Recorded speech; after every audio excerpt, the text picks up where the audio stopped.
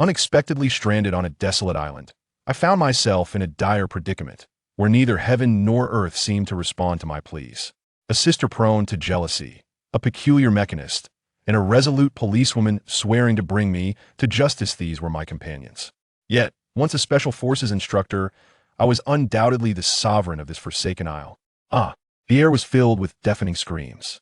The sudden loss of altitude following the aircraft stall rendered me weightless, causing my blood to momentarily halt and reverse its flow, while my eardrums throbbed painfully, akin to a heart pounding against my throat. The oxygen masks had long since fallen away. I bit down on my lip, the metallic taste of blood spreading within my mouth.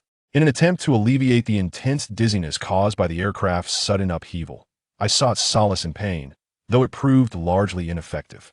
Fortunately, my past specialized training allowed me to regain composure swiftly in the wake of the turbulence. In the aisle, the flight attendant struggled to maintain her poise. Her body swayed violently with the aircraft, yet she endeavored to soothe the panicked passengers around her. Alas, her efforts were in vain. The pallor on her face offered no solace to those in distress. Within the cabin, over 600 passengers resembled a flock of ducks poised for slaughter, their anguished screams reverberating throughout. I cast my gaze upon several ashen, damn it. Why does the so-called airborne aircraft carrier, the Boeing 747, frequently encounter mishaps? Have those highly paid maintenance and research personnel lost their wits? I shifted uneasily, muttering a curse under my breath. Stay still, behave yourself, and do not even think about escaping, came a melodious female voice beside me. A vigilant police officer in uniform was observing me, her delicate face pale, and the corner of her eye darting towards the cloud layers that were continuously plummeting outside the window, revealing the terror that betrayed her composed exterior. Indeed, it is a thankless task for a young woman to escort a special forces soldier like me back to the homeland from the battlefield. Given the current catastrophic incident, remaining calm would indeed be a feat worthy of disbelief. Rest assured, I have no intention of fleeing. The most likely outcome is that we will plummet together, I replied. Do not look at me with such disdain. I have erred, but I am not a heinous criminal. Besides, the worst I might face is a military tribunal, and losing my head would be a significant misfortune for me. Do not be afraid if the plane is stalling. Perhaps it can be righted.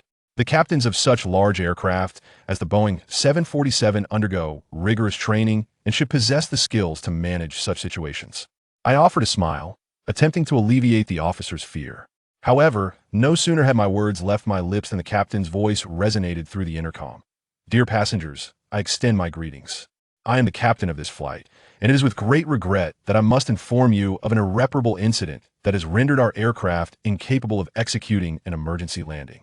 As the captain, I sincerely apologize and express my gratitude for your unwavering support throughout this journey. I hope that each of you can survive this ordeal. The captain's voice resonated with a sense of resignation and profound despair. In that moment, even those passengers who feigned composure rose in anguish, their cries echoing as they desperately pounded on the doors, their faces a comical amalgamation of tears and snot, an image too tragic for laughter. Yet, no one dared to mock, for in this moment, all were united in their fear. A few radical individuals even resorted to violently kicking the aircraft's doors, seemingly seeking a way to escape. At this juncture, even the well-trained flight attendants could not maintain their poise, failing to remind the agitated passengers of their precarious altitude, thousands of meters above the ground. I smirked coldly within. To open the cabin door in a pressurized environment could result in but two fates. One would either succumb to the abrupt decompression or be swept away by the high-altitude winds, akin to a plucked bird. As for parachutes, such amenities are non-existent on commercial aircraft. Otherwise, we wouldn't be inundated with terrifying statistics on television, proclaiming a 99.9 fatality rate in the event of an aviation disaster. Crying, screaming, cursing. The cacophony of distress permeated every corner of the cabin, fear spreading like wildfire in the hearts of every passenger. Faced with the imminent specter of death, no one could maintain their composure. Certainly, this includes myself as well. I inhaled deeply, my hands swiftly and securely fastening the seatbelt, while the cushion beneath me had long been clutched in my embrace. I was safeguarding vital areas, for I surmised that it would not be long before the faltering aircraft would succumb to graver peril. At several thousand meters above ground, the circumstances were far from those on solid Earth, offering little in the way of effective countermeasures. Should the engine cease to function, this leviathan of iron, weighing 70 to 80 tons, would plummet like a bird deprived of its wings. I could envision the most favorable scenario. The plane would not disintegrate in midair, and beneath us lay a desolate expanse of ocean, for only then might I possess a slender chance of survival. Beside me, the policewoman was in a state of utter panic. The captain's voice over the intercom had shattered the last vestiges of hope within her, and the psychological fortitude she had cultivated as an officer proved futile in the face of impending catastrophe. She floundered like a hen struggling in water, mirroring the disarray of the other passengers. What was her name again? Ah, it seemed to be Zhao Xiaoru. I shook my head with a wry smile at the precipice of life and death. I found myself musing over such trivialities. I opened my mouth, intending to advise Zhao Xiaoru to protect her vital areas, thus enhancing her chances of survival. Yet, before I could utter a word, the aircraft convulsed violently, the forceful impact rendering me unable to articulate a single syllable. In an instant, I succumbed to unconsciousness. When I awoke once more, darkness enveloped the sky. The briny taste of seawater erupted in my mouth as I wiped my face, only to find it smeared with blood. A fierce pain gripped my chest. As if my entire skeletal structure had disintegrated, I surmised that at least 3 of my ribs were fractured. Fortunately, I had previously assumed the best protective posture, preventing any fatal injuries. The surrounding silence was eerily unsettling. Scattered across the surface of the ocean were the remnants of aircraft, and occasionally, dismembered limbs drifted past me, exuding an aroma reminiscent of charred flesh. A glance around revealed a landscape littered with shattered bodies. I even stumbled upon the skull of a passenger from the seat beside me. Brain matter congealed with blood resembled a mixture of tofu pudding, prompting me to gag involuntarily. The female officer, Zhao Xiaoru, was nowhere to be found. She might have been flung out by the tumbling aircraft or plunged into the depths of the sea. Who could say for certain? It took me a considerable time to regain my composure and soothe my frayed nerves. This was not the moment for contemplation. With the plane disintegrating, I could not predict when the section beneath my feet might succumb to the abyss. I had to locate the essentials before that happened. I yearned for survival. Self-preservation was paramount. Thus, I navigated the wreckage of the aircraft with careful steps, wading through the debris. The tumultuous waves made walking on the fragments of the plane precarious. Yet I tread cautiously, fearful of plunging into the depths, unsure if there lurked a shark, drawn by the scent of blood, ready to reveal its gaping maw. I did not wish to perish. Thankfully, my position on the plane had been near the tail section that I crouched down to search, and in that moment, I felt immense gratitude for the meticulously packaged bread and snacks provided on this flight. Although most of them were rendered tattered by the violent impact, and the food had been rendered unrecognizable by the salt water, I still managed to find some intact bread and fresh water among the wreckage. Commercial aircraft, particularly large ones like the one I was on, are typically equipped with comprehensive supplies. I even stumbled upon a first aid kit, a fire axe, and some fresh water from a damaged sink. In the darkness, I did my utmost to seek out anything useful. Food, tools, life rafts, even the kerosene from the aircraft's reserve tanks did not escape my attention. Just as I was determined to continue my search for valuable items, a faint whimper reached my ears. "Help me, please. Help." Chapter 2. Zhao Xiaoru. I was momentarily taken aback, directing my gaze towards the source of the sound. In the corner at the rear of the cabin, 2 girls were pinned beneath the contorted steel, one of whom was calling for help, stretching out her hand desperately in an attempt to grasp mine. However, a metal cabinet was pressing down on her calf, and a sharp object had pierced through her shoulder blade. She was rather fortunate. I could wager that if that jagged iron had been angled just slightly differently, it would have pierced her heart. As for the other girl, her fortune was far less favorable. A sharp iron rod had protruded from her chest, and even the legendary physician Hua Tuo could not have saved her. Upon witnessing this, I furrowed my brow. Instinctively, as a soldier, I knew I should take action without delay. Yet the water level was steadily rising beneath my feet, and the precariously unstable cabin was on the verge of collapse. Time was of the essence, and I could not afford to waste a single second in search of supplies. "Sir, please, I beg you to save me. Have mercy. I do not wish to die, truly do not wish to die. I am only 21. I've only been working for 2 years. My parents are still at home waiting for my return, and I have never even been in a relationship. Please, I implore you, save me. I would do anything, even serve you like a beast of burden." The girl suddenly burst into tears, her tears streaming down her bloodied face, transforming it into a visage akin to a calico cat. This time I heard her clearly. Her voice was melodious and distinct. Who else could it be but Zhao Xiaoru? Yet, It was evident that she did not recognize me, for if she had, given our interactions over the past 2 days, Zhao Xiaoru would certainly not have used such a tone. With my head bowed in silence, I stepped forward to Zhao Xiaoru, casually grasping a handle for leverage. With a forceful push, I shifted the steel frame pressing against her calf aside. As I crouched down to observe Zhao Xiaoru, a wave of difficulty washed over me. A thin shard of metal had pierced her scapula, entering from behind and exiting at her right breast. Noticing her slight movements, I realized the wound was not fatal, though its location was undeniably awkward. My hand froze in place. Suddenly, Zhao Xiaoru let out a suppressed laugh, transforming her tears into mirth. "Sir, I appreciate your efforts. You need not feel so troubled while saving me. I won't hold it against you. That shard must be removed, or neither of us can proceed." With that, she closed her eyes, bracing herself for my next move. I shook my head and reached out, pulling with determination. The fabric of her t-shirt ripped apart, revealing large swathes of her pristine skin beneath. Her ample bosom and taut abdomen, devoid of any excess flesh, painted a picture of perfection now laid bare before my eyes. Such a magnificent form could stir the deepest instincts within any man. Even in the midst of peril, I found myself swallowing hard, unable to resist a lingering gaze. As the cool sea breeze caressed her exposed skin, Zhao Xiaoru gasped, instinctively reaching to cover herself, shielding her modesty, perhaps recalling that I was there to save her. And with the backdrop of the deep night sea, she trembled, urging me to act swiftly. I, too, yearned for swiftness, yet my hands betray my will. Zhao Xiaoru would never suspect that I, once a special forces instructor and a national S-level sniper, am undeterred by the dimness surrounding me. However, faced with an urgent situation, I must suppress the tumultuous thoughts within and swiftly extract the metal shard. I procure antiseptic gauze from the recently discovered supply box to tend to Zhao Xiaoru's wounds. "Thank you, sir," she murmurs, unsteadily rising to her feet. Yet, the substantial loss of blood renders her delicate visage pallid, and in a moment and Appo's distraction, she nearly collapses into the water. I shed my outer coat and toss it to her, speaking coldly, "Sit still. The wound has merely been superficially treated. Once we are safe, it will require more meticulous attention. Should seawater infect the injury now, even divine intervention would be futile.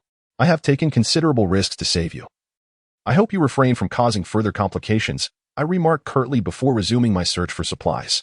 Zhao Xiaoru pouts, yet after a prolonged silence, she remains mute, lost in thought with her head bowed, unaware of what occupies her mind. I pay her no heed and continue my quest for resources. However, when I finally locate the life raft, I find myself momentarily stunned. A Boeing 747 typically carries 16 life rafts, yet I distinctly observe that at least 2 are missing. Nevertheless, I dismiss this concern and swiftly inflate the raft. Supporting Zhao Xiaoru with the supplies I have gathered, I assist her onto the life raft. Gazing out at the remnants of the aircraft's fuselage gradually sinking into the depths of the ocean, and I exhale deeply, a sense of relief washing over me. Yet, I dared not relax in the slightest. The struggle of drifting upon the sea seemed far more arduous than the prospect of a plane and Appo's descent. In this moment, my sole wish was for the rescue team to act swiftly, to locate us within a week. Otherwise, the provisions I had gathered would scarcely last. On the lifeboat, Zhao Xiaoru had already succumbed to slumber. This enchanting police officer, who had once been tasked with escorting me back to my homeland, was now lost to dreams, oblivious to the rare calamity that had befallen her during what was supposed to be an ordinary mission. Exhaustion had evidently overwhelmed her, as murmurs escaped her lips, plunging her into profound sleep. This girl was indeed quite oblivious. I shook my head and muttered, "Considering how a lone man and woman could share such a confined space without an ounce of vigilance, sleeping so recklessly, were a nefarious individual to approach. Would she not fear for her safety?" However, I took no action. The ordeal had only just begun. Everything remained uncertain. I needed to conserve sufficient strength to face whatever lay ahead, waiting for the day the rescue team would arrive. After crudely bandaging my fractured ribs, I drifted into a semblance of sleep. The following day, I was roused promptly by my biological clock, inspected the intact supplies, and glanced at Zhao Xiaoru, whose spirit had been rendered vacant by the trauma of survival, lost in a protective slumber. I chose not to wake her, closing my eyes to preserve my strength. By the third day, I had finally regained some vitality. Although a dull ache still lingered in my chest, it no longer impeded my ability to move freely. In the early morning, the slightly briny sea breeze wafted into my mouth, awakening me from a blissful slumber. In my dreams, I could not help but reminisce about the steamed buns prepared by my mother and the wild game brought in by my comrades. Alas, upon opening my eyes to the boundless horizon of the sea, the blazing sun overhead compelled me to squint. Zhao Xiaoru remained in deep slumber, her uninhibited sleeping posture stirring within my noticeably oversized jacket. As she shifted, glimpses of her fair, unblemished skin occasionally revealed themselves, stirring a forbidden desire within me. Suddenly, memories of the previous night's dazzling spectacle flooded my mind, reminding me that Zhao Xiaoru must indeed be devoid of any clothing beneath. This girl rising from my spot. I approached Zhao Xiaoru, intending to check the status of her wound. The supplies in the medical kit were limited, meant solely for urgent care, and I was keen to avoid any inflammation that could squander Chapter 3. Survival at Sea. Zhao Xiaoru. Is this how you treat your savior? Just yesterday, you implored me to rescue you, and now you dare to call me a rogue? Had I known this would be your response, I should have left you aboard the plane to meet your fate in the depths of the ocean, rather than endure this ingratitude. With you pointing an accusing finger at me, my expression soured instantly. Did you save me? Zhao Xiaoru's beautiful eyes widened in disbelief. Of course it was I. Unless you believe in ghosts. There were only the two of us on the lifeboat. Are you suggesting it was a specter? Furthermore, you begged for my help yesterday. Have you truly forgotten after just one night? I retorted coldly. For anyone who receives a slap in the face first thing in the morning would likely wear a sour expression. Zhao Xiaoru tightened her clothing, panic evident in her frantic glances. On a lifeboat designed to accommodate 16 individuals, it was just the two of us. Was I truly the perpetrator who had saved her? So what if you saved me, Qindong? Do not feign righteousness. I am well aware of the crimes you committed that led to your demotion and the need to escort you back to your homeland. I am grateful for your assistance. Yet that does not alter the reality of your criminality. I warn you to keep your distance when rescue arrives. I will personally ensure you are brought before a military tribunal to face justice. Zhao Xiaoru had shed her previous timid demeanor. Now Jie, a resolute policewoman, imbued with a profound sense of justice, stands before a perpetrator accused of ruthlessly slaughtering dozens of defenseless civilians from an enemy nation. Zhao Xiaoru maintains an air of vigilance and indignation, a reaction that is entirely understandable. Yet, I harbor no regrets, absolutely none. Zhao Xiaoru yearns to survive, and so do I. I wish to return to my homeland and stand before a military tribunal to convey to the media, to the nation, and to the families of fallen comrades that they were all valiant souls, far from their native soil. We have never forsaken the weight of responsibility upon our shoulders while standing on the battlefield of a foreign land. I have not betrayed the nurturing of my country nor the trust of the military. They were all exemplary. My only lament is that I did not strike harder at the outset, failing to eliminate those who deserved it. I owe an apology to the spirits of my comrades who have passed. The atmosphere fell into silence as Zhao Xiaoru shot me a glare, her gaze lost in contemplation over the horizon. I shook my head and retrieved the provisions I had foraged yesterday, extracting 2 pieces of bread before securely binding the entire bag and submerging it in the sea. The temperature variance over the ocean is extreme. This is the only way to prolong the edibility of the food, delaying its inevitable decay.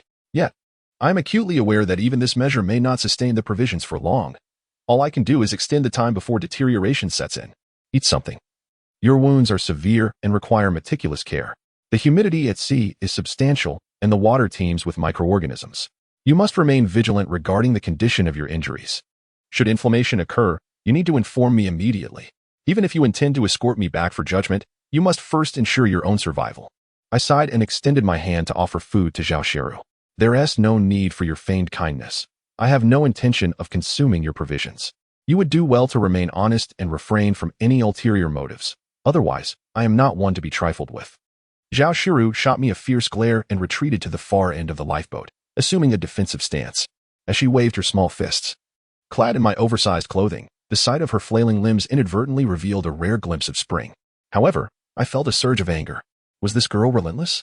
If it weren't for the fact that I still wore my military uniform, reminding me of my duty as a soldier, and if I didn't wish to witness Zhao Xiaoru's demise, or endure the burden of an ailing companion, I would scarcely concern myself with her fate. The vast, tumultuous sea stretched endlessly before us, devoid of any hope for rescue. Food was the most precious commodity. Why would I squander it on another? Suddenly, I sprang to my feet and approached Zhao Xiaoru. What do you intend to do? She asked, fear evident in her voice. I paid her no heed, my expression dark as I reached the end of the lifeboat and yanked Zhao Xiaoru to her feet. She let out a startled cry and struggled fiercely, cursing at me. In an impulsive moment, I raised my hand and slapped her on her backside. The sharp sound echoed, and the soft sensation left me momentarily stunned. The anger that had been bubbling within me dissipated into thin air.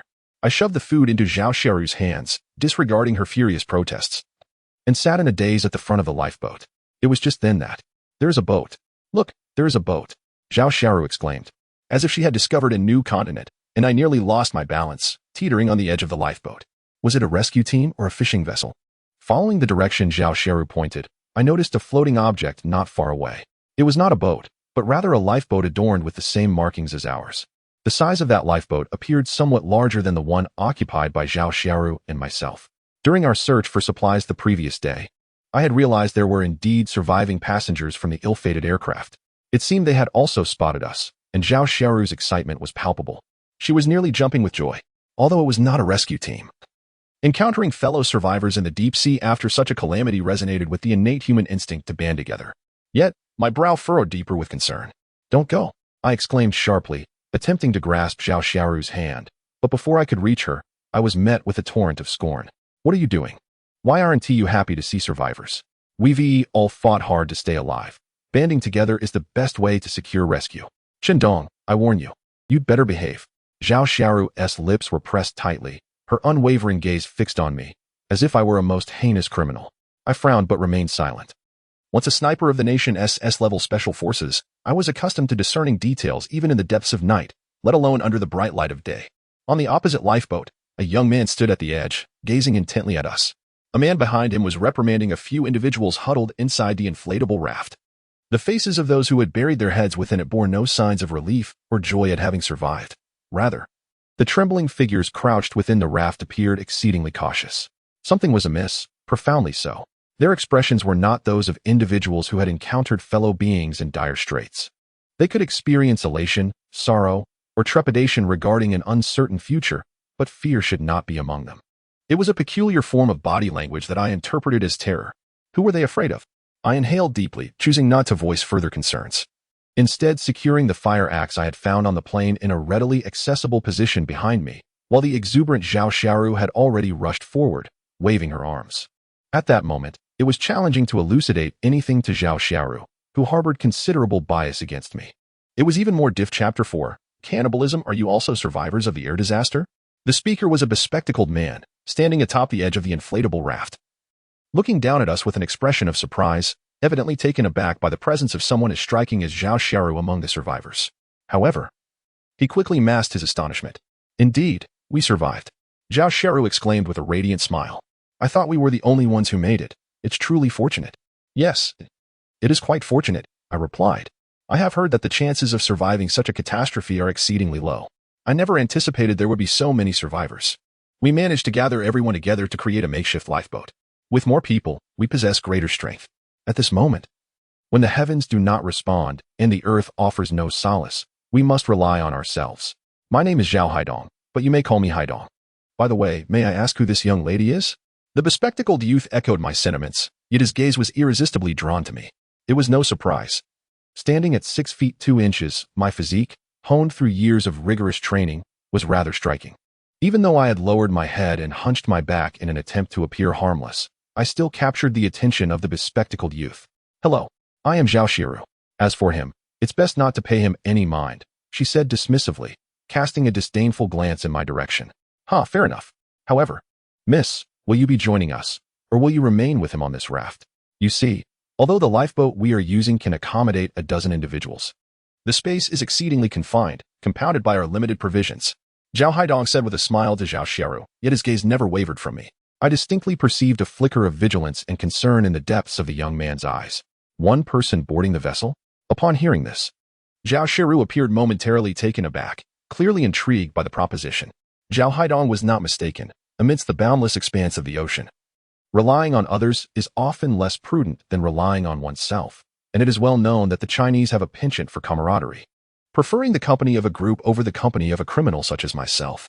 However, as a police officer, Zhao Xiaoru, who herself was in peril, could hardly contemplate embarking alone while simultaneously considering my prosecution. "That simply cannot be," she implored. "This gentleman must accompany me. Neither of us has sustained any injuries and we are certain to be of assistance. We have narrowly escaped disaster and will undoubtedly be able to await the rescue team." Zhao Xiaoru pleaded, and as she spoke, she leaned closer to me, admonishing me not to entertain any thoughts of fleeing. Zhao Haidong hesitated for a moment, scrutinizing me from head to toe before whispering a few words to the watchful young man beside him, their gazes flitting back and forth over my figure. Ultimately, Zhao Haidong nodded in agreement. "Very well, Miss Tan, you may first bring the supplies aboard, and this gentleman shall wait momentarily. With that, Zhao Haidong reached out and pulled Zhao Xiaoru up onto the lifeboat. Toss the supplies aboard. As soon as Zhao Xiaoru was brought onto the lifeboat, Zhao Haidong pointed at me and commanded, "Pull me up, and I'll naturally bring the things along. Come on, buddy, lend me a hand." I smiled gently, yet my grip on the fire axe tightened. "Hand over the items first. What if you drop them?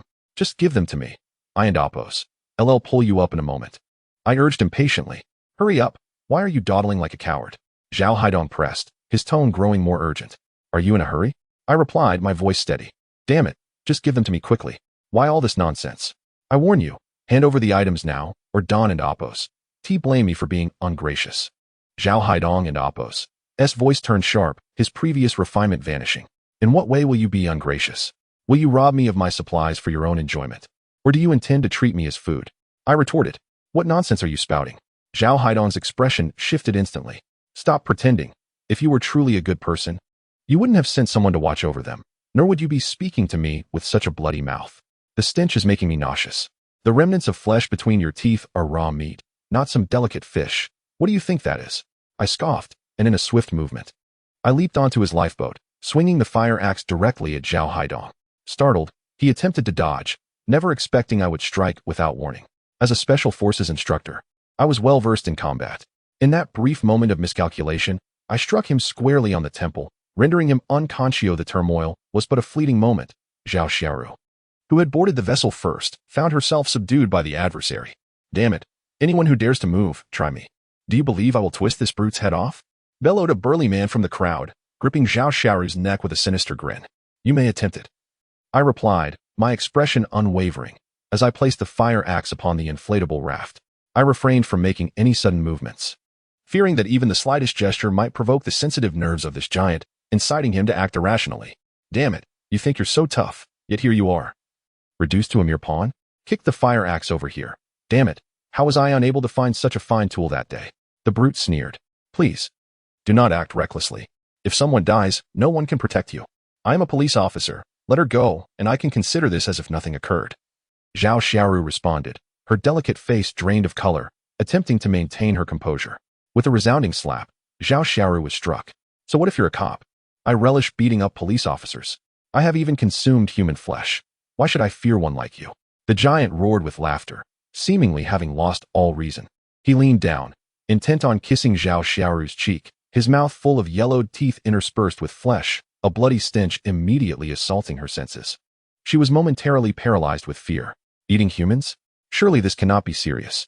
Yet, I paid no heed to the brute's words. My gaze remained fixed upon him. In that instant, as he leaned down, I sprang into action, swift as a hare. In an instant, I surged forward to confront the burly man, the abrupt motion causing a dull ache in my ribcage, yet I paid it no heed.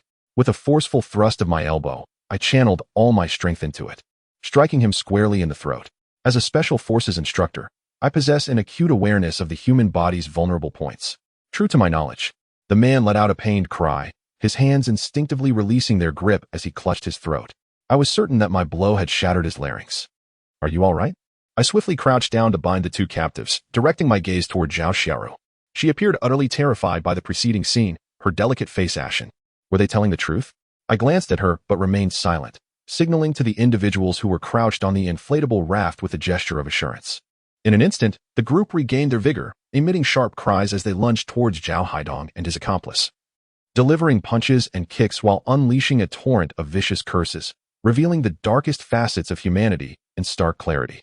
I shook my head, stepping toward the rear of the lifeboat and abruptly uncovering what lay concealed beneath. A leg, severed at the thigh, was laid bare before my eyes. The blood had long since congealed into clots, having dried under the relentless sun, while the severed edge had begun to rot, emanating a foul odor. In the more tender regions, strips of flesh had already been torn away. The bite marks were deliberate. How dare they? Zhao Xiaoru's beautiful eyes widened in horror, quickly transforming into sheer terror. She collapsed against the edge of the inflatable raft, retching violently, while nearly escaping her lips. I found myself regretting the food I had carelessly given to Zhao Xiaoru earlier. However, I refrained from commenting on the legs of the person before me. I had witnessed more harrowing battlefields and the utter dehumanization of beings unworthy of the title human. In times of peace, people believe that wealth and money are paramount. Yet, They remain oblivious to the brutal conflicts that incessantly rage on certain hidden battlefields. For the sake of the nation and the tranquility of its people, they disregard life and death. Blood has forged the Great Wall, and flesh has defined the meaning of those who offend China, no matter how distant, shall be punished. Chapter 5. 2 rules. The individuals I rescued were 2 men and 2 women. After I had vented my frustrations upon Zhao Haidong and his companion, I intervened in their outburst and requested everyone to introduce themselves. According to their accounts, there were originally 5 individuals. Tragically, 1 woman succumbed to her injuries, having become a victim of Tang De and Zhao Haidong. Among the survivors, 1 slightly older individual was a programmer named Wang Yufei, while the other 2 women and 1 man were classmates. The single woman was named Li Yuan, and the quarreling couple were called Pang Bo and Li Qian. All of them were survivors of the recent plane crash. Having narrowly escaped death, the survivors were overwhelmed with joy and tears after the harrowing experience. Eventually finding solace in the company of Zhao Haidong and the young man named Tang De, who had also survived, the notion of strength in numbers prevailed. Initially, Zhao Haidong and Tang De displayed no signs of abnormality, and the survivors encouraged one another on the lifeboat. However, fissures soon began to appear. The individuals, unaccustomed to facing disaster, were like fledglings, and after experiencing such a traumatic event, their elation quickly turned to despair as they realized that resources were the greatest challenge at sea. They concocted various plans, whether it was fishing or capturing seabirds, all mere flights of fancy. Soon, hunger began to take its toll. At first, they managed to maintain forced smiles, but as food and fresh water dwindled, the underlying issues became painfully evident. Conflicts erupted, accompanied by arguments and insults. In order to satiate their hunger, Zhao Haidong and Tang De swiftly conspired to murder a woman who had miraculously survived, yet was grievously injured, harboring a sinister intent for cannibalism in the dead of night. Several men attempted to resist, but were no match for the well-fed Zhao Haidong and Tang De, suffering brutal beatings. Just as despair began to settle among them, they fortuitously encountered us, also survivors. Brother Chen, how should we handle them? Wang Yufei ventured to inquire, emboldened by the fact that I had swiftly dispatched 2 individuals with ease, showcasing a prowess beyond their capabilities. They must face the full weight of the law. To kill and consume flesh is to descend below the level of beasts, Zhao Shiru remarked. Her gaze filled with resentment as it swept over the unconscious forms of Tang De and Zhao Haidong, as if they were the most heinous of criminals. The law's retribution? I shook my head, somewhat exasperated, for I could not fathom Zhao Shiru's reasoning or whether she had ever endured the harsh realities of society. At this moment, a tragedy unfolded before us. We could scarcely ensure our own survival, let alone contemplate anything beyond that. Ignoring Zhao Shiru's outcry, I seized the bodies of Tang De and Zhao Haidong, unceremoniously casting them into the small inflatable raft we had originally used, and then loosened the ropes, preparing to let them fend for themselves. In the past, I had dealt with numerous depraved individuals, and it would not have been unjust to execute these 2 on the spot. Yet, the present circumstances did not warrant such action. You, Zhao Shiru pointed at me, rendered speechless. What of it? Am I truly to drift along with them? 3 days, merely 3 days, and they dare to resort to cannibalism. Do they wish to invite their own demise? Allowing them to fend for themselves may well be the most prudent course of action. Should I be compelled to commit murder in your presence? And as for you, I care not how you survived the plane crash, but it is imperative that one upholds the essence of humanity. I ask you, who among you has partaken of human flesh? I narrowed my eyes, a surge of murderous intent erupting within me. Having faced true peril in the line of duty, as a soldier, I would spare no one, save for those who have succumbed to the depravity of cannibalism. No, Brother Chen, we have never consumed human flesh. You can rest assured, absolutely not. Indeed, Brother Chen, your words are quite terrifying. We truly have not eaten human flesh. If you don't believe us, inquire with them. It is the truth. A few among them grew anxious, hastily gesturing to affirm their innocence. My countenance softened slightly. Very well, it is a relief to hear you have not indulged in such an act. This is the very minimum standard. However, there is a point I must clarify with you beforehand. Following the catastrophe, the rescue team may take an indeterminate time to locate us, and we must prepare accordingly. I have 2 rules, and if you choose to remain, it is best not to contravene them. The first, under no circumstances should you engage in any covert actions behind my back. If you wish to survive, it is paramount that you heed my commands. I shall not chastise you, nor shall I exploit you, but for our survival, we must unite as one. The crowd nodded in agreement. No one dared to voice dissent. After all, my martial prowess was on full display before the crowd, and as I began my introduction, I had already conveyed my identity as a soldier. However, to my surprise, Zhao Xiaoru refrained from mentioning my alleged crimes. On the desolate, uninhabited sea, accompanying a seasoned Special Forces instructor was undoubtedly the wisest choice. Very well, since it is of no consequence. I shall draw your attention to my second point. I have gathered a substantial amount of supplies, including food and water. However, the daily rations are strictly limited, and I hold the authority to allocate them optimally. I object. As soon as I finished speaking, Pang Bo, who was having a quarrel with his girlfriend, raised his hand in protest. Brother Chin, while I am genuinely grateful for your rescue, you must ensure that we are well fed and hydrated. If you cannot guarantee even this, why should we heed your command? Brother Chun, I am not targeting you, but we have gone 3 days and nights without sustenance. Perhaps we should first distribute the food, allowing us to satisfy our hunger before proceeding. After expressing his thoughts, Pang Bo glanced at the pockets behind me and swallowed hard. I could hear the rumblings of his stomach from afar, and beside him, Wang Yifei and the 2 young ladies also displayed eager glances, seemingly in agreement with Pang Bo's perspective. Very well, but I shall not acquiesce. I shot a glance at Pang Bo and scoffed. It appears there is a misunderstanding. My command over you is not an invitation to debate the allocation of food, but rather a means to ensure you do not become prey for the sharks or the unfortunate victims referred to as human legs. These supplies are gathered through my own efforts. They are my personal belongings, and I am willing to distribute them to you because I am a soldier. This is not a debt owed to you. You may accept or refuse. I impose no obligation. My demeanor is resolute, allowing no room for negotiation. After 2 decades of military service, I am acutely aware of the terrors of human nature. We have merely drifted at sea for 3 days. I cannot assure you that, should we endure a protracted period of waiting and hunger, more dire occurrences will not unfold. Humanity is never worthy of testing, including myself. You. A flicker of anger ignited in Pang Bo's eyes. He yearned to retort, but was restrained by Li Yuan beside him. Wang Yifei also wished to speak. Yet upon meeting my gaze, he wisely refrained. Zhao Xiaoru, who had always viewed me with disdain, seemed inclined to voice her thoughts but found herself at a loss for words. The food is limited, and fresh water is scarce. Before us are 6 mouths that cry out for sustenance. Zhao Xiaoru, at the very least, being a female officer, understands that without a forced distribution, these supplies will not last beyond 3 days.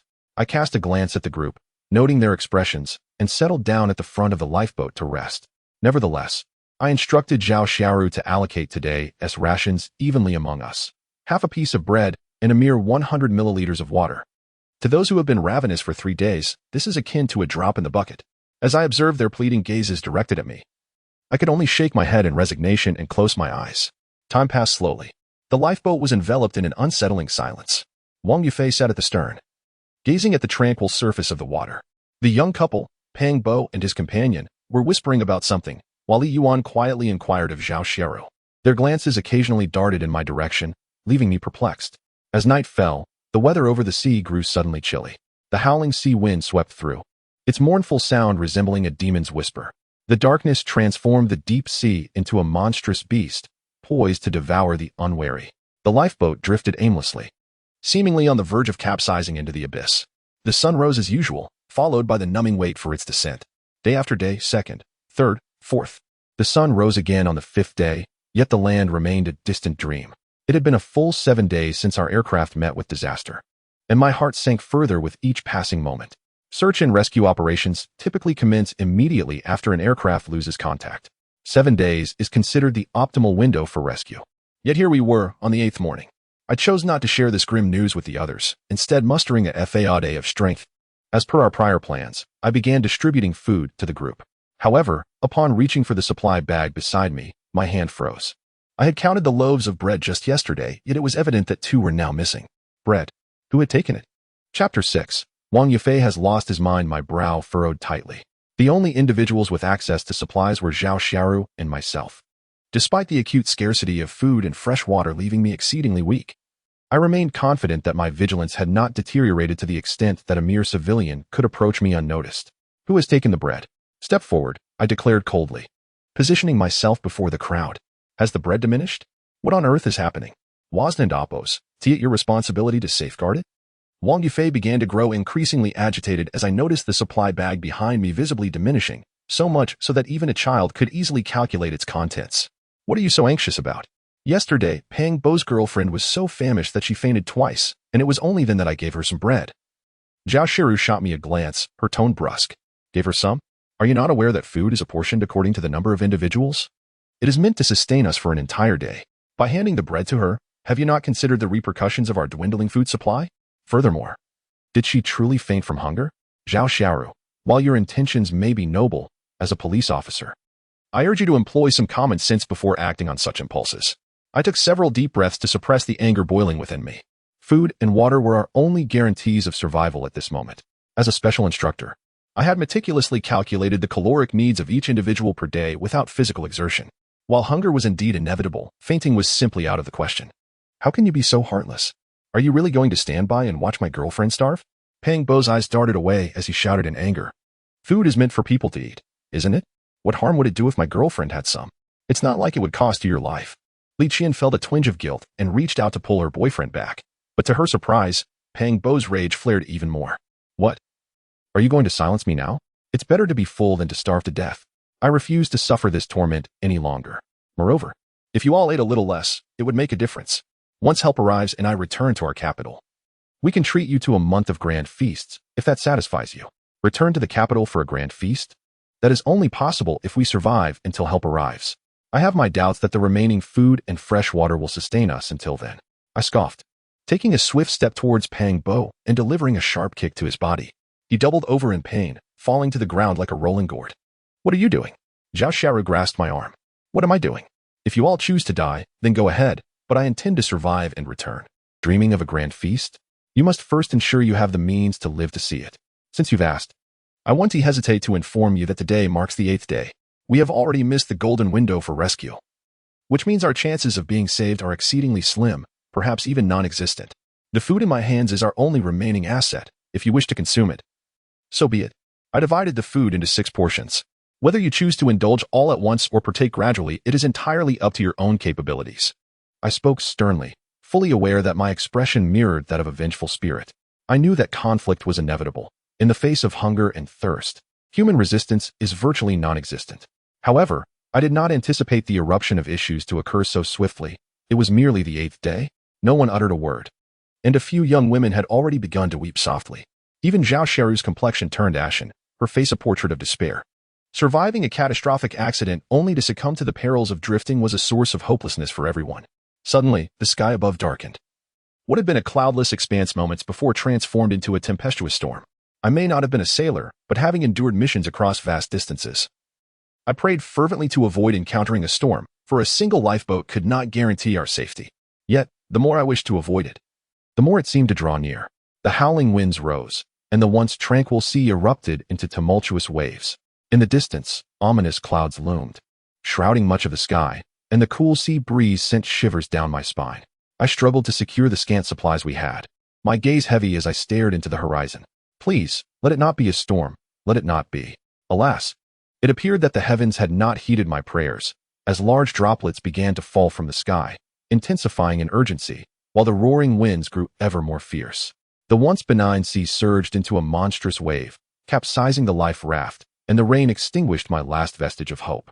Food, I need food, mine, it's all mine. Wang Yufei shrieked, lunging at me and snatching the bread, divided into 6 portions, from my grasp. He tore open the packaging, ravenously cramming it into his mouth like a man possessed. His eyes were bloodshot, his limbs flailing wildly. His distorted voice had lost all semblance of adult rationality. Gale force winds, torrential rain, starvation. Wang Yufei had succumbed to madness. Yet, at that moment, I was powerless to halt Wang Yufei's frenzied consumption of the food. The life raft was tossed about with increasing violence, the tumultuous waves rendering it impossible to maintain even basic equilibrium. I watched transfixed as Wang Yufei, cackling maniacally, plunged headlong into the abyss, and then our bodies, too, were wrenched free from the confines of the life raft. Against the sheer might of nature, no human force could prevail. My only recourse was to clutch tightly to Zhao Xiaoru, who was within arm's reach. I felt the frigid sea water flood into my mouth. And then, losing my footing, I succumbed to unconsciousness. After an indeterminate period, I slowly regained consciousness. Instead of the boundless expanse of the sea, or the mythical underworld, I found myself on the sandy shore of an island. Stunned, I scrambled to sit up. As I did, a woman's face loomed before me, our foreheads colliding with a sharp crack. The woman recoiled in pain, abruptly sitting up. We are still alive? I was taken aback, my thoughts lingering on that tumultuous storm at sea. Of course, we survived, not only you and I, But even Li Qian and Pang Bo are unharmed. Here we stand on solid ground. And Chen Dong, do not misconstrue my intentions. My administering artificial respiration was merely an act of compassion to prevent your demise. Once the rescue team locates us, I intend to ensure you face justice. Zhao Xiaoru, rubbing her forehead where she had been struck, spoke with insincerity. Upon hearing her words, I paid little heed to Zhao Xiaoru's comments, yet a sense of relief washed over me. Having my feet on land is infinitely preferable to drifting aimlessly on the ocean. At least the presence of land offers us greater possibilities. Food and fresh water, resources unattainable in the lifeboat, are much more accessible on an island. However, regarding Wang Yufei, I fell silent, wisely avoiding that topic. I rose to stretch and found no discomfort, glancing around to discover that Li Qian and the others were not nearby, prompting me to inquire urgently, where are Pang Bo and the others? They are. Zhao Xiaoru began to respond when suddenly, a scream echoed from a distance, capturing our attention. A killer crab. Chapter 7. The murderous crab. My brow furrowed as I followed the sound. The one screaming was Li Yuan, who stood frozen, gazing at the unknown creature before her, her body trembling and her eyes wide with panic. I stepped forward decisively, shielding the frightened group behind me. Before us was a murderous crab, its legs extending nearly 2 meters, with its rear limbs measuring about 1.5 meters. Clearly, it was still in its juvenile stage. Such colossal crustaceans are non-existent in our homeland, which explained the terror on Li Yuan and Apos' face. In truth, a juvenile murderous crab does not pose a significant threat. Yet it heightened my vigilance. The presence of this creature implied that other perilous beings could be lurking nearby. Gripping my fire axe, I prepared for confrontation. Although this crab was not fully grown, I remained alert and ready. I was the first to strike, with a swift, horizontal chop of the sharp axe. I severed one of the crab's legs in an instant. The murderous crab recognized the imminent danger, flailing its remaining legs in a frantic retreat. Seizing the opportunity, I lunged forward, delivering a powerful downward blow that sent the crab tumbling to the ground. Wow, Chen Dong, you're incredible. Upon witnessing the defeat of the crab, Li Yuan's initial panic transformed into admiration, her eyes sparkling with a hint of affection. She was thoroughly captivated by my bravery. The thought of remaining by my side filled her with hope for survival. Li Yuan approached me, extending her hand in an attempt to link arms. But I subtly evaded her touch. Undeterred, she smiled and remarked, Chen Dong, you truly are bold, far braver than Pang Bo. Just look at how frightened he was a moment ago. Pang Bo scoffed. Even if I'm terrified, I didn't scream. I have no idea who was just shouting in panic. What? Did you wet yourself? To my surprise, Pang Bo retaliated, causing Li Yuan to change her expression immediately and curse back. I'm a woman, are you? You're not a man. Seeing my friend's quarrel, Li Qian attempted to mediate, while I merely smiled faintly and shook my head. The energy spent on arguing would be better conserved for survival, especially since a portion of our food had already been consumed by Wang Yufei, making distribution more challenging. We must discover new means of survival before our food and water run out. Otherwise, death would be our only fate. Damn it. Stop bickering. You two will lose a third of your rations for today. Faced with my harsh reprimand, both Pang Bo and Li Yuan fell silent. I could hear Pang Bo muttering curses under his breath, undoubtedly directing them at me. Li Yuan, feeling aggrieved, approached me, tears streaming down her face. Chen Dong, I was wrong.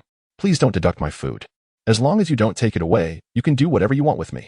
With that, she puffed out her chest and leaned toward me. I swiftly dodged, cursing her theatrics in my mind. In such dire circumstances, my authority must remain unchallenged. If I were to yield to Li Yuan's small bribe, managing these individuals in the future would become increasingly troublesome. Get lost. I huffed coldly, moving toward the slain murderous crab. Although the crab was not particularly large, roughly the size of a basketball, its legs were long and sharp.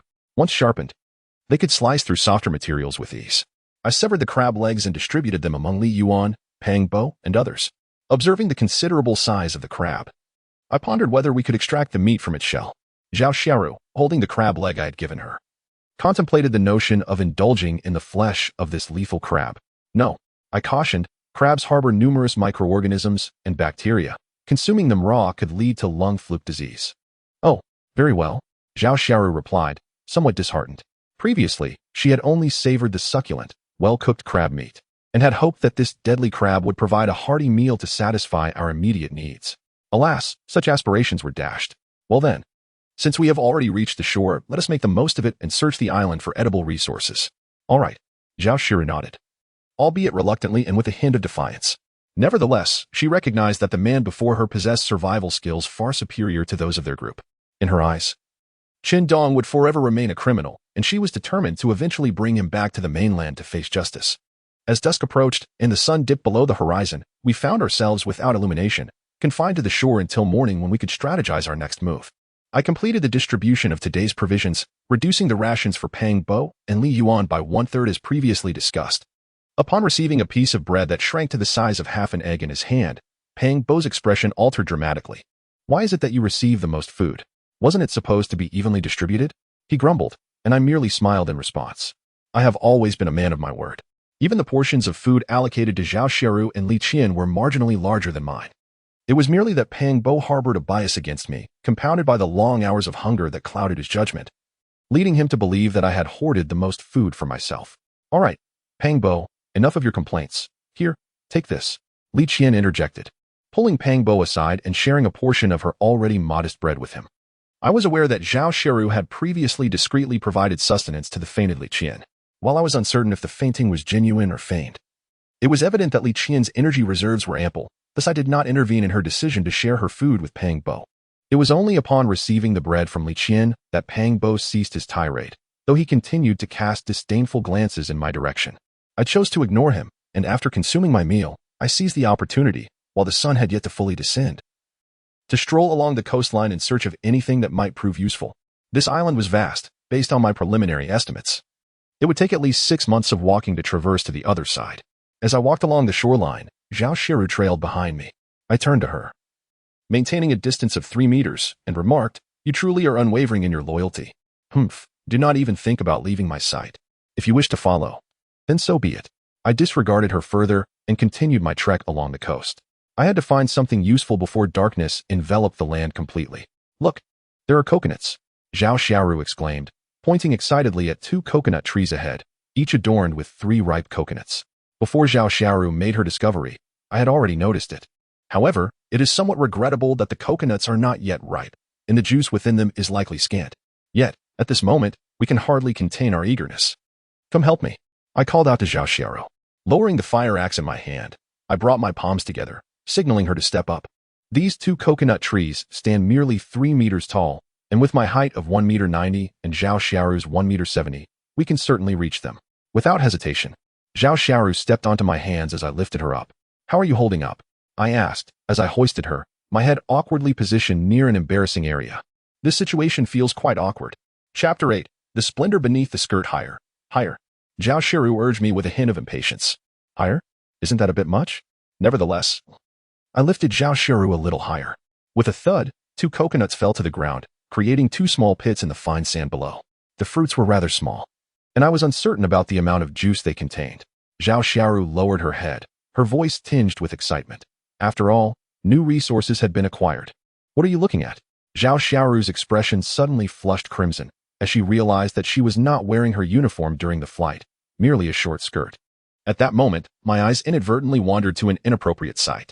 "Put me down," Zhao Xiaoru exclaimed, her tone laced with a touch of shyness. "Oh, my apologies." I quickly set her down, as the coconuts had already been retrieved, rendering further lifting unnecessary. However, I feared that from this day forth, I would bear the label of a lecher in Zhao Xiaoru's eyes. Truth be told, I had no intention of looking. It was simply an unavoidable position, and I had made every effort to avert my gaze. Yet, I still caught a glimpse. Once on the ground, Zhao Xiaoru merely huffed at me, ignoring my presence as she went straight to where the coconuts had fallen, shaking them near her ear to confirm whether there was any juice inside. Unfortunately, the outcome was disappointing. Neither of the coconuts produced a sound. "What bad luck." Zhao Xiaoru sat languidly on the ground, casting a glance in my direction, uncertain whether her words pertained to the coconut or to me. "What about that other tree?" Though acutely aware that Zhao Xiaoru must harbor intense disdain for me at this moment, I felt compelled to speak up. "Isn't there still a coconut left to be picked?" Zhao Xiaoru rose, placing her hands on her hips for a brief moment before responding. "Let us go." She understood that the search for resources was of utmost importance right now. After all, Qindong had merely observed without intervening. The priority remained securing supplies. "Come on." Seeing Zhao Xiaoru's consent, I hastily prepared for action, anticipating her approach. This particular coconut tree was slightly shorter than the previous one. Thus I was spared the view that had earlier been revealed. Zhao Xiaoru collapsed onto the beach, shaking 3 coconuts repeatedly, yet none emitted the sound of water. "What bad luck! What wretched fortune! Encountering you, Dong truly brings misfortune, an accident, and injuries. Are you not a harbinger of calamity? She attributed all blame to me. I refrained from contesting her assertions, for it was indeed due to my circumstances that she had boarded this flight. Seated there, Zhao Xiaoru's thoughts spiraled. Not only had she failed to procure any supplies, but Dong had also witnessed her in a rather unflattering state. The more she contemplated, the hotter her face felt. And in a fit of frustration, she hurled one of the coconuts away. What are you doing? I quickly chased after the coconut she had discarded, retrieving it from the distance. There is nothing of value within, so what purpose does it serve to keep it? Zhao Xiaoru pouted, still entangled in her thoughts from earlier. Who says it's useless? There must be a reason for you to pick it. Its utility extends beyond mere consumption. What possible use could it have? Zhao Xiaoru expressed her skepticism. Well, let us return and discuss it later. We have been out for nearly 2 hours. Zhao Xiaoru nodded, swiftly picking up 2 coconut fruits to follow my lead, just as she had when we arrived. By the time we returned, the sun had completely set, and the traces of the moon scattered across the shore. The temperature difference between day and night on the island is considerable, especially by the coast. When Zhao Xiaoru and I arrived back, Pang Bo and his companions were curled up, shivering. Pang Bo, trembling, was muttering to himself, undoubtedly cursing me once again. While Pang Bo and Li Qian were relatively fine, able to huddle together for warmth, Li Yuan appeared rather pitiful. She understood that had Li Qian not been present, she could have flirted with Pang Bo to seek his warmth, and he would have gladly obliged. However, with Li Qian still around, Pang Bo had to maintain the facade of a gentleman. Dong, you have returned. Under the moonlight, Li Yuan was the first to spot Zhao Xiaoru and me. Struggling to steady her trembling body, she stood to greet me. I merely nodded, not lingering by her side. In the moonlight, her expression was obscured. Had it been daytime, I would have certainly seen the pitiable look on Li Yuan's face. Upon my return, Pang Bo ceased his murmurs and curled up with Li Qian, enveloped in silence. I found a stone to sit behind. Though it offered little warmth, it effectively shielded me from the ocean breeze. Carefully, I extracted a coconut from my pack and began to slice it open with a fire axe. With only 3 coconuts at my disposal, I was determined not to ruin any usable resources due to my clumsiness. The coconut was merely the size of my palm, even smaller than the axe's blade. After considerable effort, I finally managed to pry open a lid on the coconut, only to find it completely devoid of juice. Shaking my head, I set this fruit aside and continued to refine another. Dong, how could you conceal from us that you were secretly indulging in coconuts? It seemed my noisy attempts at processing the fruit had caught Pang Bo's attention. He was no longer as frigid as before, muttering low curses that were barely audible, their content indistinct. Coconut? Li Qian and Li Yuan approached, noticing the coconut in my hand and the one I had opened beside me. The coconut in their possession must have been an empty shell, for I had already tested it and found no water within. Zhao Xiaoru sat not far from me. In daylight, one might notice the faint blush on her cheeks, perhaps a result of the sea breeze or lingering thoughts of the past. However, had it not been for Zhao Xiaoru's support, this predicament might have truly been thrust upon Pang Bo impossible. I do not believe it. You two must be conspiring together. Gripping the unopened coconut jelly, I shook it vigorously and said menacingly, if you still insist on this nonsense, you might as well leave. Indeed, my stern words proved effective, as Pang Bo and Li Qian returned to their respective places, leaving only Li Yuan beside me. What is the matter? Do you have something to say? I inquired, glancing up at Li Yuan. May I sleep next to you? I'm absolutely freezing. Of course, I replied, not opposing her request. The stone behind me was quite substantial and could comfortably accommodate 2 or 3 people. Thank you, Li Yuan exclaimed joyfully, and she lunged into my embrace. Wait a moment. Maintain some distance. Otherwise, you might as well return to your own spot. I promptly pushed Li Yuan away, for she was about to disrupt my process of refining the coconut jelly. I am not the type to let a mere distraction of feminine allure hinder my tasks. Chapter 9. Fishing. I was the first to awaken. Beside me, Li Yuan was still sound asleep, while not far away. Pang Bo and Li Qian were nestled together in slumber. Zhao Xiaoru had yet to rouse as well. I stood up and stretched lazily, careful not to disturb anyone. The relentless drift at sea over the past 8 days had left them utterly exhausted, in contrast to the previous days filled with peril. This long-awaited tranquility offered a much-needed respite for them. The weather was slightly cool, sending a shiver down my spine. I tread softly to the 3 coconut shells before me. Each shell was propped up by a few wooden sticks, with several leaves leaning against the edges. These were makeshift water collection devices that I had crafted last night to gather dew. At this moment, the shells were brimming with dew, and the water was indeed drinkable. Water. A familiar voice broke the silence, and I knew instantly that it was Zhao Xiaoru. Being a police officer, her vigilance surpassed that of Pang Bo and the others. I nodded in acknowledgement, but with only 3 cups of water, we would need to ration it carefully. My exchange with Zhao Xiaoru stirred Li Yuan, who groggily approached us. Upon seeing the peculiar contraption before her and the dew-filled shells, her eyes widened in surprise. Water. Shandong, you are truly amazing. Without warning, Li Yuan enveloped me in an enthusiastic bear hug, catching me off guard in the early morning. Ahem. Zhao Xiaoru cleared her throat, rolling her eyes at the display. I gently pushed Li Yuan away, choosing to ignore her exuberance, and carefully removed the 3 coconut shells. The water here represents the daily consumption for the 5 of us. Li Yuan's voice was excessively loud, rousing both Pang Bo and Li Qian from their slumber. As I held the water in my hand, Pang Bo swallowed hard. A night of sleep had left his throat parched and irritated. If only he could have a sip of water at this moment, it would be worth any sacrifice. Wonderful. There's water. Quickly, hand me a cup. Pang Bo's eyes were reddened, and had he not feared spilling, he might have attempted to snatch the water from my grasp. No. This must be distributed fairly. I shot a glare at Pang Bo logically. These 3 coconut shells of water were jointly obtained by Zhao Xiaoru and myself, and I had personally crafted the water collection device last night. Aside from Zhao Xiaoru and me, no one else held the authority to allocate this water. These 3 cups were entirely unrelated to Pang Bo. Well, can my girlfriend and I at least have 1 cup? Pang Bo only desired a single cup of water. No. This water is meant to sustain us for the entire day. It cannot be consumed all at once. I instructed Zhao Xiaoru to collect some leaves and moisten them with dew for the others to wet their lips. We must find shelter swiftly. Let us go. I led the way, with Zhao Xiaoru closely following. Pang Bo, Li Yuan, and the others trailed behind, despite their evident disdain for me.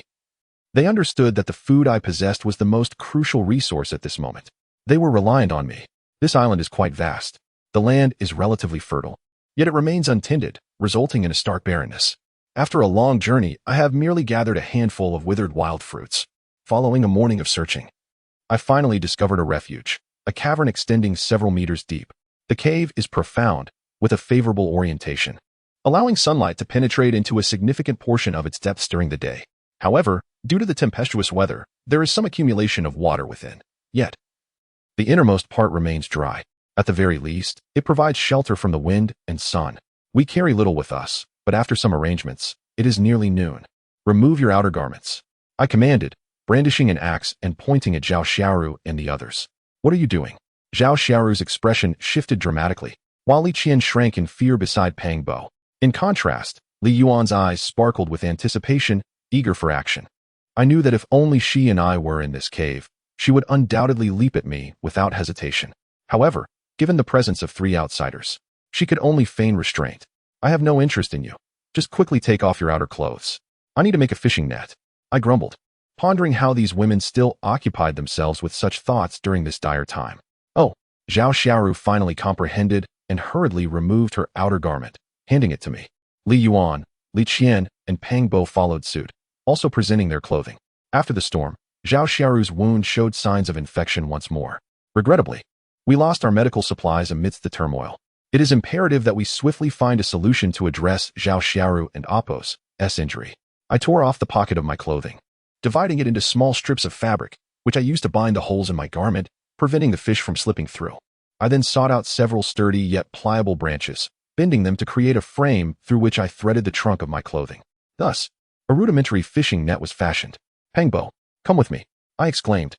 I retrieved half a loaf of bread from my pack and entrusted the remaining provisions to Zhao Xiaoru, instructing her to distribute them judiciously and not to allocate any without permission. Reluctantly, Pang Bo complied, drawn by the bread in my hand. Let us begin. Upon reaching the shore where we had landed, I recalled my observations of the area.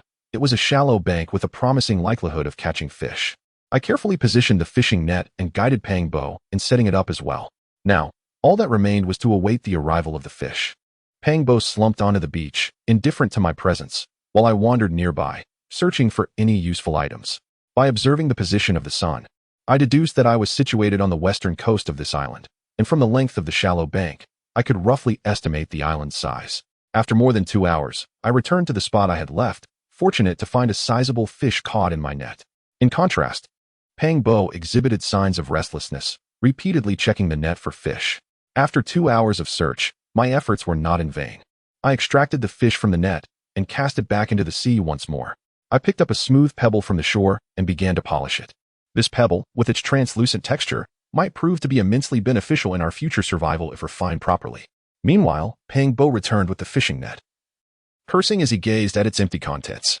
Damn it, one would think we could catch fish effortlessly. It seems I've exhausted all my luck for this lifetime. Time passed swiftly, and before long, evening had descended. Pang Bo and I had made a decent haul. I had caught 2 sea fish, and by a stroke of luck, Pang Bo had managed to catch one as well. 3 sea fish, if rationed wisely, could sustain 5 people for 3 days, allowing us to reduce our bread allocation. I held the fish and contemplated our provisions. Chapter 10. Dispute. As dusk settled, the sun's rays gradually waned, and the temperature began to drop.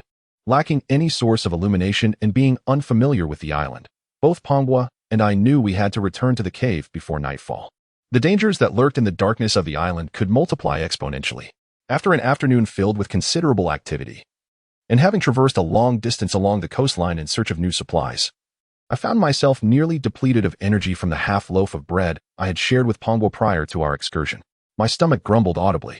As for Panghua, despite remaining stationary by the fishing nets throughout the afternoon, he had not ceased his exertions, now laboriously dragging the sole fish he had managed to catch.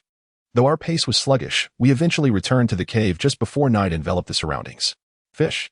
Witnessing Panghua and me return laden with our catch, the 3 women in the cave broke into smiles, their expressions reflecting the relief that came after a long and arduous wait, one that surpassed the challenges we had faced outside. They had been sequestered in the cave, lacking adequate resources, and the weight of their mental strain was palpable. Li Qian and Li Yuan, both delicate in constitution, had limited stamina, while Zhao Xiaoru, already injured, could not venture out for fishing. Only Panghua and I could procure food. With dwindling supplies of both food and fresh water, their hopes rested solely on our successful return with fish. My arrival alleviated some of the oppressive atmosphere within the cave. Panghua, hand over the fish you caught. I entrusted the 2 fish in my possession to Zhao Xiaoru, instructing her to suspend them using the few remaining strips of fabric from the net we had crafted. Tomorrow marks the 10th day, surpassing the optimal window for search and rescue. I must brace myself for a prolonged struggle. Why should I? Pang Bo, ever vigilant, concealed the fish he had caught behind him, unwilling to relinquish them to me. It was a matter of principle. I shot him a fierce glare and declared, "These fish are my catch. I certainly have the right to allocate them." Pang Bo retreated slowly, clutching the fish to his back. "As long as you remain in this team, you must adhere to the rules." "Why should I? I caught these fish. Are your 2 not sufficient?" I insisted. "The other 2 are for supplies. Hand them over." I extended my hand, awaiting his response. "I will consume what is rightfully mine. Your 2 fish are of no concern to me, but this one I shall not part with." With that, I swiftly delivered a resounding slap to Pang Bo, the sharp sound reverberating through the cave. After all, he was merely a tender-skinned college student, while I was a battle-hardened veteran. My strike sent him reeling. His eyes filled with stars, one side of his jaw swelling noticeably. What do you mean by that?" he stammered. "If you wish to leave, do so swiftly. Don't linger and irritate me." I cursed, snatching the fish from his grasp. This time, he dared not resist, standing there in a daze, seemingly torn between indecision. I remained indifferent to his feelings. I had previously asserted my absolute authority over food in this group before the arrival of Panghua and the others. My actions are driven solely by the instinct for survival, and I owe him no explanations. This sea fish is substantial, larger even than any I have previously caught. I must concede that Panghua possesses a certain degree of fortune. Swiftly, I undertook the task of preparing the fish. I cleaved it in 2, extracting its entrails, and utilized the crab legs I had previously detached from the murderous crab to scrape away the remaining viscera. After a brief refinement, these crab legs served as rudimentary cutting tools. Once I had meticulously removed the scales, the fish was ready for consumption. I divided the fish evenly into 5 portions, allocating them to the 4 individuals in the group. In comparison to the murderous crab, the nutritional value of the sea fish is significantly higher, and it can be consumed raw. The risk of parasitic infection is minimal, rendering it relatively safe. To eat it raw. Li Yuan's expression soured as she looked disdainfully at the palm-sized tender fish meat, seemingly at a loss for how to proceed. Nonetheless, having something to eat is an improvement, especially considering there was no bread to distribute tonight. Li Yuan's eyes narrowed, and her previously outstretched hand recoiled. Clutching the fish tightly, this was to be her sole sustenance for the evening. Panghua had intended to voice his thoughts, but upon touching his swollen jaw, he refrained. The sea fish is rich in moisture, thus today's freshwater allocation is diminished. Nevertheless, the energy contained in this palm-sized morsel is considerable.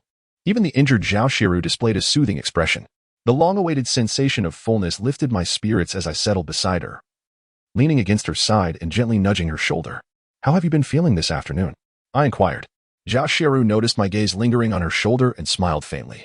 I feel much better now. Perhaps in a few days, I can join you all in the search for supplies. Haha, that would be splendid. You did promise to bring me back home, so Don and Apos. Go and kick the bucket on the way, or I shall be left to fend for myself. You dare. Zhao Xiaoru shot me a mock glare and playfully punched me. Oh, so you're feeling well enough to be feisty now? I continued to jest, aware that her strength was yet to fully return. The punch she delivered was soft and lacking vigor, a clear indication that she remained in a period of weakness. All right. You need to rest properly. Forget about the search for supplies for now. We shall discuss it once you are fully recovered. Zhao Xiaoru's demeanor had noticeably softened compared to before, a change I had sensed ever since the harrowing incident. I decided to remain close to her, intending to spend the night by her side, for the temperatures on the deserted island tended to drop significantly after dark, while the cave was warmer than the outside. It could not compare to the warmth generated by two bodies nestled together. Seeing that I did not move away, Zhao Xiaoru made no effort to hurry me along, allowing me to stay close. I then took out the translucent pebbles I had collected earlier. They were a delightful surprise from today's fishing endeavor. It would indeed be quite challenging to find such transparent geodes in the domestic realm, yet this island abounds with them. Under the moonlight, Zhao Xiaoru discerned the object I held in my hand, approximately the size of a fist, and she surmised its nature. A stone? I nodded in affirmation. Could it be flint? Zhao Xiaoru exclaimed with delight, drawing the attention of others within the cave. If it were indeed flint, we might soon indulge in cooked food. However, my swift denial extinguished the flickering flames of hope in their hearts. This is a type of transparent geode, which, if polished correctly, can serve as an effective magnifying glass. I remarked with a smile. A magnifying glass. The group expressed their astonishment once more, for they understood that a magnifying glass could focus light to ignite a fire, a concept even elementary school children grasped. Chapter 11. The Wild Banana Tree. Last night, after polishing a few pebbles for a while, I succumbed to slumber, for it was imperative to maintain ample rest in order to muster the strength required for the impending survival tasks. Upon awakening the following day, I found myself the first to rise, marking the 10th day of our ordeal. Thoughts of self-rescue began to swirl in my mind. We could not merely await salvation, but rather must contemplate our return to solid ground. The tempest that had ravaged the sea had overturned our lifeboat, resulting in a significant loss of supplies. The only remnants of our provisions consisted of a panel and some fresh water contained within my pack, barely sufficient to sustain us for a week. To return to land, we must now amass a considerable stockpile of resources, for it is only with ample supplies that we may qualify to endure on the open sea. Emerging from the cave, I noted, according to the biological clock honed during my years in the military, that it was now just past 6 in the morning. The island was shrouded in a veil of mist, obscuring the sun and allowing only a faint glimmer of light to penetrate through. The fog had rendered the air damp, prompting me to hasten back into the cave to retrieve coconut shells, which I repurposed into 3 rudimentary water collection devices. Today marked the 2nd day since our arrival on the island, and the 10th day since the fateful accident. It was only now that I had the opportunity to scrutinize this enigmatic island that had become our temporary refuge. From the temperature fluctuations, it was evident that we were deep within the tropics, where daytime heat could soar to 30 or 40 degrees, while nighttime temperatures could plummet below freezing. An array of tropical vegetation surrounded me, many of which I could not name, concealing an array of unknown dangers. Even the slightest peril might prove insurmountable. My ascension to the role of leader among this group is entirely attributable to my extensive military experience accumulated over the years. I am acutely aware that in such circumstances, it is imperative to have a figure of undeniable authority to serve as a pillar of strength. By uniting the collective force of the group, we can carve out a semblance of survival. I possess remarkable endurance and combat prowess, along with an adaptability to unfamiliar environments. For me, this enigmatic island still harbors considerable peril. As the fog gradually dissipates, I scale the sheer rock face above. Though the cliffs are steep, my years of climbing experience render them trivial. After a laborious ascent of over an hour, I finally reach the summit of this mountain range, and the majority of the island's visage unfolds before my eyes. As I had surmised, this island is vast, and traversing it on foot is far from the simple endeavor I had imagined. The highest peaks are modest, standing at approximately 300 to 400 meters. From this elevated vantage point, gazing out at the boundless expanse of the sea, a wave of despair washes over me. The ocean lies tranquil, devoid of any disturbances apart from the gentle lapping of the waves. There are no vessels in sight, nor does there appear to be any indication of their presence. My gaze catches a faint dark spot in the distance, which upon initial speculation might be another island. However, considering our current supplies and the cohesion of our team, it is entirely imprudent to venture out to sea. and thus I promptly dismissed this notion. In contrast to the beach, the vegetation upon the mountain is notably denser, with a profusion of entwined, serrated plants that abound everywhere. Their leaves are exceedingly sharp. While they do not inflict cuts upon the skin, they can cause redness and even itching. As I tread upon some brittle branches, they crackle beneath my feet, and after approximately another 10 minutes of ascent, I find myself slightly perspiring. I am not traversing an ordinary flat path. In my eagerness to behold the entirety of the island, I am scaling steep cliffs. Striving to reach the summit with utmost swiftness, I snap a relatively resilient vine, using it to clear away some of the more treacherous flora that obstructs my way. Suddenly, a shadow darts swiftly past me, moving with such velocity that I cannot discern the nature of the creature. However, one thing is certain, it is an animal with a rather subdued predatory instinct. Otherwise, I would have been on high alert. Encountering a large carnivore in such a scenario would leave me without confidence in my ability to defend myself. Perhaps it is a bush badger, I murmur to myself. Continuing onward, I harbor no desire to capture it. This creature is far too swift, and even if I were to succeed in seizing it, the exertion would be immense, and the perilous terrain would pose additional risks. After several more minutes of climbing, I finally reach the summit, where the path becomes relatively gentle. Wild banana trees. I am grateful for those extra 10 minutes of effort. Had I not made that choice, I would surely be filled with regret. There are at least a dozen wild banana trees here, although each tree bears only 1 or 2 bananas, and each banana measures merely the length of a palm. The sheer abundance is sufficient to sustain the 5 of us for the better part of a week. Moreover, the discovery of wild bananas suggests the potential presence of other edible plants. Perhaps within the depths of the island, there exists a vast expanse of wild banana trees. Without hesitation, I opened my cloth bag and began to pluck the bananas one by one. To my astonishment, I gathered a total of 26. This exceeds the sum of all the food we currently possess. This bountiful harvest uplifted my spirits immensely. The island is not as barren as I had envisioned. The prospect of survival appears significantly more promising. It took me nearly 4 hours to ascend and descend the mountain, and by now, the mist enveloping the island had completely dissipated. I first returned to the spot where I had fashioned my water collector, only to find the coconut shell missing. It seems someone must have awakened in the cave, or perhaps an animal had intruded. However, the latter possibility is exceedingly slim. If an animal had been involved, it would likely have knocked over the water collector, leaving evidence of its presence, rather than vanishing without a trace. I hurried back to the cave, which was now filled with a cacophony of voices. I had suspected that fellow was unreliable. He had stealthily taken all the food for himself this morning. Previously, he had claimed that I was unworthy of sharing the food, but it seems he intended to hoard it all. If I were to encounter him, I would certainly give him a sound slap. Pang Bo vented his frustrations, unleashing all his pent-up emotions. Had I not been there, he would never have dared to speak so boldly. It is simply impossible. Chendong is certainly not that kind of person. You are making baseless accusations. Without Chendong, we would have perished long ago at the hands of Zhao Haidong and Tang De. How could we possibly have the opportunity to converse here? Bah, just based on him? Let me assure you, even in his absence, I could easily handle Zhao Haidong and Tang De.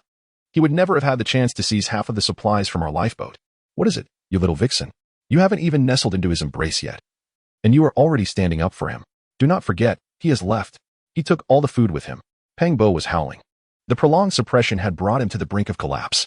I too believe in Chendong. He will surely return. A melodious voice emerged, bringing me some comfort. Who else could it be but Zhao Shiru? Chapter 12. The Serpent Duel. Not bad, little girl. You do know right from wrong. I strolled leisurely towards the cave and gently patted Zhao Shiru on her backside, earning a look of utter disdain from her. Casting a cold glance at Pang Bo, I noted that his emotions had reached a boiling point. Should he lose control, I would not hesitate to deliver another resounding slap, just as I did the night before. Did I just overhear someone wishing to give me a slap?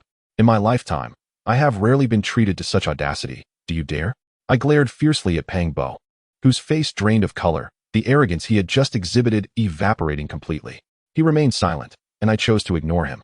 Were it not for my military background, I would have thoroughly thrashed him and sent him packing. Today, however, I was in a good mood and opted to let it slide. Whistling, I began to extract wild bananas from my cloth bag, one by one.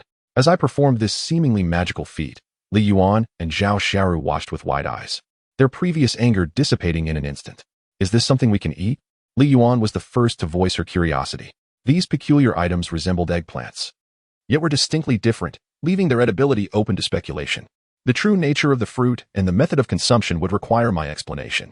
This is wild banana. The sugars and other nutrients contained within are quite impressive and can serve as substantial sustenance. Zhao Xiaoru bent down to pick one up, and after a few moments, she provided her response. All right, officer, it seems your training has not been in vain. I chuckled, teasing her playfully. How dare you treat my position as mere decoration? You old lecher. Zhao Xiaoru shot me a glare. You are quite impressive. As a humble military instructor, how could I possibly compare to you? I said, come on. Let us each take one. In my jovial mood, I picked one up and tossed it to Li Yuan. Li Qian also rose from her corner, instinctively picking up two. Handing one to Pang Bo. What on earth is this? Li Yuan pondered, staring at the wild banana that resembled an eggplant. If it were a regular banana, she would know precisely how to consume it, but this wild variety was unfamiliar to her, leaving her at a loss. Since it is a banana, of course, we peel it. Zhao Xiaoru expertly used her crab leg blade to delicately slice through the tough skin of the wild banana. These wild bananas had a tougher exterior compared to ordinary ones, making it easier to peel with a sharp object. Following Zhao Xiaoru's example, Li Yuan took out her own blade and carefully cut open her wild banana, tentatively sampling a small bite. It's sweet and tangy, absolutely delicious, Li Yuan exclaimed. Thrilled, this was the most delectable food she had encountered since her harrowing experience. Seeing Li Yuan's delight, Li Qian and Pang Bo began to eat quietly as well. As for me, I was less delicate, swiftly peeling the wild banana with vigor and consuming it in a few hearty bites. Due to the morning fog, the daytime temperature today is slightly lower than yesterday, yet it still reaches over 30 degrees. Having replenished myself, I realized today's undertaking is more arduous than yesterday's. We must venture into the depths of the dense forest. I carefully repack the wild bananas and extract a piece of bread, devouring it with determination. The day's climbing has significantly drained my energy, and as the primary force of our team, I must conserve sufficient strength for what lies ahead. I have previously established rules regarding food distribution. I hold absolute authority over the provisions in my possession. Zhao Xiaoru has not voiced any objections to my unequal allocation of food, as she recognizes that my exertion far exceeds that of others, granting me the rightful claim to these resources. Although Li Yuan and Li Qian cast envious glances, they remain discreet, merely watching with pitiful expressions. It is Pang Bo, however, whose indecisive demeanor and distressing constipation face evoke a strong desire to reprimand him. Choosing to overlook Pang Bo, I direct the group toward the forest. Our party consists of 5 members, with me leading the way and Zhao Xiaoru bringing up the rear. In consideration of the presence of a female, we opt for a relatively flat mountain path, surrounded by lush vegetation and abundant vines, the dry branches beneath our feet creaking with each step. Armed with a fire axe, I remain vigilant for any unforeseen incidents. Given the earlier encounter with the bush badger, I suspect this island harbors a variety of wildlife, and with it, potential dangers. Likely lurking in the forest's deepest recesses, snakes. Li Qian was the first to emit a cry, her startled voice sending a tremor through my heart. Where?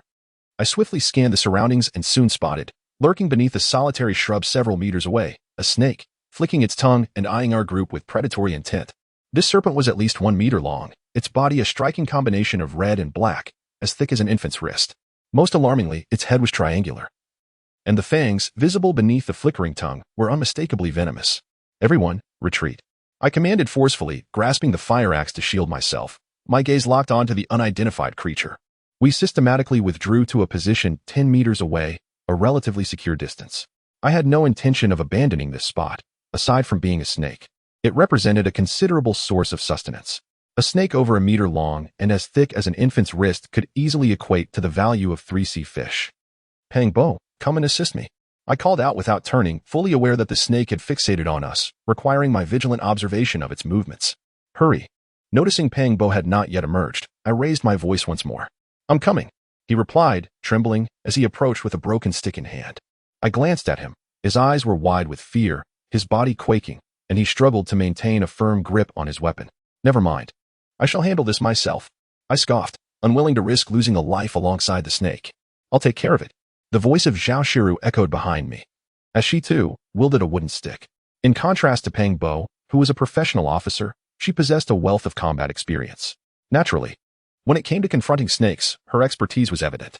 The serpent coiled its body, moving slowly, its mouth agape, with its forked tongue flickering menacingly, sharp fangs signifying a grave peril. As Zhao Xiaoru and I cautiously advanced, it seemed the venomous creature recognized me as the greater threat and launched its assault on her first.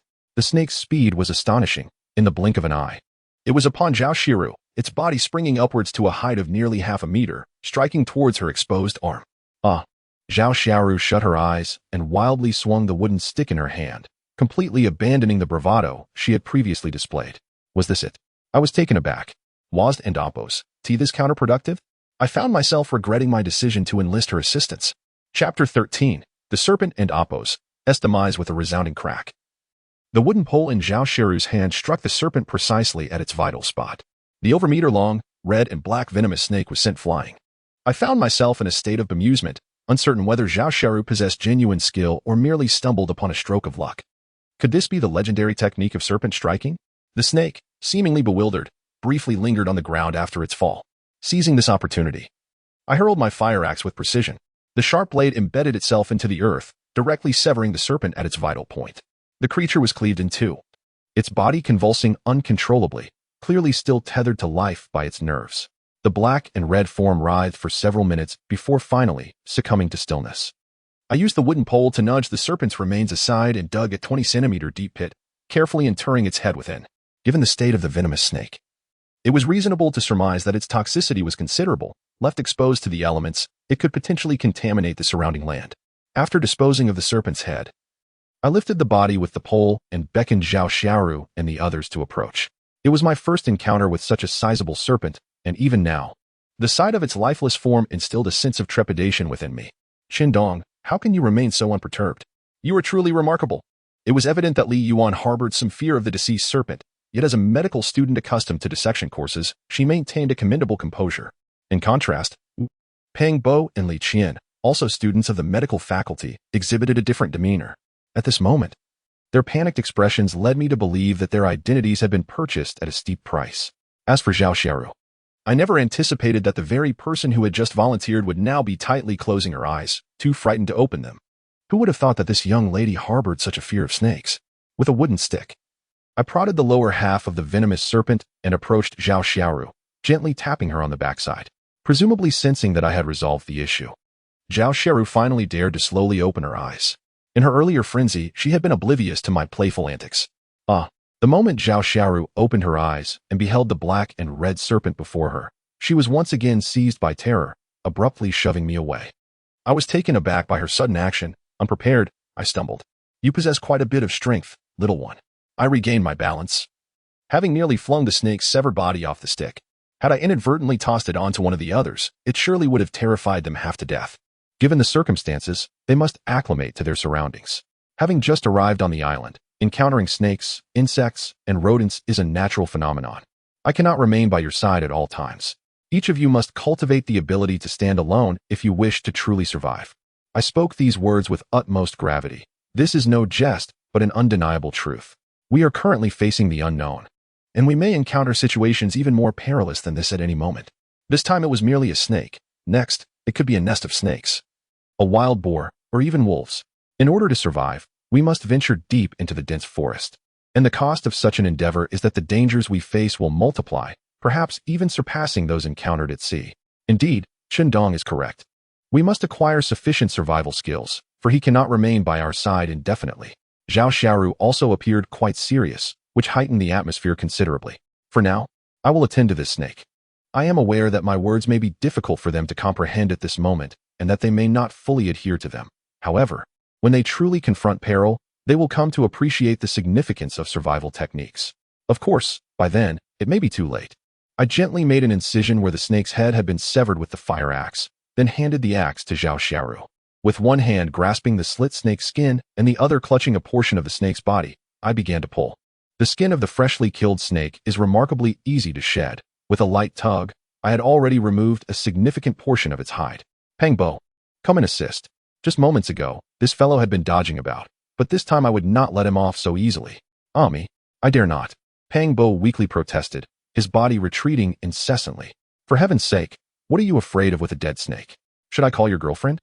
I brandished the partially skinned snake, kicking it towards Peng Bo as I passed between Li Yuan and Li Qian. I had wasted my breath.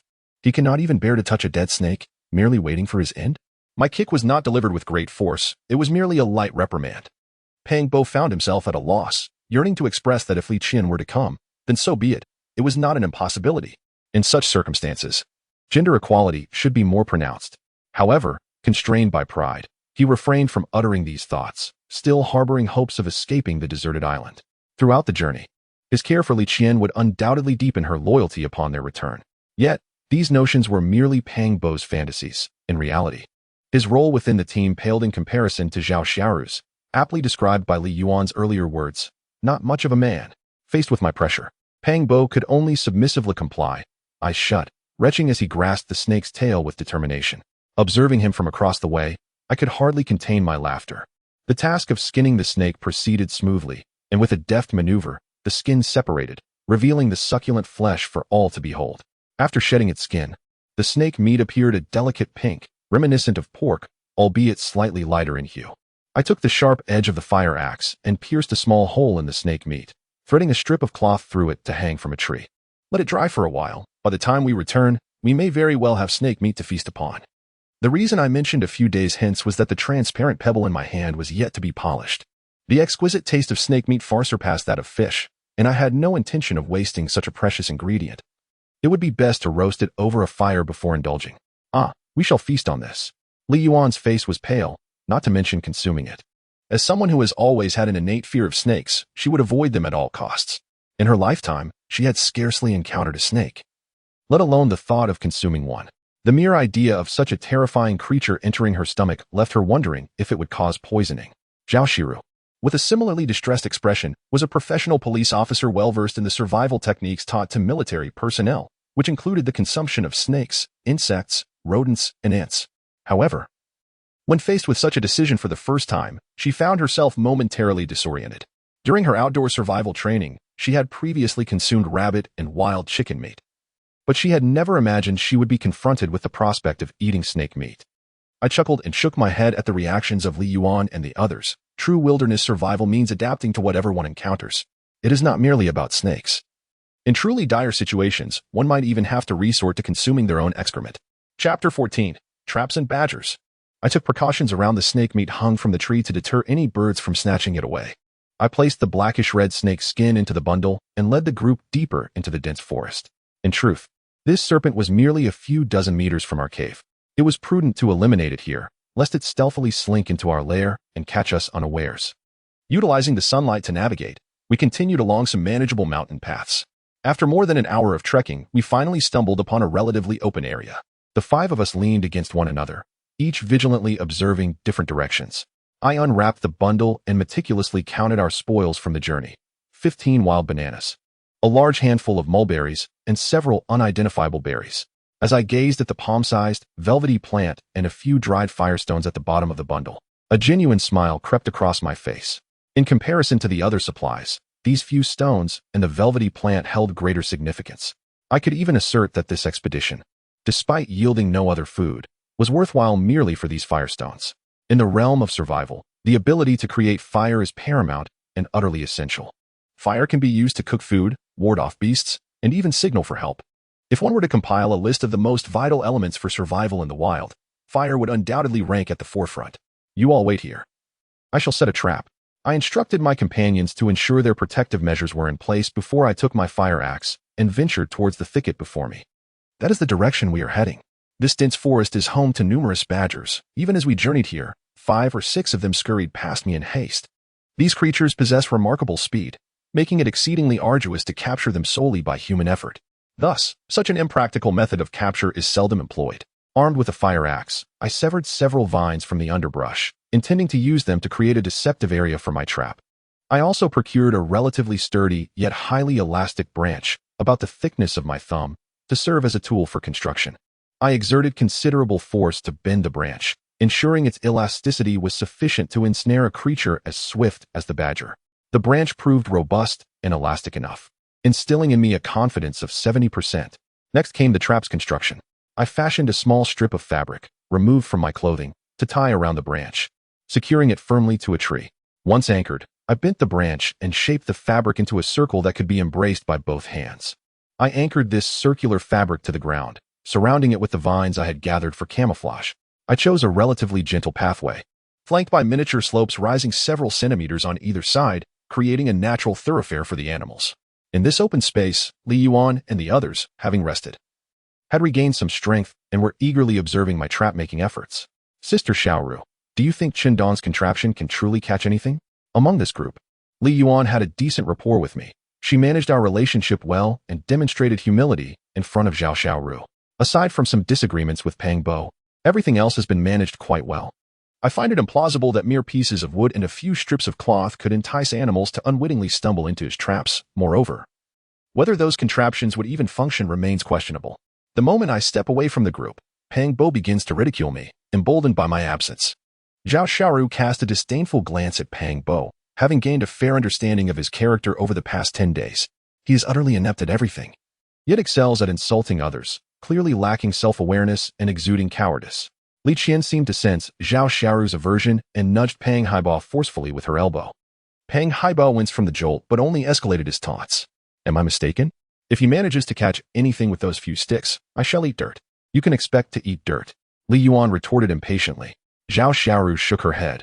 As a former officer who had undergone some wilderness survival training, she was familiar with the spring traps crafted by Qindong. Such traps could swiftly ensnare the legs of passing animals, using the elasticity of the wood to tighten instantly and hoist the captured prey into the air. I had previously learned the technique for constructing such traps, and I must say, Qindong's craftsmanship is remarkably proficient, even exquisite. It is arguably the most impeccably set trap I have ever encountered. Zhao Xiaoru spoke with conviction. It is bound to succeed. Pang Bo, prepare to eat crow, Li Yuan exclaimed with excitement. Not necessarily. Zhao Xiaoru shook his head. Under such arduous conditions, even a seasoned hunter could not guarantee success. His technique was indeed quite adept, yet the available resources were woefully scarce. Brother Qindong will surely succeed. Li Yuan clenched her fist, encouraging me. Let us hope. After setting the traps, I returned to the open area, awaiting the trap's activation. I was unaware of their previous conversation, but upon my return, an unusual silence enveloped us, all eyes fixated on the trap in the distance. I relished the tranquility, observing the trap as I awaited our quarry. This open expanse was the optimal distance from the trap, allowing for vigilant observation without alarming any passing creatures. The wait seemed to pass swiftly. After approximately an hour, the wooden beam of the trap suddenly tightened, hoisting a dark figure into the air. The creature writhed incessantly, unmistakably alive. Pang Bo, prepare for your fate. Li Yuan burst into laughter. I glanced at her, puzzled by her remark about Pang Bo's impending misfortune. However, I dismissed my confusion and hurried towards the trap I had previously set. It was an adult bush badger, measuring nearly half a meter in length, robust, and evidently well fed. I untied the cloth, placed it in my pack, and, gripping the bush badger, gently severed its throat with my fire axe. Drops of fresh blood began to flow as the badger thrashed about. After a few minutes, the blood had mostly drained, and the badger lay still. After a few shakes, confirming it had ceased its movements, I gently placed it on the ground and retrieved the wooden stick I had previously used to suspend it. I secured it to the end of the stick, allowing me to rest it on my shoulder, thus alleviating some of the physical strain. This bush badger must weigh at least 20 to 30 pounds. Glancing up at the sun, now high above, I surmised it must be afternoon.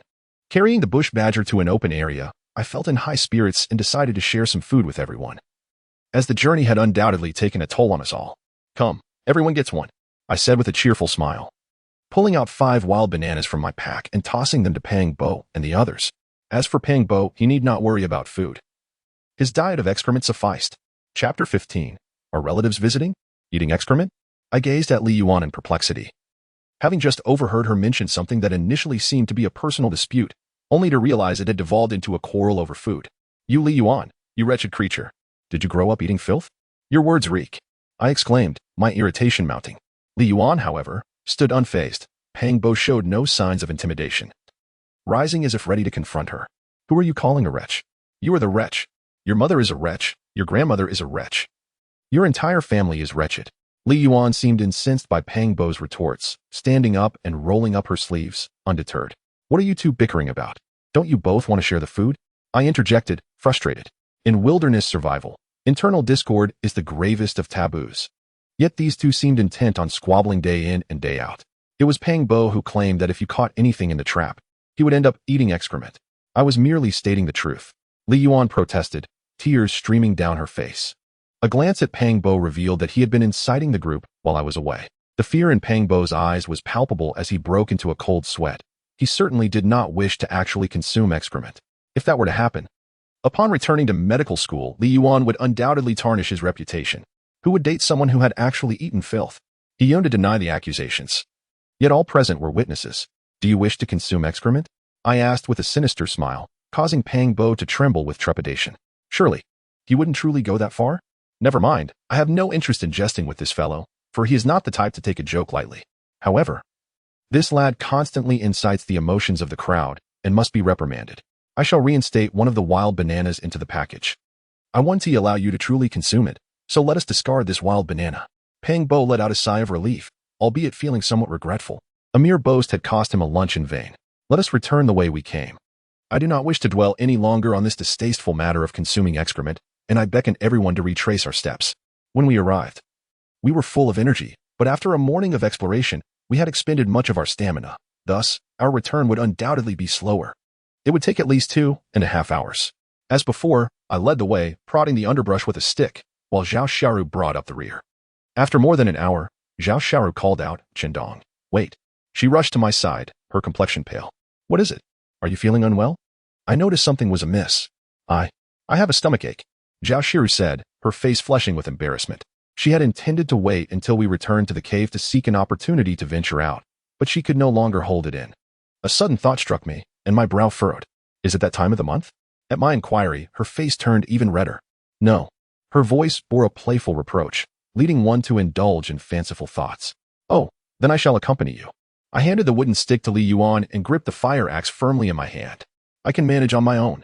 To my surprise, I must follow. Zhao Xiaoru's face flushed even deeper as she hastily declined. "No need, I can handle it alone. Do not forget, I am a police officer. I am aware of your status as an officer." I rolled my eyes, reminding myself that I am still a criminal. "Hurry along. You must remain within our line of sight." I instructed. Understood. Zhao Xiaoru offered an apologetic smile to the others, while maintaining a stern expression towards me, as if I owed her something. As Zhao Xiaoru stepped away, we were left to wait in place. Time ticked by, and at least half an hour had elapsed. Why is it taking so long? I felt a sense of urgency and directed Li Yuan to check on her. Given that Zhao Xiaoru is a woman, her safety sometimes made me uneasy. Hence, I entrusted the surveillance task to Li Yuan and Li Qian. Li Yuan nodded and proceeded toward the direction Zhao Xiaoru had taken. This was already the periphery of the dense forest. A few more steps would lead completely out of the thicket and into a mixed woodland area. Thus, I had permitted Zhao Xiaoru's solitary venture.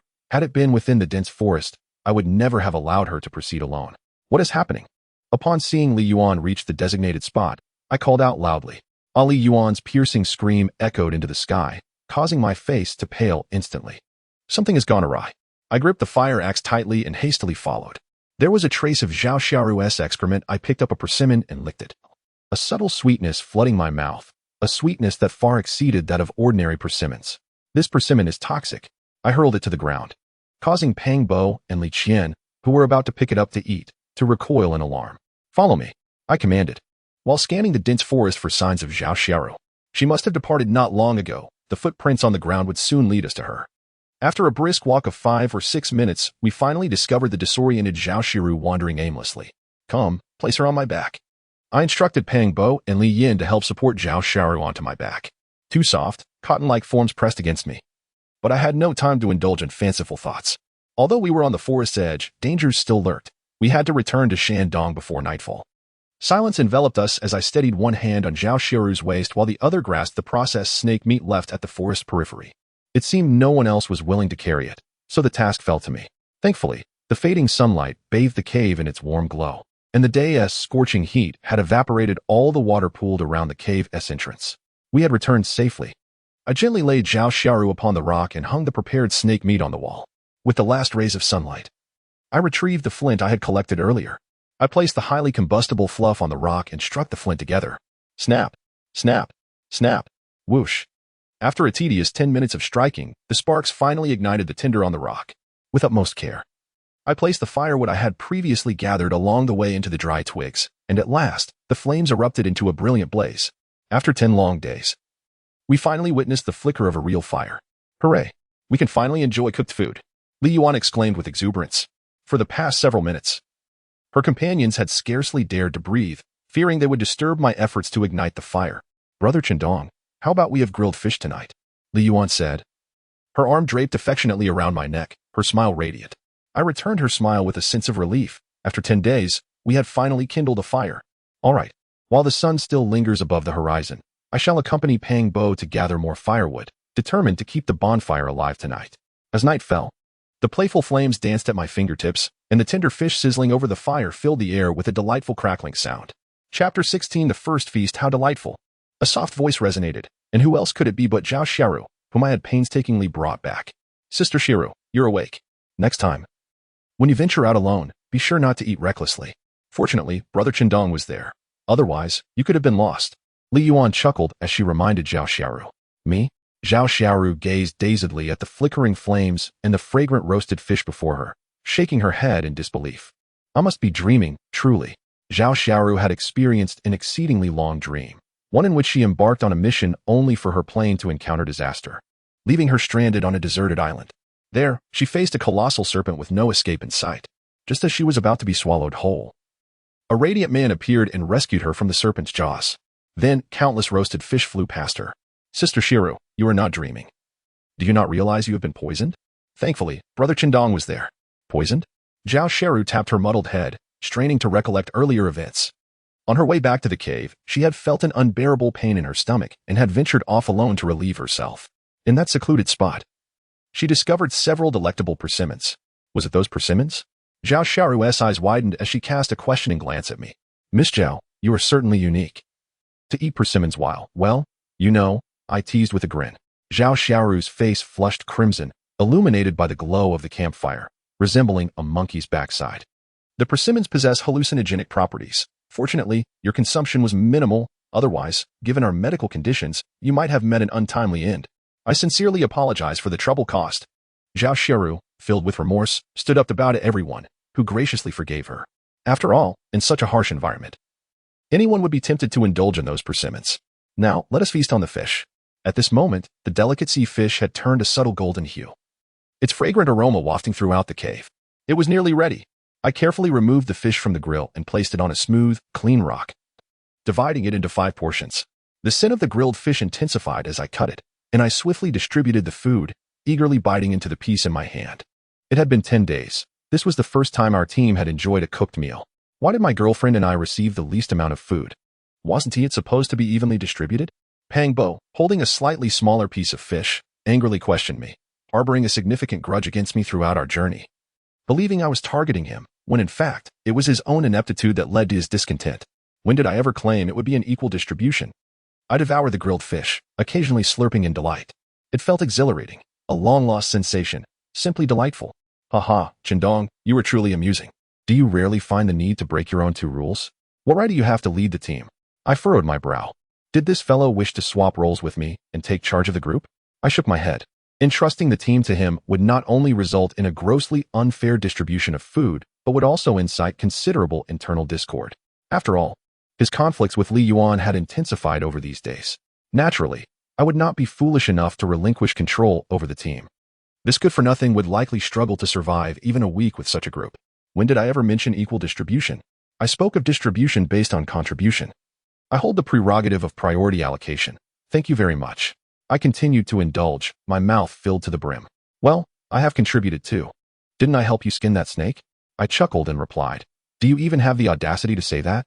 With your meager contribution, being allotted any fish would be quite fortunate. With that, I stood up and stuffed the remaining morsel of fish into my mouth, loudly proclaiming, from today onwards, food will be distributed according to labor. The more one works, the more one eats, and those who do not labor shall not eat. Is that clear? Zhao Xiaoru and Li Yuan nodded. Both had toiled tirelessly today, one battling a snake and the other carrying a 20-kilogram badger. And they felt a sense of pride in enjoying the fruits of their labor. As for Li Qian, she was quite content with her share of food. After all, survival was already a challenge, and now she was savoring cooked meals. Yet, I could not be like Li Qian. She had not contributed anything. Li Qian lifted her gaze to Pang Bo, her cheeks flushed with embarrassment at being compared by her boyfriend. I chuckled softly, casting a pitying glance at Li Qian, wondering what she saw in this man. Because you are a man. A man has not contributed as much as a woman. Is such a distribution not unreasonable? I cast another glare at Pang Bo, who hesitated to speak, perhaps overwhelmed by pressure, ultimately retreating to a corner of the cave, silently gnawing on a grilled fish. The satiety from heated food far surpasses that of consuming it raw. This evening, the 5 of us managed to devour a rather sizable grilled fish, which can certainly be deemed abundant. Likely due to the bonfire, we lingered awake longer than usual, engaging in casual conversation. Even Li Qian, who typically speaks little, found herself more loquacious. In contrast, Pang Bo sat by the fire, seemingly lost in thought, whether in dissatisfaction with my earlier distribution or for some other reason. I could not discern. Last night, I slept soundly, awakening to find the bonfire extinguished, the smoldering ashes still glowing faintly with residual warmth. Sunlight streamed into the cavern, illuminating it brightly and imparting a sense of warmth. Given my biological clock, I surmised it must be around 6 o'clock. Such intense sunlight at this hour suggested a scorching, clear day ahead. Stepping out of the cave, a gentle sea breeze caressed my face. The briny air, while mildly pleasant, hinted that if resources were ample and survival threats non-existent, this could indeed transform into a delightful holiday retreat. The weather today felt exceptionally dry, even in this coastal region. I could distinctly sense a difference from yesterday. To avoid disturbing Zhao Xiaoru and the others, I began polishing the translucent pebble I had previously collected at the cave's entrance. Although I have acquired flint, igniting a fire with it proves to be rather cumbersome, and its usage incurs significant wear and tear, rendering it far less convenient than this alternative. After approximately 2 hours of effort, the sun has risen to a position beyond 9 o'clock, its scorching rays enveloping me. I remove my shirt and tie it around my waist. The tank top I had previously utilized for crafting a fishing net leaves me bare-chested. Zhao Xiaoru is the first to awaken, seemingly alerted by the sounds of grinding from outside the cave. She approaches me, her gaze lingering on my muscular, bare torso, and she licks her lips. I must admit, were I not a criminal, Zhao Xiaoru would undoubtedly find me irresistible. For men of my physique are often the objects of women's desires. Chapter 17. The fishing operation awake. I did not turn my head, though Zhao Xiaoru moved stealthily. The faint sound of her footsteps was enough for me to discern her presence. Realizing she had been discovered, Zhao Xiaoru no longer concealed herself. She sat quietly beside me, observing as I polished my work. "Thank you for yesterday." A whisper broke the silence, momentarily startling me. This girl actually expressed her gratitude. "What did you say?" I didn't catch that. I decided to tease her a bit. "Thank you." This time her voice was even softer. "Hey, is it so difficult for you to say thank you a little louder? Can't you be a bit more vocal?" I felt a twinge of anger, after all. I had rescued her for the second time yesterday. Had it not been for me, she would have met her demise on her first encounter. Is saying sorry sufficient? Zhao Xiaoru stood up, her impatience evident. "You little girl, if you continue to act so haughty, I may not come to your aid next time." I cursed, realizing how my act of heroism made me appear rather humble in front of her. "If you don't want to help, then don't. I don't need it." Zhao Xiaoru retorted defiantly, running towards the outside. She headed towards the shallows, a location where we had previously spent a night. I had also surveyed it with Pang Bo during our fishing expedition and deemed it relatively safe. I felt reassured knowing she was going there. As Zhao Xiaoru's figure gradually faded from view, I placed the soft stone into my bag, estimating that it would take about 3 more days to complete my task. "Get up, get up, get up." I roused Li Yuan and the others one by one, and it was likely around 9 in the morning by now. These university students are so carefree, utterly lacking in awareness. They seem oblivious to how late they can sleep while at school. Li Yuan, awakened from her slumber, appeared quite reluctant, but her expression changed immediately upon seeing me. "Brother Chendong, why are you up so early?" she exclaimed. "Early? If we don't hurry, it will be noon. Grab your gear. Today we shall go fishing." I grumbled as I removed the fishing nets hanging from the cliffside, placing a few wild bananas into my bag. The cave we inhabit is less than half an hour's walk from the shallow waters. After a few days of rigorous training, the endurance of Pang Bo and Li Yuan has notably improved. Had it been earlier, this half-hour trek would have left them utterly exhausted. After 30 minutes, we finally reached the shallows, and this time no one lagged behind. "Well, Miss Zhao, it seems you've had quite the haul." I approached Zhao Xiaoru with a smile, noticing the few shells she held in her hands, though they appeared to yield little meat. Zhao Xiaoru shook her head and opened the shells. Out of 4, only 1 contained meat, and it was merely the size of a thumb, barely a single bite. "Indeed, what a bountiful catch." I jested. Suddenly, Zhao Xiaoru playfully kicked me, landing a near miss on a most sensitive area. "Damn it, you women really don't know how to hold back. If I were to be rendered incapable, I would be left to live a life of solitude on this island." Clutching my lower abdomen, I felt a sharp pain. Though Zhao Xiaoru's blow hadn't landed squarely on my vitals, my evasive maneuver had caused a painful strain. Seeing me doubled over, Zhao Xiaoru lifted her head triumphantly. "Serves you right, you lecherous scoundrel," she spat. Li Yuan hurried over, kneeling beside me with concern etched on her face. "Chen, are you all right?" she asked anxiously. I'm fine. Just need a moment," I gasped, my face flushed and breath coming in ragged bursts. Shiru, how could you do that? Shin saved you yesterday. That's blatant ingratitude. Li Yuan exclaimed, hands on her hips, defending me. That pervert deserved it. Zhao Xiaoru retorted, snatching the fishing net from my grasp and stalking towards the shallows. How could she act this way? And she's a police officer? What kind of quality is that? Li Yuan fumed, watching Zhao Xiaoru's retreating figure. Her initial positive impression of Zhao Xiaoru's profession now shattered. Jin, are you okay? Let me help you up. Li Yuan's eagerness led her to reach out, her soft breast brushing against my shoulder, a solid C, at the very least. Could she be contemplating seducing me here and now? The direct contact against my bare skin heightened the sensation. Had it not been for the throbbing in my groin, I might have succumbed to a more visceral reaction. Think you can take advantage of me so easily? Not a chance. I pushed Li Yuan away, tossing her a fishing net. Go fish with Zhao Xiaoru. I need 5 minutes to recover. Li Yuan, seeing my unwavering composure, ultimately relinquished her efforts. With a small fishing net slung over her shoulder, she skipped merrily toward the shallows where Zhao Xiaoru was situated. After 5 minutes, the pain in my abdomen dissipated, allowing me to regain my composure. I reclined on the ground for an additional 10 minutes before finally rising. The heat of the day was oppressive, and the sand beneath my feet was searing. We had crafted 4 fishing nets in total, which I entrusted entirely to Pang Bo and the other 3. The shallow waters teemed with fish, presenting even the inexperienced angler an opportunity to catch 1 or 2 throughout the day. I spotted a tropical tree and severed a branch, the thickness of my wrist. With a fire axe, I sharpened one end, thereby fashioning a rudimentary spear. The challenge of spearing fish was significantly greater than that of net fishing, thus this formidable task was assigned to me. The expanse of the shallows stretched for several miles. I discarded my shoes, casting them aside.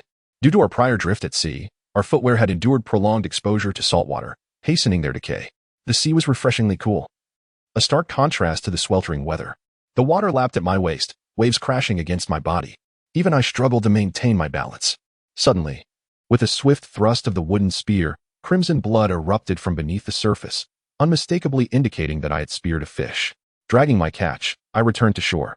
The fish was substantial, weighing around 3 to 4 pounds, larger than the one previously caught by Pang Bo. Fortune smiled upon me. I encouraged myself, and within half an hour, I managed to catch a fish, which was indeed a stroke of good fortune. Fortunately, this area is a shallow bank. Otherwise, I would not have dared to undertake such an endeavor. Spearfishing differs from traditional fishing. It can mortally wound the fish, leaving blood in the water. In deeper waters, this could attract predatory creatures such as sharks. I would not risk my life for a few small fish, as that would be an unwise exchange. I must admit, my luck has been remarkably favorable, as I caught a fish almost every half hour. By the time half a day had passed, the fish on the beach had piled up into a small hill, numbering at least 7 or 8. As the sun sank low, gradually disappearing beyond the horizon, our fishing expedition drew to a close. With the nightfall came a drop in temperature. I donned my clothing and carefully secured each fish to the spear with strips of cloth, nearly filling the entire spear with my catch. I strolled leisurely along the beach, carrying my string of fish, heading towards the designated gathering stones we had agreed upon earlier. Chapter 18. A Bountiful Harvest, Division of Family? Why haven't they returned yet? Could something have happened? Li Yuan, one hand clutching a fishing net, and the other bearing a fish, skipped about to alleviate the chill brought on by the night. They must have been delayed by some occurrence. You all should head back first, while I wait here for a while, Zhao Xiaoru suggested, her tone laced with concern. Suddenly, my whistle pierced the air, and Li Yuan, filled with excitement, dashed toward me. Alas, due to the dimness of the moonlight, Zhao Xiaoru and the others, from a distance, could not discern the string of fish I carried, but upon approaching, Li Yuan's eyes widened in astonishment at the sight of my impressive catch. A university student.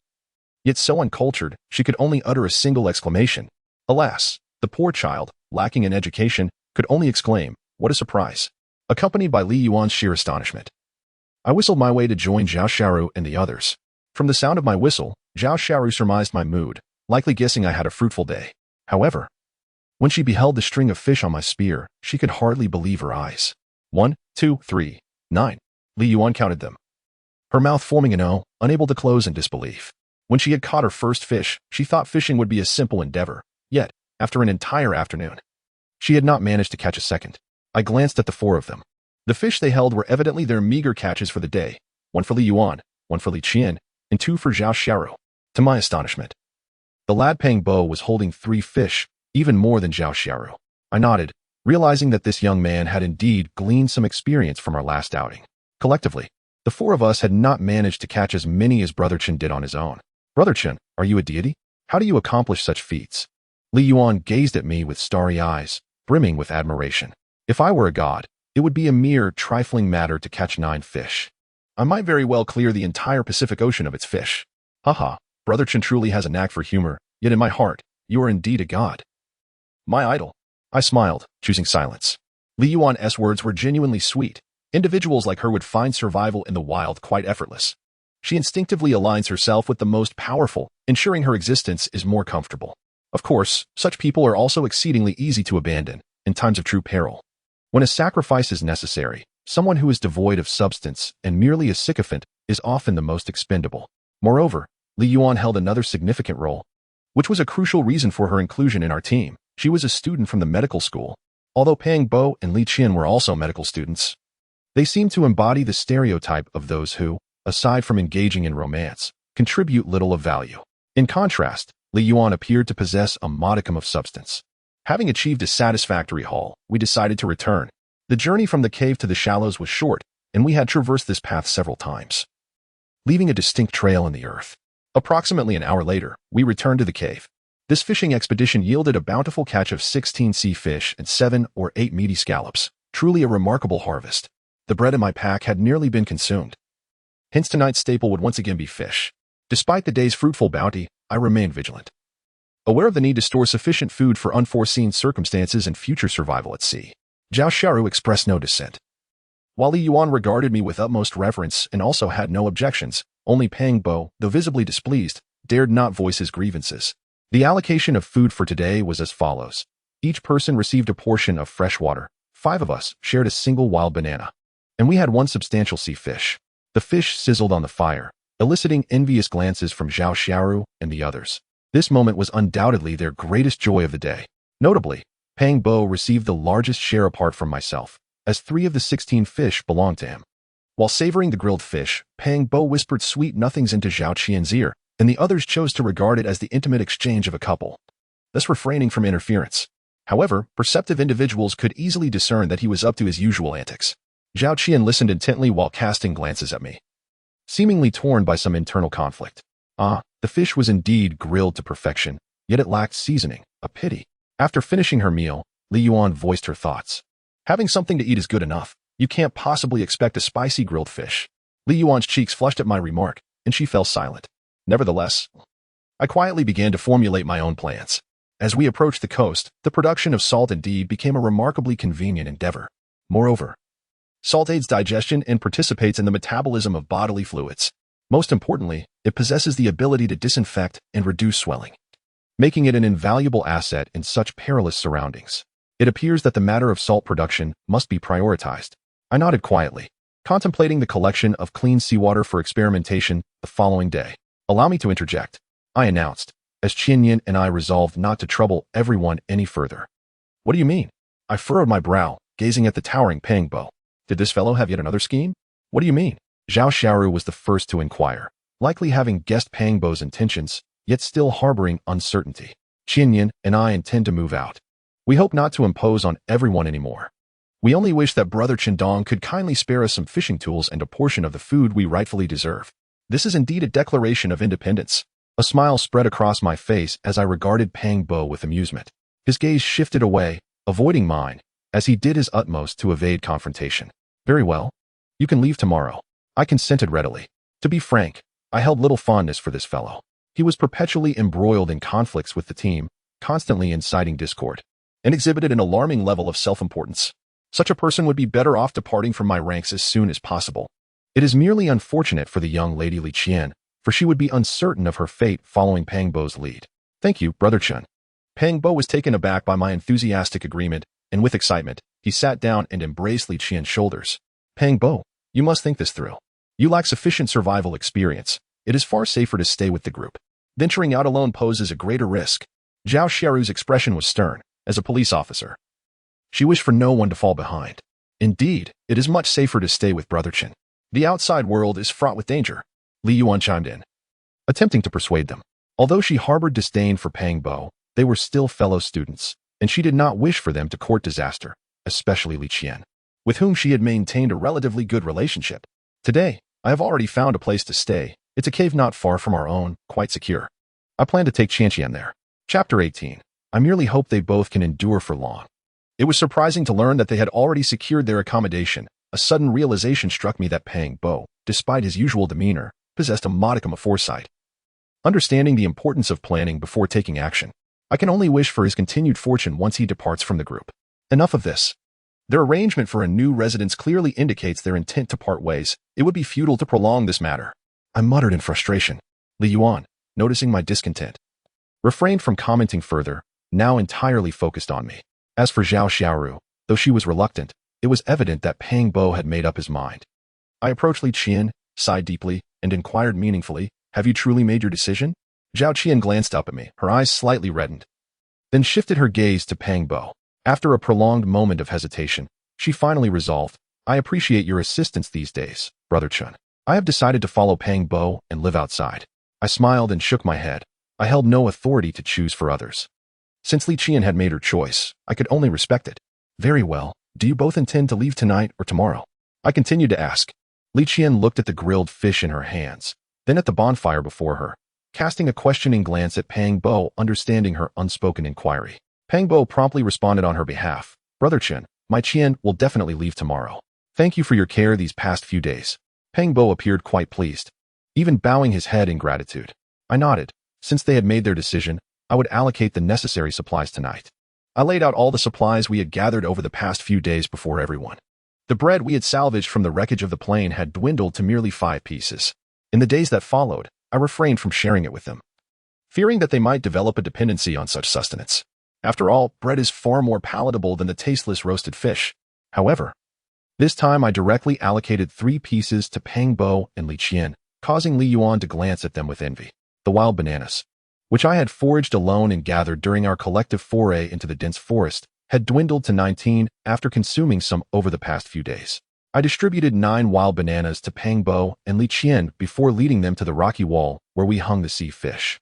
Previously, during our fishing expedition, Pang Bo and I had caught 3 fish, consuming 2 of them. This time, our haul totaled 17, bringing our total to 18. I instructed Pang Bo to take 8 sea fish the following morning, deeming it a generous allocation. I also provided them with tools, having fashioned 4 fishing nets, of which I distributed half. The simple fish spear I created today could be made from any piece of wood, and Pang Bo expressed a desire for one, which I willingly granted him. As for freshwater, they had learned several methods of sourcing it while accompanying me, so they should not suffer from thirst. Regarding fire-starting tools, I possessed 4 flint stones, one of which had shown signs of wear after several uses. I gifted them 2 new stones. Thus far, I had nearly completed the distribution of the necessary supplies, but the fire axe in my possession remained my most vital weapon, and I, of course, could not part with it. Pang Bo and Li Qian were immensely satisfied, though in truth, they ought not to have received such an abundance of supplies. It was merely my belief that their adaptation to survival outside was still in its infancy, and my apprehension regarding excessive consumption led me to provide for them. As for the 3 of us, the tacit understanding we had developed over the past few days enabled us to acclimate to life on the island. The remaining supplies were more than sufficient. That night was remarkably tranquil. Everyone sat before the campfire, warming their hands, with even Pang Bo behaving quite docilely. The gentle warmth enveloped me, evoking the sensation of being adrift in the sea. This element felt wonderfully soothing. After a brief moment, I was suddenly jolted awake. I must not allow myself to be beguiled by such appearances. It was late into the night, and all were soundly asleep, except for one. I pondered why I felt such a sensation, only to realize that Li Yuan had placed my hand in a rather compromising position. "What are you doing?" I questioned softly. In response to my inquiry, Li Yuan appeared somewhat aggrieved. After a pause, she seemingly arrived at a resolute decision. "Brother Chen, will you take me?" My brow furrowed in confusion. What did she mean by take me? I was well aware of the implication behind her words. Yet, could I act upon such a notion? Being a soldier, I felt it was the departure of Pang Bo and Li Qian that had induced pressure upon Li Yuan, compelling her to pursue my favor in such a manner. What is the meaning of this? Quickly, put your clothes back on. I dared not raise my voice, fearful of awakening Zhao Xiaoru and the others, which would thrust me into an untenable situation. "No, Brother Chun, I implore you, please take me. I shall be utterly devoted to you and serve you faithfully." After Li Yuan finished speaking, she directly leaned against me and even reached to untie my belt. To be frank, As a normal man, it is impossible to resist the advances of a beautiful woman. Even I found it difficult to withstand. I swiftly pushed Li Yuan away and retied my belt. Damn it, why did I have a physiological reaction? I cursed inwardly, grateful that I had not allowed Li Yuan to unfasten it. Otherwise, things could have gone awry. Li Yuan, taken aback by my push, became flustered. Tears streaming down her cheeks, illuminated by the flickering firelight, evoking a deep sense of pity. Enough with the tears. Must a fine young woman resort to this to capture a man's attention? From now on, you shall follow me faithfully, and I shall not treat you poorly. I muttered under my breath, my tone lacking the authority I intended. Upon hearing my promise, Li Yuan finally ceased her crying and, unexpectedly, burst into laughter, compelling me to inwardly marvel at how women are natural performers. Just as I was about to drift back to sleep, Li Yuan seized the opportunity to sneak a kiss and whispered in my ear, "Chen, I genuinely like you. Whenever you desire me, I am yours."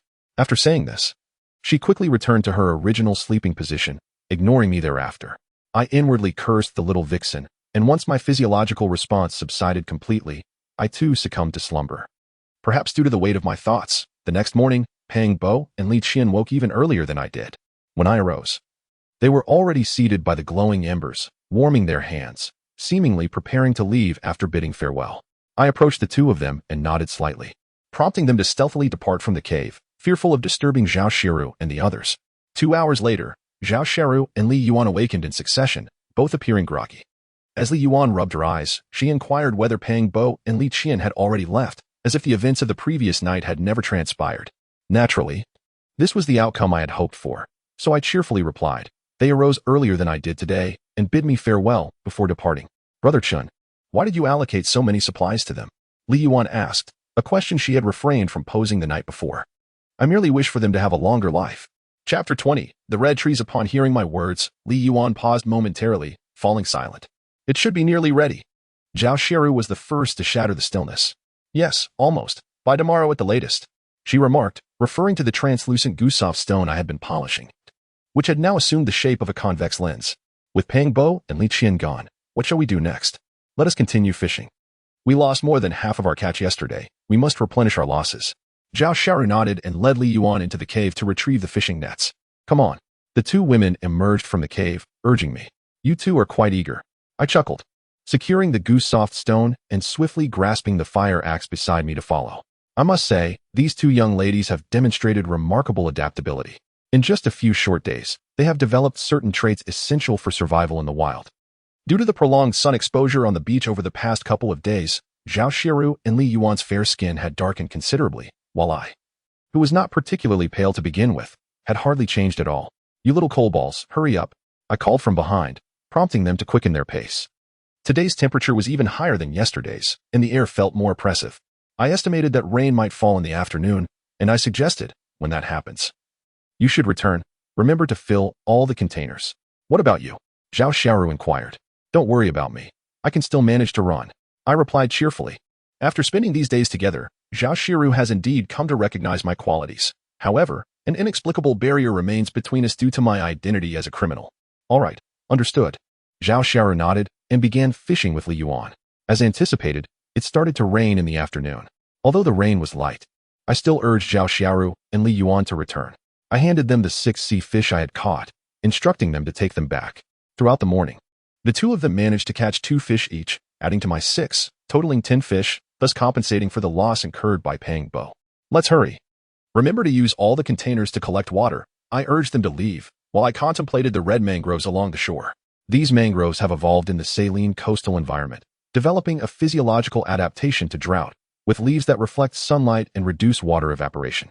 Most importantly, these red mangroves possess dense and well-developed prop roots, capable of withstanding the impact of ocean waves.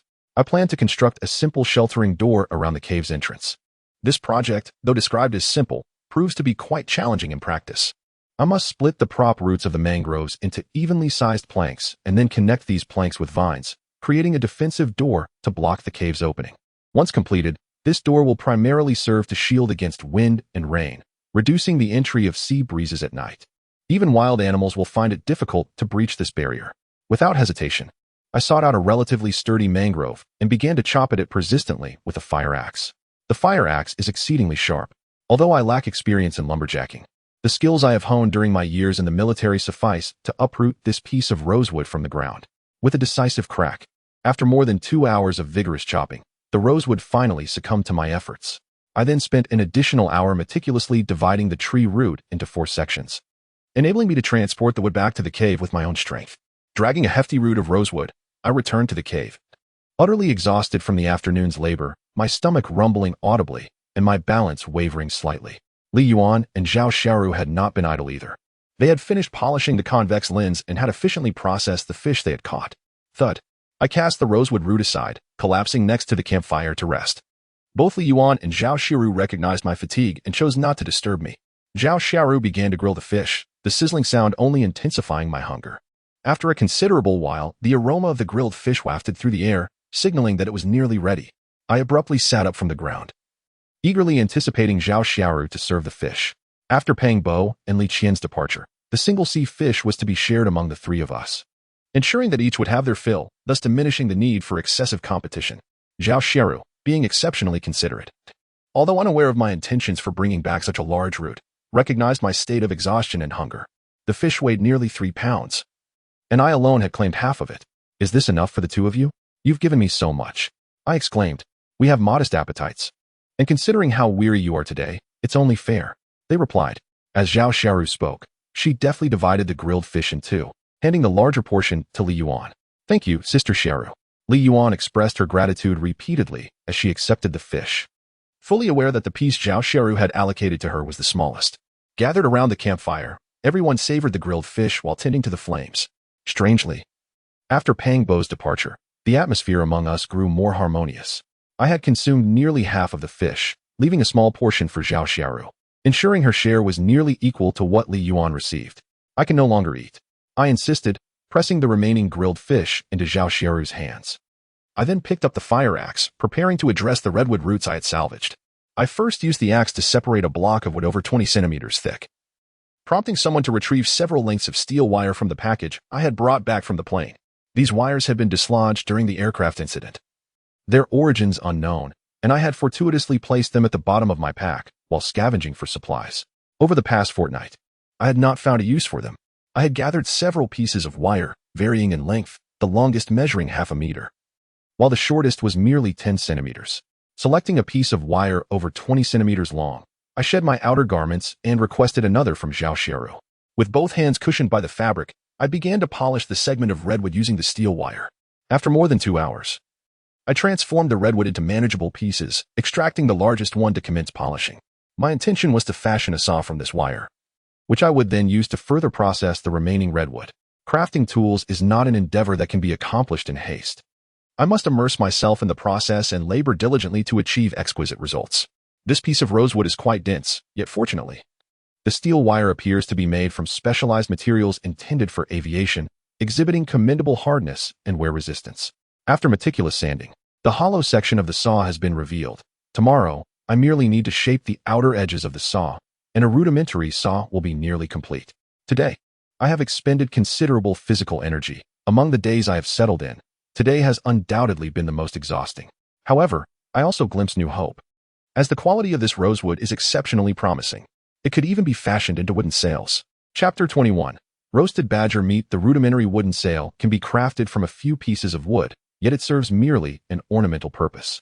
While it is adequate for leisurely lake excursions, it falls short for prolonged maritime voyages, such as the one we are undertaking.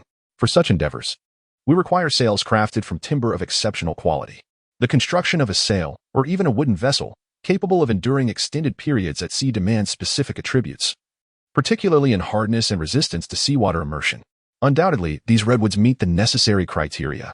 However, the fabrication of sails and the navigation to distant shores are matters for another time. Our immediate priority remains the assurance of our safety and the accumulation of sufficient provisions. These are paramount concerns at present. The prototype of the saw has begun to take shape, and it is now approximately midnight. Glancing at the peacefully slumbering Zhao Xiaoru and Li Yuan, I smiled, set aside my work, and settled down beside the campfire. Perhaps due to the exhaustion of the previous day, I found myself waking unusually late. When I opened my eyes, the sunlight had already filled most of the cave, and Zhao Xiaoru and Li Yuan were nowhere to be seen.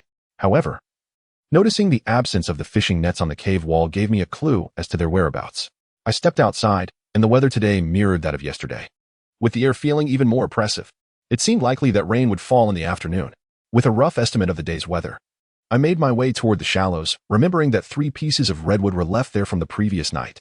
Upon arriving at the shallows and greeting Zhao Xiaoru and Li Yuan, I resumed my efforts to transport the redwoods back into the cave. After a tiring morning, I finally managed to transport 3 pieces of redwood into the cave. I was absolutely exhausted, anticipating rain in the afternoon. I decided to invite Zhao Xiaoru and Li Yuan to dine early. I gathered a few pieces of easily combustible dry wood and skewered a chunk of badger meat with a sturdy, moderately moist stick. This badger was caught by me alone during my last venture into the dense forest, hence I had not shared it with Pang Bo and Li Qian. Lately, I sensed that Zhao Xiaoru and Li Yuan had grown weary of fish, so I intended to offer them a change in flavor. However, the absence of salt rendered the roasted fare rather unpalatable, far from the exquisite taste it would possess if seasoned. I had contemplated salt production previously, but had yet to prioritize it. The process requires exposing seawater to intense heat under the sun or boiling it over a fire until the water completely evaporates, leaving behind salt. Although the weather has been exceedingly warm these past few days, it is of a humid sort, oppressive and accompanied by rain, rendering it unsuitable for salt production. As for evaporation through fire, we lack appropriate containers. Ordinary coconut shells and plastic bottles cannot withstand prolonged heating over a bonfire.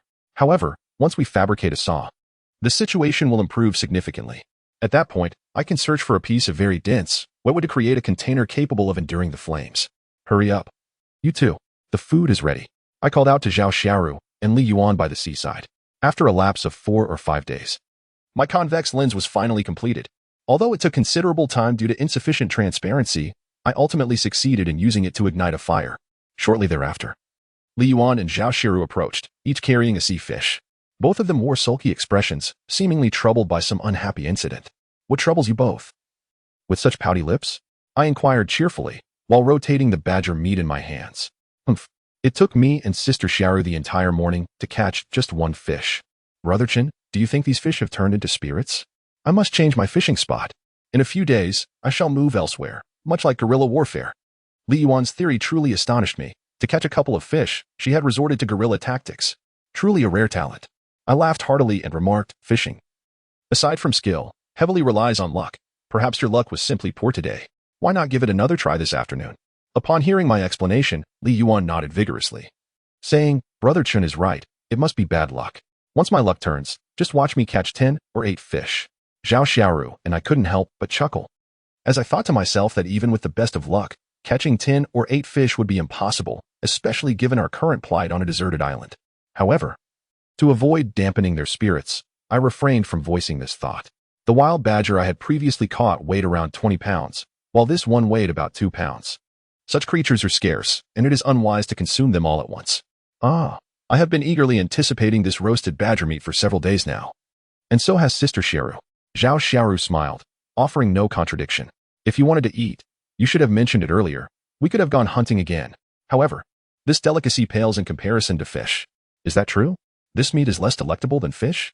Li Yuan expressed disbelief, as she had never tasted badger meat and, out of curiosity, assumed that such a land-running creature would possess a delightful flavor. Indeed, badger meat tends to be rather tough when compared to the tenderness of fish. It is, in fact, less palatable. I elaborated to Li Yuan and Zhao Xiaoru, recalling an instance during a wilderness survival training in the military when I had caught a wild badger. However, at that time, I had seasoning on hand. Before long, the 2-pound badger was perfectly roasted. With a crisp exterior and tender interior, I was immensely confident in my culinary skills. After serving pieces to Li Xiaoru and Li Yuan, I too sampled the badger. I tore off a small morsel from the best part and placed it in my mouth. It was indeed quite tough, though slightly more tender than what I had previously encountered. This might be attributed to the differences in their living environments. The flavor is quite delightful. Li Yuan took a small bite at first, then began to savor it heartily. And what about you? I inquired of Zhao Xiaoru. Quite good, indeed. Zhao Xiaoru raised the piece of meat in her hand, clearly pleased. I scratched my head, pondering whether the taste buds of women differ from those of men. Perhaps it is simply a matter of individual preferences. I shook my head and quickly tidied up the remnants of food in my hands. Judging by the sweltering weather, it seemed likely that rain would fall again this afternoon, and perhaps even more heavily than yesterday. If it begins to rain, the 2 of you should return, while I will gather some vines and follow suit. Li Yuan and Zhao Xiaoru nodded in agreement, finishing their skewers of grilled meat before resuming their light-hearted conversation about fishing. However, Li Yuan did not share my belief in luck. Instead, she parted ways with Zhao Xiaoru and ventured 100 meters away to a shallow area to pursue her ambitious fishing plans. As I anticipated, the rain soon began to pour heavily, prompting Zhao Xiaoru and Li Yuan to dash towards the cave, each clutching a fish caught earlier that morning. I too had gathered a substantial amount of vines and hurried towards the cave. The downpour arrived with astonishing swiftness, and before long, everyone's clothes were drenched upon returning to the cave. This was indeed a tantalizing predicament. Chapter 22. The temptation of wetness. I removed my shirt, exposing my robust torso to Zhao Xiaoru and Li Yuan. Being a man, I felt little need to be overly cautious, especially since I had previously appeared bare-chested before them on numerous occasions. I exerted myself to wring out the moisture from my clothes and retrieved a wooden stick, which I secured horizontally against the rock wall, serving as a makeshift clothesline. Li Yuan had already opened up to me 2 nights prior, although nothing transpired. I had seen enough to ease her reservations. Thus, she shed her soaked outer garments, leaving only her undergarments. Mimicking my actions, she drained her clothes and approached the makeshift line to hang them up. This bold young woman even brushed against me with her pert backside as she passed by, igniting a fervor within me that was hard to contain. I silently lamented the trials of temptation. I genuinely feared that I might one day lose my composure. You should take off your clothes, I suggested, glancing at the rain that appeared to be intensifying, likely to persist until the morrow. You are injured, and remaining wet could lead to illness. Our current medical conditions cannot afford such a setback. As I kindled the campfire, I urged Zhao Xiaoru, fully aware of her apparent discomfort. However, as a leader, it was my duty to remind her that we were in a precarious situation. Survival must take precedence above all else.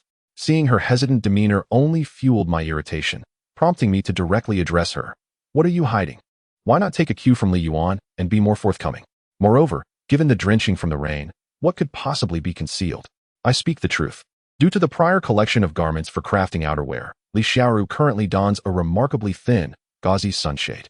The undergarment beneath is equally soft, lacking any need for fastenings. The contours of her upper body, drenched by the rain, are rendered starkly visible before my eyes. Her figure is even more alluring than that of Li Yuan, who, while hanging clothes, cannot help but exclaim in admiration upon witnessing Zhao Xiaoru crouched upon the rocks in an alluring pose, a true gem. If only I were a man. Li Xiaoru is acutely aware of her predicament, yet her feminine modesty hinders her from shedding the final layer of defense. However, once I shatter this delicate barrier, the atmosphere shifts.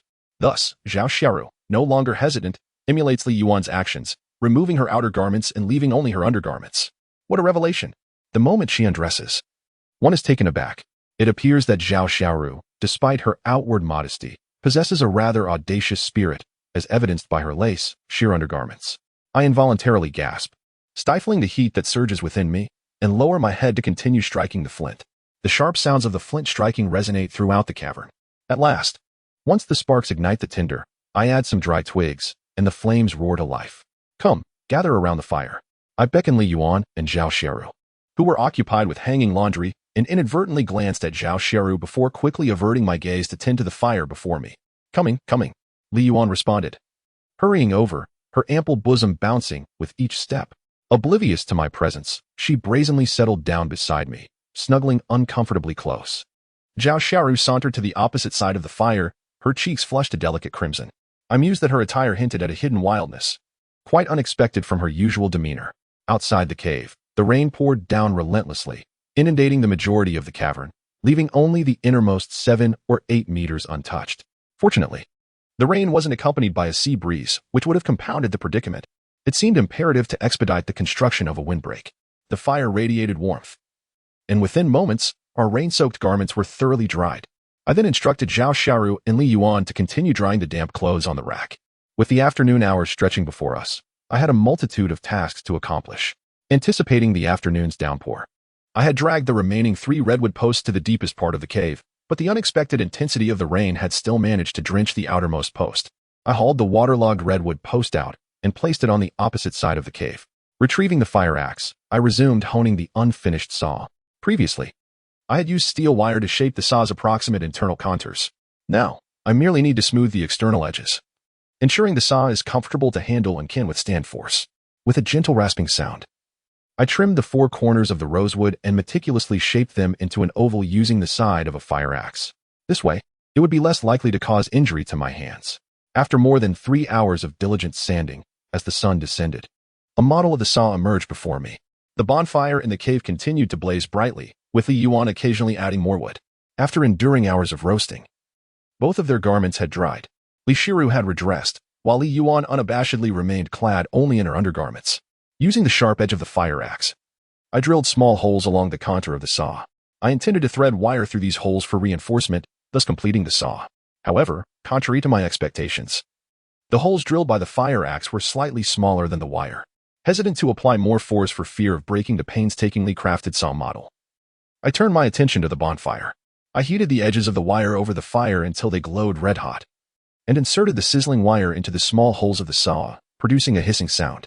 Fortunately, this method proved effective, and the wire was securely anchored to the saw. Now, with the addition of teeth, a new tool had materialized before me. Gazing upon the fruits of my labor over the past 2 days, I could not help but marvel at this divine gift, a truly exquisite creation. The saw was completed, and I dared not waste a moment. With the saw in hand, I skillfully divided the rosewood root into numerous wooden pieces, then instructed Li Yuan and Zhao Shiru to intertwine these pieces with vines. We toiled until midnight, and a quarter of the rosewood pillars had been processed, with the wooden segments neatly bound by Li Yuan and Zhao Shiru. Though still modest in size, a semblance of a windbreak door began to take shape before us. At the current pace of our work, it would not be long before the windbreak door was fully assembled, providing us with shelter from the sea breeze and torrential rain. As the night deepened, I was abruptly awakened by the resounding roar of rain outside the cave. The water within had risen several inches, prompting me to lift my pant legs and wade through the rainwater to assess the situation outside. It was now the latter part of the night, and the rain continued to intensify, suggesting that tomorrow would be another day of downpour. I could not predict when this relentless rain would cease. Chapter 23. The storm. The following day, I gazed despondently at the torrential rain that had poured relentlessly throughout the night outside the cave. The intensity of the downpour hinted at the possibility of an impending storm. Zhao Xiaoru and Li Yuan were roused from their slumber by the cacophony of raindrops, their faces reflecting a sense of bewilderment and concern as they peered into the relentless deluge. It appeared we must brace ourselves for a protracted struggle. Given the current intensity of the rain, it was evident to any discerning observer that this heavy precipitation would not cease anytime soon. I could not conceal this reality from Zhao Xiaoru and Li Yuan. Effective immediately, I would curtail our food and freshwater consumption. Fires would be strictly prohibited during the day. My expression was grave as I relayed my instructions to Zhao Xiaoru and Li Yuan. They, upon witnessing my solemn demeanor, steeled themselves with utmost determination. All we could do was hope that the rain would not linger for too long. The atmosphere within the cave was unexpectedly tense, perhaps the most charged it had been since the departure of Pang Bo and Li Qian. Let us not be overly anxious. Perhaps the situation is not as dire as we fear. I attempted to lighten the mood, seeking to alleviate the unease. However, as I observed the rain intensifying outside, both Zhao Xiaoru and Li Yuan fell into a contemplative silence. I shook my head and returned to my task at hand. With no possibility of venturing outdoors, I resolved to utilize this time to construct a windbreak. Time within the cave seemed to pass swiftly. In the blink of an eye, several hours had elapsed. Despite the rain falling incessantly outside, the degree of sunlight filtering into the cave suggested that it was now midday. I set aside my work, and in the course of the morning, I managed to process half of a redwood pillar, its fragments strewn haphazardly around the roots. Previously, I had only brought back a portion of the vines to connect these wooden pieces, but now Zhao Xiaoru and Li Yuan had exhausted their supply of vines. Had I foreseen this predicament, I would have braved the rain this morning to gather more vines from the cave. However, it is too late for such reflections. The rain outside intensifies, and the visibility upon venturing out would scarcely exceed 10 meters. I am convinced that this downpour will inevitably escalate into a storm. Every available container has been filled with rainwater, which is fresh and potable. Yet, from this moment forth, I shall not permit Zhao Xiaoru and Li Yuan to collect any more rainwater, for with the impending tempest, the rain will likely become tainted with seawater. It is well known that seawater is laden with excessive salt and is unfit for consumption. I called for everyone to gather, summoning Li Yuan and Zhao Xiaoru to retrieve 4 wild bananas from our supplies. Each of us took one, while I consumed 2. Although the external conditions may appear bountiful at present, we must conserve our resources, as none can predict the duration of this rainfall. With nothing to occupy their time, the two of them spent the morning staring at the relentless downpour, thus expending sufficient energy. In contrast, I devoted the entire morning to working on the redwood. which has taken a considerable toll on my energy reserves. I cannot help but wonder if these 2 wild bananas will sustain me until nightfall. After indulging in a banana, I resumed my work, leaving Li Yuan and Zhao Xiaoru staring blankly. Both of them wished to assist, yet I had declined their offers. There was but a single saw. The vine had been exhausted, and their help would be of little value. I merely sought to avoid any hindrance to my efforts. The creaking sounds reverberated throughout the cavern as time swiftly slipped away, and before I knew it, night had fallen. Although rain poured outside, the temperature remained warm due to our tropical island location. However, the night brought a different chill. The island's nighttime temperatures were inherently low, and the sudden tempest intensified the cold within the cave to a critical point. As the sun dipped below the horizon, I instructed Zhao Xiaoru and Li Yuan to kindle a fire. In such conditions, the night air would drop rapidly in temperature. With the allowance of fire, we finally enjoyed cooked food that evening. The 2 pounds of wild boar meat were set aside as provisions for that night and the following morning. Divided in half amidst the reluctant expressions of Li Yuan and Zhao Xiaoru, I refrained from further work that night, hoping for an early slumber. However, to my surprise, Zhao Xiaoru and Li Yuan were lively and animated within the cave, refusing to rest. If you two are so restless, eat less tomorrow. My words proved effective. They ceased their commotion, allowing me to finally drift into a peaceful sleep. The patter of rain continued, and the briny sea breeze caused my nose to itch slightly. I turned over, yet sleep eluded me. I rose from my resting place, finding Zhao Xiaoru and Li Yuan still enveloped in slumber. The sound of rain outside the cave was deafening, and the sea breeze was relentless. The rainwater that seeped in had inundated much of the cave, but fortunately, our sleeping area was slightly elevated compared to the outer regions. Otherwise, we would surely have been submerged by the downpour during the night. The deluge had escalated into a full-blown tempest. I was grateful to have dragged 2 redwood pillars into the innermost part of the cave. Otherwise, I would have faced even greater troubles ahead. It had been 4 days since I returned that fateful afternoon. I was compelled to abandon my plan for a windbreak, as these redwood pillars were intended as firewood for warmth. I had previously cut some redwood roots, which I piled on one side of the cave, and I retrieved another redwood pillar that had accumulated water. This particular pillar had been submerged for 3 days. Had it not possessed exceptional salt resistance, it would have surely suffered considerable corrosion by now. I intended to fashion a wooden basin from this remaining pillar for the purpose of salt production. It was the stoutest of the 4 redwood pillars, perfectly suited for crafting a basin. I directly sliced off half a meter from the top of the pillar, planning to meticulously hollow out the center with a fire axe. The wood was notably dense. Although the axe was quite sharp, it still functioned more like a blunt tool, making the task rather cumbersome. Shavings of wood were extracted, revealing a hollow space before me. At that moment, Li Yuan and Zhao Xiaoru were roused by the clamor I was creating. Li Yuan hurried to my side, curious about the peculiar contraption I was attempting to construct. Sister Xiaoru, come quickly and see what Brother Chen is up to.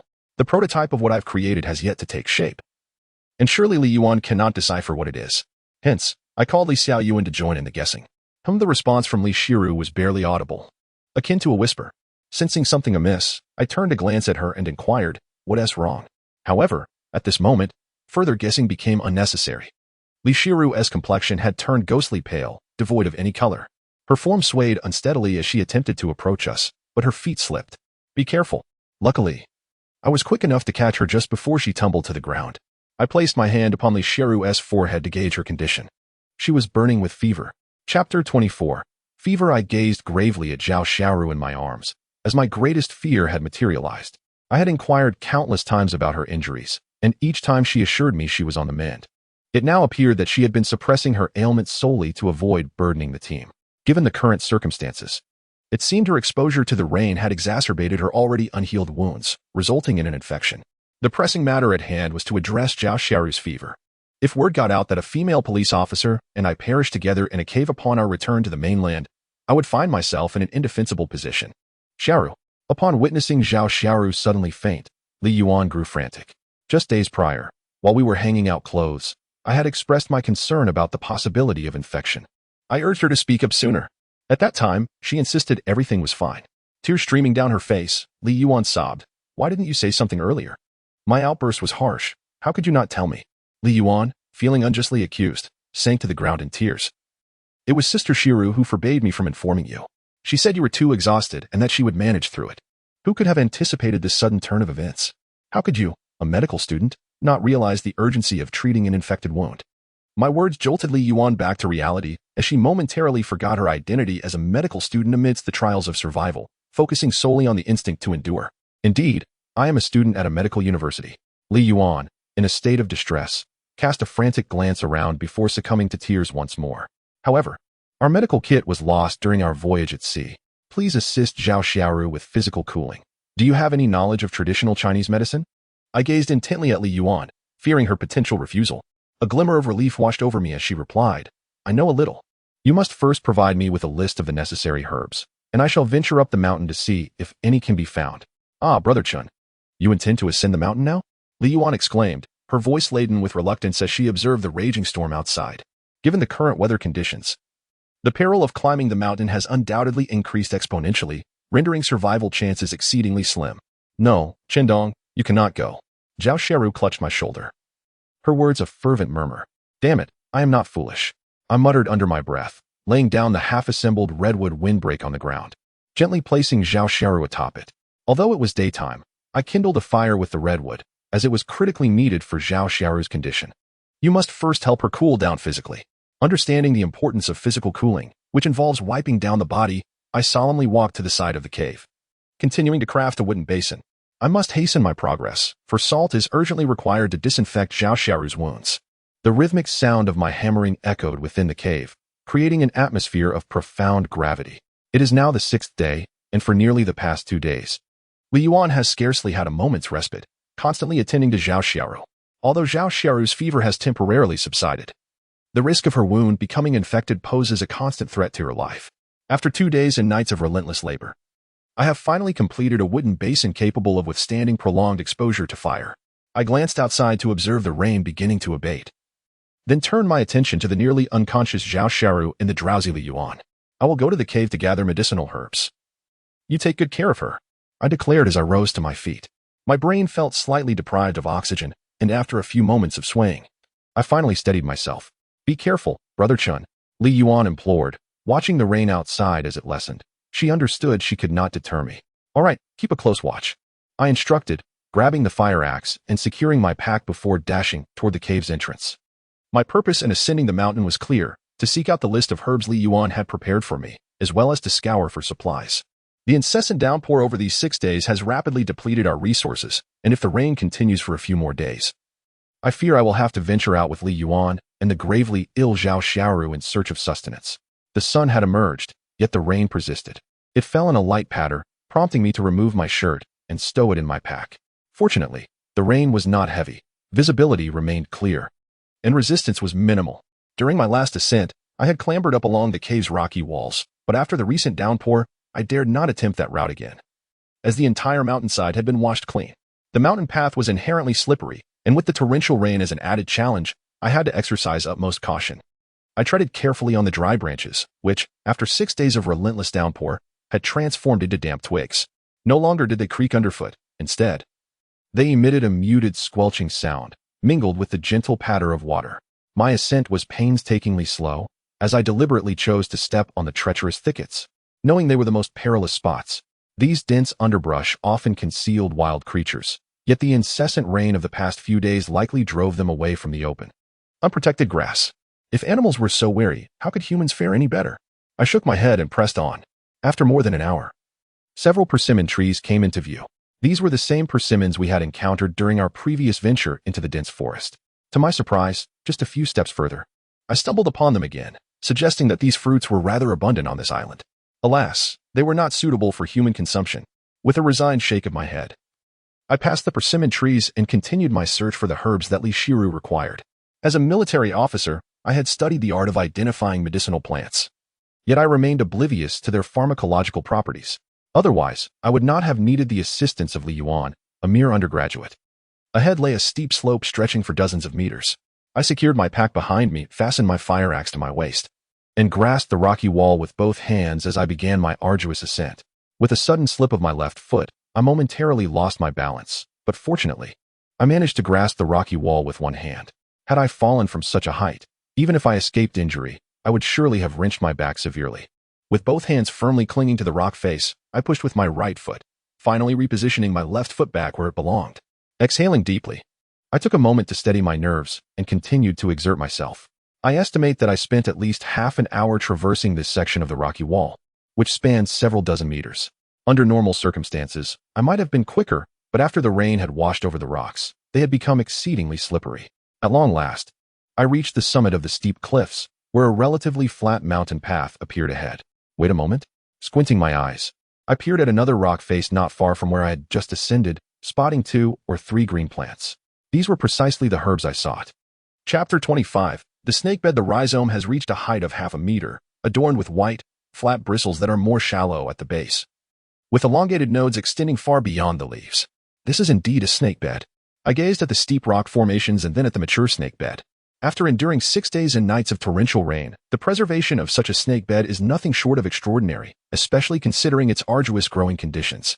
However, the fact that this snakebed remains so intact can be attributed to its unique habitat. The section of the mountain wall where the snakebed flourishes is slightly recessed, which allows the surrounding rock face to envelop it perfectly, shielding it from the brunt of the elements. To retrieve this precious specimen, I must descend to the central part of the recess. Only then can I obtain the snakebed. The rock walls here are akin to those I had just ascended, steep and perilous. The sole distinction lies in the indentation where the snake bed resides, rendering it unsuitable for climbing. Nevertheless, having discovered it, I am resolute in my pursuit of this well-preserved specimen. To ensure my safety, I must first seek out sturdy vines to fashion a makeshift rope. Only then will I have a chance to navigate along the side of the mountain to reach the recess housing the snake bed. After the storm, the wild grasses on the ascent have been scattered, making the search for a suitable vine to serve as a rope quite a formidable task. Upon ascending the mountainside, I was greeted by a relatively level expanse of terrain, adorned with a plethora of flora. I was confident that I would soon discover suitable vines. Indeed, after a meticulous search, I stumbled upon some resilient-looking vines nestled behind a thicket of brambles. The thorns obstructed my path, yet they could not deter me. I wielded my fire axe with determination, severing the thorns that stood in my way. In no time, a narrow path was forged. These vines bore a resemblance to those I had previously gathered along the coastal regions for constructing windbreaks. They were root-like in nature, relatively supple, yet possessed remarkable tensile strength. The only drawback was that these vines appeared somewhat slender compared to their coastal counterparts, measuring approximately the width of 2 fingers. I dragged the vines to the rocky outcrop, laying them upon the ground. Additionally, I located a robust bush and, with my fire axe, cleaved off the sturdiest segment. This piece of timber was as thick as my wrist, entirely capable of supporting my weight. I sharpened one end of the log and, using the opposite side of the axe, struck the flat portion repeatedly. With each resounding thud, the pointed end of the log penetrated the earth, embedding itself deeply. After a considerable time, I wiped the perspiration from my brow, uncertain whether it was rain or sweat. Approximately 2/3 of the 1-meter log had been driven into the soil, leaving only a third exposed. This should suffice. I nodded, securing the vine I had found to the exposed trunk of a tree, and let it cascade down the rock face. In truth, the most prudent method would have been to locate a tree directly and tether the vine to it, descending along its length. However, I could not find a vine of sufficient length. The nearest tree stood at least 10 meters away. Once I had acquired a suitable length, I hoisted the vine up and fastened it around my waist, beginning my descent along the rocky wall. Despite enduring such training for years in the military, I found myself compelled to exercise utmost caution in this treacherous environment. Suddenly, my left foot slipped against the rock face, and I plunged several meters in an instant. Fortunately, I managed to grasp the rope with urgency, stabilizing my form. I continued my descent. The snake bed lay just 2 meters below. After 5 minutes, I navigated the final 2 meters, the vine above now taut, placing me directly adjacent to the snake bed. With a slight push from my legs, I leaned closer to the snake bed. At last, I made contact, one hand gripping the vine and the other reaching for the snake bed. With a significant exertion of effort, the snake bed finally yielded to my grasp. Perhaps due to its perennial growth on the rock face, its roots were remarkably robust.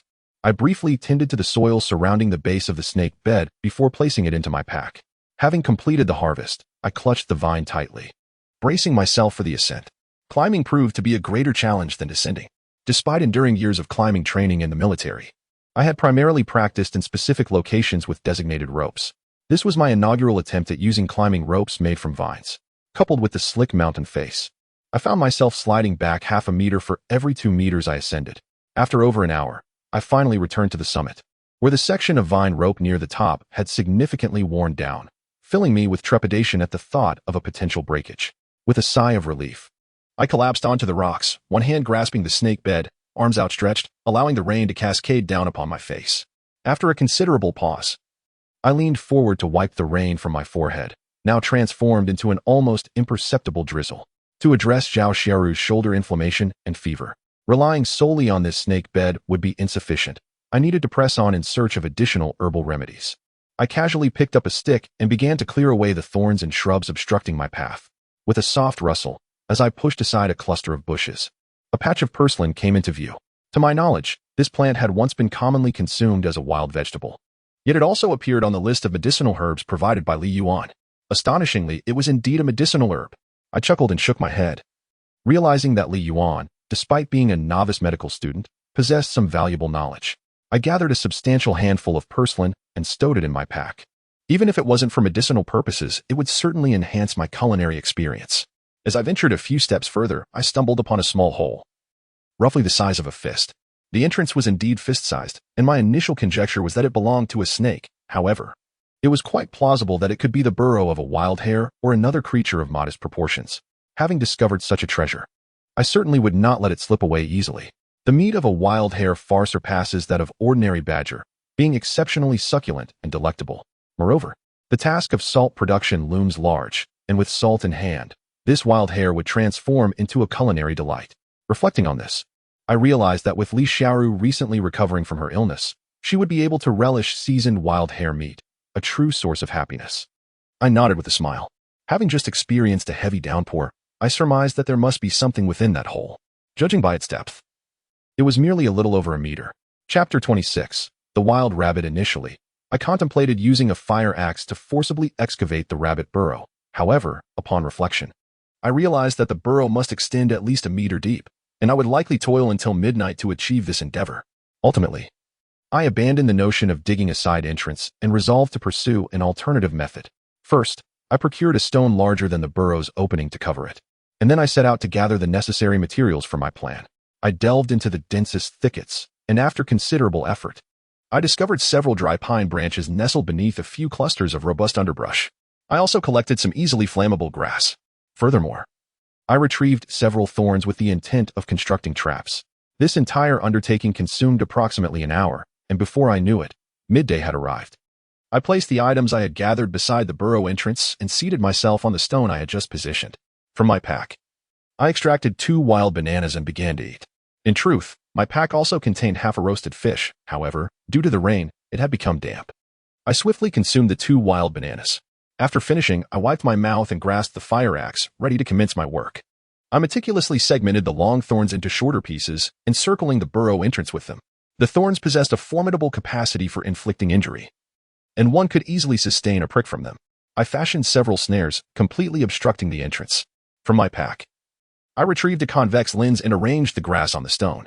The storm had passed, and under the dual refraction of sunlight and the lens, a radiant point of light danced upon the grass. The locus of incandescence intensified progressively, culminating in a transformative shift after approximately a dozen minutes. Exhaling audibly, a nascent flame erupted from the tinder. The susceptibility of the herbaceous down to ignition was attributable to its desiccation and its delicate constitution, which engendered a notably low combustion point. Subsequent to the ignition of the tinder, I promptly kindled several pieces of firewood in concert. As if perceiving some alteration, the stone beneath my seat stirred momentarily before reverting to quiescence. Presuming the obstruction of the aperture, the denizen could only adopt a posture of tentative observation. However, the sylvan hare within could scarcely anticipate its imminent transformation into my repast. With the kindling thoroughly ignited by the herbaceous down, I displaced the stone from beneath me and initially cast the ignited tinder within, subsequently redressing the stone to occlude the opening, save for a diminutive crevice.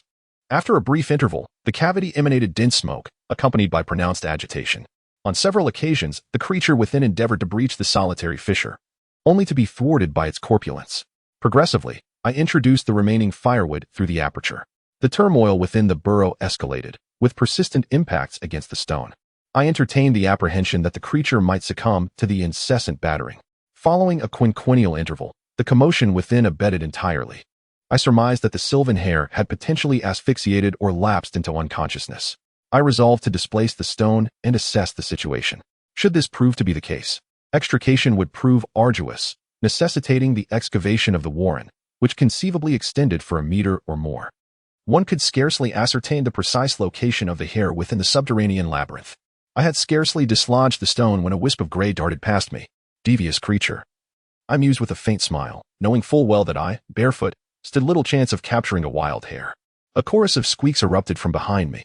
With a dismissive curl of my lips, I replaced the stone, sealing the burrow, and turned my attention to the hare kicking its legs in frantic disarray. The smoke had clearly taken its toll, leaving the creature disoriented. I seized it by the scruff, swiftly slit its throat, and drained its blood with practiced ease. With the hare blood dry, I found myself unable to cleanse the bloodstains from its fur, and with no time to spare, I couldn't stow it in my pack. Improvising, I secured the hare to my waist with a length of vine, tying its hind legs together. The afternoon was already upon me, and I was compelled to hasten my search for herbs and begin my descent. Another hour and a half elapsed as I scaled a series of towering rock faces, gathering several more herbs along the way. Despite the lateness of the day, the post-storm heat was stifling. After ascending yet another precipice to claim the final herb, I collapsed against the rock face, gasping for breath. Perspiration cascaded from my brow, leaving dark stains on the stone. My initial forecast of a prolonged drizzle into the evening had proven inaccurate. The sudden heat left my mouth parched and my stomach gnawing with hunger after the prolonged exertion.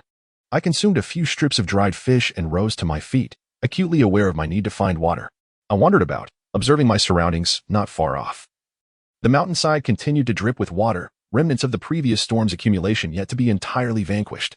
This residual water trickled down the rock face. The cliff was quite lofty, and given my current physical condition, attempting to scale it would undoubtedly pose a significant danger. For safety's sake, I resolved to use another method to collect the water cascading down. The streams were exceedingly thin, almost as if they were falling drop by drop. To gather such delicate trickles required some ingenuity. I untied my shoelaces and extracted them from my shoes. Approaching the flowing cliffside, I found a slender stream of water flowing directly downwards. I folded the shoelace and positioned its pointed plastic end into a container, securing it against the cliff so that the stream could flow into my vessel along the shoelace. Drip, drop, each droplet of rainwater made its way into the container. At the current rate, I estimated that it would take just over an hour to fill a coconut shell. During this interval, I prepared to search more thoroughly, hoping for a new discovery. Indeed, diligent individuals often encounter extraordinary fortune. Having taken only a few steps forward, a mountain plum tree appeared before me.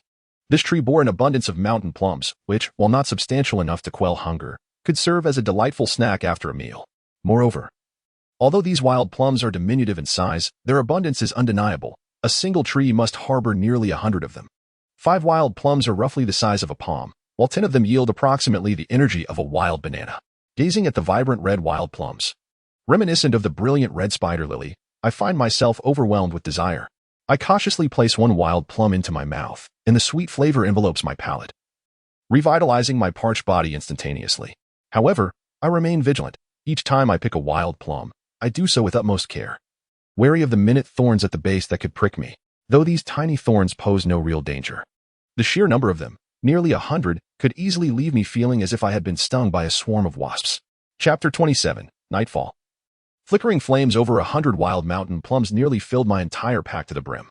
Time slipped away unnoticed, and by the moment I had completely gathered the last of the mountain plums, more than an hour had passed.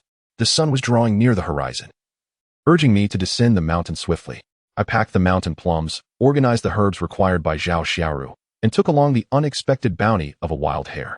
Finally, I secured my shoelaces once more and drained a full cup of water in a single gulp. The path down was no longer the treacherous mire it had once been. It was significantly easier to navigate. After nearly 2 hours, I finally returned to the mouth of the cave. The sun had long set, and in the silver glow of the moonlight, I observed that a fire had already been kindled within the cave. Some new dry firewood lay inside, likely gathered by Li Yuan after the rain had ceased in the afternoon. After 6 consecutive days of torrential rain, our supply of combustible materials had been nearly exhausted, and even the precious redwood logs I had painstakingly dragged back had been reduced by 1.5. Li Yuan was tenderly caring for Zhao Xiaoru, whose high fever had subsided, and her wounds had been temporarily disinfected with seawater by Li Yuan. Brother Chun, Li Yuan's voice quivered with emotion, as only she knew the depth of her anxiety that day. I had recklessly ascended the mountain in the rain, leaving her alone with the gravely ill Zhao Xiaoru.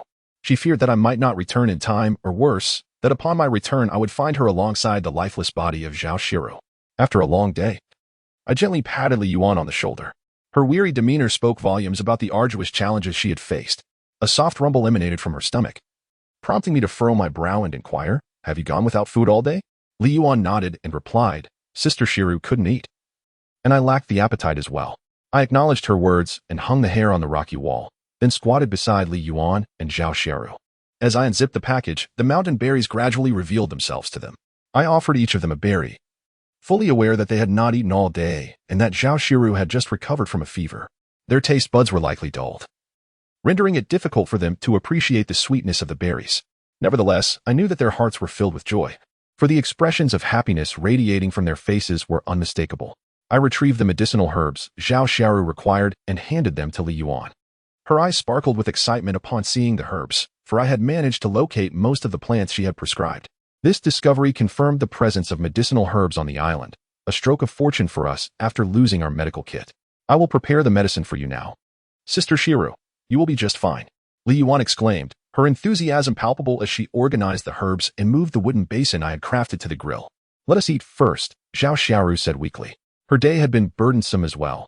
Her greatest concern, aside from her own well-being, was for me, fearing that her predicament might inadvertently lead to my misfortune. However, all is well now. Everything has settled, and she feels at ease. Knowing that Li Yuan had accompanied her all day without eating, she felt a twinge of guilt. "All right, let us dine first," I reassured her, understanding that there was no need for further hesitation.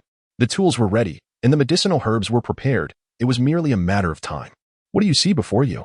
I presented the wild mountain hare before them, which weighed approximately 5 pounds. "Is that a dead rabbit?" Li Yuan exclaimed in astonishment, her eyes wide at the sight of such a large creature. It was indeed twice the size of the small white rabbits she was accustomed to. "This is a wild mountain hare, which our police team captured during our survival training in the wilderness. Tonight, we shall feast upon it."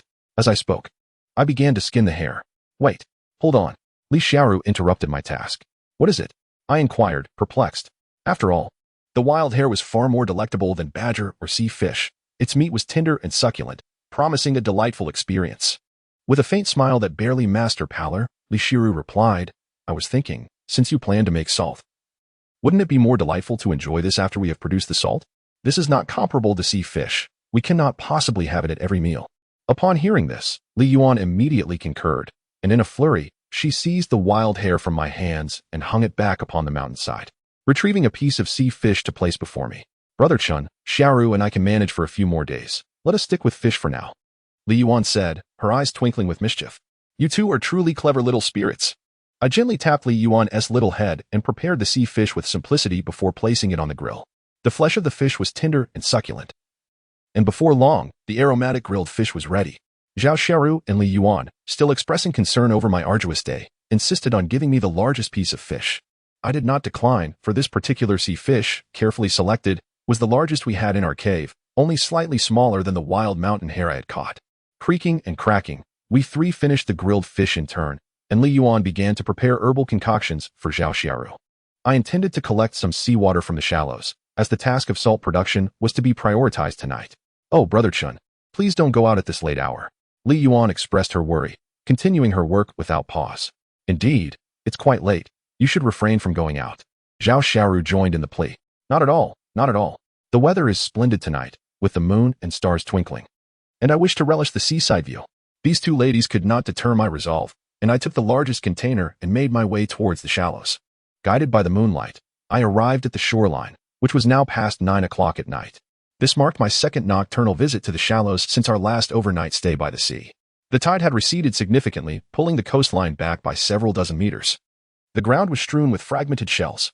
I chose not to gather these shells, for I knew that the remnants left behind by the receding tide held nothing within. The night breeze from the sea was somewhat biting as I stretched lazily. The nocturnal scenery here is indeed splendid, yet my mood did not permit me to appreciate it. As I strolled along the coastline for several meters, the frigid sea water lapped against my toes. One hand grasped my shoes while the other held a bucket brimming with seawater. Satisfied with my collection, I ambled back towards the shore to dry my feet and don my shoes before heading home. In the northwestern direction along the coast, a faint glimmer caught my attention. Barely perceptible at first, yet I sensed something amiss. Initially, I believed it to be the moonlight reflecting upon the shore, but upon further reflection, it seemed highly unlikely. Could it be a ship? As this thought crossed my mind, an involuntary shiver ran through me. Chapter 28. Hope?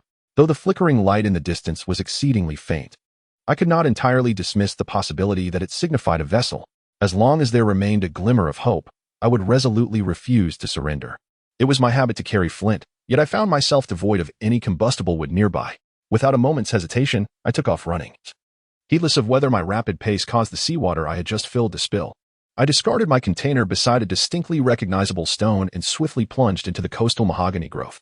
I hastily chopped down several easily ignitable branches and raced back to the shallows. The distant glow continued to flicker, now appearing somewhat brighter than before. I promptly laid the wood on the ground and relentlessly struck the side of my fire axe with the flint. I paid no mind to the potential damage to the flint. My sole desire was to ignite a flame. For this was the first spark of hope I had felt in over a fortnight. The Earth is home to 7 continents and 4 oceans. Yet we found ourselves utterly unaware of our own location, which rendered me profoundly helpless. The distant flames likely indicated a ship, and regardless of its national origin, it represented a semblance of hope. With each swift strike of the flint, I finally succeeded in igniting one of the branches. I dared not linger and quickly set fire to the remaining branches. Arranging the blazing wood into a distress signal, I yearned for the distant vessel to notice. I even called out loudly twice, only to realize that the sea breeze carried my voice away, rendering it inaudible beyond a few meters. In order to ensure the persistence of the flame signal, I incessantly traversed between the redwood grove and the signal station I had established, until, at long last, the distant glow of the fire faded into oblivion. I understood that hope had been entirely extinguished. Nevertheless, I consoled myself with the thought that since there had been a first time, there would surely be a second. A bitter smile crept across my face as I acknowledged the truth within. Having missed this opportunity, I could not ascertain when another might arise. Perhaps a month, a year, or even a lifetime could pass before a similar chance presented itself. Since it was lost, there was no point in lamentation. Life must continue, regardless of the circumstances one finds themselves in. After toiling for so long, the hour had reached midnight. I hurriedly retrieved the container and made a swift dash into the ocean, filling it with seawater and making my way back under the unwavering moonlight. Navigating with familiarity, I found that Li Yuan and Zhao Xiaoru had yet to succumb to slumber. They were awaiting my return. Zhao Xiaoru had already consumed the herbal concoction brewed by Li Yuan, although the effects had yet to manifest significantly due to the brevity of time. I felt a wave of relief wash over me upon seeing a hint of color return to Zhao Xiaoru's complexion. Setting the bamboo tube filled with seawater against the rock wall, I urged Zhao Xiaoru and Li Yuan to retire for the night, as we had tasks awaiting us the following day. Though it was clear that fetching a bucket of water should not have consumed such a lengthy duration, neither Zhao Xiaoru nor Li Yuan pressed for explanations, recognizing my restraint and expressing my emotions. Soon, the sound of their heavy snores filled the air, indicating they had both entered a deep slumber. The two individuals, Zhao Xiaoru and Li Yuan, are navigating the challenges of survival. Zhao Xiaoru, a police officer with extensive training, possesses a certain resilience to the harsh realities of the wilderness. In contrast, Li Yuan has been abruptly yanked from paradise into a veritable hell. Though she continues to struggle, the depth of her anguish can only be truly understood by those who have endured similar trials. Both are utterly exhausted. As for myself, once a military officer, I now find myself a fugitive awaiting judgment in my homeland, with comrades relying on me to advocate for them. Presently, I am marooned on a desolate island, grappling with the precariousness of life and death, burdened with the responsibility of caring for Zhao Xiaoru and Li Yuan. For days, I have refrained from deep contemplation, fearing it would only exacerbate my anxiety. Today, witnessing hope slip away from me has left me profoundly reflective. To my astonishment, I am devoid of the anticipated fear. Instead, I feel an unexpected resolve. Turning to glance at Li Yuan beside me and then at Zhao Xiaoru on the other side, I realize that their presence grounds me, compelling me to tread carefully with each step. After a night of silence, dawn breaks with the sun shining brightly. I had slept late into the night, and my biological clock has not cooperated in waking me as I had hoped. Upon awakening, I find Li Yuan already tending to a fire in the cave, while Zhao Xiaoru requires her herbal medicine to be brewed twice daily. Noticing the firewood in the cave is running low, I take the fire axe to gather more. By midday, I drag a sturdy redwood log into the cave. Previously, due to a torrential downpour, a 1.5-meter log had to be sacrificed for firewood. The operation of the windbreak cannot cease. Otherwise, when the next storm descends upon us, we shall find ourselves in an exceedingly passive predicament. I place the firewood down in the driest corner of the cave, where sunlight graces us daily. I retrieved several more pieces of wood and tossed them into the campfire. Above the flames, a charred wooden basin simmered, its contents, seawater, boiling vigorously, bubbling and churning incessantly. After a morning of relentless heating, the basin's seawater had diminished by half. Once the seawater is entirely evaporated, the crystalline substance that remains will be the salt we have long yearned for. However, the salt thus produced is coarse. Further refinement is necessary to obtain fine salt. Nevertheless, our immediate priority is to extract the salt. As I added fresh wood, the fire blazed more fiercely, causing the seawater in the basin to froth and occasionally splash onto the rocks with a hissing sound before settling back into calmness. I instructed Li Yuan to monitor the wooden basin and encouraged her not to be frugal with the firewood. Our island is abundant with trees. Should we run low, I shall venture out to gather more. Li Yuan readily agreed and informed me that Zhao Xiaoru's condition had improved, assuring me not to worry. She also mentioned that she could handle the task of collecting firewood on her own. I chuckled softly and gave her a gentle tap on the head, acknowledging that her wilderness survival skills were indeed flourishing. After ensuring Li Yuan was well occupied, I resolved to continue constructing the windbreak. The necessity for this structure following the storm weighed heavily upon me. I possessed a multitude of tools at my disposal, including a fire axe and a saw. I even contemplated crafting a wooden shovel from the surplus redwood pillars, for such an implement would facilitate the excavation of various items. Initially, I aspired to create a large wooden paddle, approximately half the height of a man. However, upon assessing the limited materials at my disposal and the harsh environment we are perpetually poised to navigate, I resolved to fashion a simpler, more compact model. This diminutive paddle would measure roughly the length of half an arm, with 2/5 dedicated to the head and the remainder forming the handle. With the acquisition of a saw, the creation of these tools became considerably more manageable, and by the end of the morning, a perfectly crafted paddle materialized before me. Chapter 29, Salt Production. Gazing upon the flawlessly crafted wooden basin, I could not help but marvel at how the prolonged confinement on this desolate island has transformed me into a carpenter of sorts. The seawater within the basin had been reduced to mere remnants, with visible crystals beginning to form sporadically at the bottom. In less than half an hour, I anticipated that the remaining seawater would evaporate entirely, leaving behind the crystalline substance that would constitute coarse salt. After half an hour, following 7 or 8 hours of continuous heating, the basin was filled with a small handful of sea salt, crystallized from the once abundant seawater.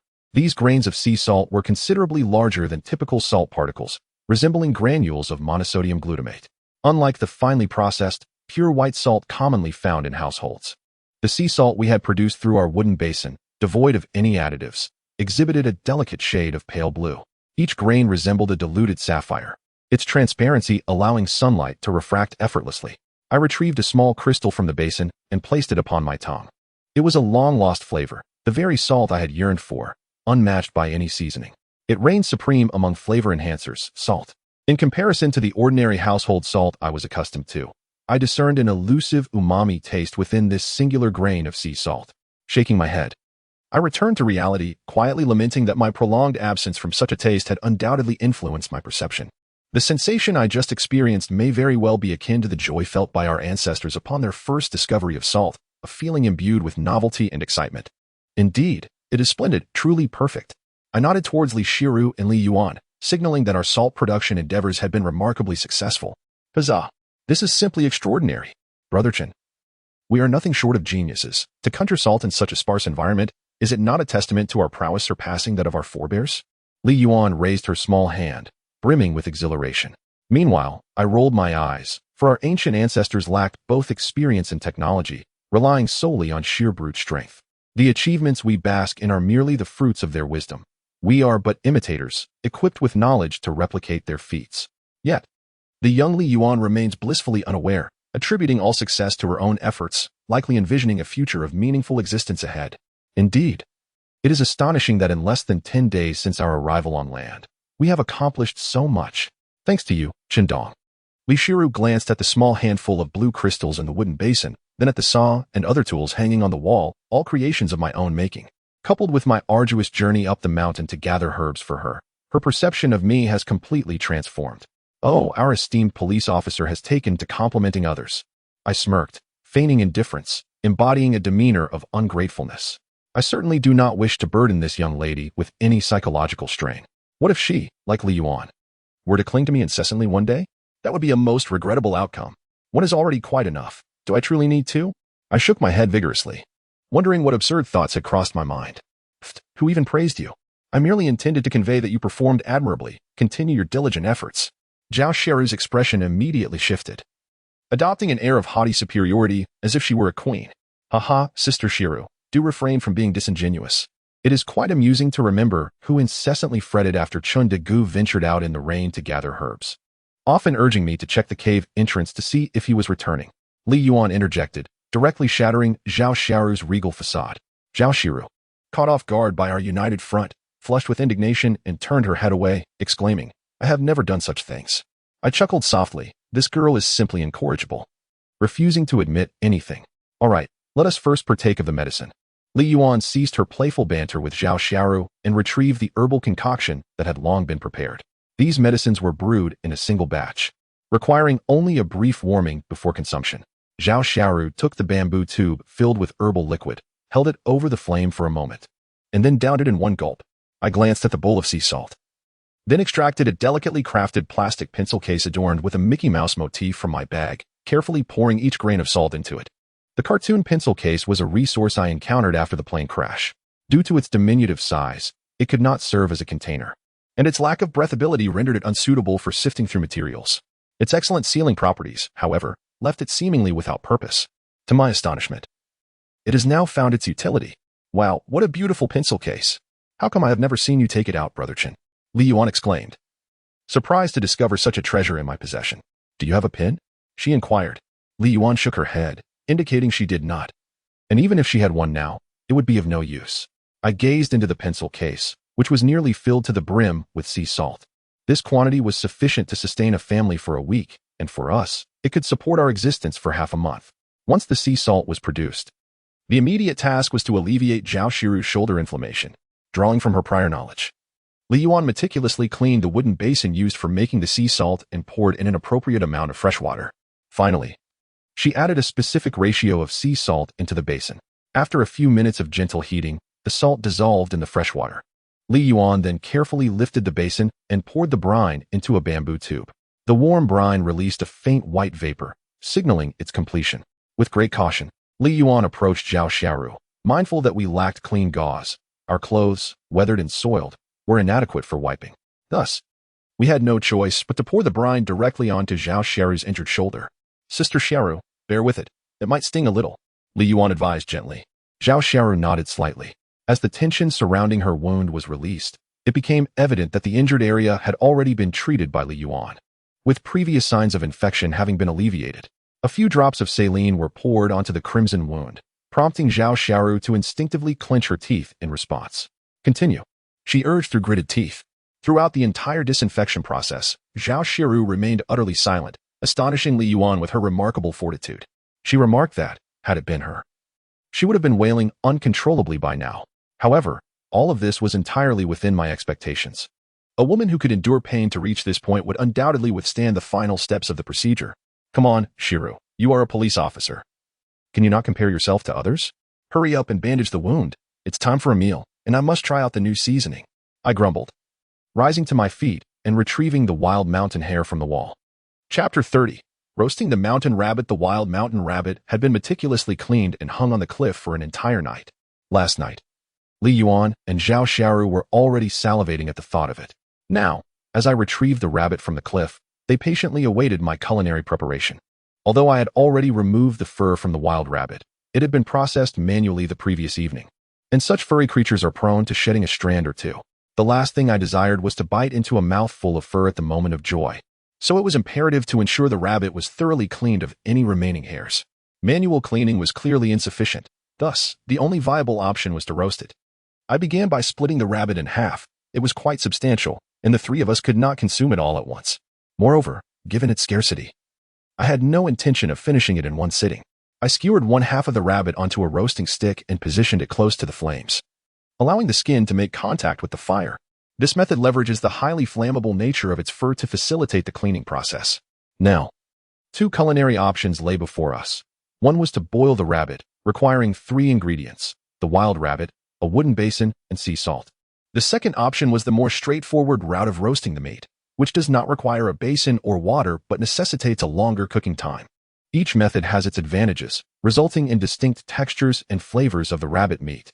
After careful consideration among Zhao Xiaoru, Li Yuan, and myself, we unanimously concluded that roasting the rabbit would be the superior choice. In contrast to roasted rabbit, boiled rabbit requires a considerable amount of sea salt and water. Although we have recently succeeded in salt production, it is still insufficient to meet such demands. Furthermore, while the wooden basin I crafted exhibits excellent heat resistance, it is ultimately a wooden tool, and each use diminishes its lifespan. Having arrived at a final decision, I promptly complied with the request of others and placed the rabbit back on the grill. I added a few more logs to the fire beneath, and the roaring flames caused the wild mountain rabbit to emit a crackling sound. I gently rotated the roasting spit, ensuring that the rabbit was evenly exposed to the heat. The bloodstains on the rabbit began to gradually fade, transforming into a delicate pale yellow. This wild mountain rabbit was remarkably plump after a brief period of roasting. The fat started to drip, one drop at a time, into the flames, causing the fire to leap higher with each drop. The tender skin of the rabbit transitioned from pale yellow to a charred crust. Should one dare to pluck a piece of the outer rabbit meat at this moment and savor it, they would discover a delightful contrast, a crispy exterior yielding to succulent tenderness. However, this merely indicates that the outer layer of the rabbit has been thoroughly cooked, while the interior remains somewhat undercooked due to uneven heating. The skill of the person roasting the rabbit is paramount. A masterful hand can achieve a perfect balance of crisp exterior and tender interior, creating a culinary delight. Conversely, a less skilled hand may yield a result that is tender on one side and charred on the other. I, without a doubt, belong to the former. The enticing aroma of the succulent rabbit meat filled the entire cave. Li Yuan was already becoming somewhat impatient. I noticed her discreetly swallowing several times. Why was she so eager?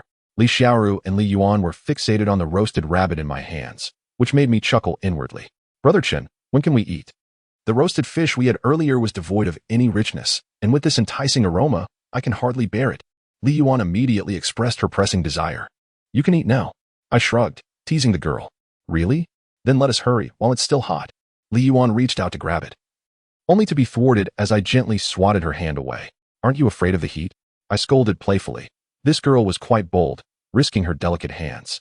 I certainly did not wish to embark on another quest for herbal remedies for burns. It was only then that Li Yuan realized her folly, rubbing the back of her head and grinning foolishly. Oh, I almost forgot. Li Xiaoru tugged at her sleeve and said, we haven't even added salt yet. What's the rush? After Li Xiaoru spoke, Li Yuan seemed to grasp the situation, almost forgetting that, according to Brother Chen and Sister Xiaoru, the flavor of the wild mountain rabbit would double once salt was added.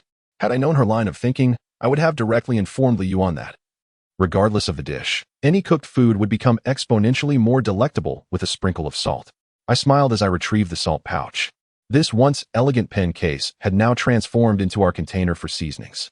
Although it may seem somewhat incongruous, within this context lies an abundance of much-needed treasures. I began by extracting a handful of sea salt from the salt pouch, which I then placed into a coconut shell filled halfway with fresh water, allowing the salt to dissolve thoroughly. Next, I gathered several leaves, dabbing them with the salt water and evenly sprinkling it over the roasted rabbit meat. If we were to boil the rabbit instead, such meticulousness would be unnecessary. We could simply cook it until tender. However, with the roasted rabbit, it is imperative to evenly distribute the limited salt water over the crispy surface, enabling it to seep in slightly and impart a savory flavor. Regrettably, we lacked a brush, which would have rendered this task quite simple. For now, we had to make do with the leaves as a substitute. As the salt water gradually permeated the meat, the half cup of brine was soon consumed. After a brief roasting of 1 or 2 minutes, a humble yet delectable saltwater roasted rabbit was thus prepared. Li Yuan and Zhao Shiru were already on tenterhooks, swallowing their saliva in anticipation, their eyes fixed on the dwindling saltwater in the cup. Nearly yearning to snatch the roasted rabbit from my hands and take a hearty bite from the most tender part, regardless of the scorching heat. After roasting the wild rabbit, I refrained from immediately sharing it with Zhao Shiru and Li Yuan, fearing that their hunger might lead them to unwittingly scald their tongues. Although a tongue burn is not a grave injury, it can hinder one's ability to eat. In our current predicament, it is crucial to be well-fed and hydrated to continue working the land. Otherwise, where would our strength come from? After allowing it to cool for a mere 10 minutes, I finally divided the rabbit meat into 3 equal portions, inviting them to choose their share first. In truth, this wild mountain rabbit is remarkably plump, with a body abundant in meat, rendering such distinctions unnecessary. Consequently, after the 2 of them divided the feast, I found myself with a single rabbit leg left. Well, a sense of gratitude. Without hesitation, I took a hearty bite from the leg in my hand. As for the other leg, Zhao Shiru, wishing to express her appreciation for the care Li Yuan had shown her over the past few days, ultimately decided to relinquish it to Li Yuan. Li Yuan, however, replied that it was of no consequence, remarking that there were still 2 legs remaining, and suggested that they could share the next meal, each taking a leg. Infuriated, I found myself fuming, having just commended these two young ladies for their thoughtfulness, only to have my next meal so brazenly arranged for me. Chapter 31. The defensive gate. After savoring the mountain hare, everyone felt a profound sense of satisfaction. Li Yuan found herself brimming with vitality, while Zhao Xiaoru, emulating her, expressed her readiness to engage in work. I organized Zhao Xiaoru as she was now in charge of the saline solution, for I wished to avoid any complications arising from her wound reopening. Zhao Xiaoru nodded in agreement. She did not want to burden either me or Li Yuan, preferring to tackle the task at hand decisively so that she could subsequently assist me. Being a bona fide police officer, Zhao Xiaoru understood the gravity of the situation and refrained from excessive argumentation. After our hearty meal, I entrusted the remaining portion of the pre-sliced mahogany pillar to Li Xiaoru, instructing her to connect these wooden pieces in the cave using vines during the afternoon. Once I had given my directives to Zhao Xiaoru, I took Li Yuan to go fishing. The relentless downpour over the past 6 days had drastically diminished our food supply, and it was imperative that we replenish our provisions to prepare for any unforeseen circumstances. On the island, the most readily available sustenance was indeed the marine fish. Although I was aware that everyone had grown weary of the fish to the point of nausea, we had no choice but to consume it. For fish had become our staple, akin to rice at a port on the mainland. As for rabbit and snake meat, the occasional capture of one or two would provide a delightful variation in flavor. Upon receiving my command, Li Yuan eagerly retrieved our hunting tools from the wall, urging me to set off promptly. I held a spear in one hand and a fishing net in the other, with a fire axe secured at my waist. I must admit, the tasks I face today are indeed formidable. Without the luxury of lamenting the tragedies of life, I must commence the arrangement of my fishing nets in preparation for the task of spearing fish. Li Yuan has already ventured off to explore her own territory.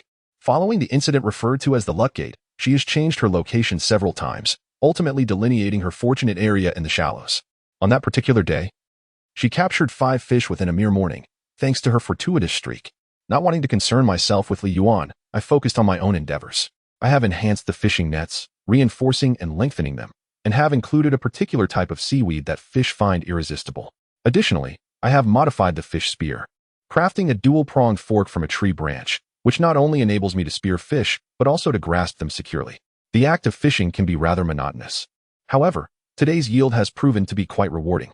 Li Yuan indeed captured 3 sea fish in her lucky area, while my nets, complemented by the fish spear, yielded 11 sea fish.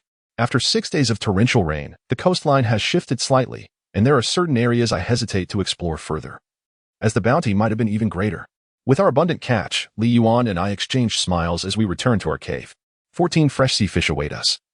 And unlike before, when the absence of sea salt had me pondering how to prevent spoilage after their removal from the ocean, I now feel less apprehensive. We have acquired a new treasure, sea salt.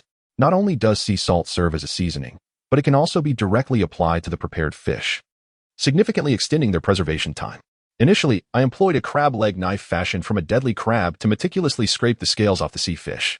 In contrast to the carp found on the mainland, the scales of tropical sea fish are more tightly adhered. With the assistance of Li Yuan and Zhao Xiaoru, we dedicated an entire hour to processing 11 sea fish. Once the scales were thoroughly removed, I retrieved half of the sea salt from a bag. I placed the salt upon a clean redwood stump, which I had specifically designated as a cutting board, ensuring it was washed daily and remained pristine. I commenced by striking this portion of sea salt repeatedly with a fire axe, striving to reduce the larger granules to a finer consistency. After dozens of strikes, I observed minimal improvement. Although the sea salt granules were slightly larger than ordinary salt grains, they were merely about the size of a thumbnail. It proved to be quite cumbersome to handle such a heavy tool for this purpose. Realizing the limited effectiveness, I ceased my efforts and divided the remaining sea salt into 14 equal portions. Despite the considerable amount of salt in my hand, each portion was, in reality, minuscule. Upon completing the division, I soon recognized that this half portion of sea salt was inadequate for processing the numerous sea fish. Even utilizing all of the remaining sea salt would likely prove insufficient. The quantity of fish was overwhelming, and after allocation, each fish would receive an insufficient amount of salt. To effectively preserve the fish from spoiling, a substantial quantity of salt is required. Merely a few grains of sea salt would be far from adequate. Due to insufficient materials, I must temporarily abandon the notion of transforming all the sea fish into dried fish. I first selected the 8 plumpest specimens and then divided the remaining sea salt into 9 portions. 8 for the preparation of dried fish, and 1 set aside for future use. Although the salt production process is somewhat time-consuming, It is not overly complicated, and Zhao Xiaoru, one of the personnel on duty, can manage it alone. I plan to have Zhao Xiaoru prepare additional sea salt tomorrow. Observing the limited sea salt at my disposal, I intend to create a larger batch once the wooden basin for processing the fish has been damaged. Ideally, I should produce enough sea salt in one go to cure at least 20 sea fish. I began by rinsing the clean sea fish in fresh water to eliminate any bacteria and traces of blood, preparing them for seasoning. I gently applied one portion of sea salt evenly across the fish's surface, massaging it delicately to facilitate the fish's absorption of the salt. Although this method could also be employed for grilling fish, it is rather cumbersome, which is why I refrained from using it last night. After meticulously massaging, the salt gradually permeated the flesh of the fish. Once the salt crystals on the surface had fully integrated, I continued the massage for an additional 30 seconds. The approximate time required to produce one dried fish is around 10 minutes, significantly extending the fish's preservation to 3 months, or even 6. In a humid tropical island climate, in colder regions, this preservation could potentially be indefinite. The preparation of 9 sea fish took a total of 1.5 hours. After I finished processing the sea fish, Li Yuan assisted Zhao Xiaoru in binding the remaining rosewood pieces. This marks the second windbreak door. Originally, there were to be 4 panels, but due to the tempest, the project has been temporarily postponed. Nevertheless, 2 panels suffice to create a reciprocating pull-push defensive door. The height of over 1 meter is adequate to keep smaller wild animals such as murderous crabs, wild mountain rabbits, and badgers at bay. I reinforced the 2 rosewood doors with the remaining vines and ventured outside to procure 2 sturdy tree branches, using them to secure the merged rosewood door to the cave entrance. Additionally, I found a particularly smooth and rounded wooden stick to serve as an axle, thereby completing a robust defensive door. Chapter 32, Red Ants and Relocation. Although this door may not shield us from the wind and rain, it offers some protection against wild beasts, which is commendable in its own right. After preparing the sea fish, our dinner for the evening was quite unremarkable, consisting solely of a fish seasoned with sea salt and roasted. Following our meal, we each retired for the night. The next morning, I was abruptly awakened by Zhao Xiaoru's panicked cries. While I had grown accustomed to Li Yuan's frequent startle, being awakened in such a manner was a novel experience. I swiftly rose, still somewhat disoriented, yet instinctively reached for my fire axe in readiness for any potential threat. However, upon surveying the surroundings, I found no discernible danger. I was puzzled as to why Zhao Xiaoru was in such a state of alarm. "Xiaoru, what is the matter? You nearly frightened me to death," Li Yuan murmured, rubbing her eyes, having also been jolted awake by Zhao Xiaoru's unexpected scream. "Why have you become so jumpy like Li Yuan?" I said, my impatience growing as I regarded Zhao Xiaoru, beginning to seriously doubt her composure as an officer. Is it not essential to remain calm in the face of adversity? Moreover, it did not seem as though anything was amiss. Nonetheless, Zhao Xiaoru's agitation persisted, as she trembled and pointed toward a corner beside her, urging me to investigate. Before I could approach, Li Yuan had already bounced over. "Haha, Xiaoru, I never would have imagined. I've heard of people being afraid of cockroaches, but this is the first time I've encountered someone terrified of ants. Your fear is truly peculiar." After Li Yuan finished laughing, she intended to assist Zhao Xiaoru in exterminating these ants. Upon hearing the term ants, my brows furrowed instantly. We were currently deep within the tropics, where the ants here were far more perilous than the usual tropical varieties. "Do not touch them," I exclaimed sharply, attempting to grasp Li Yuan, but I was regrettably too late. I pulled Li Yuan away, who appeared exceedingly aggrieved, and turned my gaze to the spot where she had been stepping. There lay the lifeless bodies of 2 or 3 ants. Although the ants' bodies were not easily discernible, upon crouching down for a closer look, I identified the reddish-brown hue upon their forms. Red ants. Panic tinged my voice, and Zhao Xiaoru shuddered upon hearing my words. The red ant is a highly specialized species within the social ant family, known as fire ants. These creatures bear a resemblance to the common little yellow ants, yet they are slightly larger and possess that distinctive reddish-brown coloration. These ants are exceedingly dangerous. Their abdomens are equipped with stingers that penetrate the skin and inject venom upon climbing onto a person. Most critically, they are social creatures with high levels of aggression and unity. It appeared that these fire ants had emerged following the storm. It seemed this cave was no longer a viable shelter. Glancing at the lifeless bodies of the few fire ants, I shook my head. Where shall we reside then? Zhao Xiaoru had already realized the implications of the term fire ants, understanding that this was merely a small contingent. Next time, it could very well be a formidable swarm. The tale of the ant shaking the elephant is no mere jest. If we continue to reside in this cave, it is not inconceivable that one day the 3 of us may become desiccated corpses. Very well, from this moment forth, we must act. I strode to the entrance of the cave and dismantled the protective door I had crafted just the previous night. With a sigh, I gazed at the door in my hands, feeling a twinge of regret. This contraption could fend off slightly larger mammals. Yet to thwart fire ants, creatures diminutive in stature yet perilous in nature, was nothing short of a fantasy. It had consumed an entire night to construct. I would have to wait until we erected a proper shelter to put it to use. I divided the door back into 2 segments. While assembling it was a challenge. Disassembling it proved effortless, requiring only a gentle exertion on my part. What are you standing there for? Sister Xiaoru is injured. Hurry and assist her. I chided Li Yuan with a playful tap on the head, instantly rousing her from her stupor.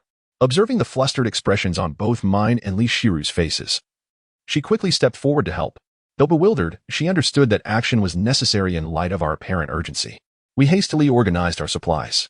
We still had a dozen sea fish, more than half of a wild badger, and half of a wild rabbit. Additionally, there were tools such as saws and wooden basins, along with wild bananas and other fruits. The volume of our possessions was indeed considerable. I alone bore the brunt of the weight. The windbreak door would have to be temporarily set aside. I would retrieve it upon our return. The 3 of us, laden with bundles, made 3 or 4 trips back and forth before finally delivering all the necessary supplies to their intended destination. Since I beheld the flickering lights resembling those of a vessel near the shallows one night, I have nurtured the desire to construct a treehouse. However, due to the scarcity of supplies following the storm, the implementation was delayed. This time, it has been initiated passively. Over the past few days, we have accumulated quite a substantial amount of provisions, all stacked in various bundles upon a seemingly secure patch of rock. This area is a relatively safe and level clearing. Once the treehouse is erected, we will be able to observe the location of the shallows directly from its vantage point, although visibility may be limited. Easily discernible lights resembling those of a ship can still be detected. What on earth is going on? Sister Xiaoru, could you enlighten me? Li Yuan, exhausted from the labor, disregarded her appearance and sat down beside a tree to rest after finally transporting the supplies. Li Xiaoru candidly informed Li Yuan that the ants she had crushed were not ordinary ones, but rather a highly aggressive species of red ants. We were fortunate this time to have encountered only a small squadron. Had we faced a larger battalion, we might have been devoured to the bone, with no chance of survival. Ah, how terrifying! Li Yuan gasped, feeling a chill run down her spine, for she had personally trampled several red ants. She was now anxious to ascertain whether these red ants would seek revenge on her. I reassured Li Yuan that as long as we remained in the original location, she would have been taken care of, but now that we have departed from that dreadful place, how could the red ants possibly find her to exact their vengeance? With this, Li Yuan finally felt a sense of relief. Though she was still apprehensive about waking up tomorrow to find herself transformed into the dreadful form described by Zhao Xiaoru, that would indeed be troublesome. As I waited for Li Yuan and Zhao Xiaoru to relax for a moment, I resumed my tasks. It seemed likely that sleep would elude me tonight. After several back-and-forth trips, the evening had descended upon us. I ignited several clusters of bonfires at the midpoint.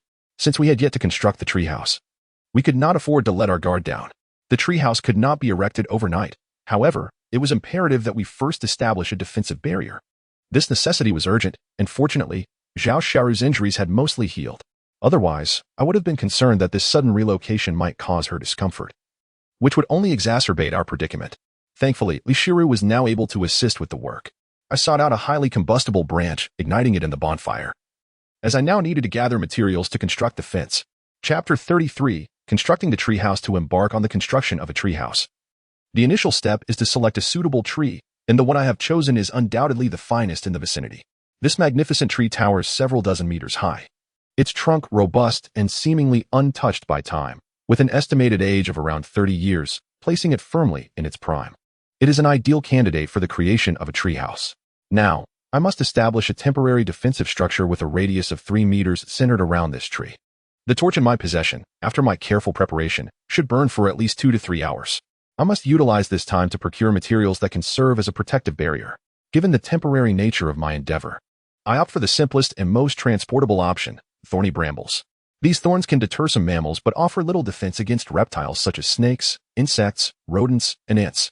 However, these creatures tend to be solitary, posing a lesser threat compared to social mammals that operate in packs, which are exceedingly perilous. While the brambles are lightweight and easily severed, their transport presents a challenge. I cannot remove the thorns, for that would compromise their defensive capabilities. I first locate a thicket of brambles, which spans an ample area of at least an acre, sufficient for constructing a 3-meter defensive perimeter. I begin by cutting the brambles. Then, using my clothing to cushion my palms, I bind them together with vines. The thicket is only a little over 200 meters from the treehouse's location.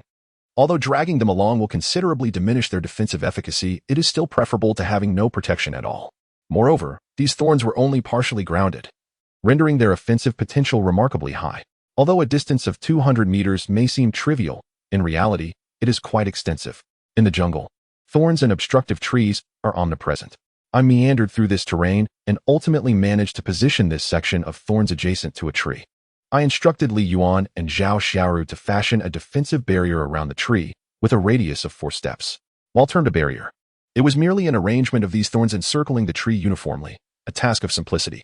I cautioned Li Yuan and Zhao Xiaoru to be wary of pricking themselves while constructing the barrier, and then I proceeded to gather the remaining thorns. As dawn broke the following day, the sun ascended slowly, casting a blinding first ray of light. I finally connected the last cluster of thorns to the other end, allowing me to exhale in relief. Li Shiru and Li Yuan, exhausted, rested on the spot. However, after a night of labor, a rudimentary defensive barrier had been established. Deprived of sleep, I instructed Li Yuan and Zhao Xiaoru to take turns resting, for our fortifications could only offer basic protection against mammals. True safety would only be assured once the treehouse was completed. Despite the fatigue of an entire sleepless night, I was compelled to expedite the construction of the treehouse. Lingering in a state of anxiety was far from ideal. Li Yuan suggested that the injured Zhao Xiaoru rest first, with plans for her to sleep in the afternoon, while Zhao Xiaoru insisted that Li Yuan take the initial rest, asserting her ability to endure. I had neither the time nor the inclination to mediate their exchanges. My priority was to procure materials for constructing the treehouse. Initially, I envisioned constructing a treehouse from mahogany. However, upon reflection, I realized that while mahogany is robust, it is also challenging to fell. My treehouse is designed to be suspended among the branches, so as long as the base is sufficiently sturdy, it would suffice. After much contemplation, I resolved to utilize mahogany for the foundation, while substituting the walls with cedar and pine. Both cedar and pine are easily harvested, and their resilience to the elements rivals that of mahogany. Within the cave, 2 mahogany trunks awaited me, and I intended to retrieve them first. Upon returning to the cave, I ventured to inspect the area frequented by the red ants. The corpses of the few that had been crushed by Li Yuan had vanished. Yet the colony of red ants was already established along this path. Yesterday, there had only been 20 or 30, but now the count had swelled to over 100. At this rate, it would not be long before a lethal swarm would emerge. I felt a sense of relief for having made my decision promptly. I would rather endure the chill and fear outside than face the prospect of being devoured to the bone by the red ants. Shaking off my apprehension, I hastened to drag the 2 mahogany trunks out of the cave. I had no desire to encounter those repugnant creatures any longer. The trunks were heavy, and even with just 2, I had to transport them in 2 trips to our new encampment. By the time I returned, Li Shiru was sound asleep, ultimately having yielded to Li Yuan's insistence. "Brother Chen," Li Yuan called as she rushed over to assist me in unloading the mahogany trunks. Yet with her limited strength, she was unable to lift them, prompting me to quickly instruct her to step aside. With great care, I placed the mahogany trunk upon the tree and instructed Li Yuan that the circumstances were no longer as they once were in the cave. She must ensure proper precautions and never let her guard down. Li Yuan nodded in agreement, assuring me that she would protect Zhao Shiru diligently. With this assurance, I felt at ease to continue my search for materials to construct the treehouse. Cedar trees primarily thrive in mountainous, frigid regions, yet they can also be found in abundance on tropical islands like ours. The cedar is easily recognizable, its crown resembling a conical shape akin to a pagoda.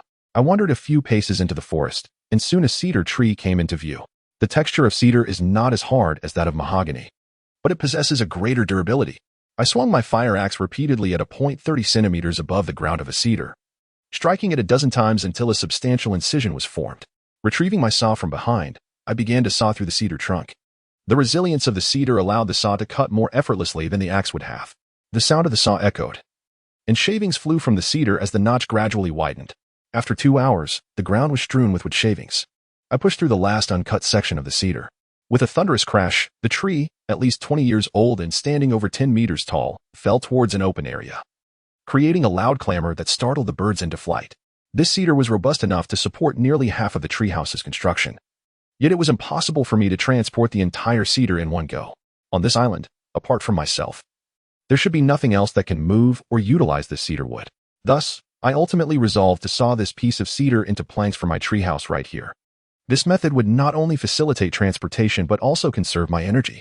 Moreover, these processed cedar boards ought to be relatively lightweight, enabling Li Yuan and Zhao Xiaoru to assist as well. With this notion in mind, I commenced my task, first segmenting the trunk into sections. Much like I did with the mahogany, I divided the several-meter-long cedar into 7 segments. Once separated, I proceeded to cut these 7 cedar trunks into widths suitable for walls. I casually selected a cedar post, positioned it beneath me, and began my work. Chapter 34. The completion of the treehouse to construct the treehouse. The first essential element was a ladder, necessitating the careful cutting of the first cedar trunk. I made sure to saw it into relatively thin sections. As the requirements were not overly demanding, it merely needed to support the weight of individuals ascending and descending. The saw continuously scraped against the wood, and an innumerable amount of wood shavings scattered across my hands. After 2 hours of labor, I finally finished sawing the first trunk. This particular trunk measured 1 meter in length, which I divided into 23 slender wooden pieces. I then sawed out 2 additional trunks, approximately 5 years old and slightly thicker than my wrist, to serve as supports for the handrail. Lacking nails, I resorted to using vines and wooden pegs as substitutes. The vines were simply tied and bound together, while the wooden pegs, though sturdier, presented a greater challenge in their application. Firstly, the material selected for the wooden pegs had to be exceptionally hard, capable of withstanding the weight without fracturing or collapsing under pressure. Therefore, rosewood was deemed the most suitable choice. I intended to craft only a portion of these wooden pegs to reinforce the structure of the house. As for the ladder, I could always fabricate a rope ladder later if necessary. By the time I completed the sawing of the third cedar, the sun was nearing its descent. I needed to transport all the cut wooden strips back, ensuring I could continue my work into the night. According to my arrangement, the 3 of us would take turns keeping watch. I would handle the first shift, Zhao Xiaoru the second, and Li Yuan the third. On this island, the sun typically set around 7 in the evening and rose at 5 in the morning, allocating time accordingly. This provided us with a little over 3 hours for each watch. Due to my daily routine of rising early to venture into the woods for logging, I find that the time between 7 and 9 in the morning can be devoted to advancing the construction of our treehouse. A treehouse, as defined, is a dwelling elevated amidst the boughs, inherently fortified against potential threats. One need not be concerned about serpents, insects, rodents, or ants. The only adversary we must guard against is the avian kind. However, this endeavor proves somewhat formidable for us, as we possess no tools and must rely solely on manual labor. To establish an elevated sanctuary, our initial task is to construct a ladder and supports. The ladder is crafted from cedar wood, approximately 1 to 2 centimeters thick, serving the purpose of enabling access to the heights. While this contraption may initially prove advantageous, its utility wanes significantly as the project progresses. For the supports of the treehouse, I have opted to divide a single piece of mahogany into 4 sections, positioning them at each corner to provide structural integrity. My first step involves securing the cedar planks to 2 5-year-old tree trunks, roughly the thickness of my wrist. As the sun begins to set, Li Yuan and Zhao Xiaoru, who are not inclined to retire early, have decided to assist me in constructing the ladder. Li Yuan, you go to the other end. Let us first shape the ladder. All right, responds Li Yuan, bounding eagerly to the far side of the tree. A ladder is inherently designed with a trapezoidal form, narrower at the top and broader at the bottom, a detail that may escape immediate notice. Under my guidance, Li Yuan successfully aligns the ladder. Next, I proceeded to horizontally secure the wooden planks to the 2 tree trunks. Initially, I contemplated using wooden pegs, but ultimately opted for vines. However, after conducting some experiments, I discovered that while the vines could indeed attach the planks to the trunks as intended, the stability was far from satisfactory. The planks remained precariously loose, posing a potential danger. It appeared that I would need to procure some rosewood to craft wooden pegs, which was somewhat troublesome. Shaking my head, I realized I could not escape the necessity of wooden pegs. Was there not a way to insert the planks into the trunks, akin to a bamboo ladder? It was Zhao Xiaoru's keen insight that illuminated my thoughts. Indeed, since I was constructing a ladder, I could not rely solely on imagination. I needed to consider how the most commonly used ladders were made. As I spoke, I used a fire axe to carve out narrow holes, 2 centimeters wide, into the trunks, perfectly sized for the planks to fit into. This method would allow me to secure the planks to the trunks flawlessly. With this newfound direction, there was no longer a need to search for vines for reinforcement. I instructed Li Yuan to assist me in moving a tree trunk. Once that was accomplished, I urged Li Yuan and Zhao Xiaoru to retire for the night, as we needed ample rest to withstand the dangers ahead, unlike in the past. After both had fallen asleep, I began crafting the ladder, continuously using the fire axe to carve appropriately sized holes into the trunks. At long last, I completed the ladder just before dawn. I must ensure that I obtain ample sleep, Thus when Li Xiaoru and I exchanged duties, I set down the tools in my hands and succumbed to slumber. Upon awakening the following day, I noticed that the ladder had been reinforced, and I observed Li Xiaoru, who appeared rather weary, leading me to surmise that she had not rested well the previous night. Did I not mention that we must maintain sufficient sleep to muster the strength required in the face of peril? Li Xiaoru yawned and cast a glance my way, conveying a sentiment akin to "I will do as I please. Your concern is unwarranted." Yet, I understood that beneath her seemingly indifferent exterior lay a genuine concern for my well-being and potential fatigue. I hesitated to reprimand her, opting instead to diligently attend to my cedar wood. The endeavor of constructing the treehouse was monotonous and tedious.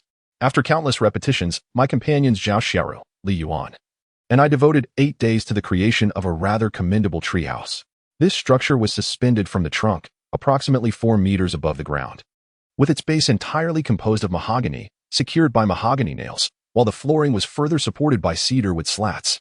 Crucially, each corner of the house was reinforced with mahogany pillars for added stability. Thus, a simple yet successful treehouse came into being. Due to the urgency of the project, the treehouse consists of but a single room. However, this space is entirely sufficient for the 3 of us. I took the liberty of establishing a lookout point, which is a window facing the shallows, allowing us to observe the surroundings with clarity. During the construction of the treehouse, we practiced frugality. Although Li Yuan and Zhao Xiaoru continued to fish during the day, I refrained from participating in any activities for the past 8 days. Consequently, our food reserves dwindled rather than increased. Hanging on the walls of the wooden house are 6 dried fish and approximately 5 or 6 pounds of badger meat, which constitute our entire remaining provisions. Over the past few days, Li Yuan has managed to produce a considerable amount of sea salt during his night shifts, filling an entire pencil case to the brim. At night, as I lay within the wooden house, gazing up at the timber ceiling, I experienced an unparalleled sense of tranquility since the incident.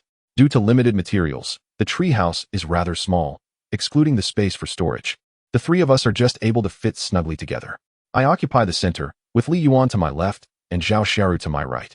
Chapter 35. Spring colors. Such an arrangement fills me with great reluctance, yet I find myself utterly powerless to change it.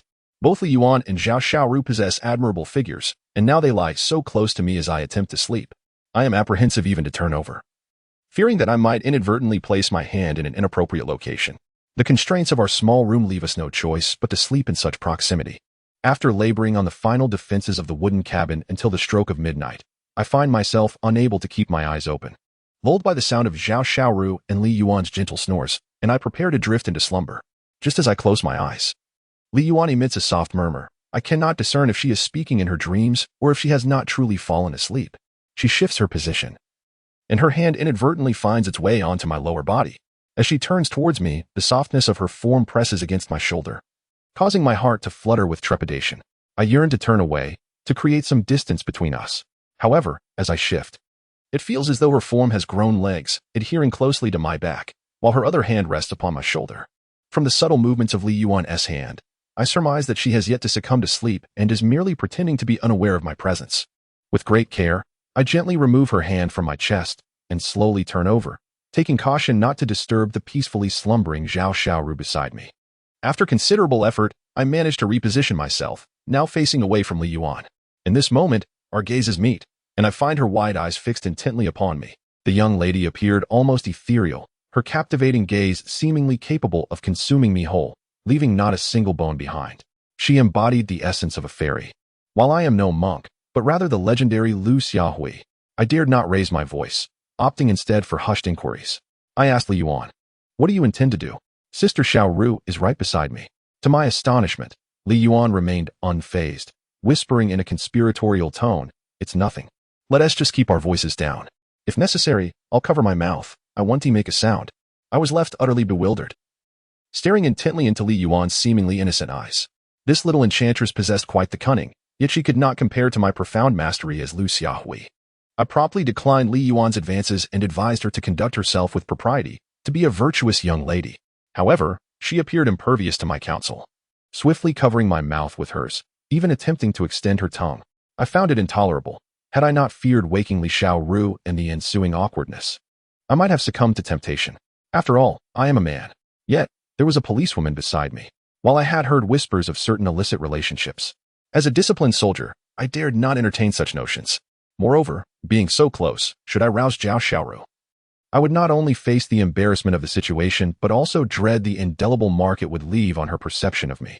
It would certainly not bode well for me to be caught in such a scandal by the officer escorting me. However, I find myself in a quandary. The proximity is rather unsettling, and I cannot seem to extricate myself from Li Yuan's entanglement. Should I perhaps take advantage of the situation? Just as I was engulfed in my inner turmoil, a sudden sharp pain jolted through my rear. My heart skipped a beat, and I inwardly cursed. Realizing that the two young ladies had merely been feigning slumber, truly duplicitous characters. Yet, upon further reflection, there might be an opportunity hidden within this predicament. Although the sting began to subside, I was unequivocally certain that the earlier sensation was indeed caused by Zhao Xiaoru, who, unable to bear it any longer, had pinched me. However, the location of her grasp was rather provocative. What could she possibly be thinking, touching my backside? Could this be a form of retaliation for my previous playful slap? Yet, that notion seems implausible. After all, she has always prided herself on being a respectable officer. Might she be feeling a twinge of jealousy? At this moment, I yearned to turn around and witness Zhao Xiaoru's expression. It must be quite amusing. However, there is no time for such musings. I must address the predicament at hand. I abruptly bent forward and sat up. My exclamation was sufficient to rouse Zhao Xiaoru from her pretense, making it unnecessary for her to continue feigning sleep. Indeed, she hastily sat up, her eyes still heavy with slumber, embodying the very essence of drama. The look she cast upon me was laden with unspoken meaning, a nuance only I could truly comprehend. "What is the matter?" Zhao Xiaoru inquired. I feigned awakening, my voice trembling as I exclaimed, "I believe something just nipped my backside." "Is there something lurking in this treehouse?" "Ah, surely not. This treehouse feels remarkably safe and far more comfortable than the cave." "Brother Chen, could it be that you experienced a nightmare?" At that moment, Li Yuan, appearing drowsy and innocent, hardly resembled the wild spirit she had just displayed. A nightmare? Suddenly, clarity dawned upon me as I replied, "Indeed, I must have been dreaming. Otherwise, why would this entity choose to bite me rather than anywhere else?" As I spoke, I cast a glance at Li Xiaoru. Although her expression was concealed in the moonlight, I sensed a fleeting tension in her demeanor. She was blushing. "All right, enough of this. It's late, let us retire to sleep." Li Yuan feigned extreme fatigue, her performance impeccable. Had I not been involved, I might have been deceived by her act. In truth, this girl had not managed to fool Zhao Xiaoru. Her earlier pinch indicated that she was awake, naturally able to overhear our conversation. Even if Li Yuan spoke softly, proximity rendered it audible. This girl likely felt triumphant, believing her acting prowess had completely ensnared Zhao Xiaoru in ignorance. Little did she know, she was merely on the first level of deception. Meanwhile, Zhao Xiaoru, convinced that her pinch had granted her control over the situation, reveled in her perceived victory while unwittingly deceiving Li Yuan. Unbeknownst to her, she was only on the second layer of this intricate game. The third layer, naturally, involves seizing every opportunity and rationale to tilt the balance of the conflict, elevating oneself from the first layer to the third. What a formidable mastery of narrative control this requires. Li Yuan and Zhao Xiaoru have already reclined, and I follow suit. Li Yuan on one side gazes at me with a look of grievance, while I, filled with a sense of triumph, regard her with disdain.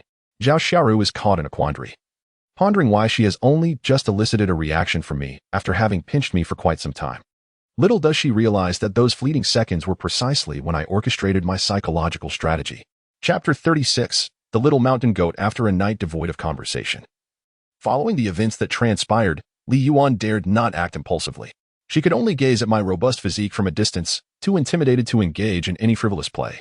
Freed from the distractions of trivial matters, I finally enjoyed a peaceful slumber.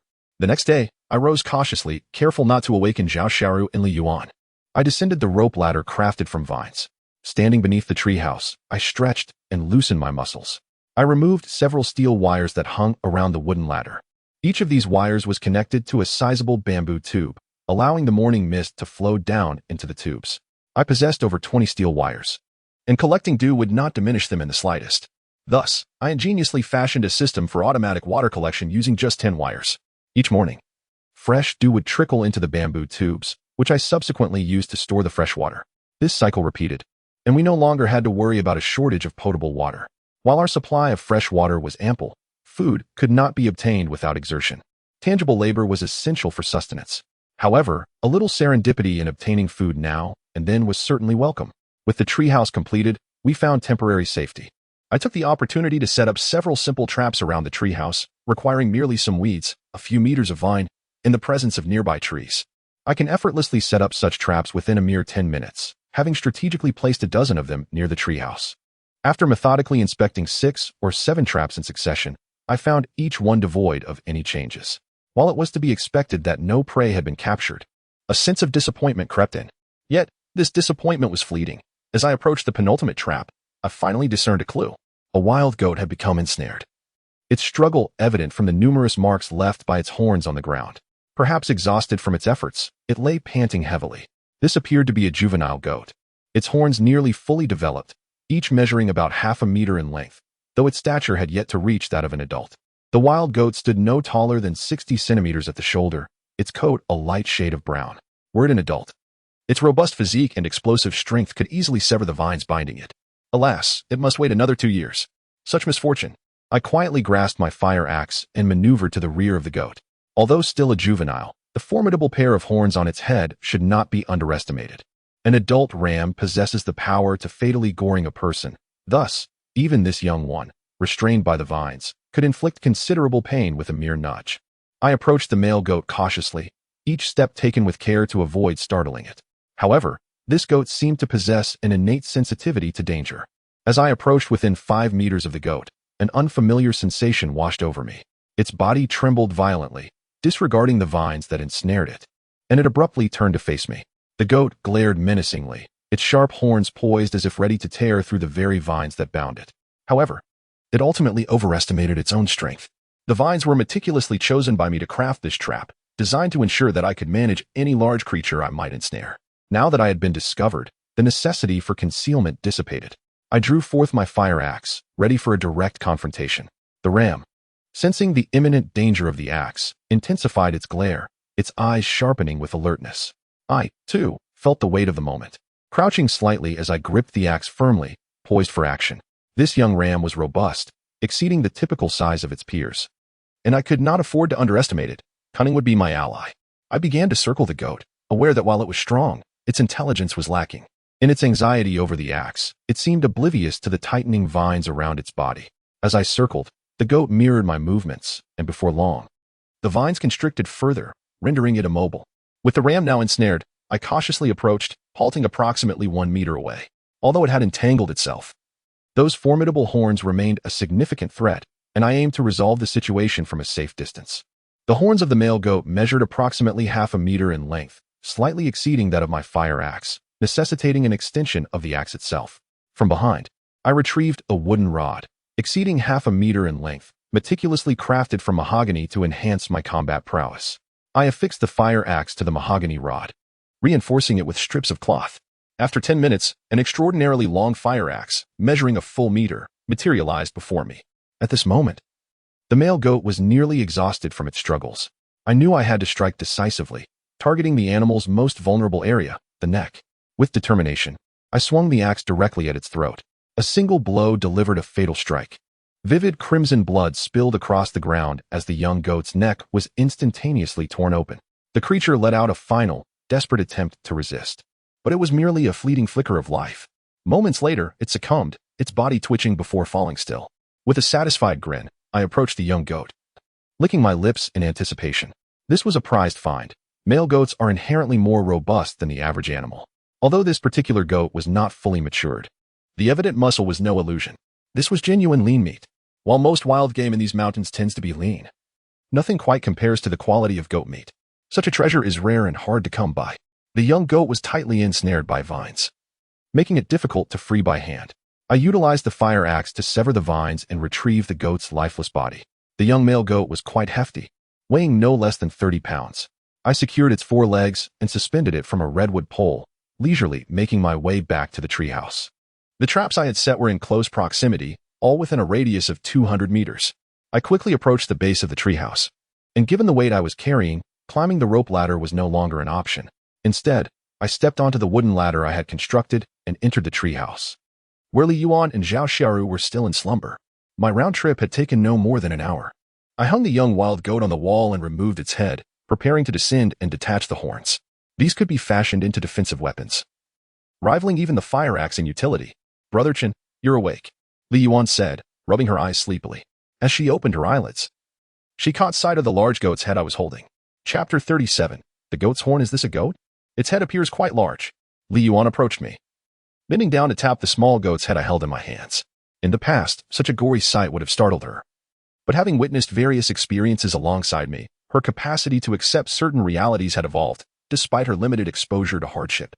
Li Yuan accompanied me to the balcony, an area I had deliberately fashioned as an extension of my wooden treehouse.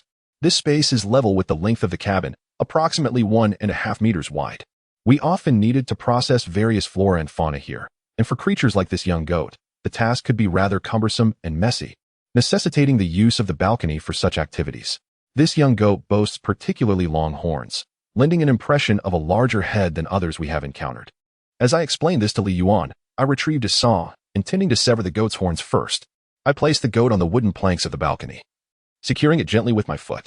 I then asked Li Yuan to fetch a wooden stump from the corner of the room to sit upon. With great care, I extracted a piece of steel wire, approximately 60 centimeters in length, from my supplies, one of the longest I had acquired. I identified 2 points on the wire to divide it into 3 equal segments, each measuring around 20 centimeters in length. The steel wire on my saw has proven to be immensely valuable in the construction of the treehouse over these past few days. The majority of the wooden planks and strips that comprise this entire structure were fashioned using this very wire. I had often praised this aviation-grade steel wire, noting its superior quality. Had it been an ordinary wire, it likely would have snapped after cutting just a few pieces of wood. After nearly a month of rigorous use, this wire is approaching the point of obsolescence. I gently removed the wire from both sides of the saw. It had become brilliantly polished from wear, yet it remained intact, albeit considerably thinner. I handed the discarded wire to Li Yuan, instructing her to choose one of the 3 equally sized wires lying on the ground. She accepted the steel wire, casually placing it beside her, before selecting the most unappealing option from the ones I had laid down. The charred remnants of the wire that had been burned into the saw still lingered, and the small holes on either side of the saw had formed a fixed size due to the prolonged presence of the wire. The new wire should ideally fit perfectly into these openings. However, the holes were exceedingly small, and I had to exert considerable effort to finally manage to insert one end of the wire into one of the holes. Upon attempting to work on the other end, I realized it would require softening treatment. Naturally, I was hesitant to ignite a fire on the balcony. Should the treehouse catch flame, it would be a disastrous loss. Li Yuan, please fetch me a torch, I whispered, mindful that Li Shiru had yet to awaken. As I struggled with the installation, Li Yuan nodded and hurried to retrieve a torch from the cluttered corner. Although she referred to it as debris, it was merely the items nestled beside her sleeping area. For the treehouse was so diminutive that we had no choice but to share our space with the odds and ends. Li Yuan grasped the torch and produced a flint. With gentle taps, she swiftly ignited the tinder wrapped around the torch. After allowing the flame to burn steadily for 5 minutes, ensuring the tinder was thoroughly ignited, she finally handed the torch to me. Observing her increasingly adept gestures, I was reminded that just a fortnight ago, she would have struggled even to handle a torch. In these mere days, this girl had undergone a remarkable transformation. Now, should I leave her alone, while I cannot guarantee her survival with absolute certainty, there exists at least a 60% chance of her enduring. It is worth noting that an ordinary man's survival odds on a deserted island rarely exceed 30%, making Li Yuan's chances a full double of that. I accepted the torch and placed it into a suitably sized hole nearby, which had been intentionally designed for illumination. I then removed the steel wire that I had painstakingly secured on the opposite side and held it over the flame. Gradually, the steel wire softened and turned red. After several minutes, one side of the wire had completed its heating process, and the scorching, glowing wire easily inserted into the void of the saw. Moments later, upon encountering the cooler air, the wire solidified, firmly anchoring one side in place. I meticulously replicated the process on the other end of the wire, heating one end until it glowed crimson before deftly inserting it into the small aperture on the opposite side, taking advantage of the fleeting warmth and momentary pliability. I then secured the wire with determination, successfully crafting a flawless saw once more. Li Yuan procured a small basin of soil and, receiving the still-burning torch, inserted the fiery end into the earth. Once ignited, the torch would resist being extinguished easily. Only water or soil could quell the flames. Water, being a precious resource, would also dampen the torch, so we were wise enough not to use it for extinguishing. Hence, utilizing soil to snuff out the fire was undoubtedly the most convenient and reliable choice. As the torch was extinguished, a plume of thick smoke billowed forth. Moments later, as the smoke dispersed, Li Yuan entered the dwelling, holding the basin of soil and the extinguished torch. I began to polish the ram's horn, a crucial defensive weapon for goats and a rare treasure in the mainland, its hardness surpassing that of wood, and at times, even rivaling iron. I commenced my work a few millimeters above the goat's forehead, ensuring the horn's integrity while avoiding damage to the goat's head, balancing the saw against my thigh. I grasped the sharp end of the horn with one hand while steadying the goat's head with my foot. The saw and horn emitted a subtle sound as they interacted, a stark contrast to wood, as this material produced a more muted noise, making the polishing process particularly challenging. As the saying goes, slow work yields fine craftsmanship. I had spent a full hour meticulously refining the material, and by the time Zhao Xiaoru awoke, I had only managed to polish a third of the sheep's horn. It seemed that to achieve the desired finish, I would have to wait until evening. When Zhao Xiaoru stirred, she merely inquired about my activities, showing little surprise. We had built our treehouse 3 or 4 days prior, and I had been diligently checking the traps I had set each day. It was time I caught a few. The only thing that seemed to astonish Zhao Xiaoru was my unexpected capture of a young male goat, a rare find indeed. However, she maintained an air of indifference, concealing any expression of astonishment. Observing her nonchalant demeanor upon waking, with her nose in the air as if indifferent to everything, I felt an overwhelming urge to give her a playful tap on her backside to jolt her into a more alert state. Chapter 38. Sweet Potato. I casually selected a sea fish and instructed Li Yuan and Zhao Xiaoru to gather firewood. In recent days, following the construction of our wooden cabin, our meals have been taken either beneath the cabin or directly at the tidal flats. This precaution was primarily to avoid igniting a fire that could inadvertently set our treehouse ablaze, a loss that would be exceedingly regrettable given the labor and time invested in its creation over the past several days. Upon reaching the tidal flats, we seized the opportunity to kindle the fire using a magnifying glass and pebbles, harnessing the sun's rays. After our meal, we commenced fishing, however. I was uncertain whether the scarcity of fish was due to the season or the heightened wariness of the sea creatures in the shallows. Throughout the day, I managed to catch 5 fish alone, while Li Yuan and Zhao Xiaoru each only caught 1. As evening approached, I urged Li Yuan and Zhao Xiaoru to return ahead of me while I gathered some grass fluff to bring back. The nights on the island can be quite chilly, and since we are residing in the elevated treehouse, I intended to collect the fluff to provide warmth. Additionally, we would frequently need to ignite torches, which would also require the fluff. Li Yuan and Zhao Xiaoru nodded in agreement. During these past few days, we had thoroughly explored the areas surrounding the tidal flats, covering a radius of 2 to 3 miles, thus alleviating their concerns for my safety. Venturing alone into the woods, I felt akin to a wild leopard traversing the mountain paths. As I casually parted a thicket, I discovered 6 or 7 tubers nestled beneath the underbrush. Judging by the appearance of these plants, they appeared to be sweet potatoes. I retrieved a small wooden spade from my pack. Though petite, it was certainly more efficient than using my hands. I first cleared the vines, revealing a patch of sweet potato vines before my eyes. To my surprise, the quest for grass fluff yielded unexpected delight. A slight smile graced my lips as I counted a total of 8 sweet potato vines, indicating at least 8 sweet potatoes awaited discovery. I began to excavate along the sweet potato vines with a wooden spade. Though small, roughly the size of my palm, I diligently dug out handfuls of damp earth, and soon I had delved nearly half a meter around one vine. The sweet potatoes on this island grew deeper than those on the mainland, likely as a means of self-protection against foraging animals. After burrowing half a meter, I finally felt something solid resisting my spade. I was certain it was a sweet potato. I shifted my focus and commenced digging around the sweet potato. Within a matter of minutes, a tuber appeared, its size akin to that of a banana, but twice as large. The surrounding earth had been excavated, and now I merely needed to pull the sweet potato from the vine. Following the vine, I grasped it firmly with both hands and exerted my strength. The sweet potato emerged triumphantly from the soil, a pristine specimen before me. I repeated this method for the remaining tubers, and after more than an hour, 12 sweet potatoes lay upon the ground, my hands now caked with earth. I carefully placed each sweet potato into my bag. As the sun dipped below the horizon, I felt a tinge of danger and solitude. I abandoned my pursuit of grass fluff, resolving to continue my search on the morrow. The sweet potatoes are quite substantial, especially considering that I have 12 of them, each the size of a wild banana. I searched diligently and found a relatively young tree, from which I retrieved a sturdy branch. I entwined the sweet potatoes along with their vines around the branch.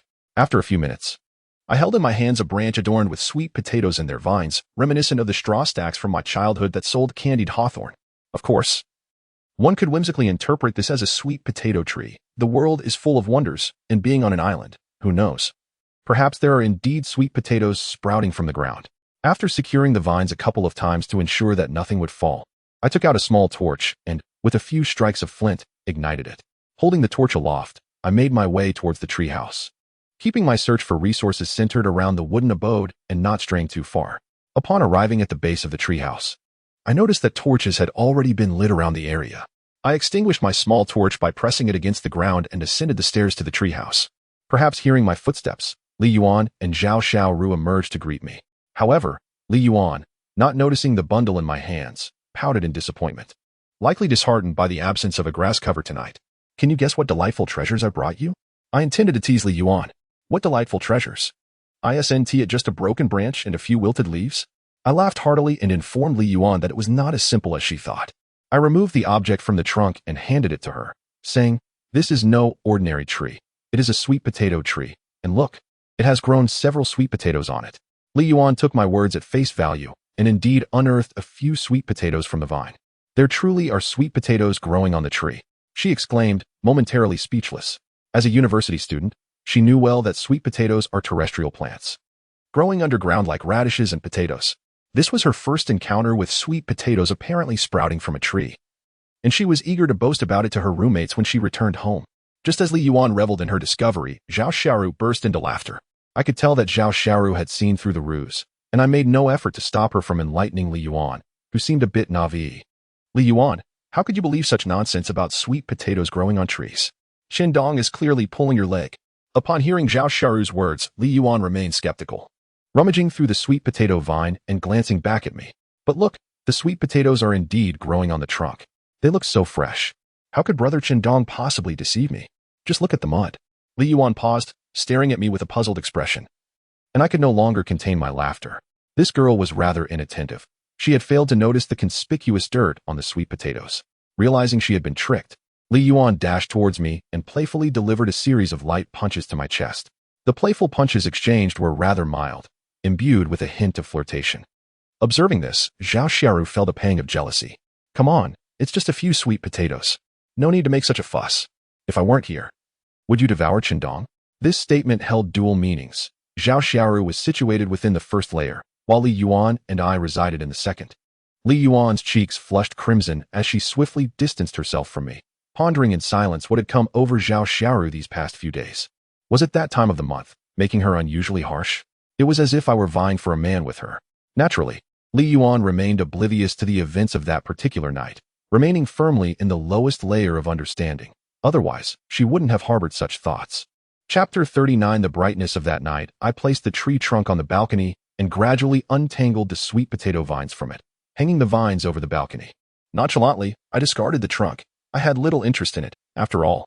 It would easily break upon impact and offered no substantial defense, while it could serve as kindling. I was not in need of such refuse at the moment. With the tools at our disposal, we had 3 methods to prepare the sweet potatoes. The first was roasting, which was the most convenient and undoubtedly the most delectable option. The second was boiling, a method that required considerable water, yet yielded satisfying results. The third method involved steaming, a technique we seldom employed. After a unanimous decision among the 3 of us, we settled on roasting the sweet potatoes. We selected 3, 1 for each of us, and equipped with flint, we descended from the treehouse alongside Zhao Xiaoru and Li Yuan. Lighting a fire within the treehouse was ill-advised, and we were not foolish enough to attempt roasting sweet potatoes indoors. For safety and illumination, we would ignite a fire pit beneath the treehouse each night before retiring. This fire pit now proved to be quite useful. Before me lay 2 methods for roasting the sweet potatoes. The first involved tossing the sweet potatoes directly into the fire pit and retrieving them after a while. However, that could hardly be termed roasting. It was more akin to incineration. The second method entailed crafting a slender wooden skewer to pierce the sweet potato, allowing it to be roasted directly over the flames, much like one would do with fish or meat. Certainly, in mainland China, specialized machinery exists for this purpose, rendering our rudimentary method rather obsolete and seldom practiced. However, our nocturnal leisure allows us this indulgence.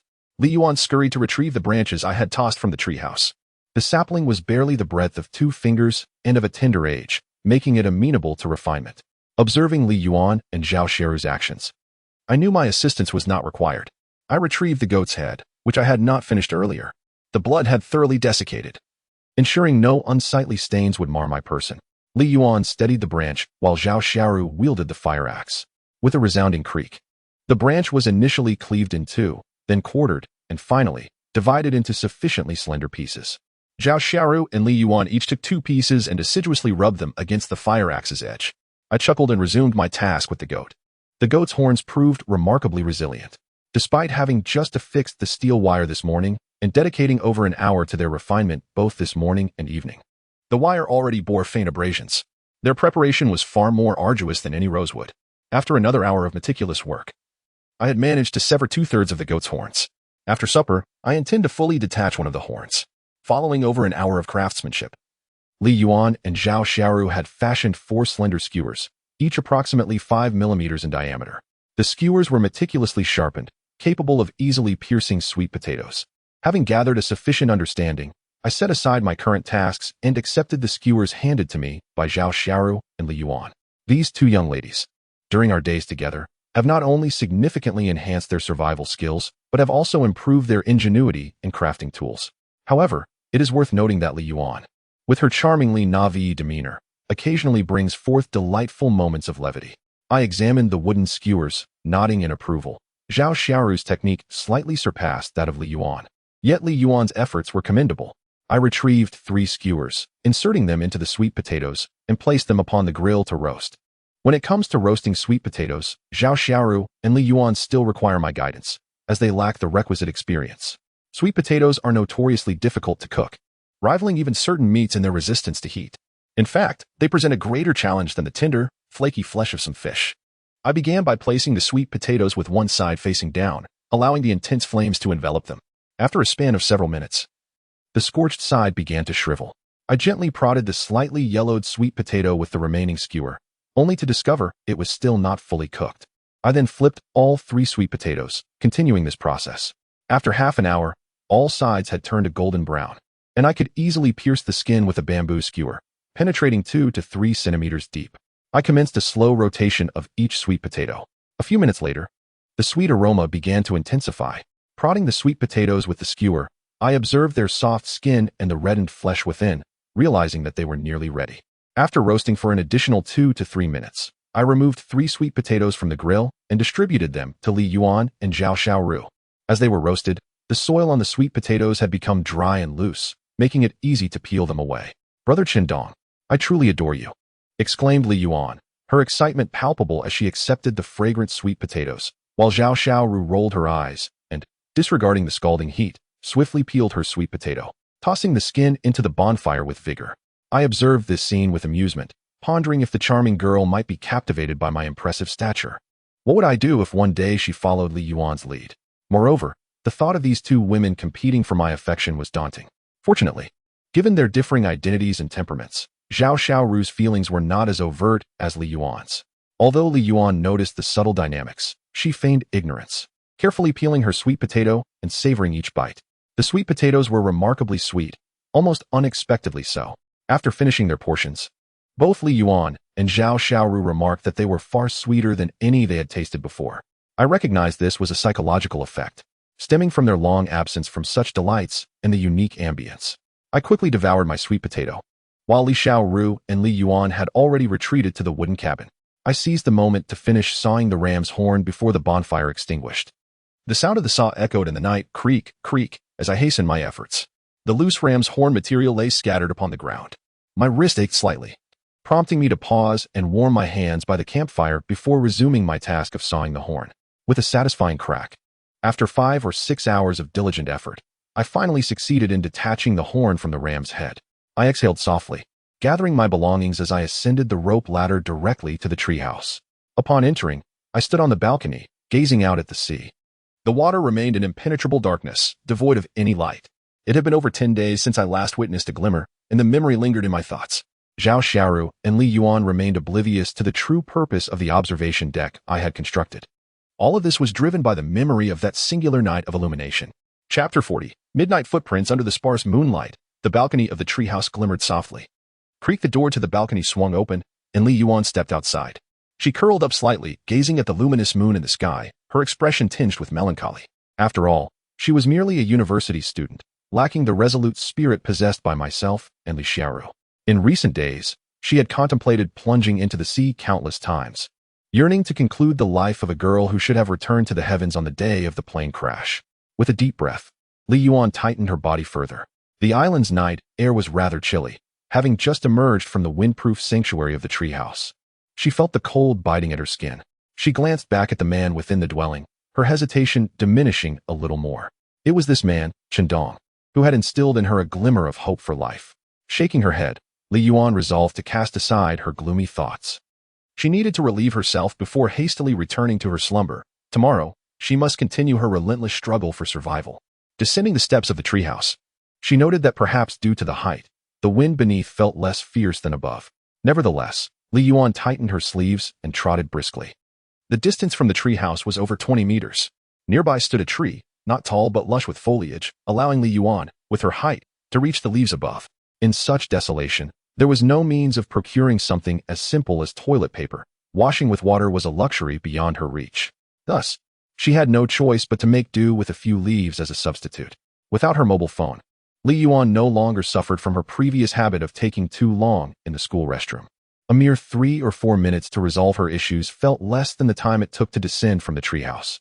After completing her business, Li Yuan exhaled deeply, feeling a sense of lightness wash over her. With a quickened pace, she approached the base of the treehouse, finally seizing the opportunity to observe it closely and in solitude. This treehouse could be described as exceedingly rudimentary, constructed from a few windbreak planks haphazardly joined together, and the staircase was far from sturdy. In stark contrast to the magnificent treehouses showcased on television, this quaint and unadorned structure might even elicit a sense of disbelief. Yet, to Li Yuan, it represented the sanctuary that the three of them had painstakingly crafted. It was home, a harbor of safety. A sudden gust of cool wind swept through, causing Li Yuan to shiver slightly as she prepared to ascend the treehouse. At that moment, she felt an unexpected depression beneath her feet, one she had not noticed during the day. Crouching down, she examined the small pit illuminated by the moonlight. Although referred to as a small pit, it was quite substantial, larger than Li Yuan's hand. The center was notably deeper, with the surrounding area being somewhat shallower, approximately the length of her fingers, but considerably broader. As Li Yuan gestured with her hand, she was astonished to discover that this indentation bore a striking resemblance to a handprint. Hand, she murmured to herself, and then suddenly recalled something, glancing around in alarm. Yet, there was nothing to be seen. However, Li Yuan was still in a state of panic. Her terrified call instantly roused both Zhao Xiaoru and me from our slumber. We sat up, tense and alert, exchanging anxious glances. Then casting our eyes towards the empty space beside me, we speculated that Li Yuan might have encountered some form of danger. Acting swiftly, I seized the fire axe hanging on the wall of the treehouse. My hands trembled slightly, but Zhao Xiaoru, positioned behind me, grasped my arm firmly.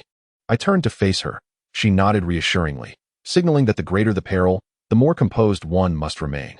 I nodded in return, then pushed open the balcony door, the sole exit leading downwards. At that moment, we encountered Li Yuan, who was descending the stairs, creating a cacophony with each step.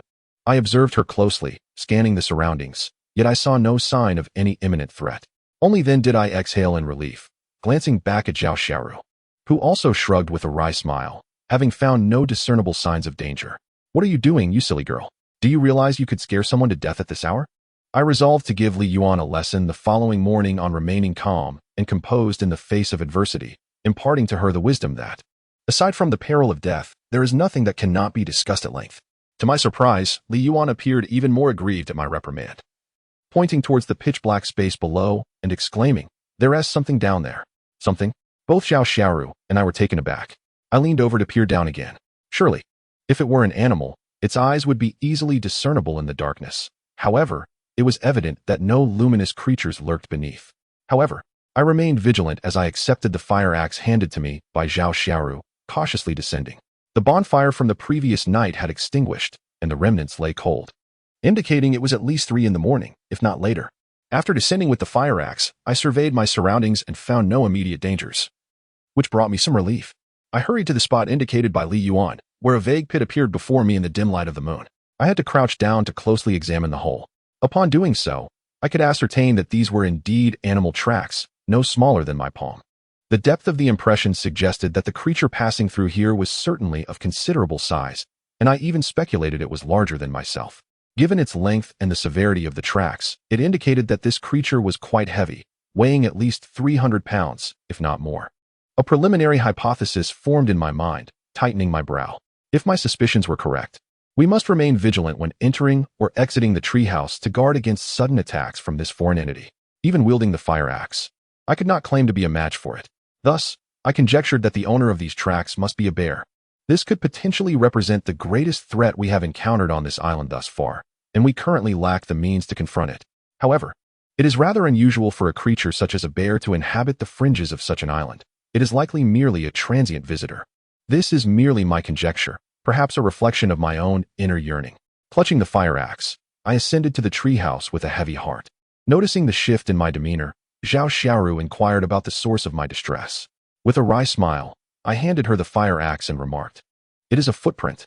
Zhao Xiaoru took the axe, her expression growing somber, and asked, "Could it be a wolf?"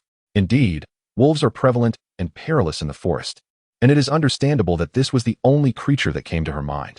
Yet, I could only shake my head with a rueful smile and reply, "It might be a bear." Chapter 41. The bear Li Yuan and Zhao Xiaoru gazed at me in disbelief, their eyes wide with astonishment. Zhao Xiaoru repeatedly questioned whether I had made an error in my observation. I suggested that Li Xiaoru descend to investigate for herself, as I trusted her judgment as a police officer. Meanwhile, Li Yuan was in a state of bewildered panic. She was acutely aware of the implications of the word bear. It seemed that for this little girl, being struck down by such a creature could be but a mere swipe of its paw. In a moment of desperation, Li Yuan slapped herself, convinced she was caught in a dream. However, the sting of her own hand only confirmed her reality. Could this truly be no dream, but a tangible threat? I gently pressed on Li Yuan's shoulder to soothe her fears. Typically, bears do not inhabit the outskirts of forests. Even if we had stumbled upon paw prints, they could merely belong to a bear passing through. With my reassurances, Li Yuan gradually found some solace. After a short while, Zhao Xiaoru finally seemed to come to terms with the situation, her expression shifting to one of profound distress as she nodded slightly. It appeared my suspicions were correct. These were indeed the tracks of a bear. However, the presence of bear tracks did not necessarily imply imminent danger. We had to continue our routine, eating, drinking, and resting. Only with ample strength could we hope to fend off any potential threats. I urged Li Yuan and Zhao Xiaoru to return to the treehouse, firmly guiding them down to the ground so they could rest. Our lives must go on, and until we had definitive proof that a bear was nearby, there was no reason for undue alarm. Even if it was a bear, it could simply be passing by. Residing in a treehouse can undoubtedly be deemed secure, as the perilous creatures that threaten us are largely incapable of ascending to such heights. Even though bears possess the ability to climb trees, they cannot reach this altitude. Moreover, ensconced within our arboreal refuge, who could possibly detect our presence? A modicum of vigilance is all that is required. The two young women are currently resting under my watchful eye, yet I am acutely aware that neither has succumbed to slumber, for I do not perceive the sound of their heavy breathing. The night passed in silence. None of us found repose, and it was not until the gentle rays of dawn began to filter through that a semblance of safety was restored. It was only then that Li Yuan and Zhao Xiaoru had the opportunity to drift into dreams. I too managed to doze for a brief moment. Yet I knew that the two of them had likely remained awake throughout the night, so I refrained from disturbing them. Instead, I cautiously retrieved the fire axe from the wall, unlatched the wooden bolt on the balcony, and descended the vine ladder at a leisurely pace. Life must persist. One cannot allow a mere footprint to extinguish the hope of survival. Upon descending, I surveyed the prints left from the previous night, now partially obscured by a few blades of grass blown in by the wind. I meticulously cleared away the vegetation and examined the joints of the footprint closely, further convincing myself that it was likely left by a bear. I silently prayed that it was merely a transient bear passing through. In truth, I placed little faith in such things. Ultimately, we must rely on ourselves. After my brief prayer, I set out to check whether any animals had ensnared themselves in the traps I had set.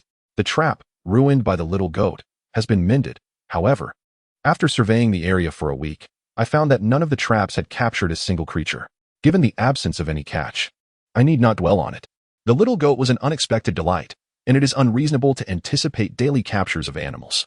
After inspecting all the traps, I ventured back to our previous dwelling, where I noticed a considerable gathering of red ants. I approached the shallows and walked westward for a couple of paces, where a few coconut trees stood. These trees had been discovered just days prior, but now they towered significantly higher than before, suggesting we would have to wait for the coconuts to naturally fall. Calculating the days, I estimated that time was indeed near.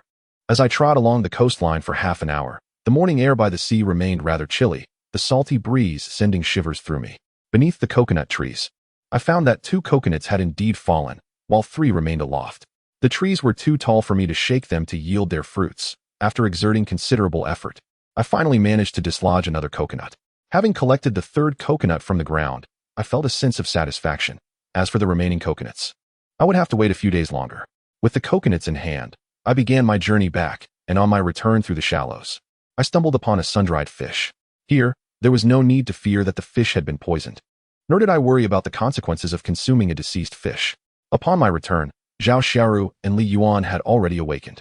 They were engaged in the processing of the small goat captured yesterday, its skin largely stripped away, and both were smeared with blood. However, in contrast to the previous evening, they appeared to be in much better spirits. Li Yuan, the lively lass, had already begun to greet me with her usual vivacity. I casually handed the Dead Sea fish to Li Yuan and retrieved a coconut from my pack. Both Zhao Xiaoru and Li Yuan were no strangers to such finds. The coconuts were a rarity among our meager harvests.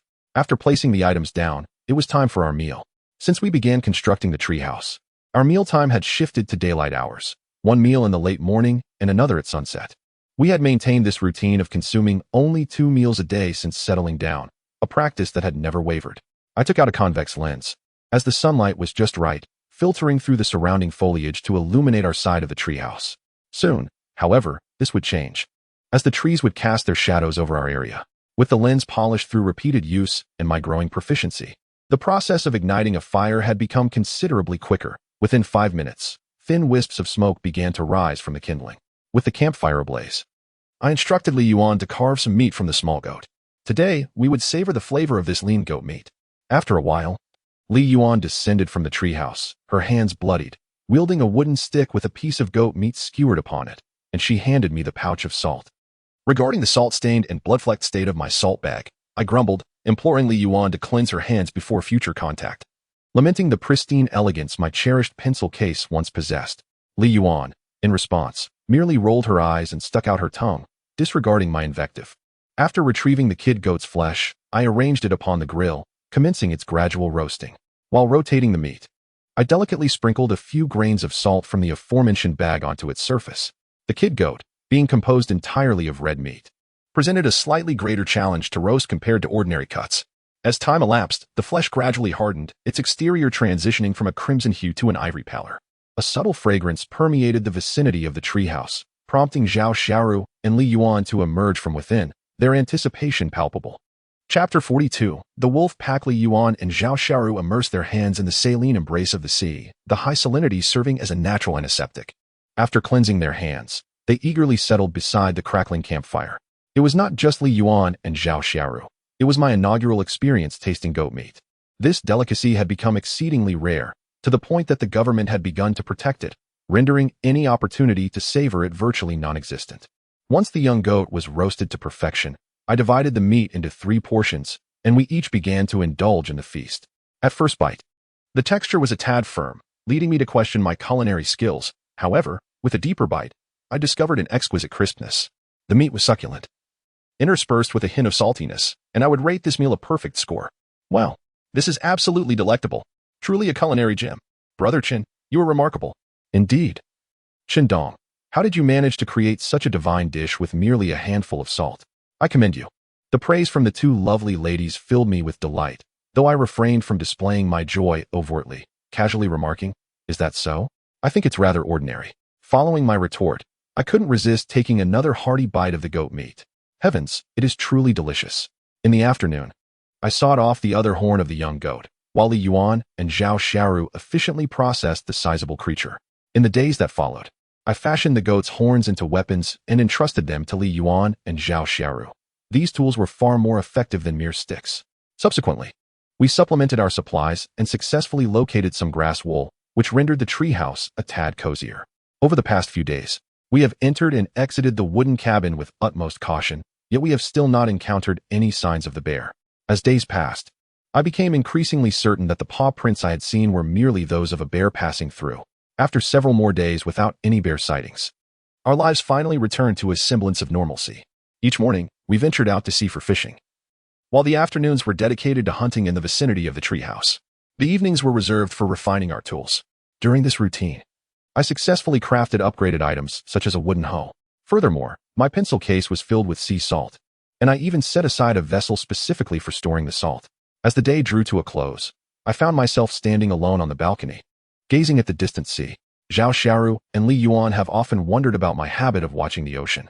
Yet only I understood the flicker of hope that continued to ripple within my heart. It has been over a month since we arrived on the island.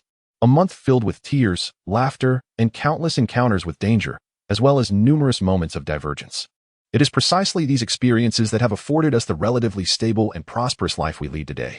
Staring into the inky expanse of the sea, I remained silent for a long while before retreating into the treehouse to sleep. Unbeknownst to me, the sounds of Zhao Xiaoru and Li Yuan's snores began to fill the air, while I found myself unable to drift into slumber. I was plagued by insomnia. Perhaps it was the time spent gazing at the sea that stirred my thoughts, leaving me restless and unable to find rest. Unable to succumb to slumber, I arose and stood on the balcony, allowing the ocean breeze to caress my skin for a while. I gazed casually around the treehouse, when a few flickering green lights in the northwest caught my attention. An unsettling premonition surged within me as I rubbed my eyes to focus on the approaching lights. A deep, distant howl echoed in my ears. Such low-frequency sounds are often imperceptible to those in slumber, yet this one drew nearer with each passing moment. The campfire had long since extinguished, leaving only smoldering embers. Perhaps emboldened by the residual warmth, the pack of wolves hesitated to approach, though they did not retreat. Their eyes glimmered with an eerie green light, sending chills down my spine. Realizing that they might have detected my presence, I swiftly retreated into the house, peering cautiously through the crack of the door. After approximately an hour, the fire beneath the treehouse had completely died out. In the wolves, however, as she reached out, her hand met only emptiness, and panic set in. Li Yuan also awoke, having heard the haunting howls of wolves. Sister Xiaoru, I think I dreamed of wolves howling. Li Yuan, still in a haze, believed she was caught in a dream. Yet, Zhao Xiaoru, her expression grave, replied, "This is not a dream." Not a dream? What does that mean? Li Yuan pondered briefly before swiftly joining Zhao Xiaoru on the balcony. I had been standing on the balcony, locked in a gaze with the wolves for some time. I had attempted to frighten them away by igniting a torch, throwing it downwards. The wolves retreated momentarily. But once the flames extinguished, they approached once more, returning beneath the treehouse. In that moment, I found myself at a loss. Zhao Xiaoru and Li Yuan stood beside me on the balcony, staring down at the myriad of green, glimmering eyes. They understood that these were undoubtedly not dogs. Li Yuan counted carefully, discovering there were indeed 14 eyes, 7 pairs, precisely 7 wolves. Wolves are notoriously formidable creatures, arguably more challenging than bears. As social animals, they hunt in packs, and those preyed upon rarely escape their clutches. Of course, this does not apply to humans, due to our status as highly evolved primates. Perched at the pinnacle of animal intelligence, we possess the means to fend off such aggressive and cunning predators. Yet, at this moment, I lacked sufficient tools. And with 7 wolves below, I knew that my solitary fire axe was inadequate against them. Only through wisdom can we fend off the pack of wolves. Brother Chun, there are 7 wolves below us. What shall we do? Li Yuan said anxiously, gripping my arm. She understood that encountering a pack of wolves in the wild is perilous. Zhao Xiaoru also appeared flustered. She had once learned a few methods to repel wolves, such as using fire and making noise. However, the items at their disposal were insufficient to intimidate this group of wolves. What should we do, Qingdong? I let out a wry smile and shook my head, saying, what else can we do? These wolves cannot climb trees. We might as well endure this and return to our slumber. Chapter 43. Feeding. I am acutely aware that this night will undoubtedly be another sleepless one. Throughout the night, Li Yuan and Li Xiaoru made 3 trips outside to observe the wolf pack, which showed no sign of retreating. Our supply of torches is limited, and having realized the futility of employing torch tactics against these wild wolves, I forbade Li Yuan and Zhao Xiaoru from throwing any more torches. After all, we needed to conserve our strength for the day ahead. Descending from the treehouse was not an option, so we would have to manage our needs from above. As dawn approached, the wolves remained steadfast, seemingly intent on engaging us in a war of attrition. Peering through the crack in the door, I noted that 2 wolves were missing, likely having ventured off in search of food. If they intended to outlast us, we would let them go hungry for a few days. Our supplies were ample, allowing us to endure for 10 days or even half a month. In the early hours of the morning, Zhao Xiaoru and Li Yuan finally succumbed to sleep, comforted by my reassurances. When they awoke, the sun was already high in the sky. I decided to make some modifications to our meal plan. Originally, we were to have mountain berries and dried fish for breakfast, followed by roasted rabbit for lunch. However, since roasting rabbit requires an open flame, which would significantly enhance the aroma of the food, I opted to cancel the plan for roasted rabbit altogether. Instead, we would have 1 wild banana each for lunch. Given that we were engaged in a battle of endurance against the wolves, we would not need to expend much energy, thus requiring minimal sustenance. I contemplated crafting some weaponry, such as a crossbow, but lacking the necessary experience. I resolved to consult Zhao Xiaoru, our vigilant guard, for her insights. Ultimately, Zhao Xiaoru's suggestion to craft a bow was presented to me, asserting that while its power might be somewhat diminished, the simplicity of its construction is undeniable. However, I am well aware that had I desired to create a bow, I would not have sought Zhao Xiaoru's counsel in the first place. After realizing the futility of this conversation, I resolved to devise my own method for constructing a crossbow. First and foremost, I aimed to emulate the bow-making process by directly fashioning a pre-bent wooden limb. I procured a relatively wide piece of mahogany and began sawing it into an elegantly curved elliptical shape. Delicate shavings of wood cascaded from my fingers, and due to the mahogany's generous width, the task proved to be rather effortless. The resulting portion of the crossbow, rather than appearing fragile due to the material, was instead robust, owing to the hardwood's formidable nature, capable of withstanding the tension exerted when the bowstring is drawn. Next, I turned my attention to the crossbow mechanism and string. Initially, I considered using a slender vine as the bowstring. However, I soon discovered that this yielded a rather coarse finish, and the vine's durability was insufficient for prolonged use. It then occurred to me to utilize my shoelaces. Upon removing them from my shoes, I noted that both my footwear and laces had undergone a remarkable transformation due to exposure to the elements over the past few days. One lace was even weaker than the vine. Ultimately, after much contemplation, I resolved to employ a 30-centimeter steel wire as the crossbow string. The steel wire specifically designed for this aircraft not only possesses remarkable toughness, but also exhibits commendable ductility and elasticity, rendering it fully capable of serving as a bowstring. Once the bowstring is completed, I plan to secure it using a method akin to that employed in the creation of sauce. I instructed Li Yuan to ignite a torch while I ventured onto the balcony, brandishing the torch to scorch both ends of the steel wire. Below, the pack of wolves had not yet retreated. The two that had previously departed had returned. They appeared to have found no sustenance, their eyes reflecting an increasingly frenzied hunger. If hunting in this vicinity were so bountiful, there would be no need for me to escort Zhao Xiaoru and Li Yuan to fish daily. A mere couple of laps around the treehouse would suffice to procure our meals. How effortless that would be. Upon noticing my emergence from the dwelling, the two wolves bared their fangs and glared at me menacingly, while two others beneath the tree leaped, leaving scratch marks on the trunk. Alas, wolves cannot ascend trees.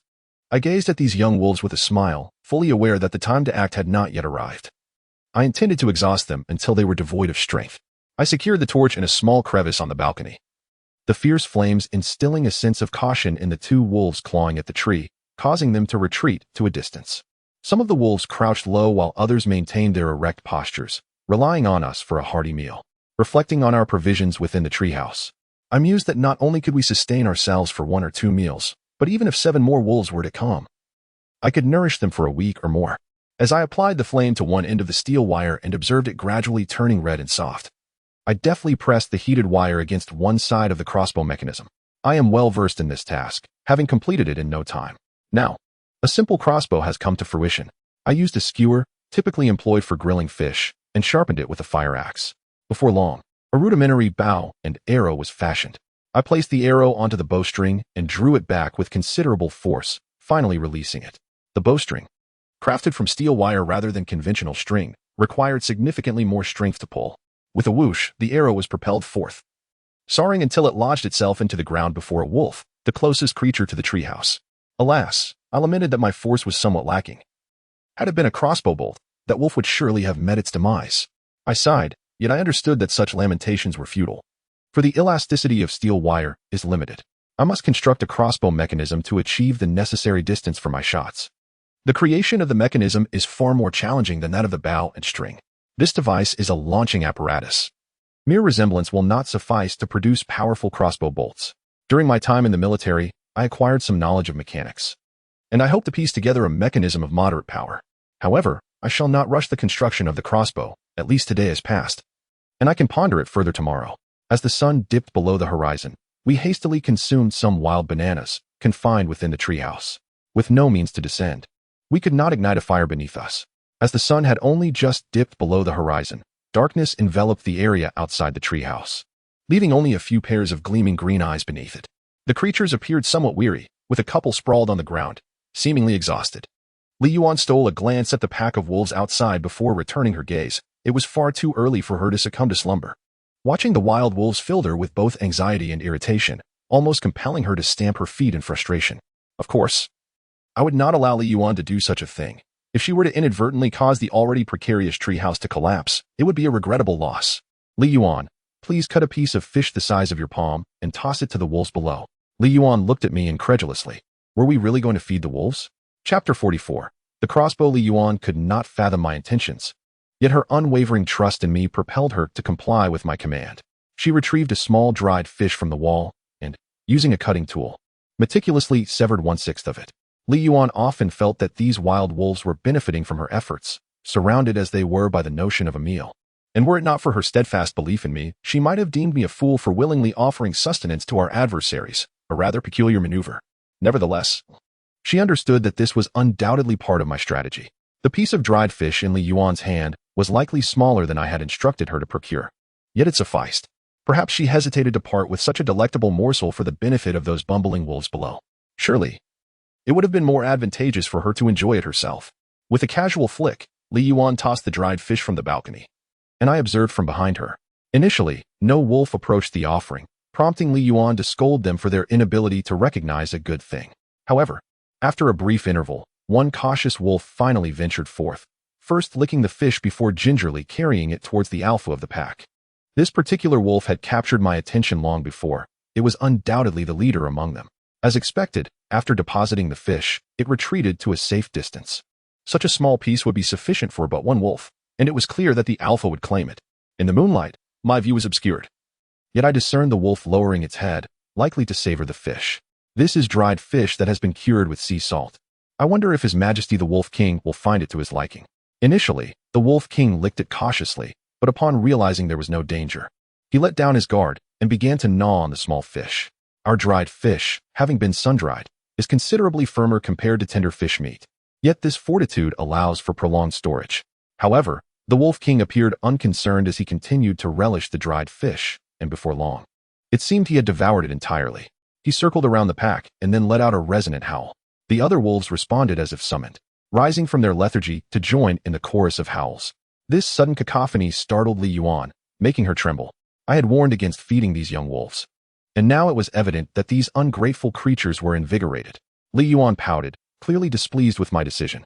I explained that it was inappropriate to describe wolves as ungrateful beings. After all, we were merely their intended prey, and notions of gratitude did not apply.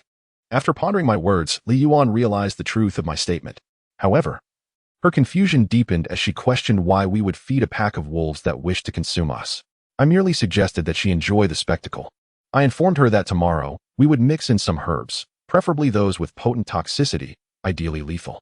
You can't be serious about poisoning these wolves. Li Yuan regarded me with a curious glimmer in her eyes, perhaps envisioning me as a cunning predator. Everything was a strategy. Simply a strategy. With a dismissive snort, Li Yuan turned her lips in disdain. I advised her to exercise caution with the dosage of the potion. If we could incapacitate the wolf without causing ourselves harm, it would indeed be ideal. Li Yuan nodded in agreement, revealing her ability to concoct a paralyzing remedy from existing herbs that could render a wolf unconscious in an instant, yet devoid of any toxicity. I was overjoyed to discover this talent of hers and could not help but praise her. Delighted by my compliments, Li Yuan playfully retorted that mere flattery was insufficient. Perhaps I should show her some affection that evening. I cast an awkward glance at Zhao Xiaoru, who was rolling her eyes. It was certainly not the time for clandestine escapades, as we were now besieging the castle in broad daylight. Naturally, I chose to feign ignorance. I readily agreed to share a few wild mountain plums with Li Yuan that night. However, the little minx sulked in response, declaring, "Humph, who wants your wild mountain plums? If I were to eat, they would be mine." I forced a smile, pretending to be generous, and replied, all right, they're yours. Tonight, all my wild mountain plums shall be yours." Yet, when night fell, Li Yuan did not come for my plums. Instead, she sulked and wandered to a corner of the treehouse, leisurely enjoying her own.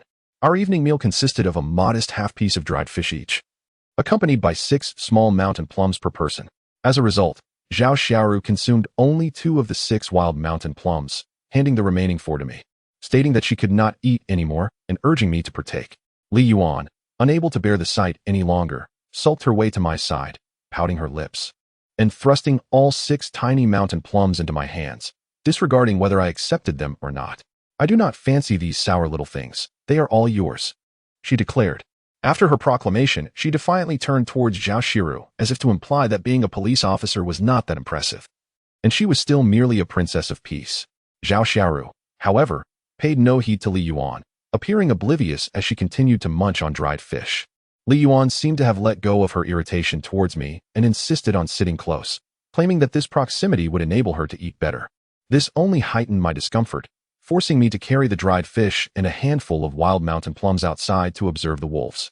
Suddenly, the balcony door swung open, and the wolves, which had been lying on the ground, immediately rose to their feet, alerting themselves upon noticing my presence.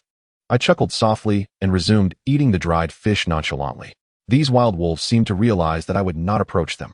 After scrutinizing me for a while, they settled back down. Wolves too require rest, albeit they are quick to react. If they sense even the slightest disturbance, the Wolf King will promptly devise a response. After a long day, while we enjoyed our food and drink in the treehouse, the Wolf King below had already consumed half a piece of dried fish. Observing the united wolf pack below, despite their lack of food, stirred my emotions.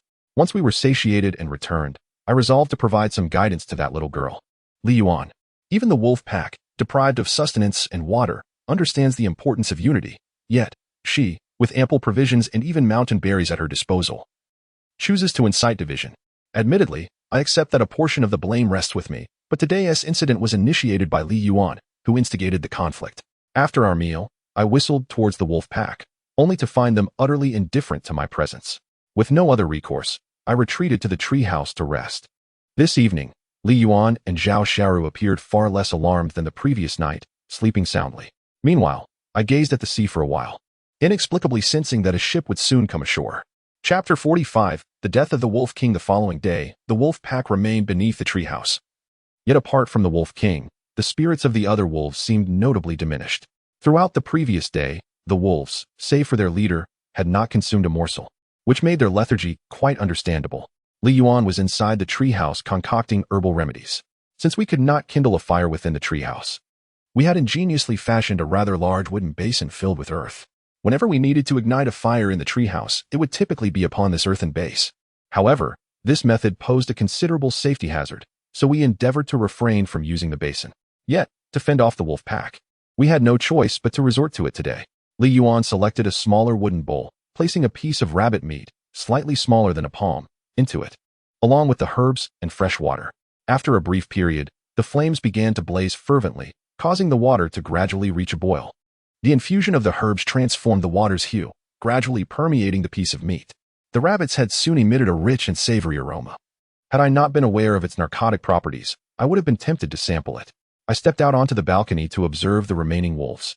Aside from the Wolf King, the others remained sprawled on the ground, yet they all seemed to be fixated on the treehouse, likely having caught a whiff of the meat. The Wolf King, in particular, stared at me with an intensity that sent a shiver down my spine. After a while, Li Yuan finished preparing the meat and inquired whether I was ready to throw it down. I shook my head, advising her that those who aspire to achieve great things must avoid haste. Patience is key to avoiding errors. Li Yuan nodded, as she always heeded my counsel. Today, my endeavor revolves around the creation of a crossbow mechanism.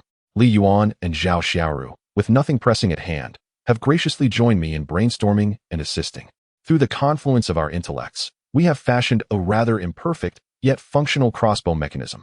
This apparatus is constructed from countless thin strips of redwood, intricately interwoven. While it occasionally encounters minor snags, it performs admirably for the most part. What remains uncertain is whether this mechanism, when paired with the crossbow, will yield the desired results. I have fitted the mechanism to the crossbow and crafted a slender bolt. Now it is merely a matter of finding a wolf to test it upon. I once advised Li Yuan that patience is paramount. Haste often leads to instability. After completing these tasks, I refrained from launching an assault on the wolf pack, as I am unfamiliar with the range and power of this crossbow, and I must ensure a single, decisive strike against the Wolf King.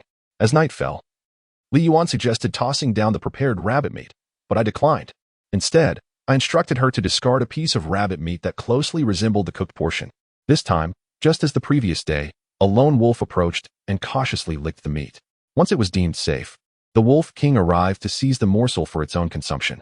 The lengthy wait of the third day has nearly elapsed, and night has once again descended. This time, I directed Li Yuan to throw down the wild rabbit meat that had long been prepared. As anticipated, the Wolf King swiftly approached, taking the meat to a nearby spot to feast. After the Wolf King consumed the meal, he fainted within mere minutes. Initially, the pack of wolves remained fixated on me from the balcony, disregarding their leader. However, when I successfully struck the Wolf King with a crossbow bolt, the pack finally succumbed to panic. The Wolf King served as the backbone of the pack. Without him, they were merely a disorganized mob. As I loosed several more bolts, though most were skillfully evaded by the wolves, one managed to graze a wild wolf's leg. This wounded wolf, limping in a state of disarray, hastily fled, paying no heed to the Wolf King, who lay pierced by crossbow arrows. Indeed, upon witnessing one of their own retreat in chaos, the remaining stragglers quickly vacated the vicinity of the treehouse. Their arrival was swift, and so was their departure. These wolves were astute. Having gone days without sustenance and now deprived of their leader, they could not muster the courage to confront us, especially as we appeared entirely unscathed. Watching the pack retreat into the distance, I finally exhaled in relief. I instructed Zhao Xiaoru and Li Yuan to return and rest, suggesting we would assess the situation in the morning to see if the wolves would return. The wolves were not so foolish. By dawn, only the solitary corpse of the Wolf King remained. Descending the rope ladder from the treehouse with a fire axe in hand, I swiftly surveyed the surroundings before summoning Li Yuan and Zhao Xiaoru. The Wolf King was quite large, the most imposing among the pack, even surpassing the size of a young goat. Yet, despite the multitude of wolves, he was the most unfortunate, for he was their king. I extracted the crossbow bolts from the Wolf King's body, which had pierced him through and through. The distance from the treehouse to the location of the Wolf King estimates is scarcely 10 meters. The effectiveness of a crossbow crafted by one so inexperienced is truly remarkable. I clicked my tongue and gathered the several bolts I had shot yesterday from the ground. With matters resolved, I must now check whether the traps I set have yielded any prey. I entrusted the handling of the Wolf King to Li Yuan and Zhao Xiaoru, who have amassed countless experiences over these past days. By the time I return, I expect that the wolf will be skinned and its tendons extracted. As I meandered through the dense forest, I felt the discomfort of my body after 3 days of little movement. After a night's rest, the wolf pack had vanished without a trace, alleviating my concerns for the moment. I circled around 6 or 7 traps, yet none had captured any game, which left me greatly disappointed. In a twist of fate, I discovered an old adversary at the 9th trap, a lammed wolf. This was the very creature I had wounded with my crossbow, and in its panic last night, it had unwittingly stumbled into my trap once more. I shrugged. What could be said? It was simply its misfortune. In the past, this wolf would have easily escaped my trap, but having gone 3 days and nights without sustenance, it lacked the strength to struggle. The lammed creature gazed at me with terror as I approached leisurely, baring its teeth in a futile attempt to intimidate me. I retrieved a bolt from my back. Had I possessed this tool when hunting the young goats, I would not have needed to exert myself so. Seeing the weapon in my hand, the lammed wolf panicked. It surely recognized both me and the instrument I wielded. It was that very object that pierced its leg, bringing about the demise of the Wolf King. I raised my crossbow, taking careful aim, as the crippled wolf lay ensnared by the vines, unable to move. With a swift whoosh, the bolt flew through the air, instantly penetrating the wild creature's body. Blood erupted, splattering the ground in a macabre display. The limping wolf convulsed for a few moments before succumbing to its fate. A sense of satisfaction welled within me.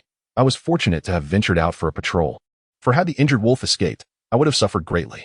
Now, fortune was decidedly on my side. After waiting for 5 minutes to ensure the wolf's demise, I severed the vines and dragged it back to the treehouse. Upon my return, I found Li Yuan and Zhao Xiaoru still occupied with the carcass of the Wolf King. Seeing that I had brought yet another wolf, they simultaneously exclaimed, "Oh my!" Chapter 46. The cruise I assisted Li Yuan and Zhao Xiaoru in processing the carcasses of 2 wolves. The pelts, once skinned and dried, could be fashioned into windproof garments. After a simple lunch, we resolved to venture to the shallows to capture some fish, as we had not ventured out in 3 days, and our stock of dried fish had diminished considerably. Li Yuan and Zhao Xiaoru wielded fishing nets, which had been modified multiple times to enhance their efficacy in catching fish. The nets contained homemade bait, designed to lure the marine creatures within. Meanwhile, I sought out a relatively deeper area, employing a modified harpoon to spear fish. Following the recent storm, the shoreline had exhibited a slight rise, but after enduring weeks of relentless sun, it had reverted to its original form. The waves continuously battered my body, with the water, which had just lapped at my calves, now surging over my knees. There was an undeniable sense that the waves had grown more formidable. What could it be?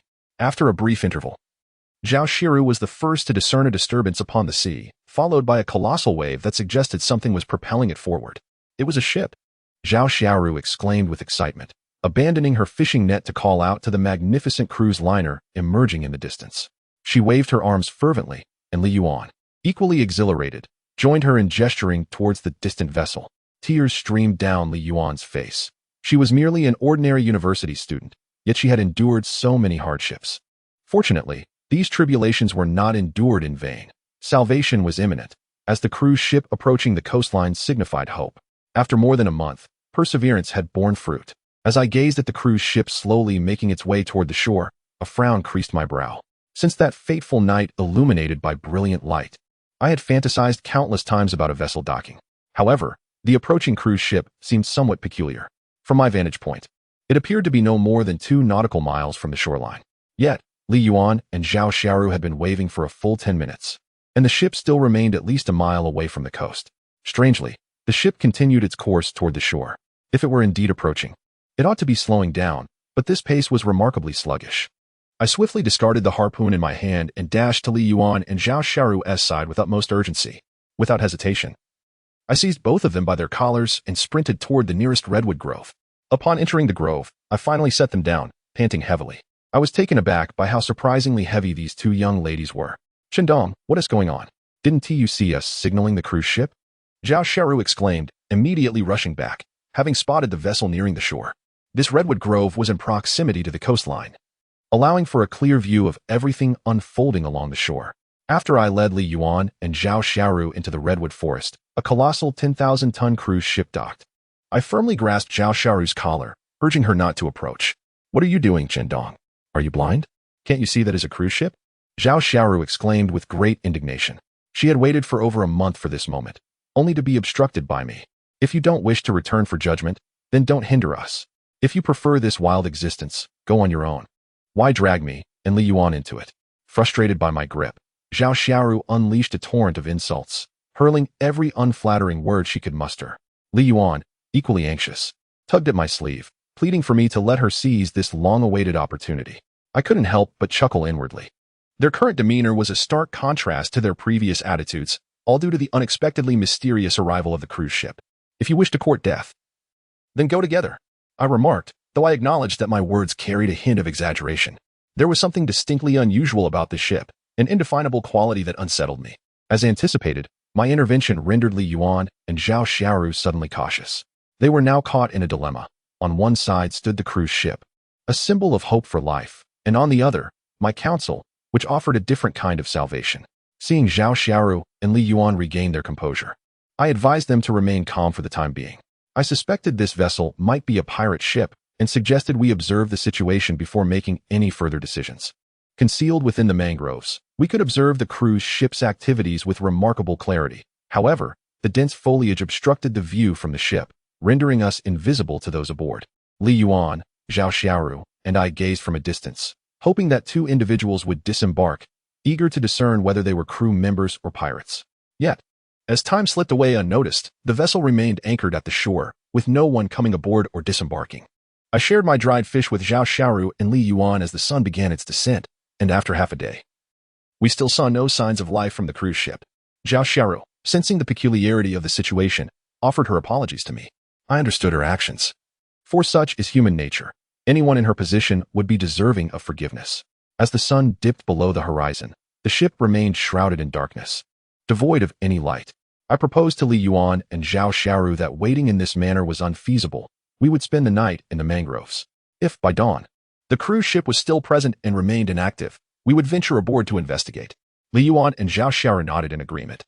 I informed them that we would take turns keeping watch over the ship, while the others rested to conserve their strength, as I anticipated that we might board the vessel the following day. After ensuring that Li Yuan and Zhao Xiaoru were settled, I swiftly returned to the treehouse, this time armed with a crossbow, a fire axe, and even a saw. I filled my pack with more dried fish. After filling our belongings, I swiftly returned to the redwood grove, where Zhao Xiaoru was intently gazing at the cruise ship, while Li Yuan had already succumbed to slumber. I was the last to keep watch, a duty that extended into the early hours of the next day, the time when exhaustion weighs heaviest upon the soul. My gaze had never strayed from the vessel, which stood eerily silent, devoid of passengers and without a single sound of its horn. The stillness was terrifying. Morning soon approached, and a few birds briefly perched upon it before taking flight once more. Not long after the sun ascended, I roused Li Yuan and Zhao Xiru. We needed to embark during daylight. The early morning is when fatigue is most profound, making our boarding undeniably safer. Even if it were a pirate ship, we could leverage the island's weariness to discern an escape route. Should it be a merchant vessel, it would surely be a sight we all longed to behold. Our sole wish was to board the ship smoothly and securely. Chapter 47. The Room. I distributed the dried fish to Zhao Xiaoru and Li Yuan, along with some fresh water. Each of them held a curved dagger crafted from goat horn as they followed me towards the cruise ship. The vessel was immense. It could easily be described as a 10,000-ton cruise liner. Even if it were a pirate ship, it must have been a merchant vessel repurposed for nefarious use.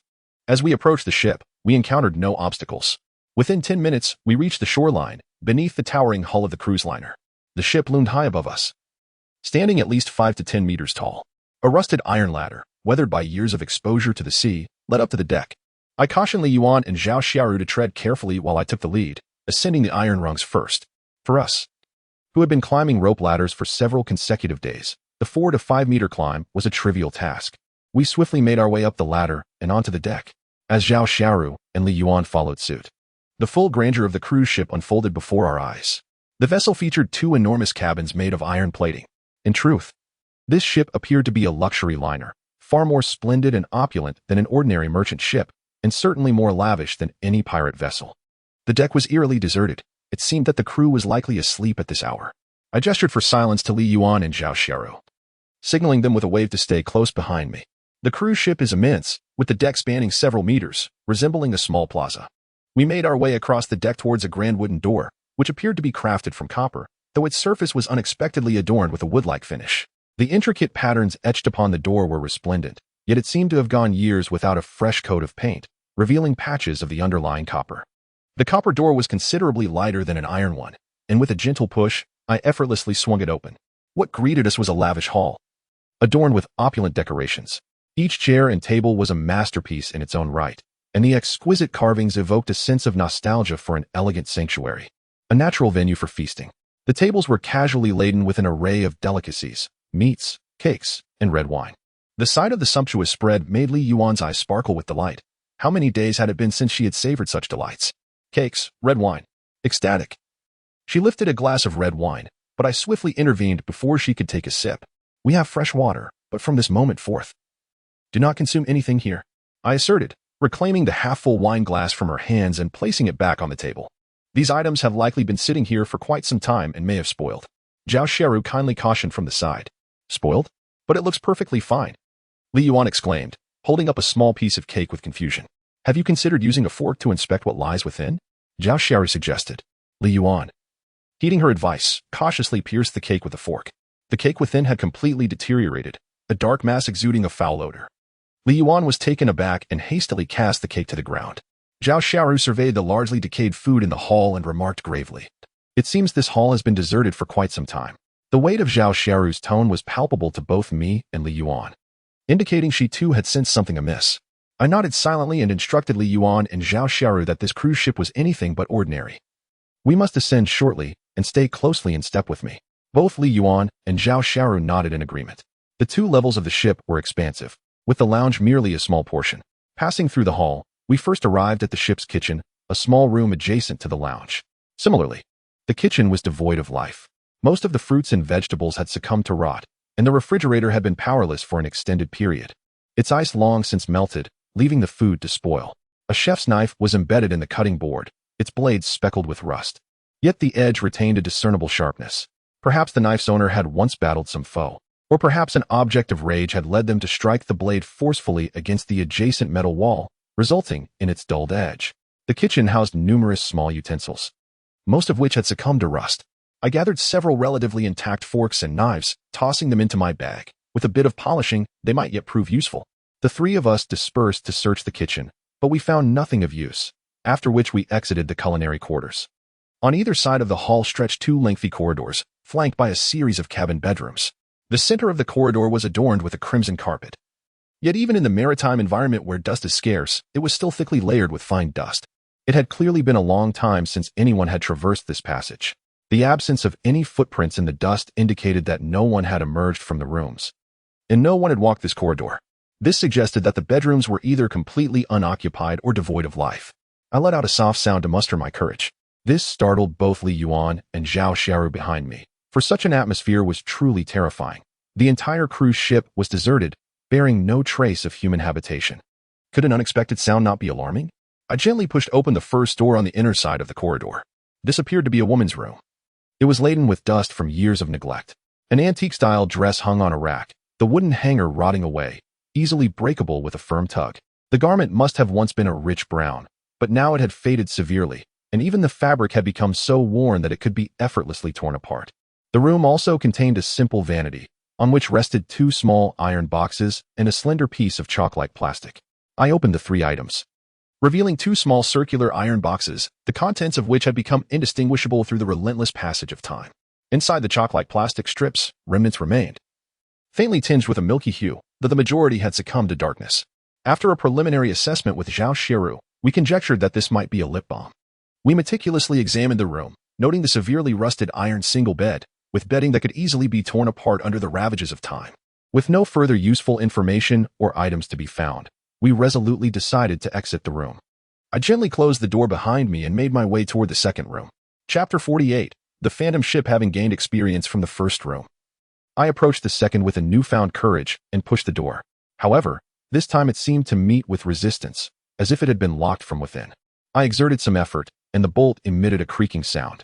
Such noises would be easily understood in a typical ship or dormitory, yet in this eerily deserted cruise liner. The creaking resonated with an unsettling sharpness, even evoking a sense of dread that sent chills down my spine. The entire vessel was unnaturally silent, devoid of any sound. Except for this second room we sought to enter. After a few more creaks, there came a definitive snap, the sound of the bolt breaking. The door swung open in response. The room appeared relatively tidy. However, the absence of clothing on the hanger was conspicuous. On the floor, a pair of old-fashioned leather shoes, worn and weathered from disuse, revealed some clues. They were size 44, indicating their owner was likely a gentleman. I crouched down to examine the shoes, hoping to find a manufacturer's mark or some indication of their origin, which might help us ascertain the nationality of the cruise liner. Yet, as fate would have it, just as I pinched the leather heel with my thumb and forefinger, the sole separated from the upper part of the shoe. A soft thud resonated as the sole of a shoe fell to the ground, splitting a seemingly pristine shoe in 2. I meticulously examined both the bottom and the upper part of the shoe, inside and out, but found no discernible markings or inscriptions, be they in English or any other language. The leather was undoubtedly of superior quality. Otherwise, in the face of the severe weathering at sea, this shoe would have disintegrated the moment it was lifted. It is my preliminary conclusion that this is a pair of entirely handcrafted shoes. However, the artisan seems to be entrenched in a shoemaking tradition from decades past, which explains the disconnection between the sole and the upper. Nonetheless, the craftsmanship exhibited is remarkably exquisite. The entire shoe appears as a seamless creation, indicative of decades of mastery. The sole's construction, however, leaves much to be desired, leading me to suspect that this shoemaker may well belong to an era a century ago. Gently, I set the shoe down and pushed it alongside its intact counterpart against the wall. It seemed futile to extract any further clues from this pair, prompting me to turn my attention to the search for new leads. The room also housed a modest vanity, akin to that of the lady from the first chamber. Yet, upon this table rested only a small iron box. From the indistinct patterns visible, it was evident that the contents bore a striking resemblance to those found on the vanity of the missing lady in the first room. From the indistinct patterns, it appears to be a logo, albeit too vague to decipher. Nevertheless, the design suggests a certain retro aesthetic. The contents of this tin box are not yet exhausted. One of the items is a gelatinous, milky substance that has largely transformed into a dark hue over time. Upon opening the tin and inhaling, I detected no scent. I then handed it to Zhao Xiaoru and Li Yuan, as these 2 women should be capable of discerning its nature. After examining the contents, they dipped their fingers into the milky portion and applied a small amount to their hands. Following their assessment, it is likely that this substance resembles a form of sunscreen. However, given the passage of time, the majority of its protective components have likely deteriorated, rendering it ineffective for sun protection. I nodded, using a small knife to excavate the contents of the tin, carelessly discarding the remnants onto the ground before sealing the lid and tucking it into my pocket. It is quite understandable for tourists aboard this sightseeing cruise to carry items such as sunscreen.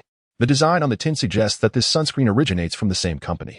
The discovery of 2 different types of sunscreen from the same brand in consecutive rooms presents 2 possibilities. Either this sunscreen is remarkably popular, leading the majority of tourists on the cruise to choose it, or it is a complimentary gift provided by the cruise line. After all, this is a luxury liner, and those who embark are either members of the elite society or distinguished socialites. These individuals generally exhibit a profound concern for their skin, making the use of sunscreen a most reasonable choice. Could this cruise ship possibly be one that dates back over a century? Zhao Xiaoru boldly speculated while gazing at the vintage items within the room. It is quite possible. I nodded in agreement, for I had harbored such suspicions since the first room, though dared not ascertain their validity. Upon entering the second room, my conjecture intensified. Various signs suggested that this vessel might indeed be a maritime relic from the medieval era, potentially having traversed the seas for centuries. Of course, all of this remained mere speculation, as I possessed no evidence to confirm whether the ship truly was what I imagined. If it were, one might wonder why it had sailed the oceans for so long. Conversely, if it were not, why did the design of the ship's interiors, from the grand hall to the bedrooms, far surpass contemporary aesthetics? Yet, my greatest inquiry lingered. What events transpired aboard this vessel that had allowed it to drift alone for centuries? If this ship were genuinely an ancient maritime craft, the absence of any crew could indeed be plausible, considering no one could survive for several hundred years. Receiving my affirmation, Zhao Xiaoru and Li Yuan gazed around the cruise ship in terror, both feeling a dizzying sensation as if they were dreaming within a treehouse. Zhao Xiaoru, an international policewoman, and Li Yuan, a bona fide university student, were acutely aware of the significance of ships from the medieval period. Is this a ghost ship? Li Yuan gazed at me in terror, recalling a film she had once watched. I nodded in affirmation. No, I must disembark. Brother Chun, let us leave this vessel. Once we return, I shall live a proper life under your guidance and no longer dwell on these trivial matters. As she attempted to seek refuge in my embrace, I firmly pushed her away. This girl certainly displays a double standard. She had previously insisted that I let her go, yet now she insists on dragging me back with her. Since we have embarked on this journey, how can we so easily turn back? Chapter 49. The paw print. After searching the second room, I led Li Yuan and Zhao Xiaoru to the third.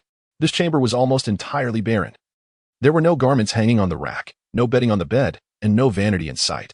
The sole object of interest was a small tea table situated in the center of the room, upon which lay a newspaper. Li Yuan reached out to take it, but I swiftly grasped her hand. This newspaper had evidently been stored here for an indeterminate period. It appeared intact yet was utterly desiccated. The slightest touch would cause it to disintegrate. I approached the wooden table and bent down to scrutinize the text, which had faded considerably over time. Nevertheless, it was discernible that the words were in English, likely pertaining to a British or American cruise liner. Though I refrained from disturbing the paper, I meticulously examined every corner, leaving no potential word unconsidered. The most significant clue it provided was the date inscribed in one corner, 1921. This was nearly 2 or 3 centuries later than I had anticipated, deepening my confusion as to why the entire cruise ship was designed in a retro style, with all the passengers appearing as though they belonged to the medieval era. This enveloped the entire situation in a shroud of mystery. I even began to doubt whether this was indeed a medieval vessel. Yet, over a century ago, new crew members must have boarded, creating this temporal disparity. Of course, these remain mere conjectures, lacking definitive evidence. The examination of the third room has concluded. We shall now proceed to the fourth. The fourth room, akin to the second, serves as the chamber of a gentleman. Upon the coat rack hangs a meticulously arranged tailcoat, while a similar sunscreen product rests upon the table. The iron bed frame exhibits signs of rust, and garments are carelessly strewn upon it, accompanied by a pair of leather shoes.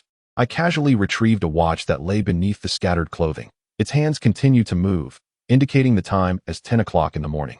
This is a quartz timepiece, crafted with exceptional precision, and it is precisely due to its superior technology that its hands have remained in perpetual motion for a century. I secured the watch upon my wrist and continued to search for any other useful items. Zhao Xiaoru and Li Yuan approached to observe my rummaging. Li Yuan, bewildered, inquired, "Why does it seem as though someone has just shed their clothing? The shirt and trousers are here, and even the shoes are placed upon the bed." I fiddled with the quartz watch in my hand and, with a somber tone, informed Li Yuan, "These garments have indeed fallen from someone's body." "What do you mean?" Li Yuan felt a chill creep down her spine, sensing an unsettling peculiarity in the situation. The individual who donned this attire must have perished, for how else could these clothes be so haphazardly arranged? After my analysis, both Li Yuan and Zhao Xiaoru trembled, feeling a cold shiver along their backs. Based on our conjecture, it appears that the occupant of this room encountered some harrowing event, perhaps curling up on the bed in their final moments, resulting in the disordered state of the clothing and the shoes resting upon the bed. It is estimated that prolonged weathering has corroded the human form, leaving only garments behind. I signaled to Zhao Shiru and Li Yuan not to be fearful. After all, it is understandable that, given this vessel has been adrift at sea for several centuries, the absence of living beings is to be expected. There is no need for such trepidation. Of course, the fact that it has drifted for centuries must have its reasons, and we must exercise utmost caution during our expedition. Zhao Shiru and Li Yuan must not stray from my side. I specifically caution Li Yuan, emphasizing that she must not lag behind, as her survival skills are the weakest among us. In the event of danger, I may not even be able to extend my hand to assist her. Li Yuan nodded gravely, understanding the gravity of the situation, assuring me that she would remain vigilant and not stray from the group. Through this room, I have formed a rough conjecture about the cruise ship. It appears that the vessel encountered some form of terrifying force, as evidenced by the second tightly locked door in the fourth room, where fear seemed to have rendered its occupant cowering on the bed. In my view, this is all a manifestation of dread regarding the outside world. The rooms on the first floor are not particularly spacious, merely small single rooms of a few square meters. We traversed several chambers, discovering that their conditions were nearly identical to those of the preceding rooms. Most doors were shut, seemingly in an attempt to evade something ominous. Passing through the corridor of the first floor, we arrived at the staircase leading to the second level. Shindong, look. The handrail of the staircase remains remarkably smooth, crafted from polished brass, while the sturdy iron steps have succumbed to significant rust. Amongst the rust, bizarre claw marks emerge, causing an immediate surge of apprehension among us. On this ghostly vessel, devoid of any human presence, the sudden appearance of such peculiar prints is profoundly unsettling. These marks are undeniably not of human origin. Although they rival the size of a woman's palm, it is evident that the creature responsible possesses only 3 claws, resembling those of a chicken or frog. The likelihood of encountering a chicken at sea is virtually non-existent, leading me to speculate that these may be the remnants of a frog's footprint. Yet, I find myself intrigued. If a frog's paw is indeed the size of a human hand, then its body must be at least the size of a wild wolf. The thought of a wolf-sized frog is beyond the realm of imagination for both Zhao Shiru and myself. These frog prints must have been there for some time, as their rust formations suggest, allowing me to momentarily ease my mind, hoping not to encounter such strange creatures on the upper floors. I reassure Li Yuan and Zhao Shiru not to fear. We shall adapt to any situation, should we face perilous beings. We are not defenseless. I wield a fire axe and carry a crossbow. Li Yuan and Zhao Shiru are armed with weapons crafted from goat horns. Drawing my fire axe from my side, I angle my body slightly and lead Li Yuan and Zhao Shiru towards the second floor. In contrast to the first, the second floor features fewer but more spacious rooms. These chambers are undoubtedly the abode of the most distinguished aristocrats aboard this vessel. The corridors are considerably more spacious than those on the first floor, adorned with opulent carpets, subtly embellished with flecks of gold that accentuate their extravagant patterns. Everything here exudes an air of resplendent grandeur. The second floor features a private salon, housing several pianos cloaked in dust, violins carelessly strewn across the floor, and a harp leaning against the wall. Scattered about are a few severely weathered tailcoats, the fabric marred by remnants of a black substance resembling saliva. It appears that a number of nobles, while practicing the violin, were abruptly struck by an unforeseen calamity akin to that which befell the chambers on the first floor, leading to their untimely demise. Chapter 50. The longsword and the firearm. I gazed gravely at the tuxedo that lay carelessly on the ground before me, marked by several drops of a viscous black liquid that resembled saliva. This substance was somewhat thick, yet it had not entirely dried, indicating it had likely been deposited within the past month.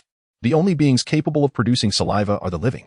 Instinctively, I became vigilant, scanning the surroundings of the small hall and glancing at the tightly shut doors. In that moment, an unsettling feeling crept over me, as if something invisible was observing us. I led Li Yuan and Zhao Shiru to the first noble's door. My lingering sense of danger compelled me not to merely push the door open. Instead, I kicked it wide open with a forceful thud. The door swung open with a resounding crash.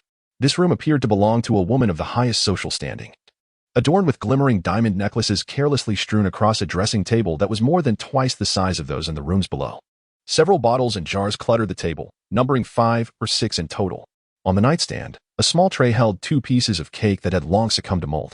Exquisite dresses lay in disarray upon the chair, while a lady's shoe rested beneath it, accompanied by a women's watch on the side. The watch still ticked, though its time was somewhat off. After adjusting the time on my quartz watch, I handed the lady's timepiece to Zhao Shiru. For the moment, Li Yuan had no need for it. I feared her intellect might not suffice to operate it. Gazing at the few resplendent diamond necklaces adorning the table, I realized that even a single piece, if placed upon land, would be worth a fortune. Yet, in this moment, I would gladly exchange it for a hearty meal. I glanced at my watch. The hour had surpassed 12. The sunlight streaming through the window bathed the room, casting its radiant glow upon Zhao Xiaoru's face. She shielded her eyes from the light and turned slightly to the side. We had been aboard the ship for over 5 hours, and our findings had been moderately fruitful, some rusted cutlery and 2 watches. We had yet to reach the captain's quarters, and I sensed that there remained much to explore within this vessel. I closed the door behind me once more, after a morning of labor. It was time to replenish our energy. Leaning against the door, crafted from solid bronze, I appreciated its excellent defensive and soundproofing qualities.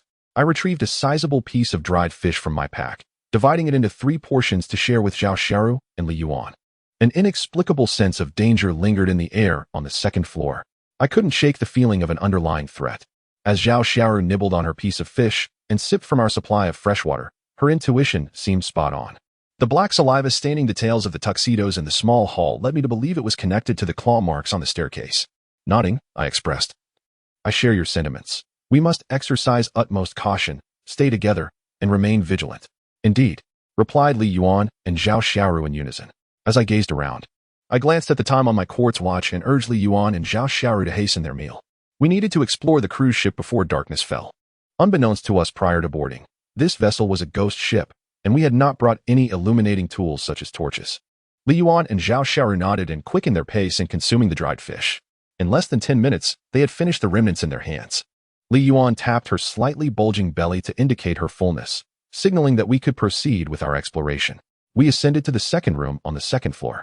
This room was unlocked, and, compared to the first women's chamber, it was somewhat smaller and less opulently decorated. I surmised that this might belong to one of the owners of the scattered tailcoats outside, implying that the occupant had met their demise beyond these walls.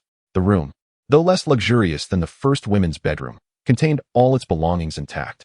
Upon entering, the first thing that caught my eye was a Japanese katana hanging on the wall. It was mounted beside the door, in pristine condition, though I wondered what lay within the room itself. I had 2 hypotheses. The room's owner could have been an Englishman with a penchant for collecting blades, or perhaps a Japanese nobleman, with the sword serving as his sidearm. The katana was hung high, requiring me to rise on my toes to reach it. Carefully, I removed the Japanese katana from its wall mount, requesting Li Yuan and Zhao Xiaoru to step back, as I intended to examine the blade's edge. With a subtle exertion, I drew forth the blade of this Japanese katana, which responded with a satisfying sound. Perhaps it had been too long since it was last unveiled, for the edge gleamed brilliantly under the sun's rays. This is indeed a fine sword, its edge pristine and remarkably sharp, while I cannot claim it would cleave through wrought iron with ease. It is undeniably a weapon capable of slicing through metal like butter. Judging by the scabbard, this katana is undoubtedly a genuine artifact from Japan's medieval period, boasting a history of at least 3 or 4 centuries. I resecured my fire axe at my waist, for now I possessed yet another formidable weapon. I paid little heed to the historical value of this medieval katana. To me, it is a weapon, not merely an antique. Having handled this katana, I realized that this room might still harbor other valuable items. I instructed Li Yuan and Zhao Xiaoru to diligently search their respective areas, while I focused my attention on the bed. The bed of this Japanese nobleman was impeccably clean, devoid of any hidden possessions. After a thorough search, I found nothing else of utility. Then, suddenly, we heard Zhao Xiaoru's voice filled with excitement. Li Yuan and I turned our gaze toward her outstretched hands. What she held was a firearm, its design somewhat antiquated, yet likely more recent than the medieval era. Regardless of its status as an antique, I knew that this weapon was far more formidable than the katana slung across my back. The katana represented cold weaponry, while this firearm was undeniably a piece of hot weaponry. The contrast between these 2 classifications of arms was unmistakably clear. The musket is the precursor to the modern handgun, primarily relying on gunpowder for propulsion. Although its power may pale in comparison to contemporary firearms, and its safety is somewhat compromised, the potency of this weapon is indisputable. Within a mere 10 meters, it is entirely feasible to neutralize an adversary with a single shot. This is indeed a remarkable instrument. I seized the musket from Zhao Xiaoru, its greenish glow captivating my attention. Armed with this weapon alongside the katana slung across my back, I can confidently declare that this voyage aboard the cruise ship has not been in vain. Zhao Xiaoru, intrigued, observed the musket in my grasp. Though she was well acquainted with handguns as a police officer, this was her first encounter with a musket aimed at anything. Chapter 51. Trust One took out the insurance and deftly pulled the trigger. Zhao Xiaoru and Li Yuan had already covered their ears. Yet the imagined flames bursting forth from the barrel and piercing through the wooden tea table did not materialize. I tapped the handgun and realized that this firearm, perhaps due to prolonged disuse and the maritime environment, had rendered its gunpowder dampened and thus incapable of discharge. I retrieved the small metallic knife I had obtained from the kitchen and slowly began to turn the screws atop the firearm. The technology of that era was relatively rudimentary, with most guns secured by small screws. After a few casual turns, the screws began to loosen. I systematically removed several screws, applying gentle force until the firearm split open. Inside, the mechanism was quite simple. Apart from a basic firing device, there remained enough gunpowder for 3 discharges. I held the gunpowder in my palm, grinding it meticulously. The exterior of the powder seemed dry and loose, but once crushed, I discovered it was rather damp within. It was evident that it could no longer sustain the firing of the gun.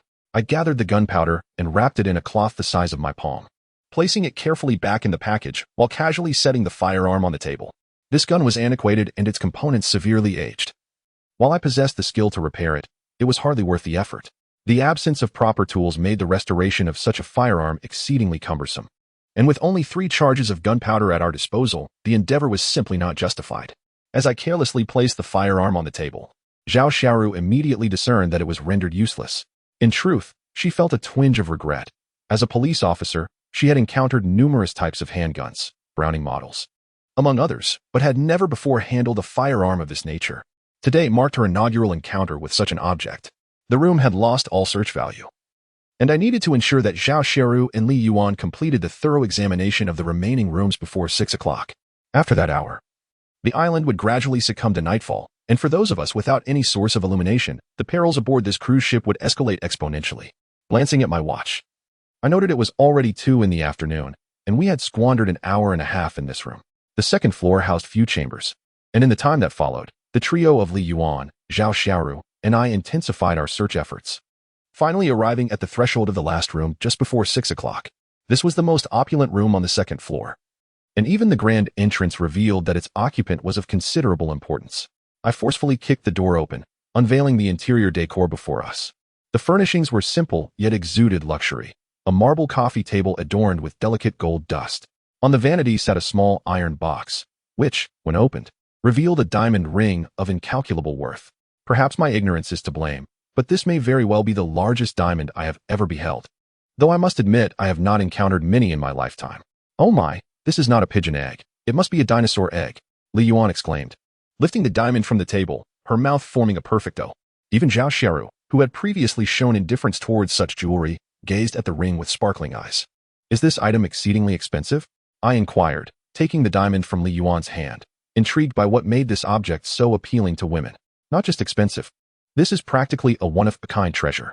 If someone were to propose to me with such a colossal dinosaur egg, I would instantly agree to marry him on the spot.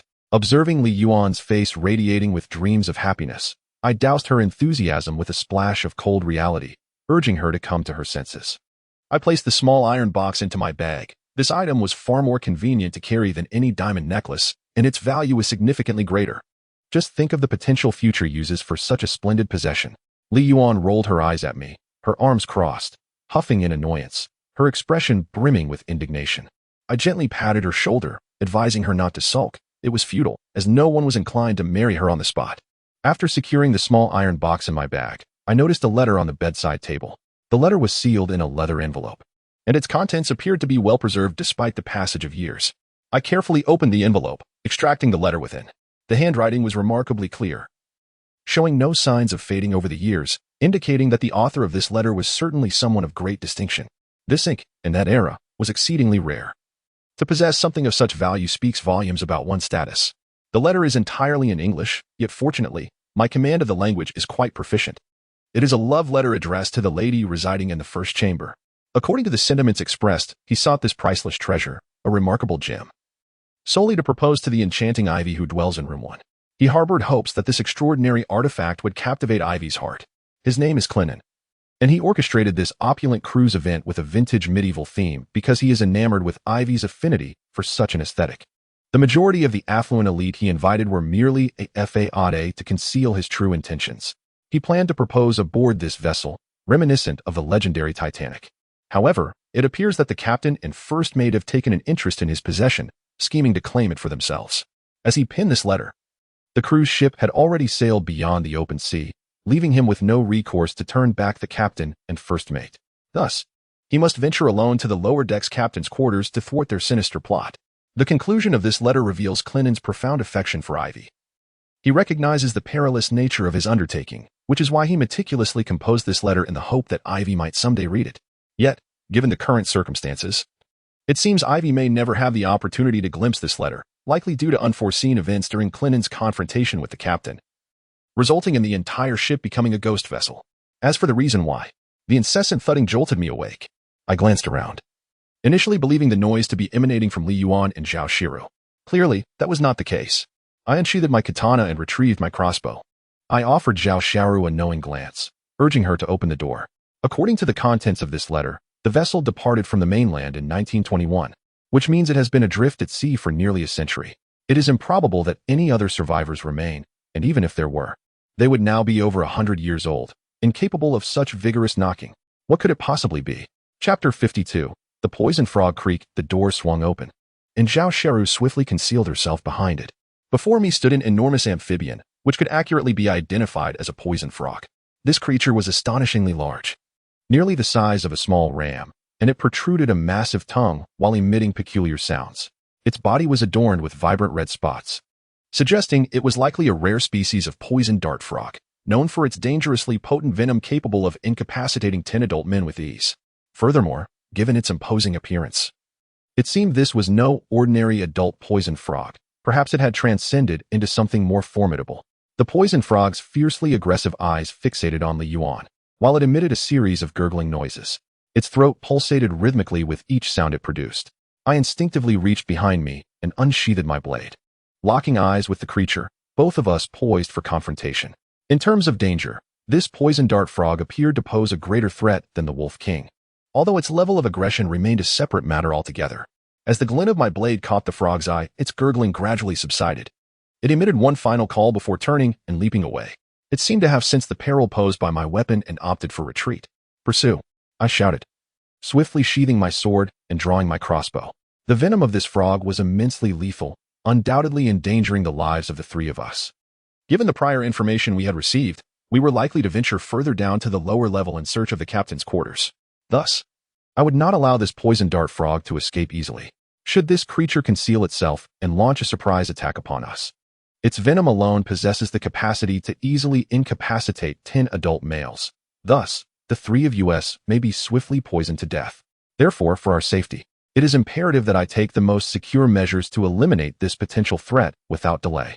This toxic frog, immense in size, fled with remarkable speed upon sensing the malice we exuded. Mere moments after Li Yuan and I stepped outside, the creature had nearly reached the first chamber, approaching the staircase. The claw marks on the staircase indeed belonged to this beast. Stay close and do not fall behind. I held my crossbow at the ready, prepared to strike at any moment. The toxic frog leapt with great speed, and our pace was equally swift, closely trailing behind. Upon reaching the staircase, the frog glanced about the corridor a couple of times before leaping down the stairs. This creature has likely resided here for quite some time and is undoubtedly well acquainted with the terrain. As we descended the staircase, we swiftly lost sight of the toxic frog. It is certain that this creature knows the cruise ship better than we do. Be cautious, as it possesses the ability to kill a person in an instant. Now, Li Yuan, Zhao Shiru, and I have formed a triangular defensive formation to ensure that we can monitor our surroundings without any blind spots. Upon hearing that this toxic frog can instantly kill an adult, Zhao Shiru and Li Yuan involuntarily shuddered in close proximity to one another. How could they have imagined that the luxurious cruise ship, which they had longed to escape upon, had transformed into a vessel of terror? Aside from the desolation, there loomed a remarkably large poison dart frog. How could such a creature attain such size? What could it possibly consume to grow so? The mere thought sent a chill down Zhao Shiru's spine. Surely, it couldn't have thrived on flesh. As for what the cruise ship might offer in terms of meat, she dared not to ponder. Upon descending the staircase, we arrived at several single bedrooms that had been previously inspected. To facilitate our search, I had left these rooms ajar, allowing us to observe their interiors from the corridor. The three of us leaned against one another for support, cautiously making our way down the stairs.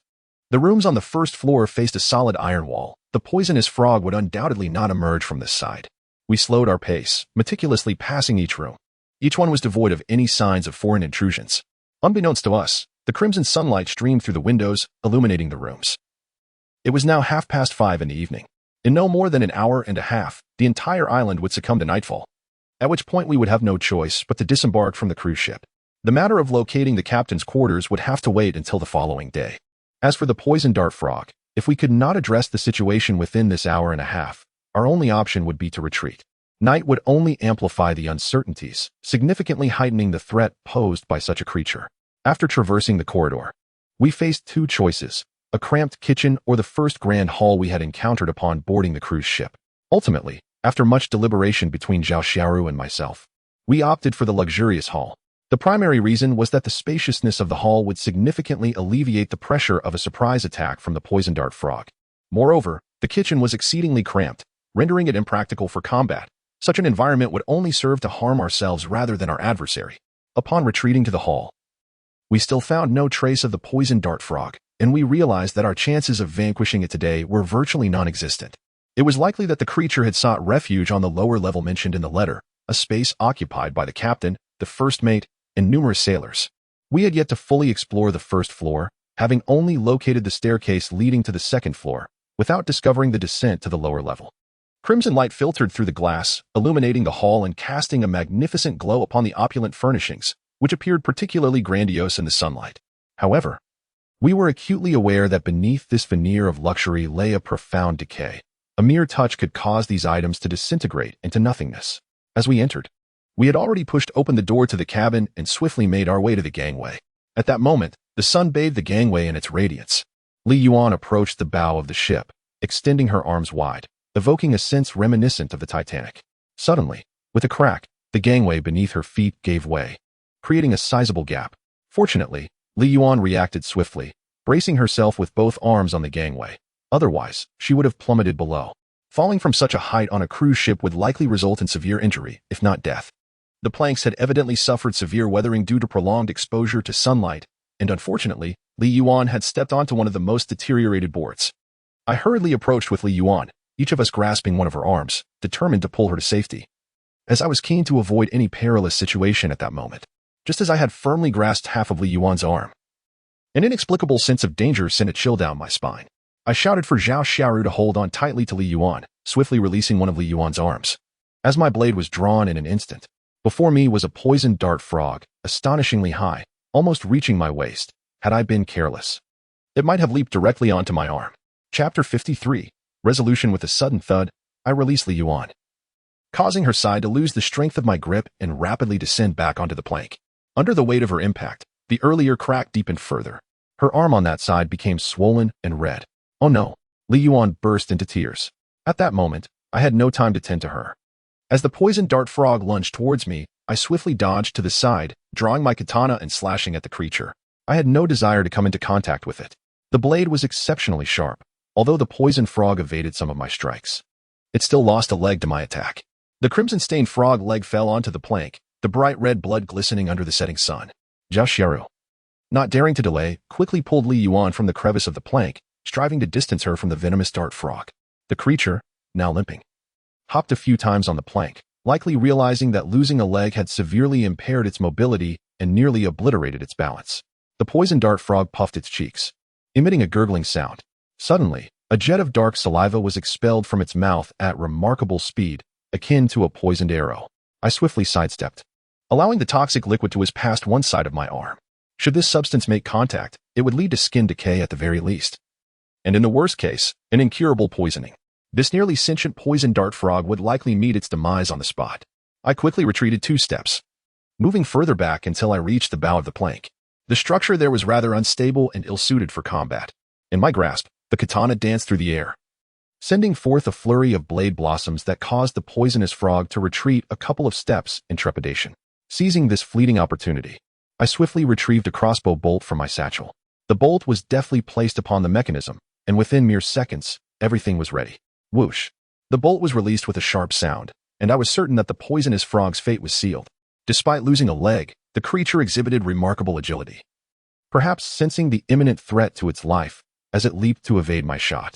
Undeterred by this initial failure, I quickly extracted another bolt from my pack. The toxic frog attempted to leap onto my arm while I was arming myself, but its speed paled in comparison to mine. It remained an unrefined creature. Whoosh! The airborne frog was struck squarely, propelled backward by the force of the shot. Vivid crimson blood splattered across the board, and fearing the potential toxicity of the blood, I stepped back a couple of paces, Fortunately, the board remained intact. The poisonous frog was firmly pinned to the board, stirring slightly before succumbing to stillness. Only then did Li Yuan and Zhao Xiaoru release the tension that had gripped them. With the bolt secured and my katana sheathed, I approached the immobilized frog and extracted the arrow. It had pierced through the creature's body, likely tainted by its venom. Grasping the unblemished end of the arrow, I wrapped the bloody tip in a thicker cloth. Henceforth, I implore you all to exercise extreme caution when handling this arrowhead, should it graze your skin. Even divine intervention may not suffice to save you. Zhao Xiaoru and Li Yuan exchanged nods. After the events of today, neither of them would dare approach that arrow again, for its mere sight evoked memories of the repugnant toad. I glanced at Li Yuan's arm, noting the absence of any wounds. Just a simple redness and swelling that would likely dissipate in a few days. Raising my hand to check the time, I saw it was already past 6. With the sun nearly set, we needed to depart the cruise ship promptly. Zhao Xiaoru led the way, Li Yuan followed in the middle, and I brought up the rear as we ascended the rusted iron ladder, this time descending from the vessel. With a sigh of relief, we stepped onto the cool sand. Grateful that this experience had ended without mishap. Navigating our familiar route, we returned to the treehouse at precisely 7:10. Zhao Xiaoru deftly ignited the campfire while I swiftly retrieved my sharpening stone from the treehouse, typically used for honing my weapons. I extracted an assortment of knives and forks from my pack. Though small in size, their polished edges would greatly facilitate our future meals. Importantly, despite their diminutive form, these knives could still serve as effective tools when wielded correctly.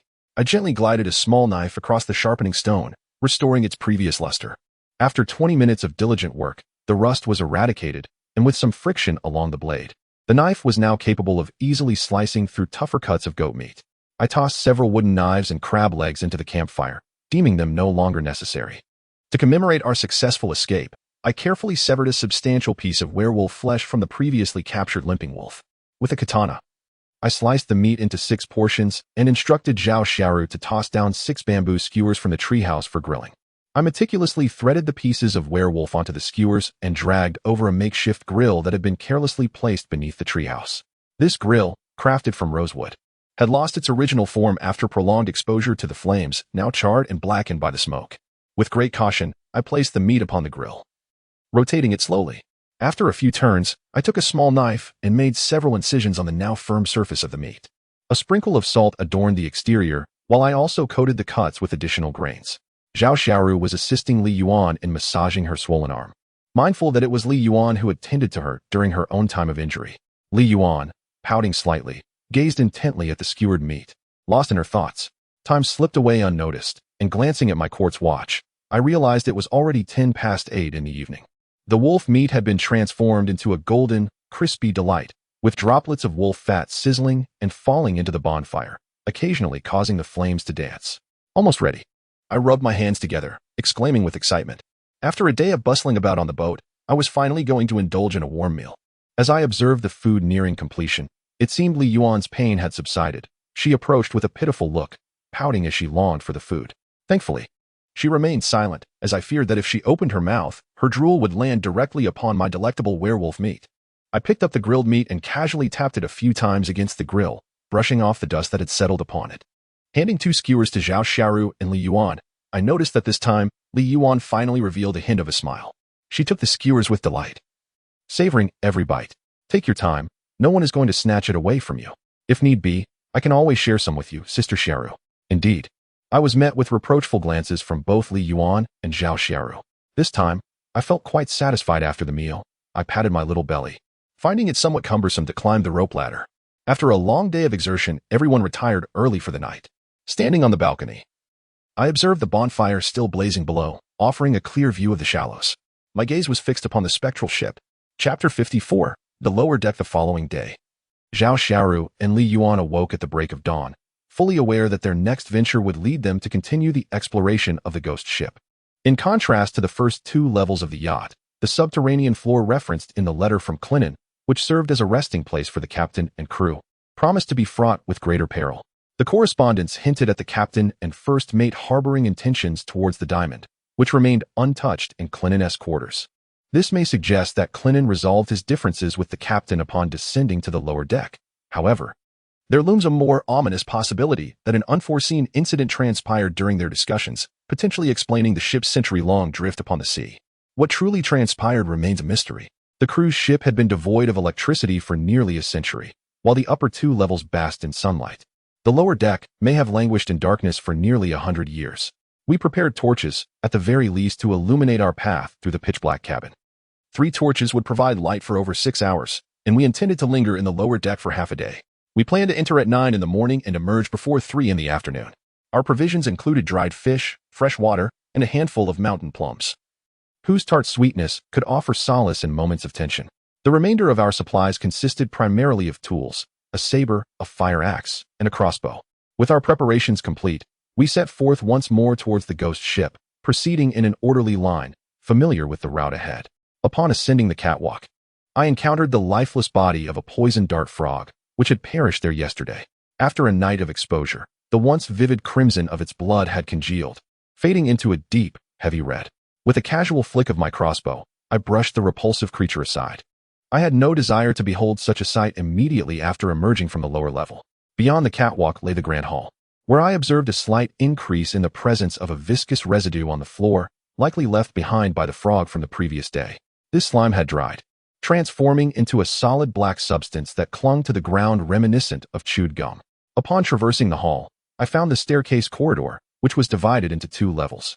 At first glance, both sides appeared to consist of ordinary noble bedrooms.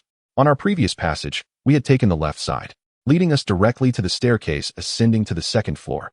This time, we intended to explore the right side, where the passage to the lower level might be located. We commenced our search of the right side chambers, which comprised 12 rooms. Our findings included a finely crafted dagger, yet to be sharpened, 2 pins, 2 bottles of ink, and a windproof lighter devoid of fuel. Aside from the pens, which might prove somewhat useful, the rest appeared to lack purpose. Nevertheless, I collected them nonetheless. At the end of the corridor, 2 staircases awaited, one leading to the 2nd floor, and the other, sealed by an iron door, leading to the underground passage. At first, we were astonished upon encountering the staircase on the 2nd floor. However, upon reflection, it dawned on me that we might have overlooked this passage in our pursuit of the poison dart frog. I glanced at my watch. We boarded the vessel shortly after 7, and after an exhaustive search, it was now just past 9 o'clock, aligning with my estimations. I crouched down to examine the sealed iron door. It seemed operable, yet its antiquity had rendered it somewhat rusted. I vigorously struck it several times with a fire axe, and with a resounding crash, the door succumbed to my force and fell away, revealing the full expanse of the underground passage before me. I retrieved a flint and deftly struck it several times. Sparks flew, igniting the tinder, which I had treated with a bit of animal fat, ensuring it caught flame easily.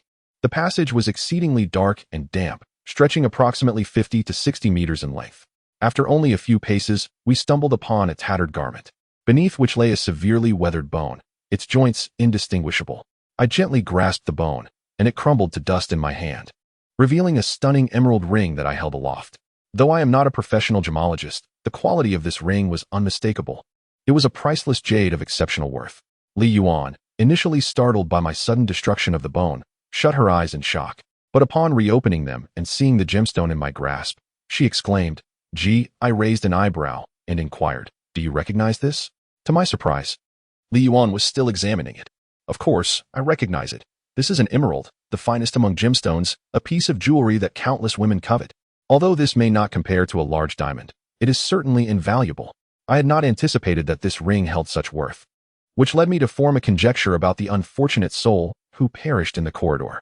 I tossed the gemstone ring into my bag, brushed off the dust from my hands, and remarked to Li Yuan and Zhao Xiaoru, "If my assumptions are correct, this individual must be Clinin." Clinin? Li Yuan instinctively recoiled behind Zhao Xiaoru, clearly familiar with the name. After all, wasn't he the particularly romantic Prince Charming?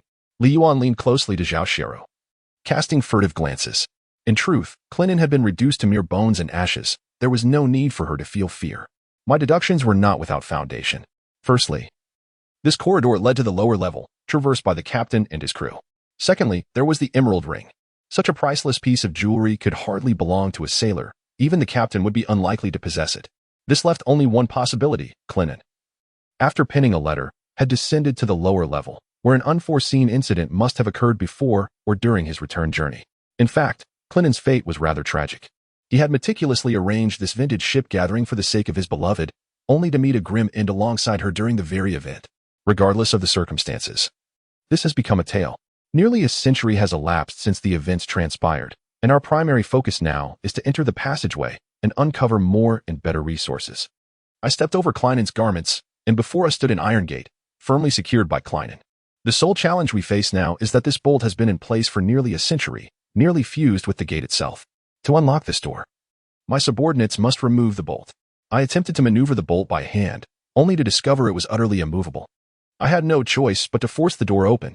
I drew the fire axe, aimed at the bolt's position, and struck. Chapter 55, Exploration with a resounding clang. I relentlessly struck the iron door with my axe.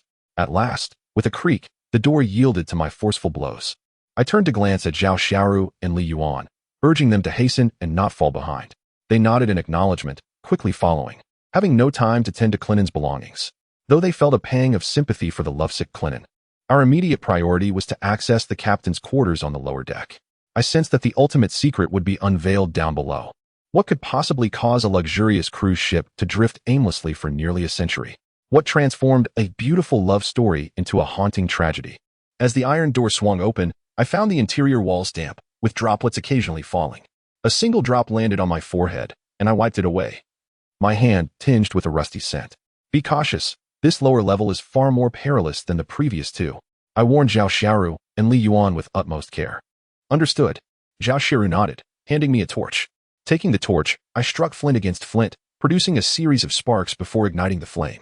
The lower level, perpetually shrouded in darkness and dampness, bore a heavier humidity than the first and second floors. The ground, while devoid of water, was notably slippery. I advised Zhao Xiaoru and Li Yuan to tread carefully. They nodded in agreement, proceeding with utmost caution, maintaining a distance of 1 or 2 meters from me. Together, the three of us shared the solitary torch. A torch can burn for 2 hours, and we have a total of 6 hours at our disposal. I glanced at my quartz watch. It was already past 9:20 in the morning, prompting us to hasten our pace. My footsteps quickened, and Li Yuan and Zhao Xiaoru swiftly kept up with me. The outermost area of the corridor appeared to house the crew's quarters. These rooms were not significantly larger than those of ordinary nobility on the first floor. However, the doors to these quarters were mostly made of iron, making them rather difficult to open. The first door was not locked, yet it exhibited a slight rust. I retrieved my fire axe and struck it with some force. The iron door creaked open. Seeing the door ajar, Li Yuan and Zhao Xiaoru followed me inside. This was a remarkably simple crew cabin, furnished even less elaborately than the ordinary noble rooms on the first floor. It contained merely an iron-framed bed and a modest little table, devoid of any other items.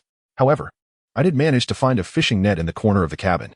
Unfortunately, due to age, the net had deteriorated significantly and was no longer usable. Li Yuan picked up the net and fiddled with it for a moment, remarking, "This looks far better than our homemade nets. How wonderful it would be if it were still functional." I replied with a grin, "You could take it back and give it a try. Who knows? It might just work." Li Yuan scoffed lightly, stating that while it looked appealing, it surely could not rival the effectiveness of our handmade nets. So it was best left unused. I smiled faintly. Li Yuan was merely flattering me. If this fishing net were truly intact and functional, I would have already gathered it and taken it back for my own use. The room contained little of value, save for a severely weathered sailor's uniform and a pair of waterproof gloves, which were likely rare in that era. The exterior was crafted from pigskin, which, when treated with grease, could serve effectively as a waterproof barrier. However, the grease on the gloves had completely dried, and the pigskin had deteriorated significantly over time. When I gently tugged at the gloves, a small tear appeared. I casually discarded the gloves onto the floor. It seemed there was nothing left to explore in this room. I led Zhao Xiaoru and Li Yuan into the next chamber. Although our primary objective was the captain's quarters, we felt compelled to search each room thoroughly, lest we overlook supplies elsewhere on the lower levels. The second crew member's quarters were also quite tidy, the bed neatly arranged.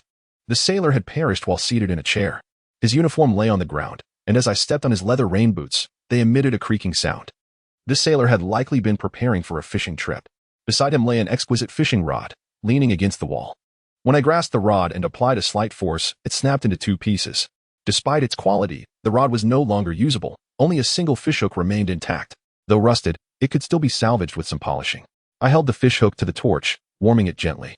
Then, I gently polished it with iron tools, and indeed, it remained remarkably intact within. I could even straighten this fishhook, transforming it into a needle. Although we might not have immediate use for it, one can never be certain when it might come in handy. Such finely crafted ironwork is something we currently struggle to produce. Back in those days, fishing lines were merely coarse hemp ropes, which would snap effortlessly with a gentle tug. Li Yuan pouted, Perceiving the inconvenience of my choice to retrieve a small fishhook amidst such a sizable object, I chuckled and explained to her that in the wilderness, one must not disregard even the minutest resources. Even the smallest fly is still flesh. Our existence is comprised of these minuscule morsels. Li Yuan waved her hand dismissively, acknowledging she understood, yet she felt that these sailors were indeed impoverished, lacking in wealth compared to the nobility. At that moment, Zhao Xiaoru teased Li Yuan, remarking that if they were wealthy, they wouldn't need to venture out to sea as sailors, but rather would reside on the first floor as nobles. Li Yuan pondered this and silently agreed. If not for survival, these sailors would certainly prefer not to dwell in this dark, damp basement. Who wouldn't wish to ascend to the upper echelons of society? I patted Li Yuan's small head, remarking on her commendable awareness. The first torch had burned for quite some time, and glancing at the clock, I noted that an hour had passed. I urged Li Yuan and Zhao Xiaoru to accompany me to the next room. The door to the third chamber was also tightly shut, and after a few vigorous strikes with the fire axe, it swung open. Upon entering, I immediately spotted a treasure, a rusted harpoon. The plug is made of steel. Thus it has only developed a slight rust. With a bit of heat and a gentle polish, it can be rendered usable once more. I boldly advance, torch in hand, and seize the harpoon resting against the wall. I break the wooden shaft, retaining only the pointed head, holding the plug before my eyes. Illuminated by the flickering flame of the torch, the steel harpoon glimmers with a faint glow. With this singular treasure in my possession, I feel that my descent to the first underground level has been entirely worthwhile. Chapter 56. The terrified Li Yuan. The harpoon was rather large, and I could not stow it within my pack. Thus, I handed it over to Zhao Xiaoru, allowing her to hold it for the time being. Zhao Xiaoru cautiously accepted the harpoon, which retained a certain sharpness. Any careless contact could result in injury, and the rust upon it posed a significant risk of infection. Having previously endured an infection herself, Zhao Xiaoru needed to exercise utmost caution. Simply holding it would not suffice. I retrieved a redwood stick from my belongings. This stick corresponded closely with the insertion point of the harpoon, allowing me to temporarily affix the redwood for transport, with the intention of later crafting an exquisite handle for it. Zhao Xiaoru took the redwood stick and urged Li Yuan to assist. The two exhibited remarkable synergy, swiftly inserting the redwood stick into the harpoon. Once accomplished, we resumed our search of the room. This chamber was notably larger than the previous two, leading me to speculate that it might belong to the first mate or perhaps be connected to the captain. Only a sliver of sunlight managed to penetrate the confines of Huayan's room, rendering it nearly impossible to see without illumination, thus compelling us to rely on torches for light.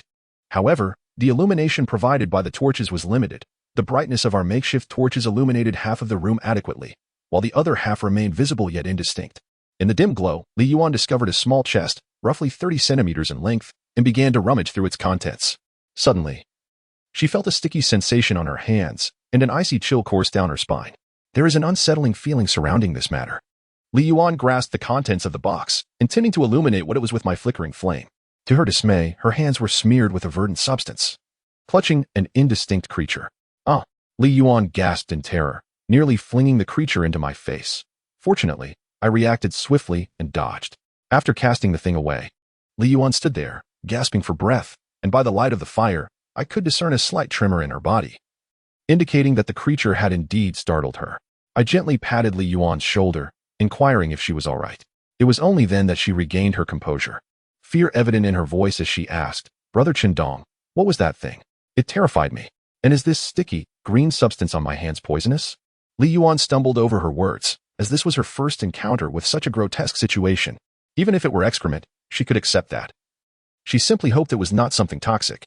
The recollection of yesterday's poisonous frog sent shivers down her spine. I softly patted her back, assuring her not to worry. "You need not be afraid.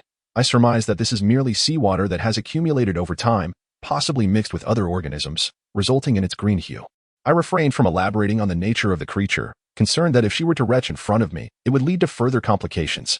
Hastily, I retrieved some fresh water from my backpack, urging Li Yuan to wash her hands. A cursory glance at the object in her grasp suggested that it might be a circular snake. This substance possesses toxicity, however, after a century has elapsed. I remain uncertain regarding its current poisonous nature. At present, the immediate priority is to ensure that Li Yuan thoroughly cleanses her hands of the green liquid. I cannot ascertain whether it is indeed toxic, but it is undeniably repulsive. Although Li Yuan harbored inquiries about the substance's toxicity, I adeptly redirected her focus, prompting her to extend her hands for me to pour water over them. I had prepared ample fresh water for our foray into the depths. apprehensive of an incident akin to the closure of the hatch as experienced in Crelan. Yet, from the perspective of this cruise ship, such an event seems highly improbable. Should it truly occur, it would verge on the supernatural. As a soldier, I harbor no belief in the supernatural. Thus I steadfastly maintain that as long as we do not instill fear within ourselves, we shall safely navigate our exit from this vessel. Zhao Shiru approached the unidentified organism discarded by Li Yuan, crouching to ascertain its nature. Although the creature was unrecognizable, some remnants of its skin remained, and its dimensions were somewhat consistent. Just as Zhao Shiru was about to speak, I coughed loudly, having resolved the matter at hand. I wished to avoid any further complications from her. Zhao Shiru nodded, equally uncertain whether this entity retained its toxicity after 100 years, even if it were toxic. We currently possess no means to address it.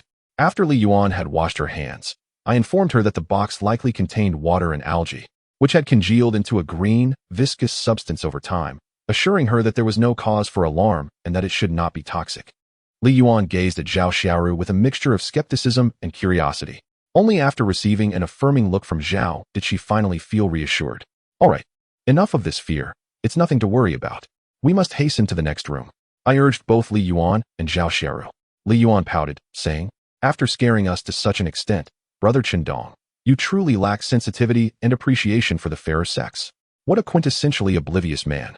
I shot her a sharp glare, understanding that her last remark was likely a collective expression from young people who struggle to find partners. As an experienced soldier, securing a companion was hardly a challenge for someone like me, and capturing the attention of a policewoman like Zhao Shiru was certainly within my grasp. While lost in thought, I cast a flirtatious glance at Zhao Shiru.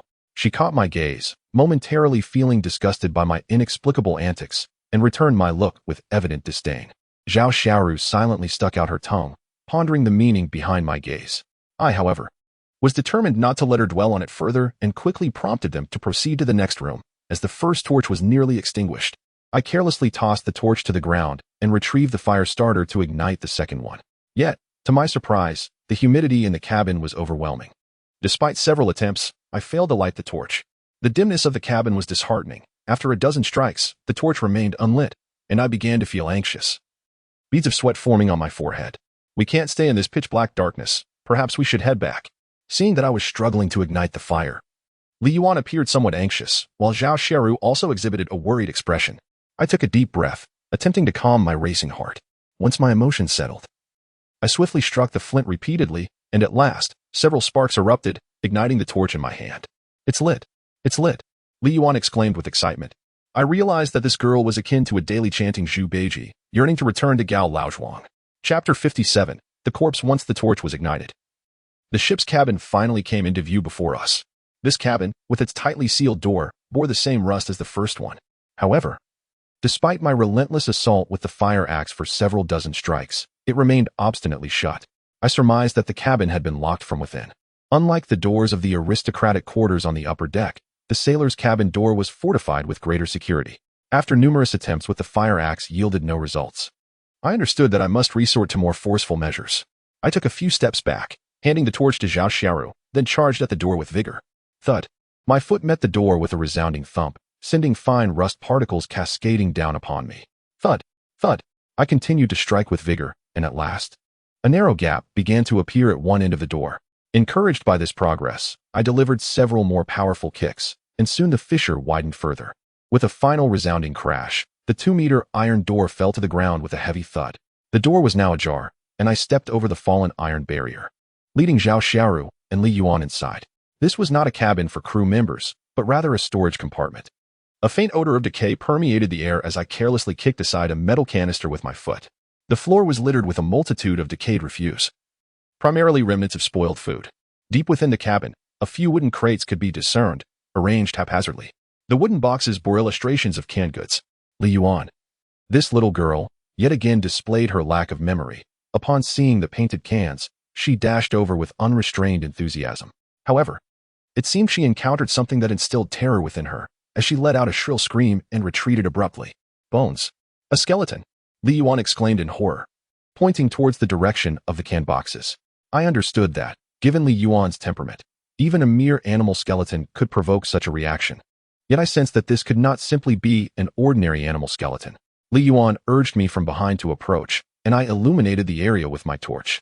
Indeed. Beside the canned boxes lay a human skeleton.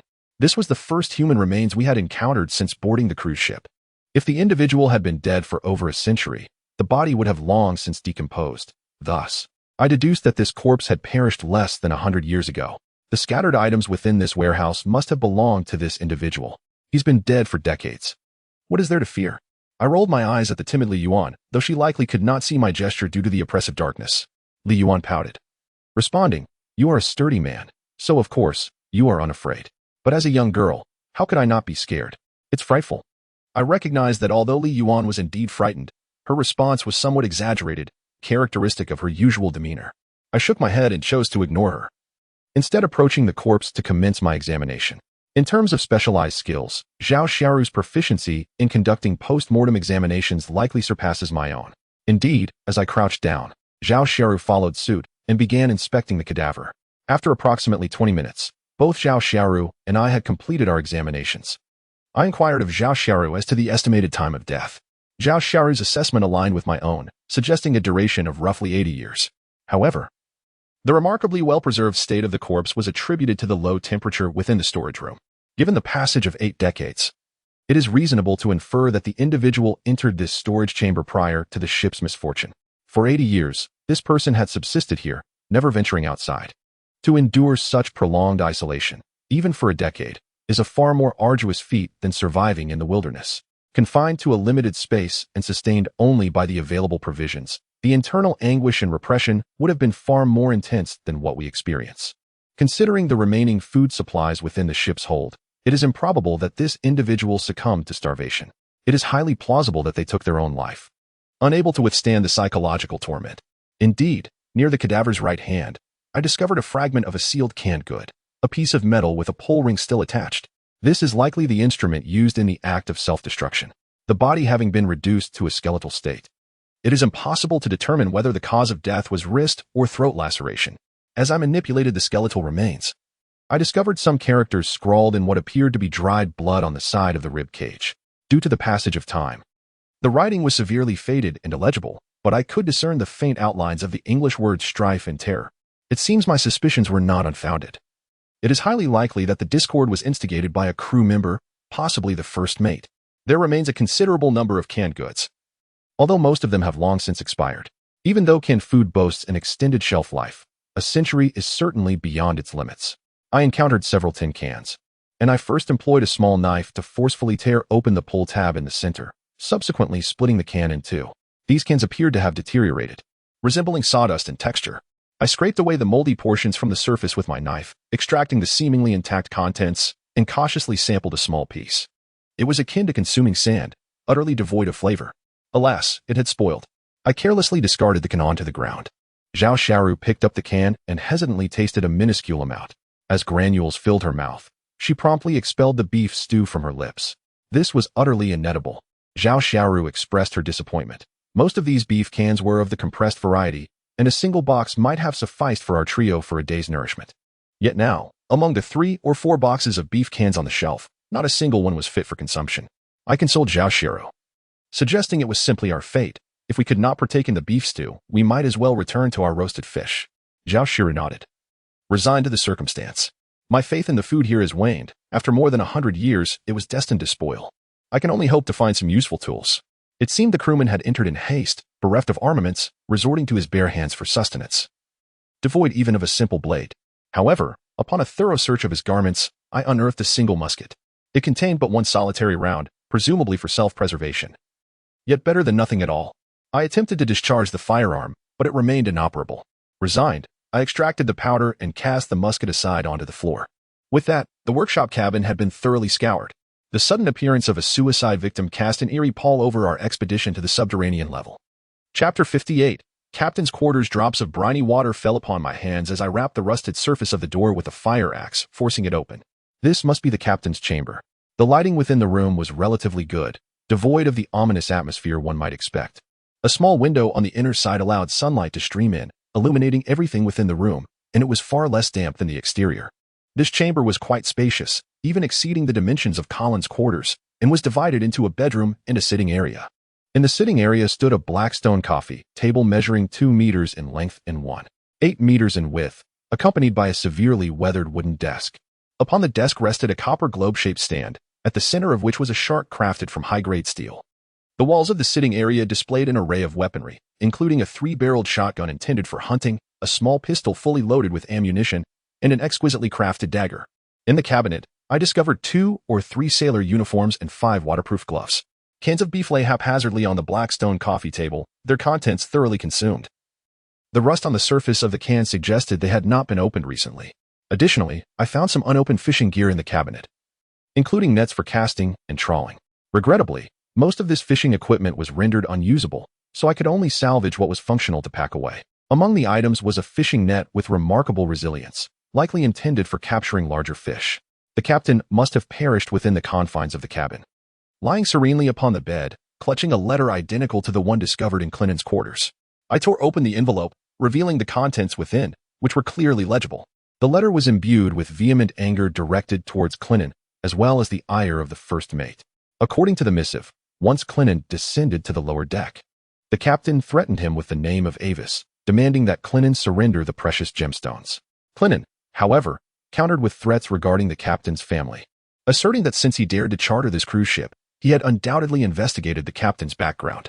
It was known that this captain had once been a pirate, and the cruise ship was not his vessel. Otherwise, he would have long since enjoyed the comforts of high society. This ship was, in fact, an abandoned war experimental vessel, fortuitously acquired during his days as a pirate. This secret was known only to the captain and his first mate, who had once been his pirate comrade. Despite his piratical origins, the captain held a deep affection for his wife and children, ultimately reaching a reconciliation agreement with Clennan. Clennan augmented the rental fee by 70% as a private remuneration for the captain, who in turn relinquished all illicit intentions and agreed to return to port without incident. This entire transaction did not escape the watchful eyes of the first mate, to whom the captain promised 10% as a hush fee. However, the first mate contested the captain's allocation, insisting on 30% instead. The captain acquiesced temporarily, yet plotted treachery behind his back. The first mate, sustaining an injury to one leg, retreated into the storage compartment. The captain found himself in a dire predicament, contemplating a return to negotiate with Clennan for an increase of 30% in compensation. Otherwise, the first mate would refuse to open the storage compartment, leading them all to perish from starvation. Upon arriving at the entrance of the passage, the captain was dismayed to discover that the large door had been firmly shut. He attempted to pry it open, only to be met with Clennan's furious tirades from the other side. Clennan informed the captain that the notion of an additional 70% was nothing more than a fanciful delusion, vowing that upon his return, he would ensure that the captain's children would meet a grim fate. As he continued to berate the captain, Clennan reinforced the iron door, intent on sealing them within. The captain, gripped by panic, recognized Clennan's unique position. Even murder could be overlooked with the right amount of money. Given Clennan's notoriously cruel disposition, it was likely that even with the promised 70% increase, he and his family would suffer relentless torment, possibly culminating in an actual hanging. The captain would never allow such a calamity to unfold. Ultimately, he managed to unseal a long-concealed door on the lower deck. This vessel, a wartime experimental ship, was purposed for the research and production of toxic gases. Only the captain and the first mate were privy to this grim reality. At that moment, the first mate, limping from an injury, appeared to dissuade the captain from his reckless course of action, for should the gas be released, the entire ship would become a death trap, leaving no survivors. The first mate commanded his trained poisonous frogs to attack the captain. However, these creatures, while rare and venomous, were still too small and immature to pose a significant threat. In the end, the first mate was unable to prevent the captain's horrifying actions.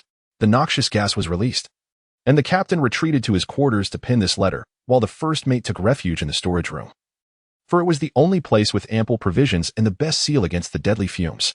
For the sake of his wife and children, the captain chose to sacrifice the lives of all aboard. Thus, I have surmised the contents of the bloodstained letter penned by the first mate in the storage room. He likely remained in a state of terror, acutely aware of the anguished cries of the sailors outside, yet lacking the courage to open the hatch. Ultimately, he never mustered the bravery to emerge again, succumbing to despair alone in the storage room. As for the poisonous frog, it roamed restlessly between the first and second floors, perhaps having sought refuge in the pipe leading to the first floor during the gas outbreak, thereby gaining entry despite the sealed doors. Its incessant movement likely stemmed from a quest for its master. As it grew larger, it could no longer fit through the pipe, resulting in its continuous wandering between the two floors. I passed the letter to Zhao Xiaoru and Li Yuan, urging them to examine it in turn. In truth, The fate of all aboard was a consequence of greed. The captain's avarice for Clennan's wealth and Clennan's infatuation with Avis's beauty led to this tragedy. The captain sought to acquire extraordinary treasures, yet Clennan was no easy adversary. Ultimately, the captain reaped the bitter fruits of his own actions. Zhao Xiaoru lamented, "Alas, what a pity. All for a mere gem. The lives of an entire crew were lost." I smiled wryly and replied, "The people's police are truly selfless. Have you not heard the saying, men die for wealth, and birds perish for food? To perish alongside an entire ship of affluent nobles. The captain can be considered to have met his fate with dignity." Zhao Xiaoru stuck out her tongue at me, fully aware of the adage that men die for wealth just as birds perish for food. Even as a dedicated police officer, upon encountering that extraordinary gem, she was momentarily rendered speechless, were it not for the current wilderness survival situation. Even someone as just as Zhao Xiaoru would hesitate to claim they would be free from greed. Undoubtedly, if that gem could offer a chance to return home, both Zhao Xiaoru, Li Yuan, and I would unconditionally choose to trade it. For only through experience does one truly understand that wealth pales in comparison to the significance of survival. Chapter 59. Nautical chart. I placed the musket into the satchel and slung the hunting rifle over my shoulder. At this juncture, I could reasonably ascertain that this cruise ship posed no further danger, allowing us to search with peace of mind. As for the hunting rifle, regardless of its potential utility, I decided to take it back with us. After all, our skills and craftsmanship have yet to produce such a finely crafted weapon. After organizing our belongings, I conducted another thorough search of the wooden table in the living room, ultimately uncovering a key hidden within a dark recess. This key was likely intended for the control room. There were 2 keys aboard. One of them was presumably meant to unlock the gas chamber. Upon exiting the captain's quarters, I led Li Yuan and Zhao Xiaoru on a brief exploration, and at last, we located the captain's room. Although the keys and the lock were heavily rusted, they still turned with relative ease. After a few strong kicks, I managed to push the hatch open.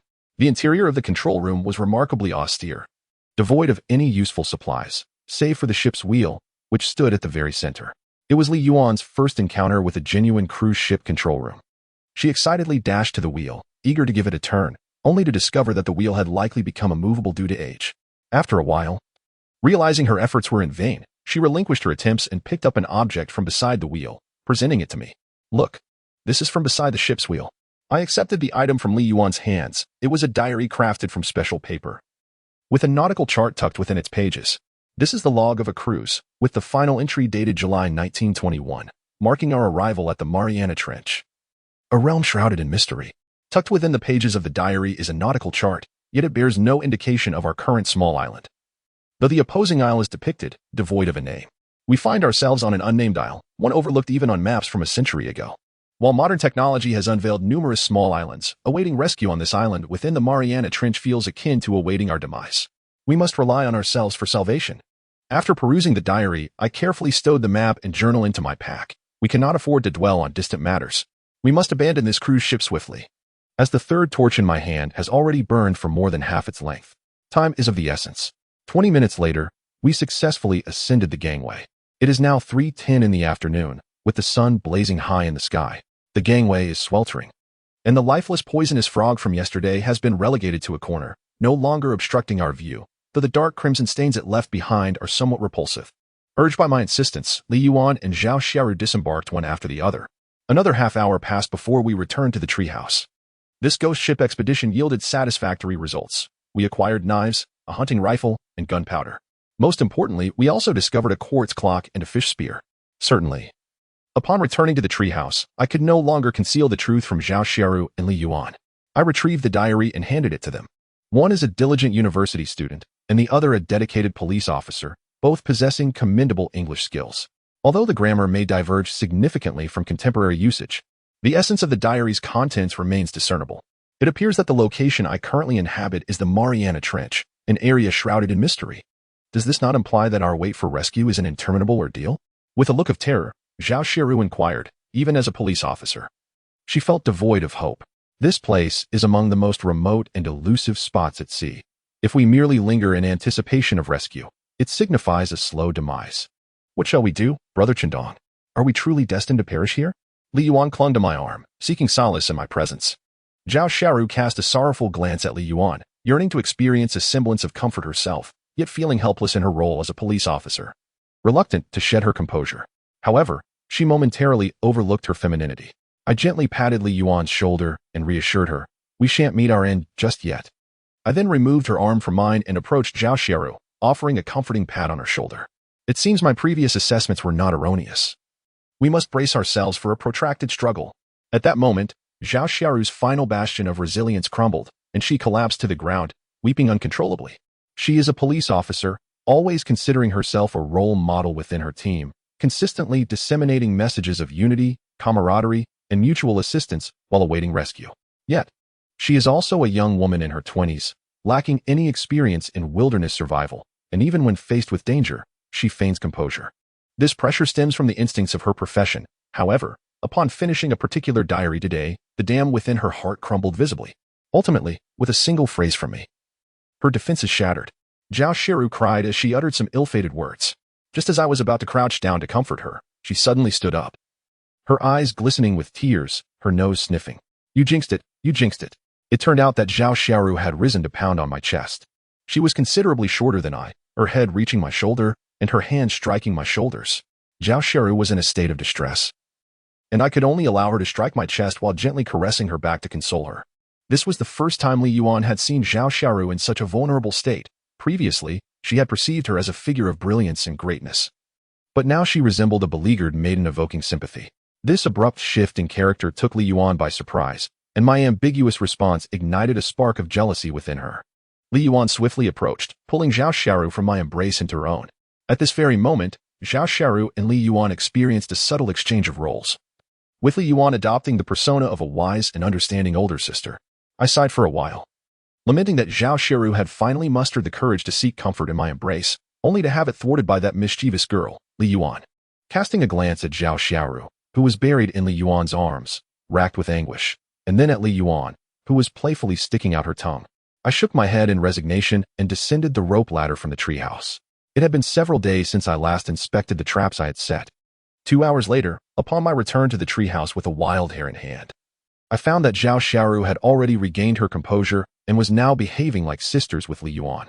Upon seeing my return, Zhao Xiaoru dashed over, taking the hare from my hands with a gentle smile before scampering back to Li Yuan with exuberance. Chapter 60. Into the Forest. Chapter 60.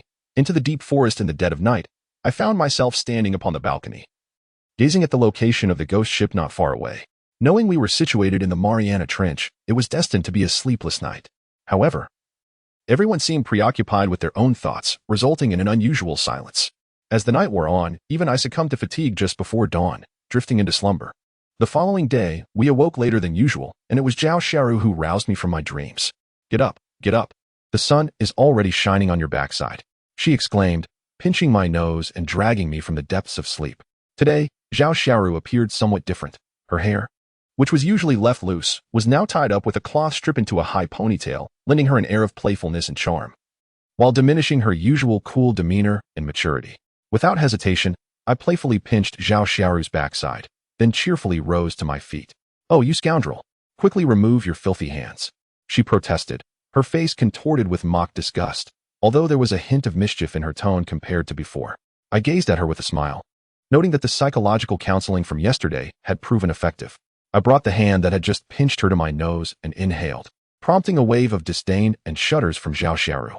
Even Li Yuan came over to express her disgust. I was simultaneously scorned by both of them. Having realized that mere waiting would yield no results, we resolved to devise a plan to build our own vessel. Only by acquiring a ship could we secure our means to navigate the seas. To venture out from the Mariana Trench undoubtedly constitutes an unparalleled undertaking.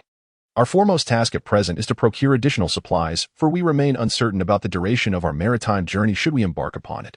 Thus, we must construct a small vessel, enabling us to depart from the shallow waters, navigate around the extensive island forests, and reach the opposite side of the island or its halfway point. However, to build this boat, we must delve deeper into the forest to gather sufficient materials. Initially, we captured dozens of sea fish in the shallows, replenishing our supplies with dried fish. By the third day since our descent from the ghost ship, it had mysteriously vanished from the shoreline. One morning, as previously agreed upon, the three of us ventured into the depths of the mountains. This time, we carried ample provisions and fresh water, along with an array of weapons. Our arsenal had significantly improved compared to our last expedition into the forest. I bore a fire axe, a katana, and a crossbow on my back. Zhao Xiaoru wielded a steel harpoon, salvaged from the ghost ship. Having scarcely traversed 200 meters into the woods, I spotted a wild mountain hare. I motioned for Zhao Xiaoru and Li Yuan to slow their pace as we cautiously approached the creature. On our journey, we not only brought sufficient provisions of food and fresh water, but also tools for handling wildlife and a grill. Our guiding principle was simple: consume what we catch first, then what we carry. Should there be nothing left, we would devise a solution. The wild hare, perhaps oblivious to the presence of humans in these woods, exhibited little caution, nibbling on the ground until my crossbow bolt pierced through it. It likely never fathomed that it would meet its end by a mere twig. Zhao Xiaoru held aloft a plump wild hare, sufficient to sustain us throughout the day. We first sought a relatively open area, setting up the grill with care. Li Yuan and Zhao Xiaoru skillfully prepared the hare, while I employed a pebble lens to kindle a flame. The chosen spot fortuitously received a beam of sunlight, perfect for igniting my fire. After 5 or 6 minutes, a small tuft of tinder caught flame, and I gradually ignited a piece of wood. By the time Li Yuan and Zhao Xiaoru had successfully skinned the hare, I refrained from intervening and patiently awaited their progress. After more than half an hour, they had meticulously divided the hare into 6 portions, each neatly skewered and presented before me. I placed the tender meat upon the grill, continuously rotating it, and made several incisions before sprinkling a pinch of salt. My grilling skills were nothing short of exquisite. After an hour, the fragrant, crispy, and succulent roasted meat was laid out before Zhao Xiaoru and Li Yuan. A roasted mountain hare was divided into 6 portions, of which we consumed 3, reserving the remainder for dinner. Glancing at my wristwatch, I noted it was 11 in the morning. We had entered the forest at 8. And after 3 hours, factoring in the time spent catching the hare and taking breaks, we had undoubtedly ventured at least 2 kilometers into the depths of the woods. Let us proceed, I exclaimed, patting my stomach as I began to gather our belongings. While preparing our meal might prove somewhat cumbersome, packing up was a swift endeavor, taking no more than 5 minutes. We continued our journey deeper into the forest, and around 1 o'clock in the afternoon, a vibrant patch of crimson plants appeared before us. Chili peppers. Wild chili peppers. Li Yuan and Zhao Xiaoru joyfully dashed into the thicket, plucking a few haphazardly and popping them into their mouths. I too, with a smile, picked one and savored its flavor. The initial taste was slightly sweet, quickly followed by an intense spiciness, undoubtedly chili peppers. This marked a significant discovery. Until now, our diet had consisted solely of sea salt, but now we had acquired a new seasoning: chili. I surmised these peppers belonged to the small chili variety, each no larger than my pinky finger, growing close to the ground, with each plant yielding 4 or 5 peppers. This vast patch of chilies likely spanned half an acre, with at least 1,000 peppers in total. However, my carrying capacity was limited. No matter how I attempted to pack them, I could scarcely manage to fit 100. Alas, how I wished my pack were larger. I longed to take the entire field of chili peppers with me. Li Yuan gazed sadly at the fully packed parcel and remarked. I shrugged, indicating that there was nothing we could do. We could only remember this patch of chili peppers and bring back more on our next expedition into the dense forest. Nevertheless, today could be considered a serendipitous find. The discovery of chili pepper traces here suggests that the island possesses the necessary conditions for their growth, and there may be other chili pepper fields yet to be uncovered. Upon hearing my explanation, Zhao Xiaoru wholeheartedly agreed. The fact that these plants can thrive on the island implies that the environment is indeed conducive to their growth. Although the island is vast, the temperature and humidity are quite similar throughout. Therefore, it is certain that other chili pepper fields exist. After harvesting 100 or so wild chili peppers, I glanced at the time. It was already past 2 in the afternoon. Chapter 60 traces it is now 3 o'clock in the afternoon, and we have approximately 3 to 4 hours until the sun sets. By that time, we must establish camp. Spending the night in the depths of the forest is far more perilous than in a treehouse, indeed, even more so than in a treehouse itself. The forest is rife with untold dangers that could be triggered at any moment, necessitating our constant vigilance. In contrast to the outskirts of the island, the underbrush in the forest is dense and increasingly treacherous as we delve deeper. After traversing a thicket spanning 20 to 30 meters, we finally stumbled upon a clearing. It is now 5:30 in the afternoon, and we have ventured into the mountains for 9 hours, covering at least 4 to 5 kilometers. Although we have not yet reached the heart of the forest, this expanse feels eerily barren. It appears as though it is not a natural clearing, but rather one forged by human intervention. However, there are no visible signs of logging, leaving me momentarily perplexed as to whether it is a product of nature or human endeavor. The clearing is vast, and the trees flanking it soar skyward, significantly taller than any we have encountered thus far. If one were to fell a tree here, it could easily be fashioned into a sizable wooden vessel. Gazing at the towering giants, I licked my lips and remarked. At that moment, I could not identify the species of these trees. but their impressive stature surely surpasses that of rosewood. There are many tree species in this forest whose names elude me. Yet I have never before encountered trees that reach such extraordinary heights and grandeur. However, there is something rather peculiar, at approximately 1 meter above ground on these trees. There are strange patterns that resemble writing, yet their meaning eludes comprehension. Furthermore, these patterns appear to be an intrinsic part of the trees, as if they were naturally formed that way. Strangely enough, these markings are consistently located around 1 meter from the ground. Logically, even if these trees were inherently predisposed to such patterns, they should not all manifest at the same height. This conundrum leaves one perplexed. I rested my chin on my hand, furrowing my brow, sensing that there was something amiss with these trees. At that moment, Li Yuan pursed her lips and remarked, "What is so inexplicable about it? Perhaps they are simply born this way. Maybe we are overthinking it." I nodded, redirecting my thoughts away from the tree patterns. I too hoped that these natural trees were indeed born with these markings. Otherwise, if they were the result of human carving, it would imply that the desolate land we found ourselves in harbored even more perilous entities, perhaps even humans. Nonetheless, for the time being, we were not in immediate danger. We continued along the open path, and it was now approximately 6 o'clock in the afternoon. This area provided a clear view and was suitable for cooking and resting, making it considerably more convenient. We decided to set up camp here. First, we needed to ignite a bonfire. I instructed Zhao Sheru and Li Yuan to keep an eye on our belongings while I shouldered my broadsword and fire axe, taking up my bow and crossbow as I ventured forth in search of firewood. Nestled within the depths of the forest, the treetops are frequently bathed in sunlight. However, the dead branches, having succumbed to the sun's rays, eventually fall to the forest floor, where they remain shrouded in the shade. As time passes, moisture accumulates, and unbeknownst to us, these branches decay into the earth, returning to nourish the towering trees. Thus, I seek to find freshly fallen twigs, as well as those that have long basked in sunlight. I glanced at the time. It was 6:30 in the evening. I had gathered a small handful of twigs and resolved to continue for another half hour before heading back. As I approached a half-meter-long dry pine branch lying beneath a robust tree, I bent down to pick it up, but hesitated and turned back. Why did this tree seem so familiar? Raising my gaze towards its lofty crown, I found it shrouded in clouds, obscured from view. Its bark was smooth, and its trunk so stout that I could not encircle it with my arms. This was indeed the peculiar tree we had just discovered, yet it bore no distinctive markings, rendering it all the more enigmatic. Staring at this nameless tree that had sprouted haphazardly in the glade, I felt an increasing sense of intrigue about our recent whereabouts. The absence of markings suggested that only an intelligent primate could create such designs. Furthermore, judging by the placement of the carvings on the tree, it was evident that any creature, whether primate or not, would need to be nearly a meter in height to reach those intricate patterns. Furthermore, the task of etching patterns into so many trees is an incredibly arduous endeavor. If there were but one tree, it would undoubtedly be impossible. I have temporarily dismissed the notion that these markings were left by someone who, like us, found themselves stranded on this deserted island following a plane crash. The age of the trees and the markings suggest that these inscriptions have existed for a considerable period. Thus, it is implausible they were made by individuals from the same ill-fated aircraft. I dare not ponder further. I can only hope that the primate capable of creating such patterns has long since perished in the annals of time, or pray that we shall never encounter such a creature. After all, judging by the patterns on the trees, this primate may not have visited this place for many years. I hastily gathered the firewood scattered on the ground, forcing myself to refrain from dwelling on these unsettling thoughts. The immediate priority is to return to Zhao Sheru and Li Yuan, for the sun has now set, and they are in dire need of my firewood to kindle a flame. Regardless of who left those markings, I shall face the challenges alongside Zhao Sheru and Li Yuan, undeterred by potential dangers, for I firmly believe we can overcome any adversity. Upon returning to their side, I found them already igniting a torch with flint. Once I returned, I could use the torch to ignite the firewood directly.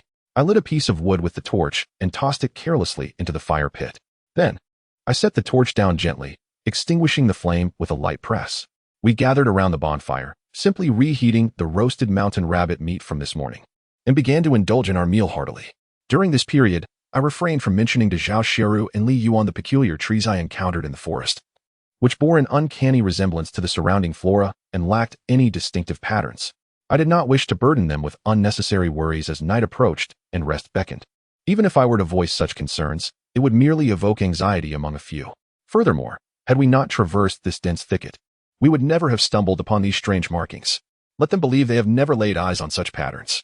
After a simple repast of roasted mountain hare, we gathered around the campfire to warm our hands and engage in light-hearted conversation. It is imperative that we communicate daily, otherwise, prolonged silence may lead to a regression in our linguistic abilities. Chapter 62. The wolf, the mountainous forest at night, is fraught with peril. One can never know when a creature might seize the opportunity to strike during one's slumber.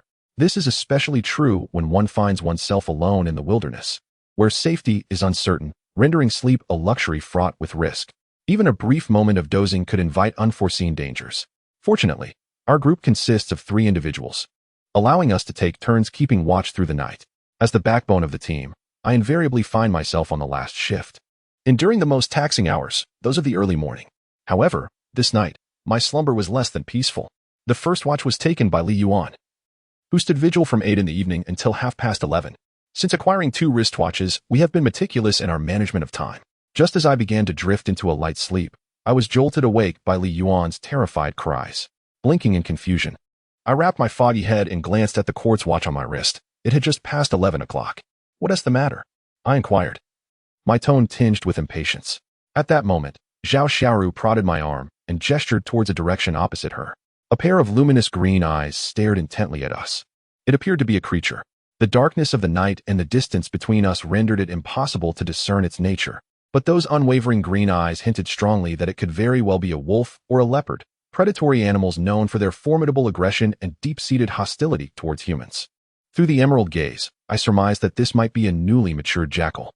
It wandered restlessly within the courtyard, occasionally pacing back and forth, displaying neither an inclination to attack nor to retreat. Fortunately, it was a solitary wolf. Had we encountered a pack at that moment, I doubt I could have safely escorted Zhao Xiaoru and Li Yuan away. The jackal circled twice more, yet it showed no intention of approaching. I added a piece of dry wood to the fire, and with the new fuel, the flames roared to life once more. I understood that the reason the jackal dared not draw near was the unextinguished bonfire, which temporarily intimidated it. Fear of flames is an instinctual trait in animals. Now, under the cover of night, our offensive and defensive capabilities were significantly diminished, and the speed of this jackal was not inferior to that of a pack. Thus, we could only rely on the bonfire as our point of defense, and it appeared that the jackal would not launch an attack for the time being. After nearly an hour, I observed that the jackal continued its aimless wandering, never once displaying the posture of an attack. I speculated that its hesitation was likely due to the presence of the bonfire. Alternatively, it might be waiting for an opportunity, waiting for the flames to die down, waiting for us to grow complacent. You all rest for now. I will keep watch. Understanding that an attack from the jackal was unlikely for the time being, I resolved to let Zhao Xiaoru and Li Ran take a respite. However, Zhao Xiaoru expressed her concern, saying, "But you've only slept for a little over 2 hours. Why don't I take the watch instead?" Li Yuan readily agreed, fully aware that I was the backbone of our team. Thus it was imperative for me to ensure ample rest. I shook my head, retrieved a small chili pepper from my pack, broke it in half, and stuffed one piece into my mouth, declaring, "You two sleep first, don't mind me." Ultimately, Zhao Xiaoru and Li Yuan could not resist my insistence and opted to rest. They understood that as a soldier, I could endure several days without food or water and still muster the energy to confront peril. But they were not equipped to do the same. Listening to the sounds of Zhao Xiaoru and Li Yuan's slumber, I popped the other half of the chili into my mouth, keeping my gaze fixed on the distant wolf while warming my hands by the campfire. I continually added firewood to the flames, which blazed even more fiercely. I glanced at my watch. It was now 4 in the morning, and the wolf had been locked in a standoff with us for a full 5 hours. Throughout this time, it paced restlessly from a distance, yet it dared not approach. In just 3 more hours, the sun would rise, transforming night into day, thereby diminishing the wolf's advantage and significantly enhancing ours. At that point, we would have the potential to retaliate. However, it seemed the wolf sensed the encroaching danger after an entire night of waiting. It had not witnessed the extinguishing of the fire, and I appeared as alert as ever. Ultimately, just after dawn, around 5 in the morning, the wolf chose to retreat. With the faint light of dawn illuminating the scene, I caught a glimpse of the creature's form.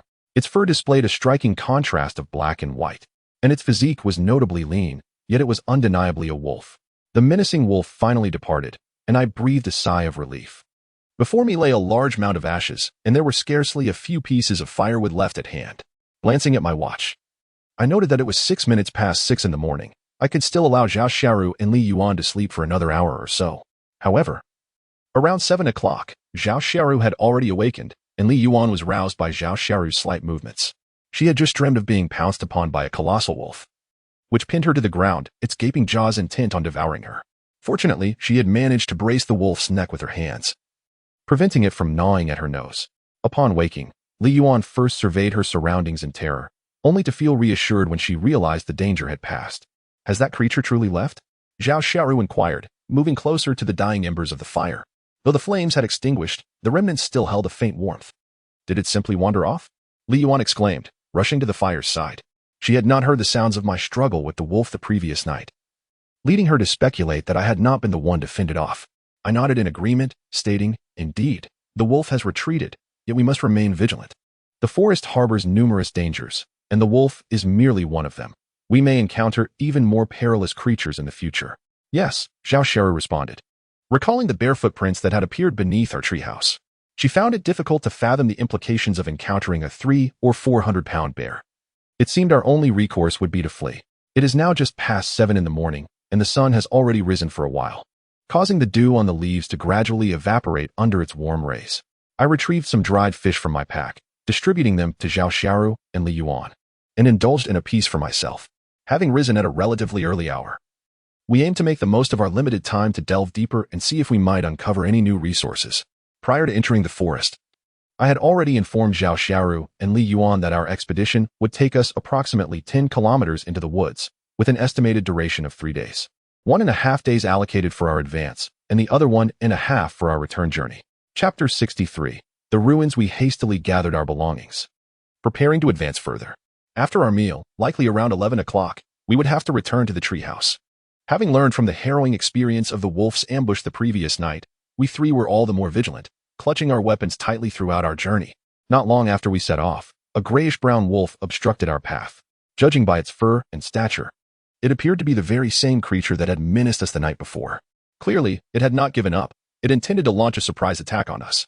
This time, we were devoid of the flames that had previously instilled fear in the wolf, emboldening it to strike. This wolf had survived alone in the depths of the forest for so long, indicating a certain level of cunning. Zhao Xiaoru, Li Yuan, and I advanced in a triangular formation. I led at the forefront, flanked by Li Yuan and Zhao Xiaoru on either side. The wolf chose to target our most vulnerable flank, which was Li Yuan.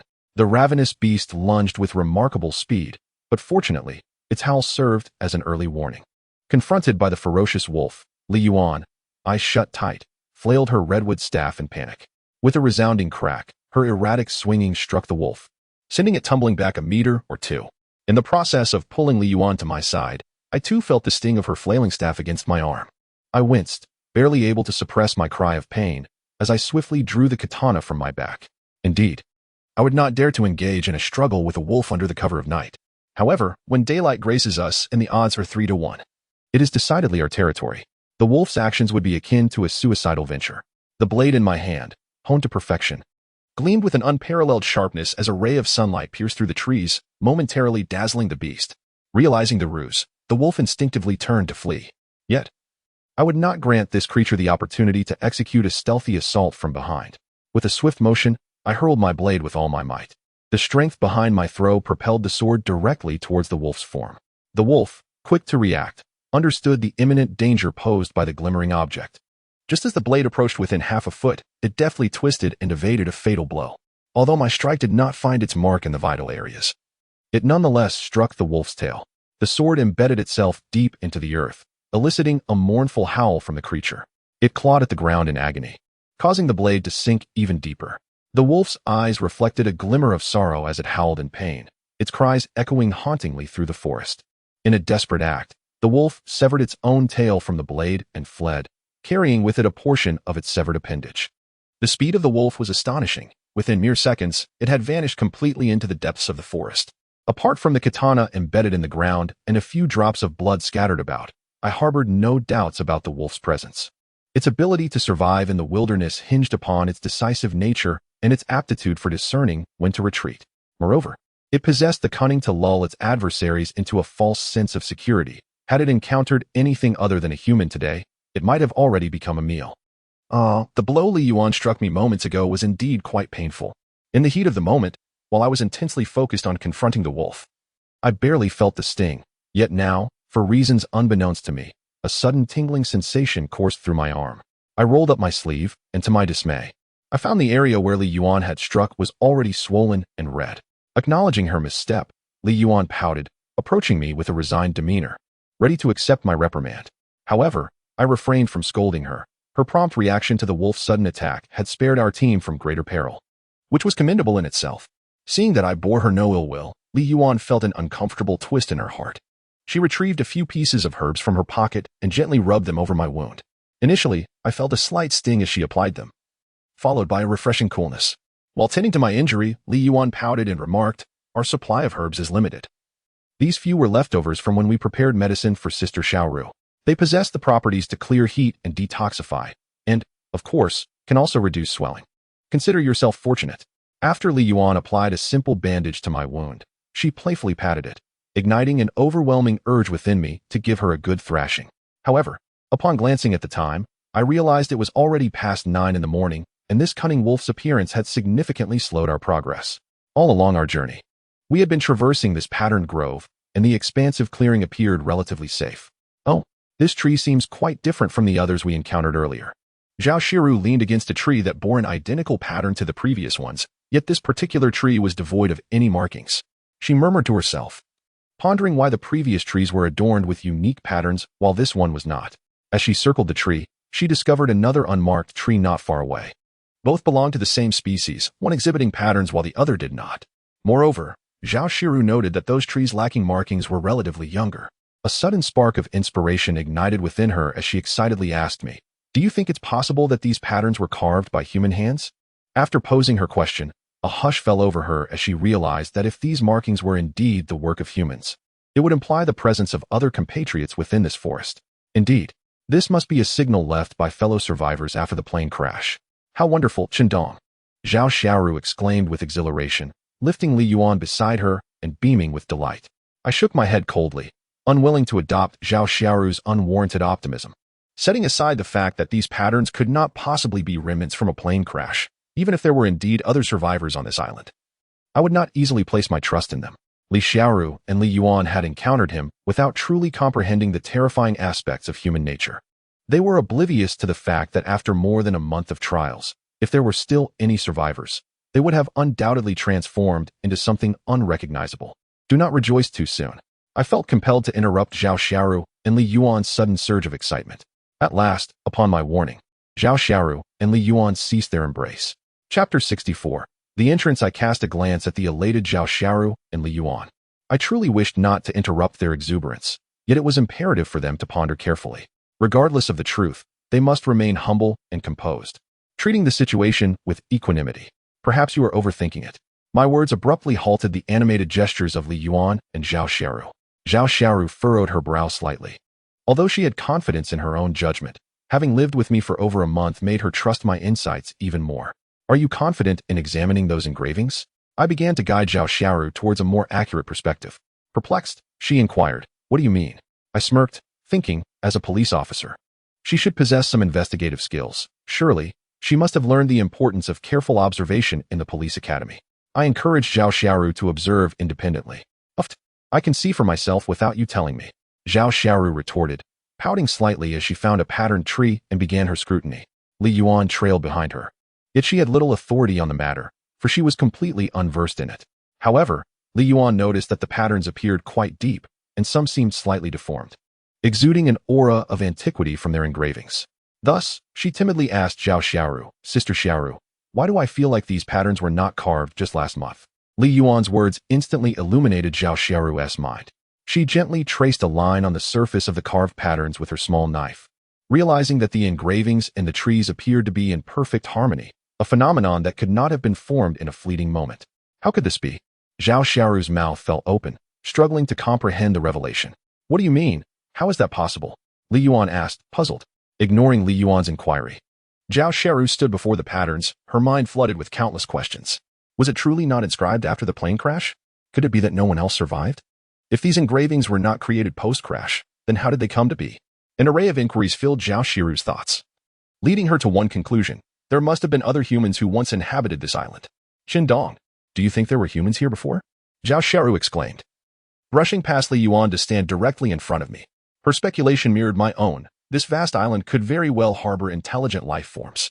Seeing me nod in affirmation, Zhao Xiaoru felt her judgment validated and sank to the ground in disbelief. After a few minutes, she rose. Her demeanor transformed since her last emotional breakdown, impressing me with her resilience. Meanwhile, Li Yuan, overwhelmed, slumped to the ground, her face drooping as she muttered, "What are you talking about? I don't understand. It's all so confusing." Zhao Xiaoru swiftly pulled Li Yuan up from the ground, brushing off the dirt from her clothes, and remarked, "Indeed, there might still be a tribe of wild men on this island, eager to abduct you and make you their queen. However, with your brother Qindong to protect us, those wild men are too frightened to emerge from the woods." Li Yuan scoffed, assuming Zhao Xiaoru was merely jesting.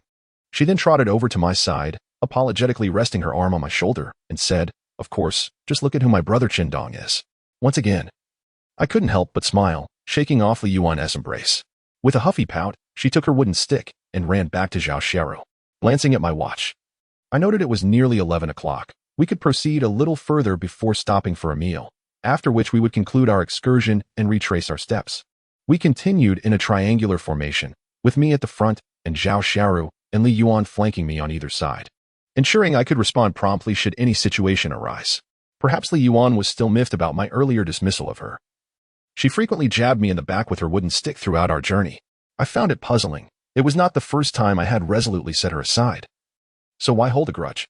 I chose to ignore her antics and allowed her to continue her playful jabs. As we ventured further, the path seemed to narrow. What had previously been a distance of approximately 5 meters on either S in the past, when we spent the night in this desolate expanse, the distance between us and the surrounding area might have measured 10 meters. It was as if the path we traversed formed an immense trapezoid, and we were advancing towards its narrowest end. The stick behind me pressed more insistently, prompting me to turn and shout at Li Yuan, "Why are you poking me in the backside?" Li Yuan, momentarily taken aback, shakily pointed ahead with her stick, exclaiming, "There? Over there."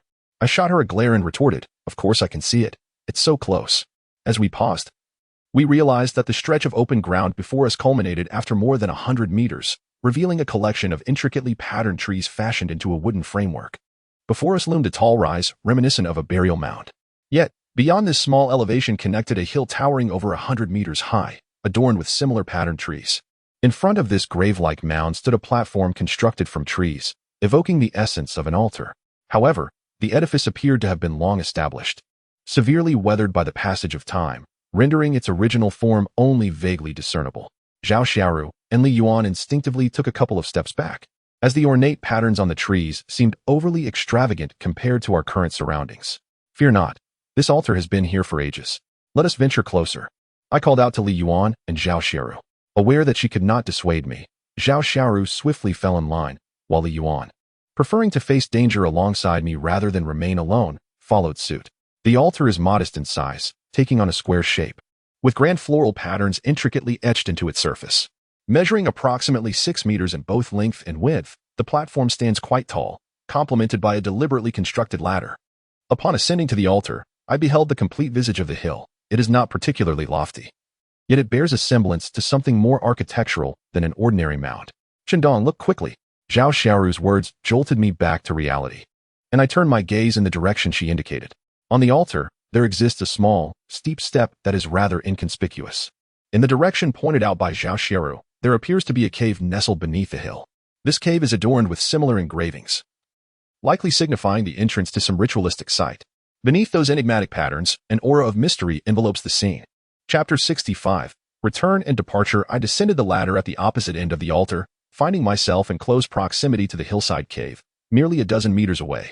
As I approached the mouth of the cave, its depths remained obscured, rendering it seemingly bottomless from the outside.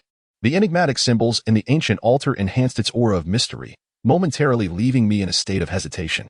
I indeed entertained the notion of venturing into the cave to unveil its secrets, yet that thought dissipated almost as swiftly as it had appeared.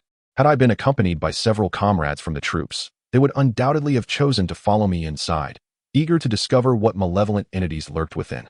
However, with Li Yuan and Zhao Xiaoru by my side, the circumstances were different. My entry could spell uncertain fortunes. Should misfortune befall us, the survival of Zhao Xiaoru and Li Yuan would become increasingly precarious. Ultimately, I opted to retreat. I ascended the altar once more, only to find both Zhao Xiaoru and Li Yuan staring intently at me. Li Yuan, inexplicably seized by an emotional surge, embraced my shoulders and declared, "Where you go, I shall follow." Zhao Xiaoru echoed, "So shall I."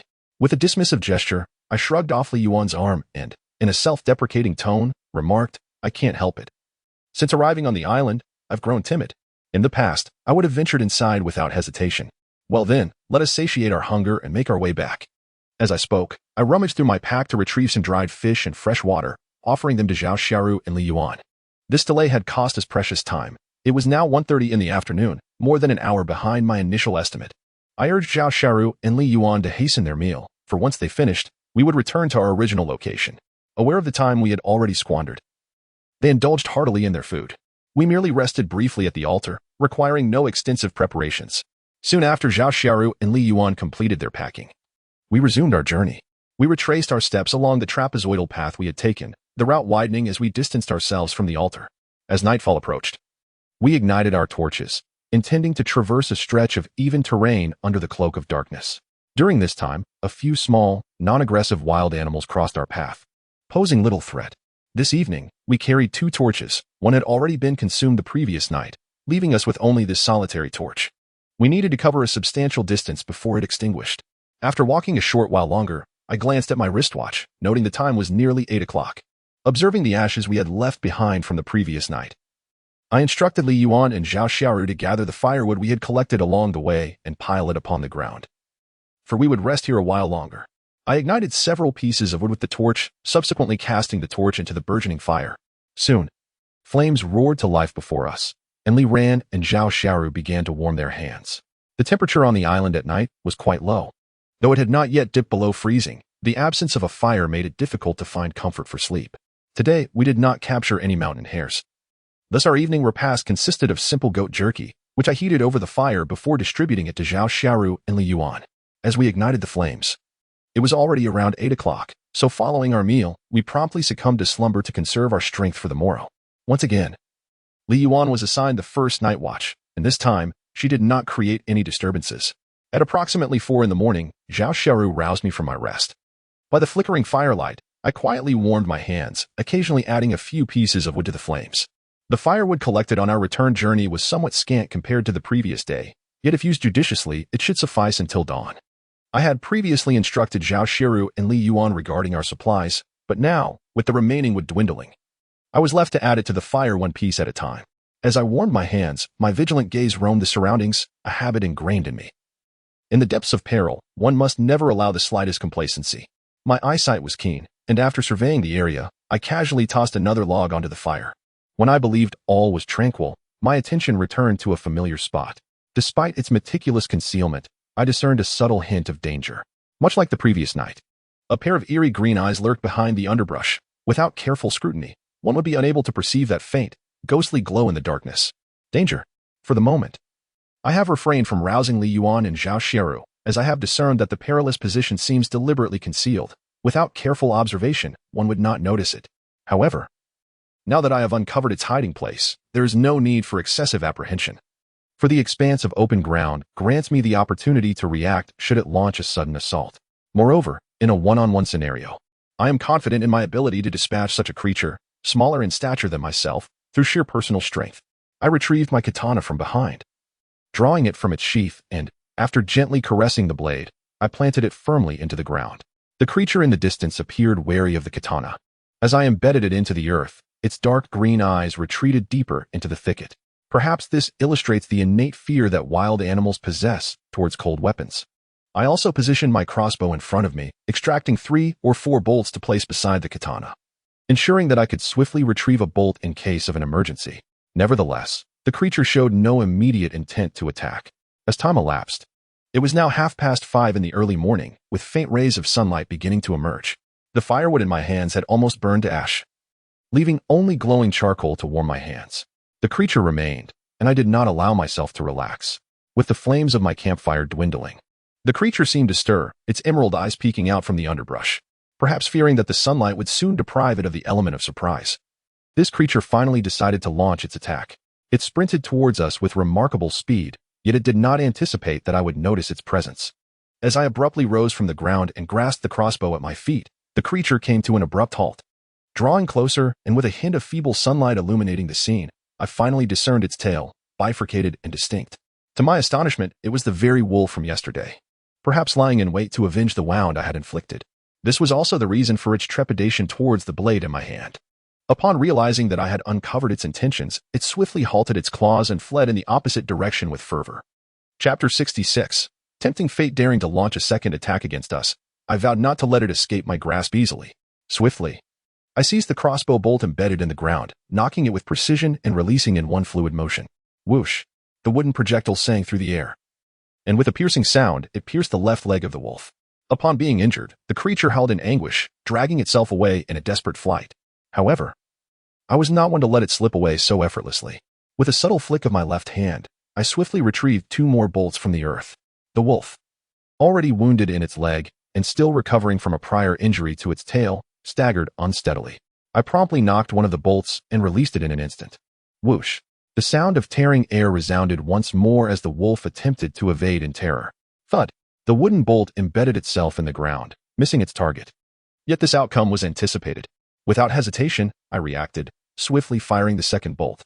Both arrows were released almost simultaneously. I could not guarantee the first would strike true. Yet the second was a calculated follow-up, anticipating the wolf's evasive maneuver. A dull thud echoed, distinctly different from the previous impact with the earth. The wolf's anguished cries pierced the silence, followed by an unsettling stillness. What happened? Zhao Xiaoru inquired, rubbing her eyes, her grip tightening around the steel fork.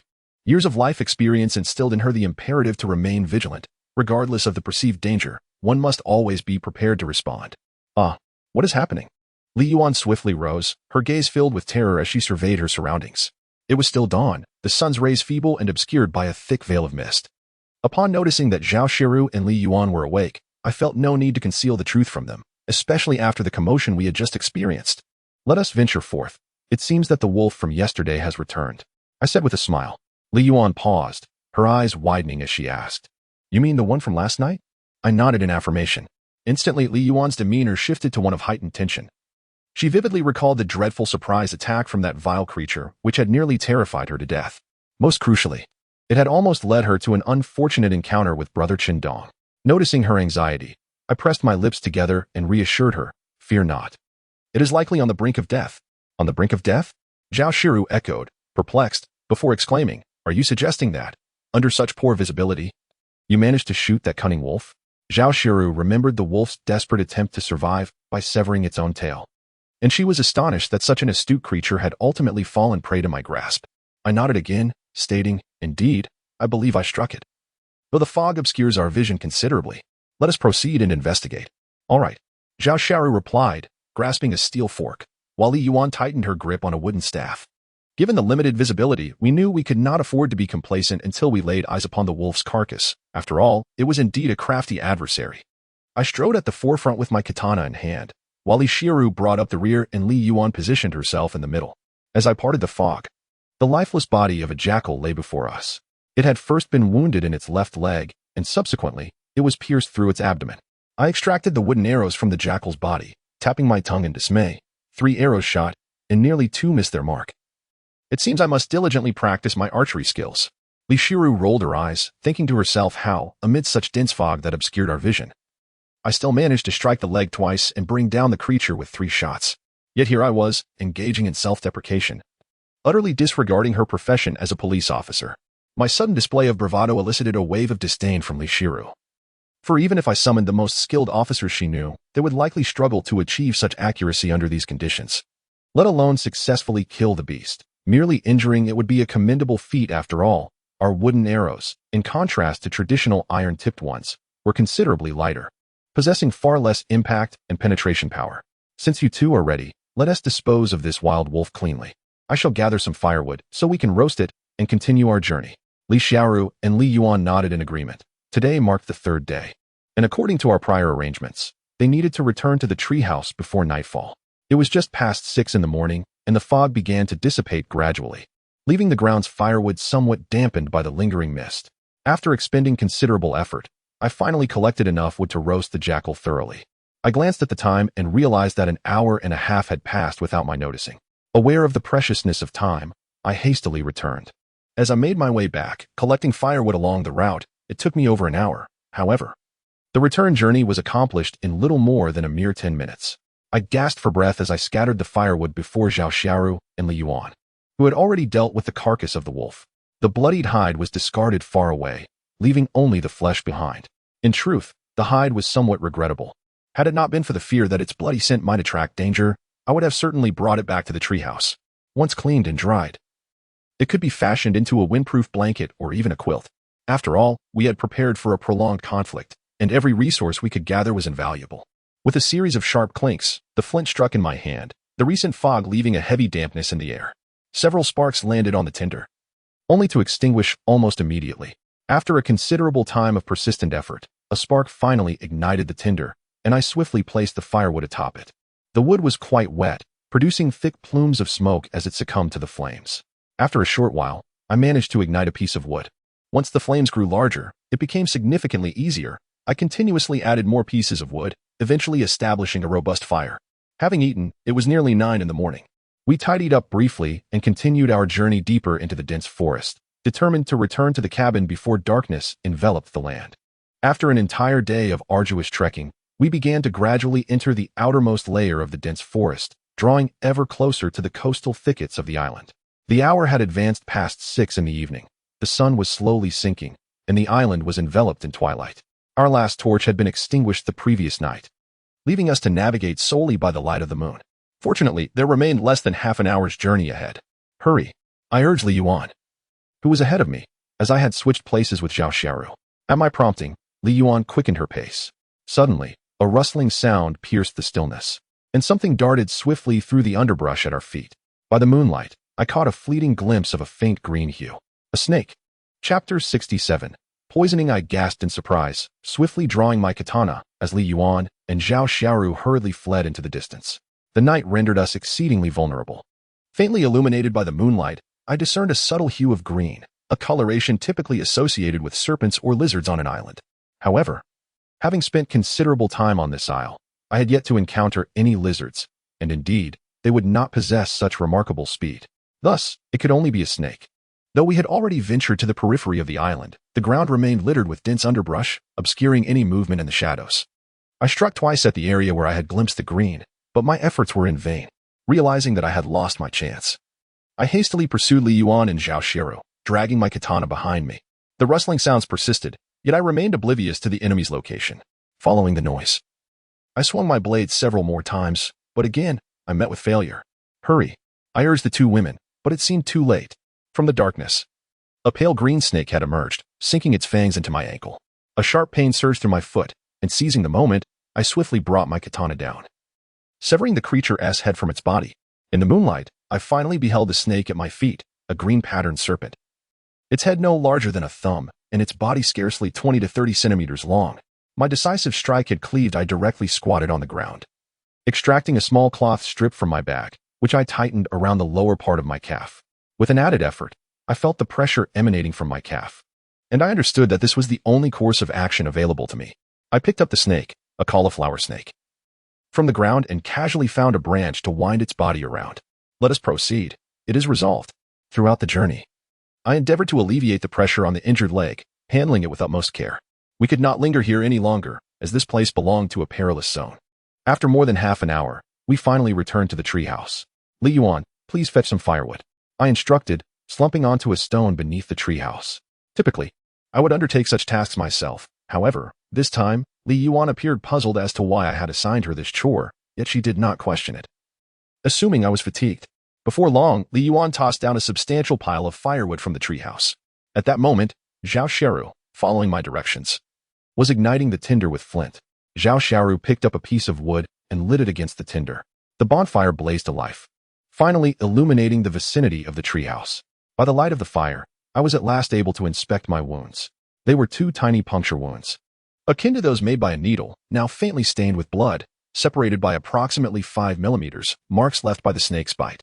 Zhao Xiaoru, while adding more wood to the fire, noticed my rolled-up pant leg and, out of curiosity, glanced over, just in time to catch sight of the 2 wounds on my ankle. You were bitten by a snake. Zhao Xiaoru abruptly cast the firewood she held into the flames and rushed to my side, lifting my calf. Why didn't you say anything earlier? Zhao Xiaoru exclaimed, visibly agitated. She was well aware that after being bitten by a snake, one should remain still, as movement would only exacerbate blood circulation and hasten the onset of venom. Yet, I had followed her for over half an hour. What? Brother Qindong, Li Yuan tumbled down from a rope ladder more than a meter high, landing with a soft thud. However, Li Yuan paid no heed to the pain in her backside and hurried over to examine my wound. Upon discovering that it was indeed a snake bite, she collapsed onto the ground, weeping uncontrollably. All right, stop crying. I patted Li Yuan's shoulder. Woo, brother Qindong. What if you die? What will happen to me and Sister Xiaoru? Li Yuan sobbed incessantly, unable to contain her tears. Witnessing this scene, Zhao Xiaoru too felt a wave of sorrow. Qin, do not worry. After you depart, I will take good care of Li Yuan and ensure her safe return. As for the mistakes you have made, consider them debt settled with your demise. Observing Zhao Xiaoru and Li Yuan, both wiping away their tears, I felt a mix of comfort and helplessness. I was heartened that these two girls, even in my absence, knew to band together. Yet I was left doubting Li Yuan's identity as a medical student. Hey, you claim to be a medical student. Can you please examine this properly? Yes. I was bitten by a snake, but surely not all snakes are venomous. Li Yuan's sobs abruptly ceased, and for a moment, she seemed taken aback. After a few seconds of contemplation, she grasped my meaning and swiftly rolled up my pant leg once more. Indeed, the wound was merely bleeding. There were no signs of swelling or purplish hues indicative of poisoning. With a sudden clap, Li Yuan smacked my thigh, exclaiming with excitement, Qin, you're fine. The one that bit you was a non-venomous snake. Could you not be so rough? I retorted, delivering a playful knock on her head, my words laced with mild irritation. This girl had no sense of delicacy. Rubbing her head, Li Yuan pouted, I was just too excited. Excited about an adventure? I think you were the one who was excited just now. I teased, yet Li Yuan remained unfazed by my mockery, insisting that she was not. I strolled leisurely over to Zhao Xiaoru, who had already wiped away her tears and was just beginning to comprehend the situation. It dawned on her that the entire ordeal had been a figment of her and Li Yuan's imagination. I was not poisoned at all.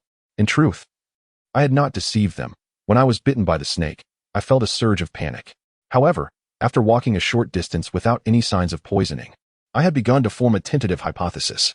It was only moments ago, upon observing that my wound exhibited no signs of toxicity, that I truly felt at ease and untied the cloth. Just now, I thought I heard someone crying. With my hands clasped behind my back, I smiled at Zhao Xiaoru. Facing me, Zhao Xiaoru suddenly appeared flustered and hastily declared, I didn't. Oh, but that little lady's face is flushed with color. Zhao Xiaoru indeed fell into the trap, directly wiping her face with her hand, only to discover that nothing was there. A triumphant smile crept across my face as I remarked, humph. Still trying to engage in verbal sparring with me. Do you truly believe you can deceive me? I was so close to Zhao Xiaoru that our noses were nearly touching, and the mist of my breath enveloped her face. She hastily stepped back 2 paces, maintaining a safe distance. By the way, I thought I heard something about debts being cleared. Was that true? Squinting my eyes, I took a step closer. Zhao Xiaoru retreated again, but this time with an added assurance, stating, you must have missed the first few words. I said, when a person dies, debts are cleared. Chapter 68, The Corpse. Hey, you little girl. Are you always wishing for my demise? I grumbled as I advanced a few steps closer. Zhao Xiaoru found herself with no retreat, stumbling against a tree behind her, her small head colliding with the trunk. Cornered, she was pressed against the tree by my looming presence. With a hint of apprehension, she wrapped her arms around her shoulders and stammered, What do you intend to do? You inquire about my intentions? I chuckled, licking my lips as I slowly moved closer, while Zhao Xiaoru shrank back in trepidation. Typically, she was quite rigorous, and I seized this opportunity to tease her, considering it a light-hearted jest. However, it seemed my plans might not materialize, for just as I had advanced a mere half-step, Li Yuan could no longer bear to watch. She dashed in front of Zhao Xiaoru, arms outstretched to block my path, exclaiming, What do you think you're doing? If you have the guts, come at me. Li Yuan was notably shorter than I, even more so than Zhao Xiaoru, creating a peculiar image as she stood wedged between us, reminiscent of a child caught between her parents. As the father in this scenario, I naturally harbored no inappropriate thoughts towards my daughter. I pointed my finger firmly at her nose, forcefully nudging her into Zhao Xiaoru's embrace. Dream on. Li Yuan retreated repeatedly, finding herself cradled in Zhao Xiaoru's arms, feeling somewhat aggrieved for not achieving her goal. Her little lips pouting in response, prompting me to shake my head. Hurry up, time is of the essence. Finish your meal, so we can rest for the night. At last, Zhao Xiaoru, flustered, pushed Li Yuan away from her embrace and swiftly dealt with the mound of goat meat that Li Yuan had brought out. Due to the elevated temperatures during the day on the island, I have preserved most of my food by drying it into jerky after adding sea salt. This method prolongs the shelf life of the provisions, and the desiccated food shrinks in size, making it far more convenient to carry and requiring significantly less storage space compared to fresh meat. Presently, The substantial piece of goat meat that Zhao Sheru holds is one of our last remaining fresh meats. Living by the sea, we have easy access to fish. Yet we occasionally crave variety to enhance our meals, as our aversion to fish has grown quite pronounced. It is only for the sake of survival that we continue to consume it. Earlier today, we successfully hunted a wild wolf in the depths of the forest, and we utilized the remaining carcass for our midday meal, allowing us the luxury of eating less, or perhaps not at all, this evening. Zhao Sharu expertly sliced a generous chunk of goat meat, offering me the largest portion. In recent days, both Zhao Sharu and Li Yuan have honed their barbecuing skills, rendering my assistance unnecessary, as they can now adeptly prepare their food to perfection, unlike before when it was often charred on the outside yet raw within. As I roast the goat meat over the campfire, I make 2 small incisions with my knife and sprinkle a few grains of sea salt over the surface. We no longer fret over our supply of sea salt. I periodically instruct Li Yuan and Zhao Sharu to produce a new batch for our use. Moreover, the small knives and forks obtained from the ghost ship, after being meticulously polished, have proven to be exceedingly useful. By the way, it suddenly occurs to me that we seem to possess another splendid item. I eagerly unwrapped the package, revealing that a small portion of the space was filled with refuse. These small chili peppers, once dried, will undoubtedly enhance in flavor. However, for now, we only have fresh ones, which should suffice. I took a few and tossed them to Zhao Sheru and Li Yuan. We are not currently lacking in this regard, although we only brought back over 100. Having confirmed the location of the chili pepper field, we shall certainly gather a greater bounty on our next visit. The chili pepper field, while nestled within the deep forest, lies on its periphery, allowing me to traverse there and back in a single day, given my stamina. Indeed, how could I have almost forgotten? Li Yuan excitedly accepted the small chili pepper and took a bite.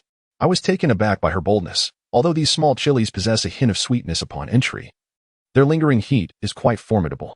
Zhao Sharu's method of consumption appeared far more refined. She first split the small chili pepper open, using the flesh to rub against the surface of the little goat, before sprinkling it with a few grains of salt. Finally, she skillfully fashioned a slender skewer from a small piece of wood and threaded the chili pepper onto it for roasting. Roasted chili peppers can be enjoyed in such a manner. Li Yuan fanned her mouth with her hand, attempting to dissipate the spiciness, regretting her impulsive act. Imitating Zhao Sharu, I skewered a small chili pepper onto a very slender wooden stick. These little peppers ripen swiftly. After resting over the fire for a mere minute or two, they become tender and thoroughly cooked through. Noticing that the chili was nearly done, Li Yuan deftly plucked one from the skewer, feeling its warmth as she tossed it between her hands. However, her nimble fingers prevented it from dropping to the ground despite her efforts. Once the steam dissipated somewhat, she placed the entire pepper into her mouth. The initial sweetness faded, yielding to a delightful softness, and the spiciness was significantly tempered. Zhao Shiru followed suit, savoring a small chili as well. Before long, the small chunks of roasted goat meat were ready. I sliced a piece with my knife and fork and indulged in its flavor. After a long day filled with adventures and a couple of unexpected twists, all of us were weary. Following a simple meal, we quickly succumbed to sleep. In the treehouse, there was no need for a night watch, allowing us to rest peacefully. The next day's tasks included boat building and replenishing supplies. I ventured into the redwood forest near the shallows to fell trees, while Zhao Xiaoru and Li Yuan attempted to catch fish. After a month apart, I was confident in their abilities.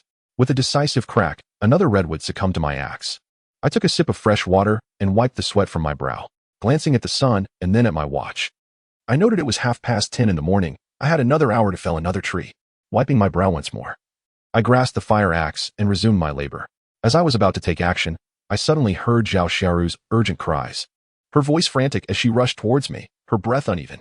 Sensing the gravity of the situation, I swiftly caught Li Yuan, who seemed distressed. Take a moment to breathe. What is the matter? Why the haste? I asked, observing her gasping for air in my embrace, worry gnawing at me. After a couple of deep breaths, Li Yuan managed to regain her composure and pointed towards the shallows, exclaiming, "There's a body." At her words, my brow furrowed with concern as I quickly inquired, "What body? Where?" Li Yuan, still catching her breath, replied, It's in the shallows. Sister Xiaoru is watching it." Chapter 69. Woman, take me there. I furrowed my brow. This was the first incident of human mortality we had encountered in over a month. The location of the mangroves was not far from the shallows, merely a few hundred meters away. In just 3 or 4 minutes, I spotted Zhao Xiaoru standing on the shore. At that moment, she was dragging a bloated corpse that had washed ashore, step by step, toward the land. Ugh! Li Yuan cast a glance at the grotesquely waterlogged body, her stomach churning violently, and she turned away to vomit beside a rock. I surmised that it was also Li Yuan's first encounter with a corpse. It is a natural reaction for any ordinary person to recoil in horror upon seeing a dead body. Thus, I chose to disregard her and quickly approached Zhao Xiaoru. I assisted her in lifting the lifeless form, carefully maneuvering it onto the beach. The body, having been submerged for an extended period, was severely waterlogged in the figure. Approximately 1.70 meters in height, weighed over 200 pounds. The clothing, thoroughly soaked by seawater, had become exceedingly fragile, and several times during our efforts, we inadvertently tore the garments. It was a female corpse, slender, standing around 1.70 meters tall. As we meticulously examined various parts of the body, we found no discernible fatal wounds, leading us to preliminarily conclude that the woman might have succumbed to drowning. Based on the condition of the corpse and the extent of Deco Zhao Xiaoru, I called her name, yet received no response. Zhao Xiaoru, what is the matter? I stepped over the corpse and stood before her, gently shaking her shoulders. At last, my efforts roused her from her stupor. She initially flinched violently and swiftly withdrew from my grasp. Do not be afraid. She is already dead. I pointed to the floating body on the ground. A grotesque and horrifying sight. The prolonged immersion in seawater had grotesquely twisted the features of this individual, rendering her akin to a specter from a horror film. Zhao Xiaoru staggered back a couple of steps, shaking her head in an attempt to regain her composure, her voice quivering slightly as she uttered, She has died, drowned. Moreover, I must assure you, this corpse is highly likely to belong to someone from our ill-fated flight. I stated plainly to Zhao Xiaoru. She teetered unsteadily, on the verge of collapsing to the ground, but I managed to catch her just in time.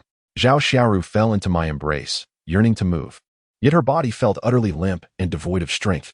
Her condition was, in fact, anticipated on my part. As a police officer, Zhao Xiaoru had indeed encountered instances of unnatural death. However, more gruesome cases were seldom entrusted to female officers.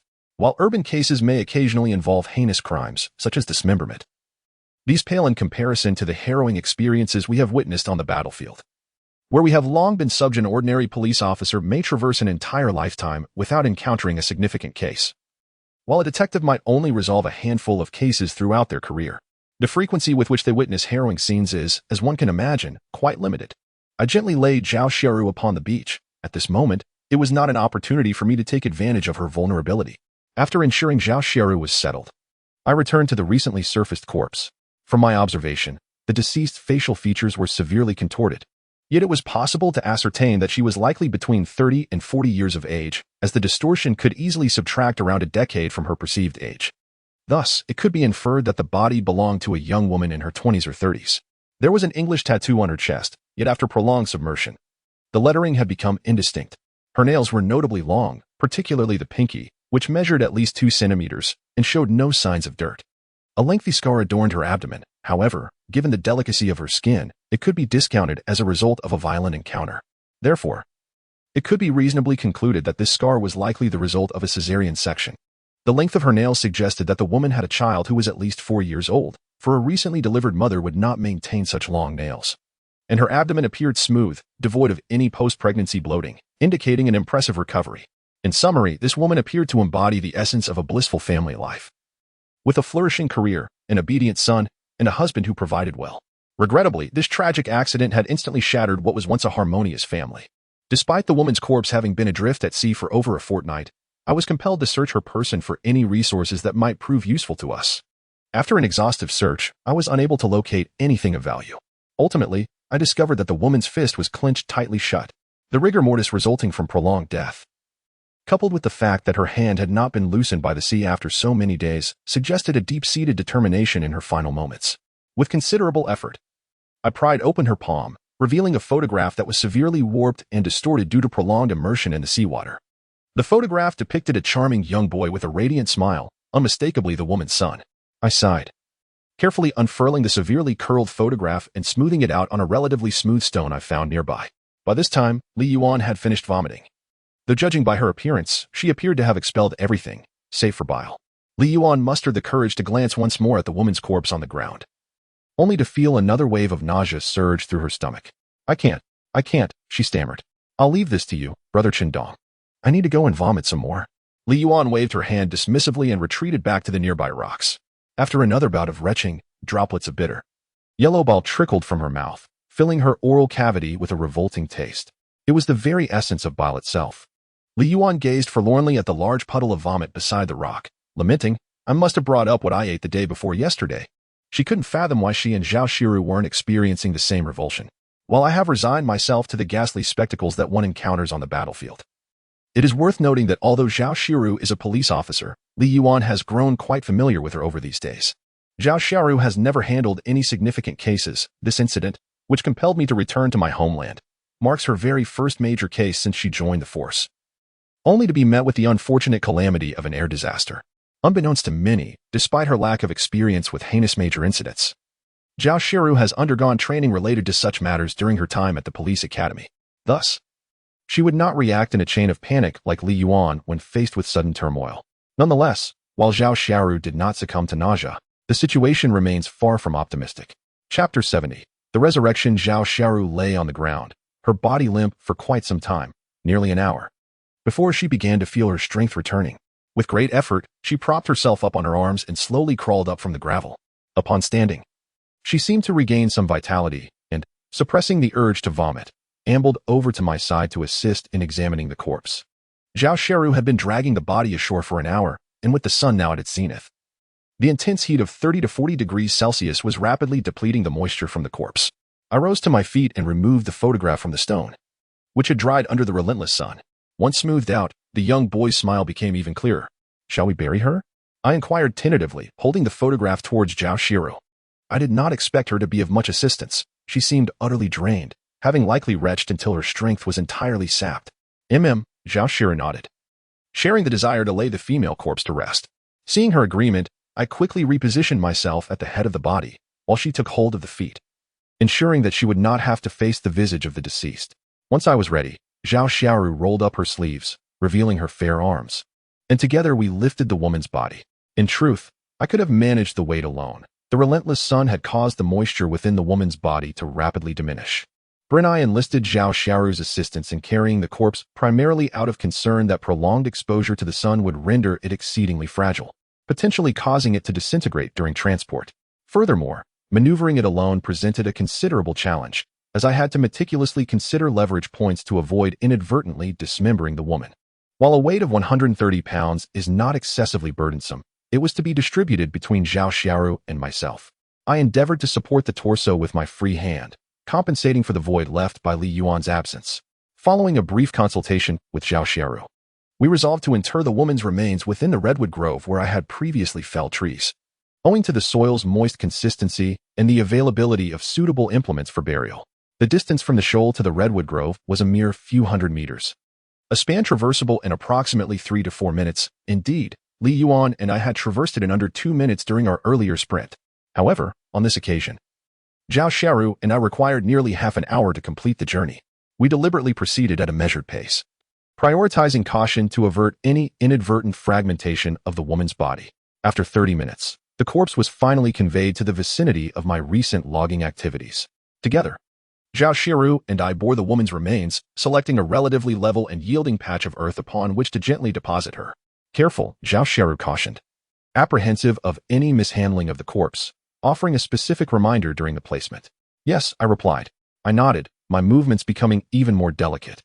The final placement of the body alone consumed over a minute. Fortunately, the woman's corpse remained unscathed. After carefully laying her down, Zhao Shiru stood vigil while I retrieved the tools to bury her. Upon my return with the wooden hoe, I found Zhao Shiru meticulously arranging the woman's garments. Soaked by the sea and further weathered by the harsh sun, the fabric was exceedingly fragile, prone to tearing with the slightest movement. When I left, her attire could only be described as tattered. Now, with Zhao Shiru's assistance, she was covered as respectfully as possible. Nearby lay a sizable clearing. To properly bury a body, a pit at least 1 meter wide and 1.5 meters deep was necessary. Otherwise, the woman's remains would not fit, and a shallow grave would risk exposure during a storm. In truth, this woman was remarkably fortunate. Among the hundreds of passengers aboard the ill-fated flight, most would have perished instantly upon impact with the ocean. Only a precious few would have clung to a sliver of hope for survival. This woman had evidently grasped that fleeting chance, though her subsequent experiences were far from kind. Perhaps she had clashed with fellow survivors or drifted alone at sea for an extended period. Though deceased, at least her spirit would find rest in the earth. Due to the makeshift nature of the wooden hoe, the digging proved to be rather laborious. having toiled for over an hour. It was past 2 in the afternoon when I finally completed the woman's burial site. "Come, let's carry her remains down," I said, as I ascended from the pit and gently touched Zhao Xiaoru's shoulder. Zhao Xiaoru had been idle for some time after preparing the woman's body, lost in thought. My touch seemed to rouse her from her reverie. Is it ready?" Zhao Xiaoru inquired, glancing at the excavated hole. "Yes, please lend a hand quickly." Zhao Xiaoru hastened to assist, still holding the woman's legs as I supported her shoulders.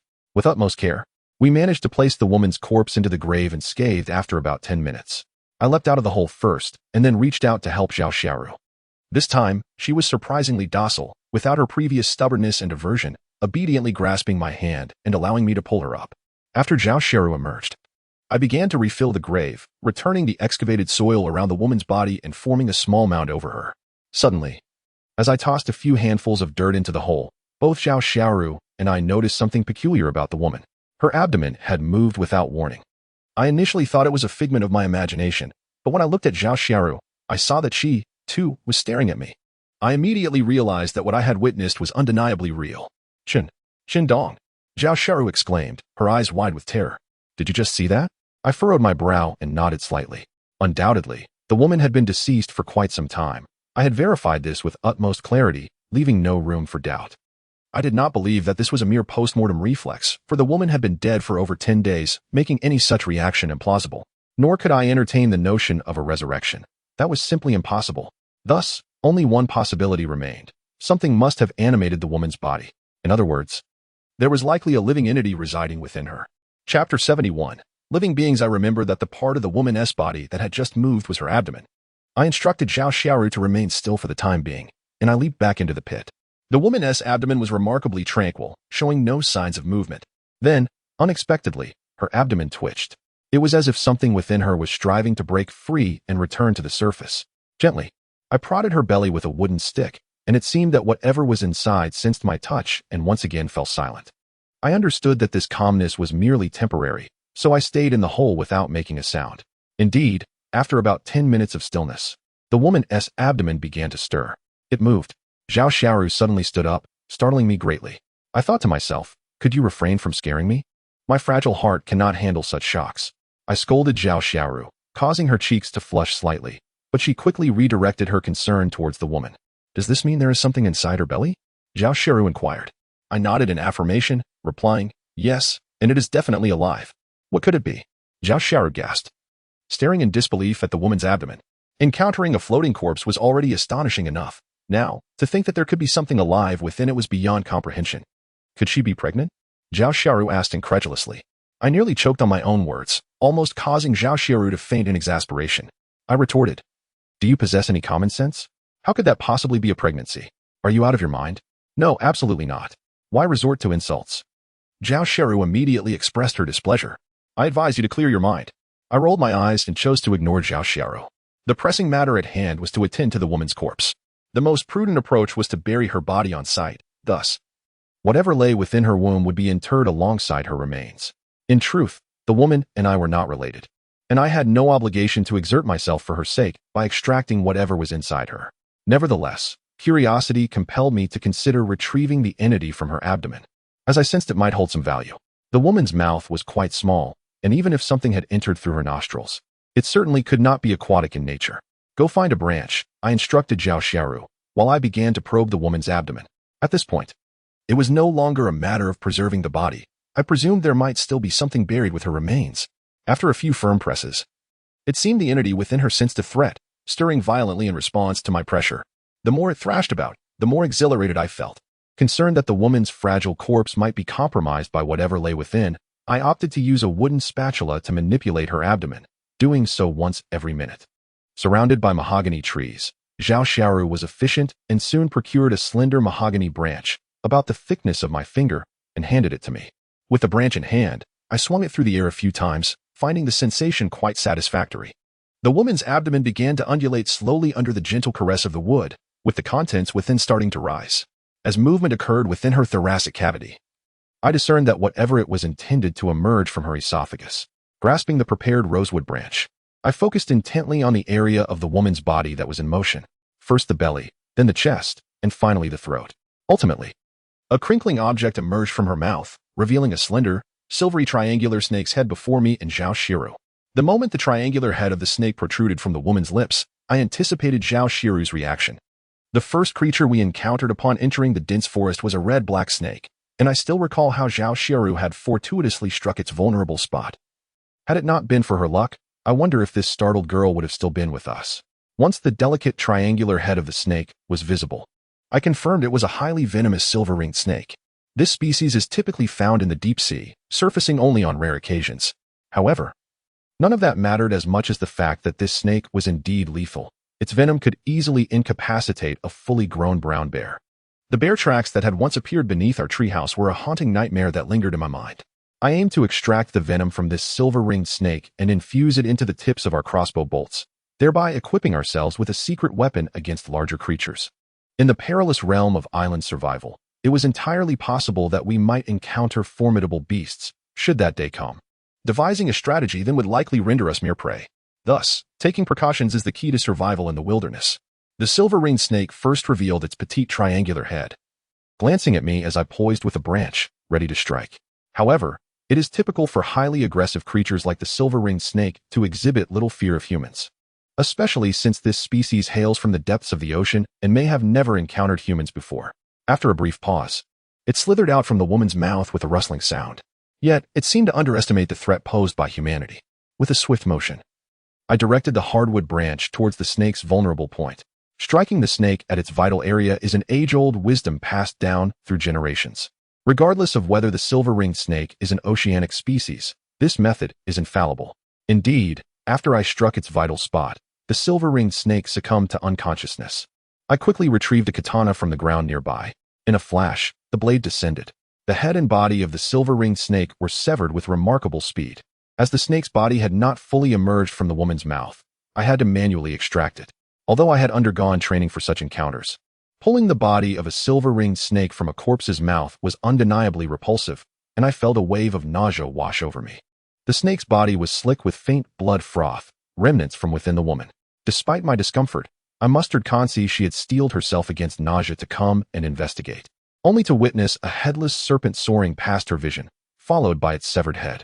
"Ah, a snake!" Li Yuan exclaimed, recoiling in fright. "What's with all the commotion? You fear the deceased, you fear a dead snake. Is there anything that doesn't terrify you?" I grumbled, clambering out of the burrow, observing Li Yuan's timorous demeanor. Li Yuan, somewhat aggrieved, gazed upon the blood-flecked serpent's body, and a wave of nausea washed over her once more. "Stand aside if you cannot assist. Refrain from impeding progress." I do not apologize for my harsh tone, as I am compelled to overcome my revulsion to extract the krites myself during this critical juncture. We are cognizant of Li Yuan's susceptibility to distress, hence our directive for her to withdraw. Her continued obstruction warrants my displeasure. "I understand," Li Yuan conceded, acquiescing to Chun Dong's instructions by averting her gaze from the repulsive scene.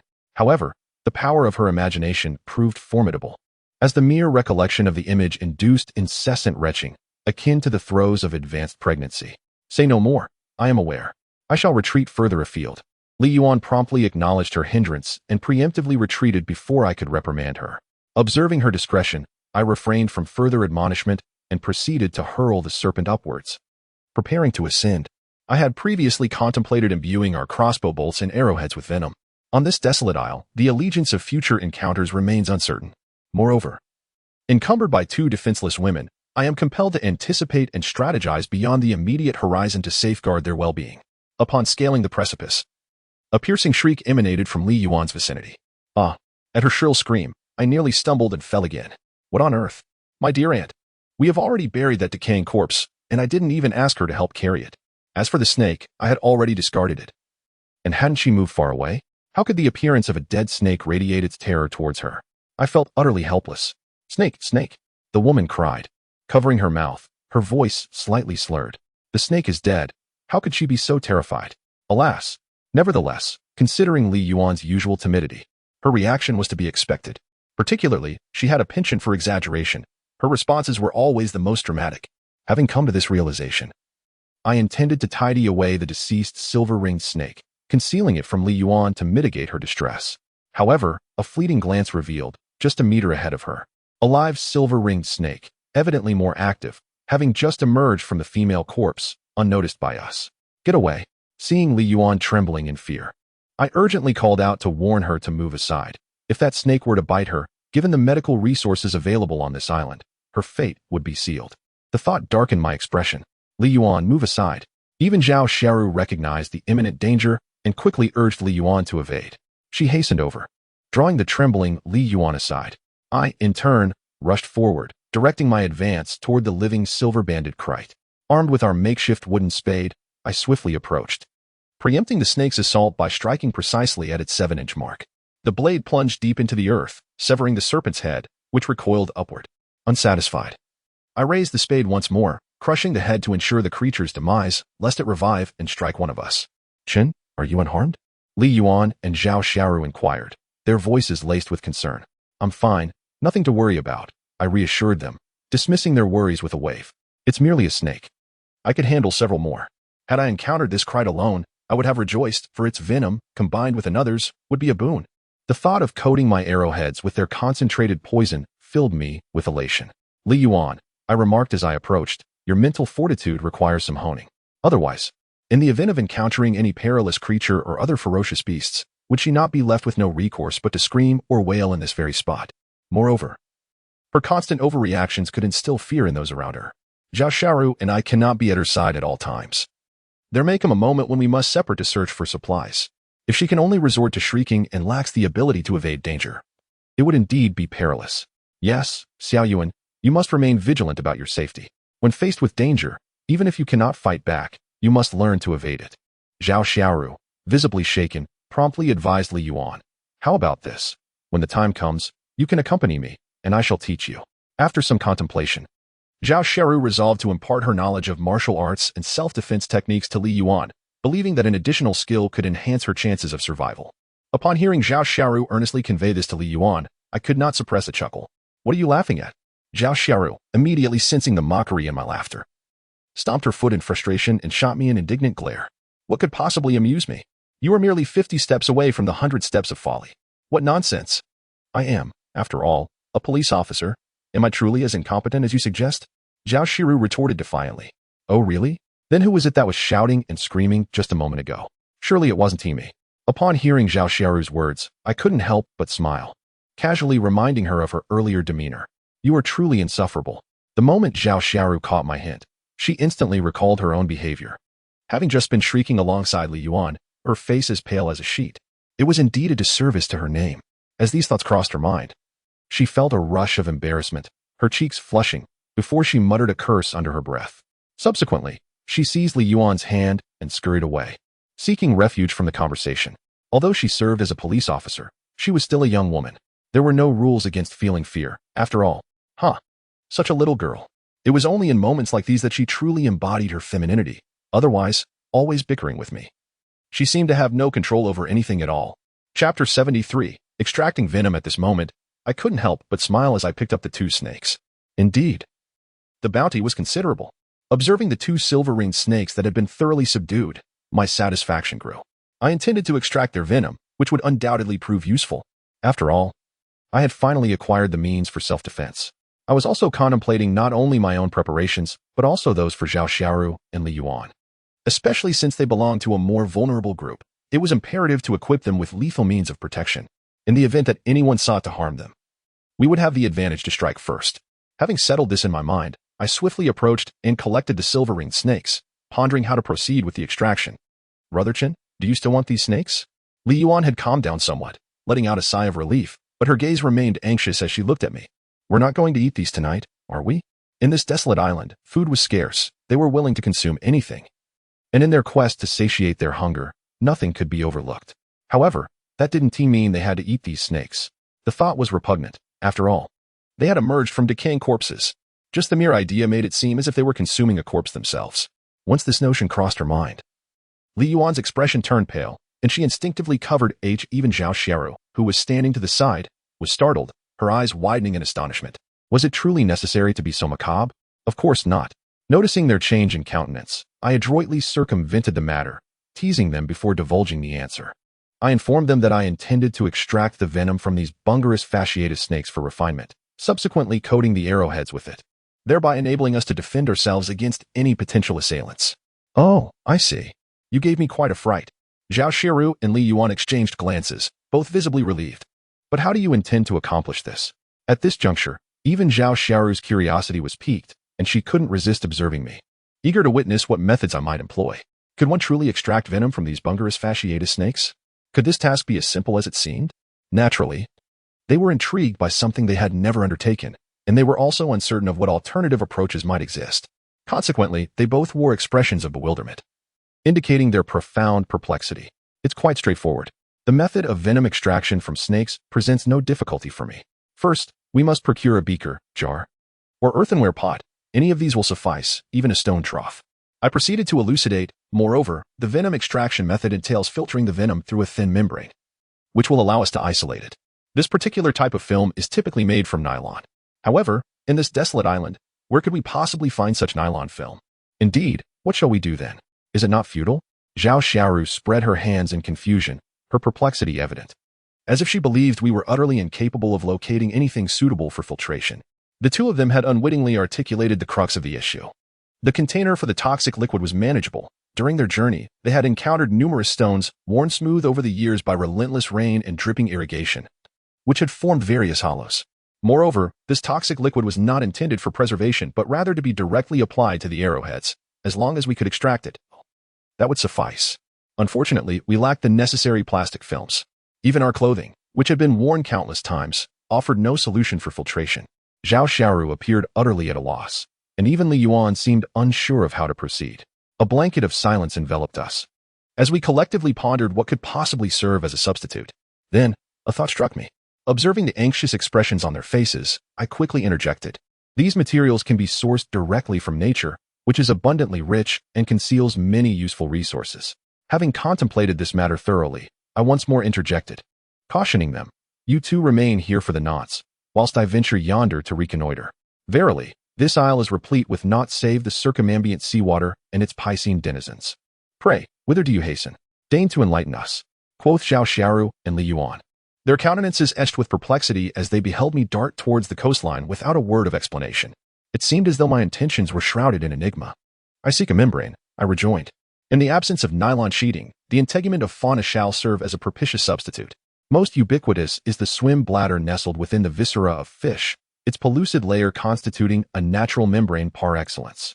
Thus enlightened, I apprised them of my intent, bidding them tarry whilst I embarked upon a piscatorial expedition. Fortuitously, the capture of fish at this juncture posed no formidable challenge, our protracted reliance upon the bounty of these waters having engendered a modicum of piscatorial acumen. Scarcely had I immersed myself when I swiftly secured several specimens. Given the presence of 2 venomous serpents, the acquisition of fish bladders necessitated a surplus. Ergo, I ascended with 3 or 4 fish in tow, their flesh destined to assuage our hunger once the serpent's venom had been extracted. "Verily, Chen, thou art most adept," exclaimed Li Yuan, her gaze suffused with admiration as she beheld my piscatorial spoils. Especially when one is unable to accomplish something that others can, it becomes a matter of great admiration for them. Even Zhao Xiaoru, who usually relishes opposing me, displayed a glimmer of envy on her face, as if she felt a sense of clumsiness in comparison to my effortless completion of these tasks. "Well then, let us proceed to extract this venom." I waved my hand, dismissing the accolades with indifference. Once we have successfully extracted the venom, we must venture into the rosewood grove to seek some useful items. And our shipbuilding endeavors must also be prioritized. The sooner we complete the vessel, the sooner we can depart from this wretched place. Upon mentioning shipbuilding, both Zhao Xiaoru and Li Yuan revealed expressions brimming with anticipation. Chapter 74, Self-Defense Weapons Shipbuilding, and then we shall be able to return home. After all, no one relishes the idea of residing on this desolate island, living like savages. The prospect of escape is a matter of eager anticipation for each of them. Thus, upon hearing my words, both of them exhibited remarkable enthusiasm and began to assist me. Li Yuan, a medical student, executed the dissection with remarkable dexterity. Armed with the short knife we had salvaged from the ghost ship, she adeptly commenced the dissection of the fish, skillfully extracting the fish bladders and passing them to me. "Brother Chen, here is the fish bladder for you." Perhaps spurred by the thought of returning home, Li Yuan became increasingly enthusiastic, showing no signs of fatigue whatsoever. Indeed, good. Observing her deft movements, a stark contrast to her earlier demeanor of fear and evasion, I felt a sense of satisfaction. It became evident that she possessed capabilities after all, proving to be quite useful in these critical moments. At that juncture, both of them collaborated seamlessly, slicing open the fish bladders and handing them to me. I lifted the two silver-ringed snakes, etching their venomous fangs onto the surface of the fish bladders. Through this layer of mucosa, I filtered the venom, allowing it to drip into the stone basin we had prepared. Although we had 2 fish, the quantity of venom was still modest. However, its potency was exceedingly fierce. Should it int, it is nothing short of absurd. Now that we have extracted this venom, where shall we store it? Naturally, it will be placed within this vessel. I retrieved my crossbow and carefully extracted an arrow, rolling its tip through the gathered venom. The arrows, having previously been imbued with the lethal toxin of the poison frog, would surely become even more potent after being coated with the venom of the silver-ringed snake. This creates an enhanced layer of protection. I reminded them once more. Just as I had previously, we must exercise extreme caution. We cannot afford to touch this, do you understand? If we were to come into contact with it, even deities would be unable to save us. This time, it is not merely the poison of the frog that has been applied, the snake's venom has also been absorbed. Yes, we understand. Even Zhao Xiaoru, who typically relishes opposing me, did not protest this time. We nodded in unison, obedient as ever. Observing the remaining venom on the arrows, I turned my gaze towards the redwood trees ahead, driven by a desire to avoid waste. Brother Chen, what are you planning to do? Li Yuan asked, following my line of sight and momentarily taken aback by my focus on the redwoods. Having accompanied me closely and typically adhering to my commands, she felt it was prudent to follow my lead in this situation. Of course, we cannot let this go to waste. I shall craft 2 wooden spears for you, so that you may carry them for protection. Otherwise, should danger arise, one might find oneself unable to evade it. As these thoughts crystallized in my mind, I hastened my steps, retrieving the kitchen knife I had brought along. With swift strokes, I struck the tree, causing 2 branches to tumble to the ground. I stripped the bark from them and sharpened one end, fashioning it into a pointed tip akin to a spearhead. Soon, I would coat this with the venom, rendering it not merely sharp but lethally so. I proceeded to shape the second branch in the same manner, ensuring that every drop of venom from the stone basin was utilized without a trace of waste. I handed the crafted spears to the 2 of them, simultaneously advising caution. Be vigilant with these wooden weapons. They must be safeguarded. Use them only when confronted by foes or perilous creatures. These spears, being of considerable length, would allow for distant engagement, minimizing the need for close encounters, a prudent measure for our safety. The 2 received the spears obediently, understanding that possessing an additional weapon on this desolate island would enhance their chances of survival, a truth each of us held dearly. Let us continue our exploration, I suggested, eager to discover what else might prove useful. With the venomous serpent dispatched and the recently surfaced corpse buried, we had fortified our arsenal. Now, it was imperative to seek out the essential supplies that would sustain us in this isolated domain, as well as any other items that might serve our needs. This grove of redwood trees stands as a magnificent treasure trove. If we possess sufficiently keen eyesight and sharp observational skills, as demonstrated in prior experiences, we could effortlessly gather the bounties that lie within. Upon grasping this notion, I nodded in swift agreement, resolutely deciding to lead the 2 of them into the heart of the redwood forest. Very well, they both replied. However, Li Yuan couldn't help but ponder, Brother Chun. Now that we've ventured in here, will we have time to return to the treehouse? Among the various shelters on this deserted island, the treehouse remains the safest and most comfortable haven. It is particularly favorable as it does not harbor the dampness that pervades the underground. This aspect is precisely what Li Yuan cherishes most about it. Of course, returning is no longer an option. We have already set forth. How could we possibly retrace our steps? Even if we were to contemplate returning, we must first thoroughly explore this area. After all, who knows if we might encounter fierce creatures like poisonous frogs or wolves lurking within this realm. In an unfamiliar and uncharted environment, the ability to survive hinges critically on foresight and prophetic insight. It is imperative to gain an understanding of the surrounding species and to identify the safest locations. The conditions necessary for human survival may seem numerous, yet in reality, they revert to the essentials of primitive existence, significantly reducing the requirements and offering a substantial discount on our needs. At present, our most pressing necessities are sustenance, fresh water, and a stable temperature. If we cannot maintain the warmth of the human body, then no amount of food or fresh water will suffice. Therefore, if we were to spend the better part of a day retracing our steps back to the treehouse, it would be an exercise in futility, akin to subjecting ourselves to unnecessary turmoil in our current journey. However, it is evident that we must venture to another location tomorrow to continue our search. Chapter 75. A place to rest. What shall we do tonight? Are we to sleep under the stars in the wilderness? At this moment, Li Yuan's small face crumbled into tears, her charming demeanor evoking a sense of tenderness. Upon hearing her words, I couldn't help but chuckle. What? Have we not been dwelling in the wild all this time? Her statement suggested that the treehouse we had been residing in these past days was somehow our true home. Indeed, Brother Chin, you were quite right. She seemed to forget this fact. Or perhaps it was her instinctive anxiety that led her to perceive that tranquil place as their actual residence. Enough of that. Let's focus on what we should do next. Zhao Xiaoru interrupted our conversation with a hint of dissatisfaction, urging us to return to the matter at hand. Returning is no longer an option. We must find a suitable location nearby. I glanced at my quartz watch. It was already 2:00 p.m. We should tidy up and set up a temporary shelter. For once night falls, the dangers and difficulties we face will only escalate.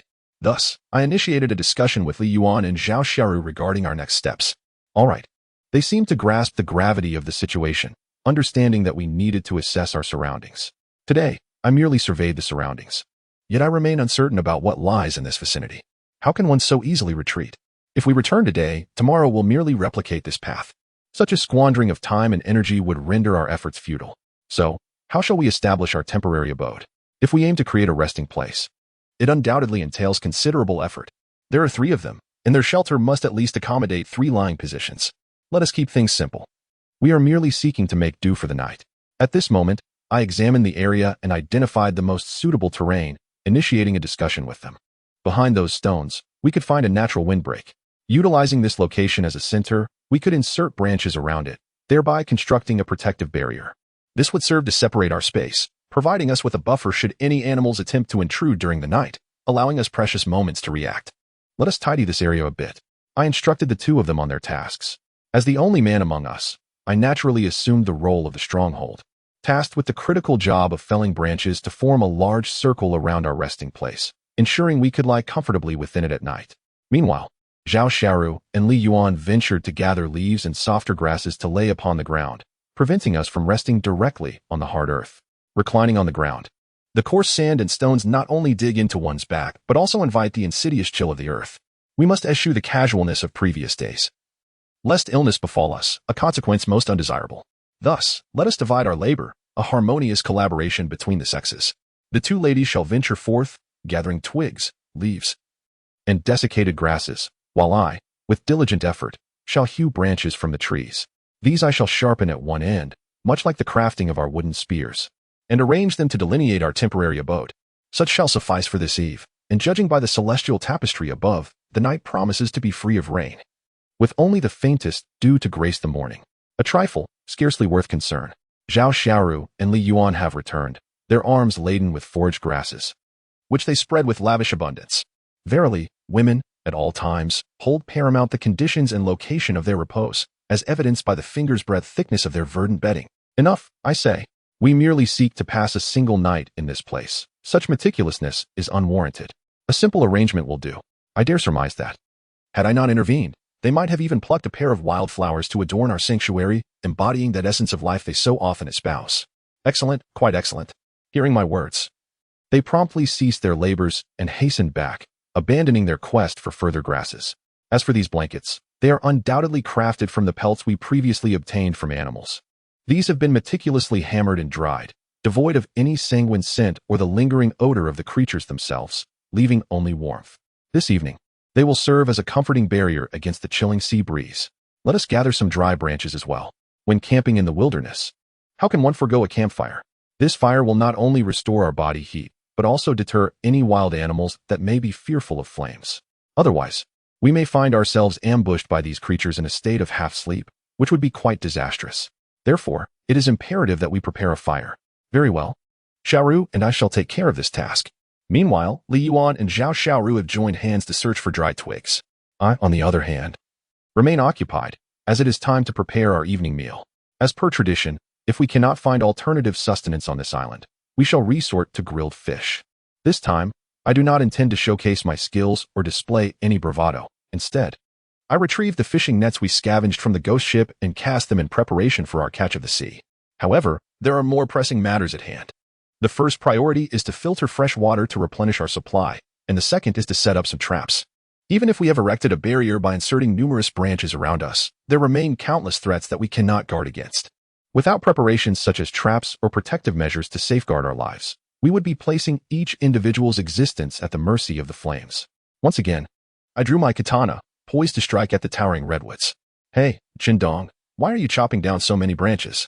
Haven't we already enclosed this area? Zhao Shiru questioned. These branches are far too damp to serve as kindling. They wouldn't ignite. Perhaps they could be used for smoking, but that's about it. Her curiosity deepened as she observed the pile of branches, and when she noticed Jindong reaching into the nearby thicket, pulling out some vines, her intrigue only grew. Chapter 76. Traps. Upon hearing Zhao Shiru's inquiry, I promptly replied, we shall create some traps to establish a barrier. Traps? How do you intend to accomplish that? Zhao Shiru's eyes widened in astonishment. Despite her role as a police officer and her exposure to modern civilization, she lacked knowledge and experience in wilderness survival. Although they had previously encountered wolves and other ferocious creatures, she had no strategies to confront such threats.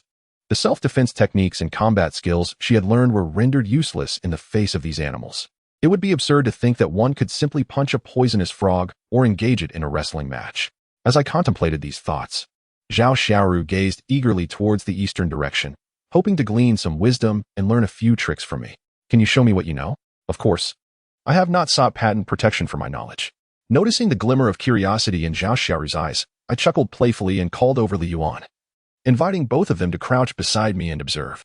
After all, the small traps and techniques I would demonstrate could prove invaluable to them in the future. If I were not present, I would entrust them to set up these strategies themselves. Indeed, there exists a plethora of traps, each varying significantly in their requirements and apparatuses. In the wilderness, we naturally utilize whatever we can find, and thus I shall now impart to you the simplest method. As I elucidate, I will demonstrate it for you. A trap triggered by a mechanism? Is that not something we often witness on television? One must be cautious, for a mere touch might unleash an array of projectiles, akin to what we see in films. Li Yuan and Zhao Shiru, both brimming with curiosity, regard me attentively. They glance at one another, reminiscing about the contraptions depicted on screen. If it truly operates in such a manner, it would indeed be remarkable. However, it is not as glamorous nor as mystical as it appears. Observing their eager expressions, I feel compelled to dispel some of their misconceptions. During this moment, we must adhere to reality and remain grounded. These are merely the most fundamental and practical traps. And it is often in these simplest designs that one can truly discern their effectiveness. These traps were imparted to us by the instructors during our wilderness training, where the conditions were even harsher than those we currently face, and dangers were more abundant. At that time, our sustenance consisted solely of the compressed military rations we carried. If we desired something more palatable and warm, we had to take matters into our own hands. Thus, we diligently experimented and ingeniously crafted a variety of wild delicacies. At this juncture, all the methods and techniques have been meticulously preserved. We commenced explaining the specific operations of this approach to them. First and foremost, we require a rudimentary mechanism utilizing cord. In the absence of such, one may substitute it with readily available vines or resilient plants. Should you possess the skill to gather some aquatic plants or seaweed, those would prove to be equally useful. Continuing from this point, I elaborated on how to properly set up the trap. We must ensure that the stakes are sharpened as finely as possible, for a swift penetration into flesh would be most advantageous. Should the quarry inadvertently step upon these snares or vines, it would trigger the mechanism, causing the wooden spear affixed above to be propelled forth, piercing the animal's body with alarming precision. This type of trap, relying on elastic force, penetrates deeply. In the case of smaller creatures, it may even traverse entirely through their backs. Is it truly that formidable? Zhao Shiru exclaimed in astonishment, her eyes gleaming with heightened anticipation. She had always exhibited a competitive spirit, and her eagerness to master this skill was palpable. Li Yuan, equally invigorated, was ready to engage, her enthusiasm evident. Together, the two of them followed my lead, first learning to sharpen the wooden spears, for tonight's endeavor involved constructing more than just one trap. At this very spot, I instructed them to place the prepared items beside the wooden structure we had arranged. We excavated a small area, approximately the width of a palm's breadth, ensuring it would not interfere with our setup. With the arrangement nearly complete, I exchanged a knowing glance with them, signaling that they should adhere to this designated position. In fact, I had previously set several traps near the treehouse, where I had once captured a wild goat. However, at that time, Zhao Shiru and the others were not present to observe, so this was an excellent opportunity for them to learn. I took it upon myself to teach them diligently, albeit at a slower pace than usual. Typically, I could complete a trap in mere minutes, but today, in the spirit of instruction, I slowed down to 2 or 3 times my normal speed. To my satisfaction, they did not disappoint me. Although initially awkward, they collaborated effectively to set up several traps in the designated area. Once the traps were arranged, it was time to prepare some fresh water. In natural conditions, a person could perish from dehydration within 3 days, whereas one could survive without food for over a week.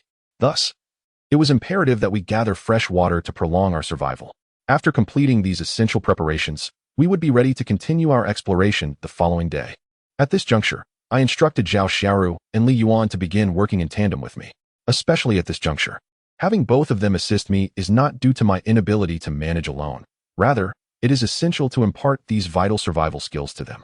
Otherwise, should any unforeseen circumstances arise, or if any harm were to occur, these two women would find themselves utterly devoid of a means to survive. It is only after contemplating this that I may hold them accountable for their inaction, as they merely observe. Is the preparation of fresh water to be accomplished through distillation? At this moment, Zhao Xiaoru gazed at me with a hint of confusion, clearly indicating that she has also acquired some knowledge of survival techniques.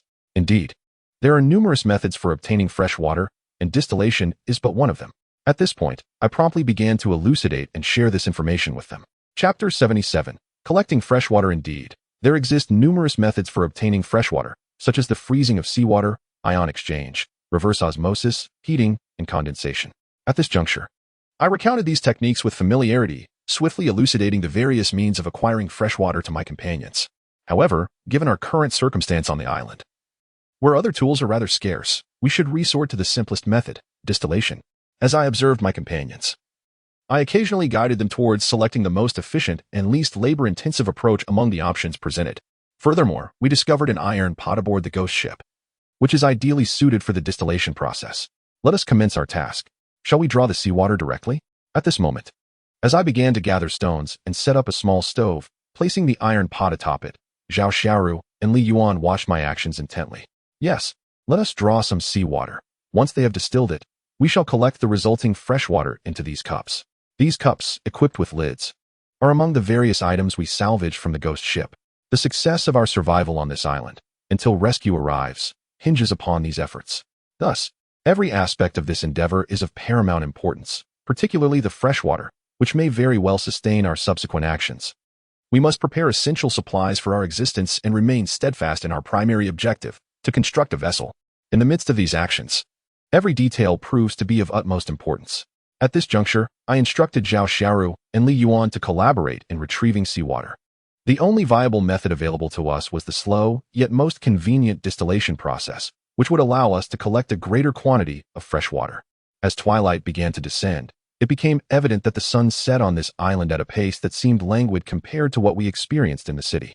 However, I was acutely aware that night would soon envelop us, its darkness akin to a gaping maw, poised to consume our every movement. The impending night seemed to lurk, ready to seize any opportunity when we might let our guard down. Thus, we had to seize the moment, fortifying our defenses and adopting a mindset of vigilance, devising additional solutions. Otherwise, the night promised to be tumultuous. At that instant, Zhao Xiaoru nodded decisively. Very well, I shall fetch the water. You should accompany me, she declared, turning to face Li Yuan. Yet, the distance to the shoreline felt dauntingly far, and the weight of the water seemed overwhelming. I won't be able to lift it, Li Yuan lamented, her voice taking on a melodious, almost coy tone, as if she were attempting to charm me. While uttering these submissive words, her gaze remained firmly fixed upon me, seemingly hoping for an assurance that she could rest. In reality, under these circumstances, she has already reached adulthood. Regardless of whether she is male or female, it is only fitting that she contributes her fair share of labor. Moreover, although I am tending to the fire here, it does not imply that I shall not join them in gathering seawater later. I merely wish to let them fetch some first, ensuring they remain active and engaged. Oh, here we go again. Are you in need of a reprimand? Upon witnessing Li Yuan's behavior, Zhao Xiaoru immediately rolled her eyes and began to address her. On this island, it is merely the three of us. Both Qindong and I have discerned your true nature, so do refrain from putting on an act before us. Does it not tire you? They were already well aware that Li Yuan typified the most common archetype of a young girl, one who often feigns fragility or innocence in a bid to attract attention from boys or gain some trivial advantage. Her current tactics, particularly given that she has yet to enter the workforce, appear quite juvenile. Zhao Xiaoru, known for her straightforwardness and hands-on approach, particularly since becoming a police officer, harbors a fear of being perceived as inferior to her male counterparts or that female officers are less competent than their male peers. Thus, she tackles every task herself whenever possible, and when she cannot, she perseveres with determination. Now, as the three of us navigate this island together, she has become acutely aware of Li Yuan's tactics, prompting her to call for Li Yuan to expedite her efforts. For there is no longer any need for pretense at this juncture. At that moment, I regarded Li Yuan with a bemused expression, curious to see how she would navigate her way out of this situation. Despite being a man, I understood that she simply wished to shirk her responsibilities. Acknowledging this, I decided to act. Li Yuan had initially sought my sympathy, hoping I would tell her it was unnecessary for her to go. However, after a prolonged silence on my part, I found myself urging her with my gaze, compelling her to hasten her actions. This provoked her irritation. She stomped her foot and bit her lip before following Zhao Xiaoru to the sea to play in the water. Witnessing her reaction, I could only shake my head in resignation. Reflecting on the reasons we had brought Li Yuan along, I recalled that both Zhao Xiaoru and I had undergone basic medical training upon our employment. We possessed a foundational understanding of medicine, as our professions and identities rendered us particularly vulnerable to injuries. In the absence of external assistance, we would have to rely solely on ourselves. Therefore, we had a certain grasp of medical knowledge, yet we were acutely aware that on this desolate island, without a more skilled individual to oversee our well-being, we might not endure for long. Life is a cycle of ups and downs, and consuming the staples of life inevitably leads to ailments. Thus, we had decided to bring along Li Yuan, a graduate of a medical university, to serve as our walking repository of medical knowledge. If she refrained from creating unnecessary complications, we would be quite content to have her accompany us. As I continued on my way, I discerned that she possesses a tendency to feign fragility in trivial matters. Yet when confronted with significant challenges, she manages to be somewhat dependable. Otherwise, I would have undoubtedly expelled her from our team. In a world governed by the principle of survival of the fittest, carrying a burden is far more perilous than facing a multitude of adversaries.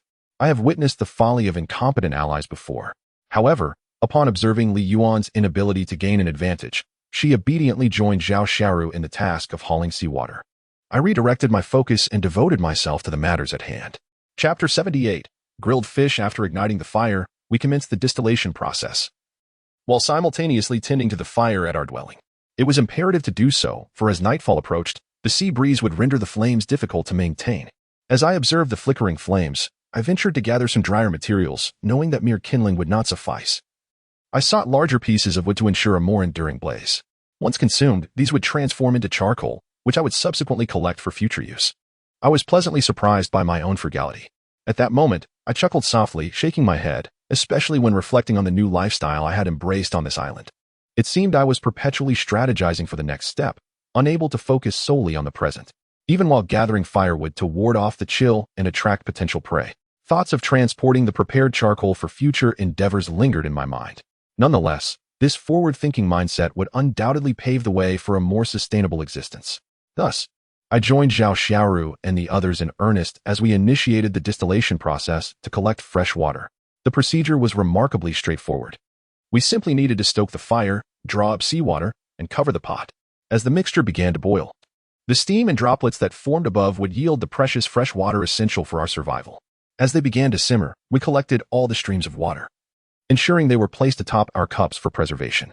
The efficacy of this method was rather limited, and the collection process proved somewhat cumbersome. We three took turns executing this task. After laboring for the better part of half an hour, we had managed to gather merely half a cup. This pace felt excruciatingly slow. Such a meager amount was hardly sufficient for a sip. Li Yuan could not help but voice her grievances, lamenting that while fetching water with Zhao Xiaoru, blisters had formed on her palms. Moreover, the constant back and forth left her feeling as though her calves would soon develop muscle. Less complaining, more action, and fewer words will surely conserve some water, Zhao Xiaoru retorted, turning to remind her to keep her comments to a minimum, before seamlessly resuming her work. Among the three of us, it seemed only Zhao Xiaoru consistently maintained a positive demeanor, regardless of the circumstances. Perhaps her previous education instilled in her a resilience that prevented her from easily conceding defeat in the face of adversity. Thus, even when we found ourselves stranded on this desolate island, her initial panic gradually transformed into adaptability. She has now come to embrace this lifestyle, having learned how to sustain herself for the longer haul. You two keep watch here. I will check how many fish are online. Earlier, while engaged in our tasks, we had already cast the fishing net, which would serve as our evening meal. If the harvest is plentiful, we might even prepare these fish for our next meal. Alas, it seems we are once again destined for fish. At this moment, Li Yuan shook her head, her expression tinged with a hint of resignation. Surprisingly, Zhao Xiaoru did not counter her. Instead, They both wore expressions of sorrow. Observing their reactions and hearing their words, I couldn't help but chuckle and shake my head. These two ladies, it is a blessing to have food here at all. Fortunately, this isolated island is not devoid of resources. There are quite a few edible provisions to sustain us. Otherwise, we might not survive until we either depart or encounter a rescue vessel. In that scenario, only Zhao Xiaoru would be honored, wrapped in the national flag. While Li Yuan and I would likely find ourselves on the missing persons list to check that off. Keep an eye on things here. I will go catch some fish. It seemed fortune smiled upon us today, as the net I cast landed perfectly, yielding an impressive catch. Not only will tonight's dinner be secure, but it should also suffice for tomorrow's meal. I plan to grill the fish first, wrapping them in leaves for easy transport and to avoid any mess. When I returned with the fish, both of them expressed their astonishment. Wow, so many. Indeed, today's bounty was remarkable. Once these fish are grilled to perfection, they can be consumed directly. After all, they are sea fish, and one need not be overly concerned. Even indulging in them raw is permissible. However, might we explore an alternative method of preparation today? I find myself weary of grilled fish. At this moment, Zhao Xiaoru and Li Yuan exchanged glances. For the first time aligning in their sentiments, both disinclined to partake in yet another serving of grilled fish. Very well, if we shan't have grilled fish, then let us enjoy it as sashimi. I retrieved a knife specifically designed for culinary tasks, preparing to slice the fish into delicate pieces. This dual approach to our meal allows us to savor the fish without the need for a fire. Surely not. Raw fish lacks flavor, one remarked. Thus, both young ladies expressed their discontent. What then do you wish to eat? It appears that in tranquil surroundings, one easily becomes complacent. When we first found ourselves stranded on this island, we did not exhibit such fastidiousness. Now, having experienced a rare moment of peace, they have begun to exhibit their distaste. No longer desiring grilled fish. Perhaps we could have dried fish. We could simply sun-dry them. Once dried, we would obtain a piece of salted fish. Alternatively, we could filter the seawater to extract the salt, enhancing the fish's flavor. Ultimately, let us revert to the familiar comfort of grilled fish. Upon hearing my proposal, Zhao Xiaoru and the others felt even less inclined, their gaze drifting away in disdain, resigned to their fate. As before, I gathered a few branches, skewered the fish, and positioned it above the crackling campfire to cook it thoroughly. Do you suppose there might be any comestibles on this isle that could serve as a substitute for our current fare? Indeed, I find myself quite weary of grilled fish. And even roasted meats have lost their appeal. Zhao Xiaoru and Li Yuan, huddled beside the bonfire, knees drawn up to their chests, sought warmth and engaged in conversation. It is true that our diet of late has consisted solely of fish we've caught or animals we've ensnared, an unremitting regimen of flesh. How I long for verdant vegetables, for succulent fruits. They exchanged a glance, their eyes reflecting a shared yearning, a tacit agreement that anything other than roasted meat or grilled fish would be a welcome repast, even a mere alteration in the method of preparation. As they spoke of these things, they could not help but recall the dishes they had once savored, each non-aquatic morsel now elevated to the status of a culinary masterpiece in their memories. Chapter 79. Night watch. I retrieved the peppers we had harvested that day from my bag. Could this not add a touch of flavor? A hint of spiciness could awaken the palate, for otherwise, we would be left with merely the saltiness of fish. Well, it is better than nothing. A modicum of seasoning is preferable to an absence of all. The two of them cast a glance in my direction, yet their spirits remained somewhat subdued, as though these offerings held little allure for them. Rest assured, this island is vast. Have we not yet explored its entirety? Perhaps there are other provisions concealed in the areas we have yet to traverse. I interjected this thought, of course, to instill a flicker of hope within them, to prevent them from believing that all desires had vanished in this place. When one experiences extreme deprivation or becomes weary of such a life, it is entirely possible to lose clarity of thought. If their will to survive begins to wane, or if each day feels like a mere existence devoid of purpose, that would pose a grave concern. Thus, it is imperative to offer them visions of promise to soothe their spirits. However, my words are not entirely deceitful. I simply acknowledge the uncertainty of our situation. I have thoroughly observed this island, which spans an extensive area. Despite our prolonged stay of over half a month, we have yet to completely uncover its secrets. We remain unaware of the creatures that inhabit this place or what edible resources may still lie hidden within. However, this aligns perfectly with our objective for this expedition, the very crux of what we endeavor to unearth. Let us hope that we succeed in locating fruits. I yearn for vegetables. At this juncture, I even crave a simple bowl of rice. As they articulated their desires, their longing intensified with each word. They had relinquished their pickiness, as if they were willing to devour anything but grilled fish and roasted meat voraciously. I vow, Zhao Xiaoru declared, clenching her fist, that once I escape this place, I shall never consume fish again in my life. She felt as though she had consumed a lifetime's worth of fish during her survival on this desolate island. Is it truly that dire? I chuckled, interjecting their lamentations. This fish is quite delectable. It is simply that we lack the means for more elaborate culinary preparations. I mused that if we were to incorporate novel seasonings or complementary side dishes, the flavor would be unparalleled. There was no need for such hyperbolic pronouncements of lifelong aversion. Regardless, I am weary of it, she retorted. I feel as though I am metamorphosing into a fish. As she voiced this, Zhao Xiaoru's features contorted into a grimace, her sorrow deepening with each passing thought. Very well, I conceded. Let us partake in this meal, and defer all future considerations until they arise.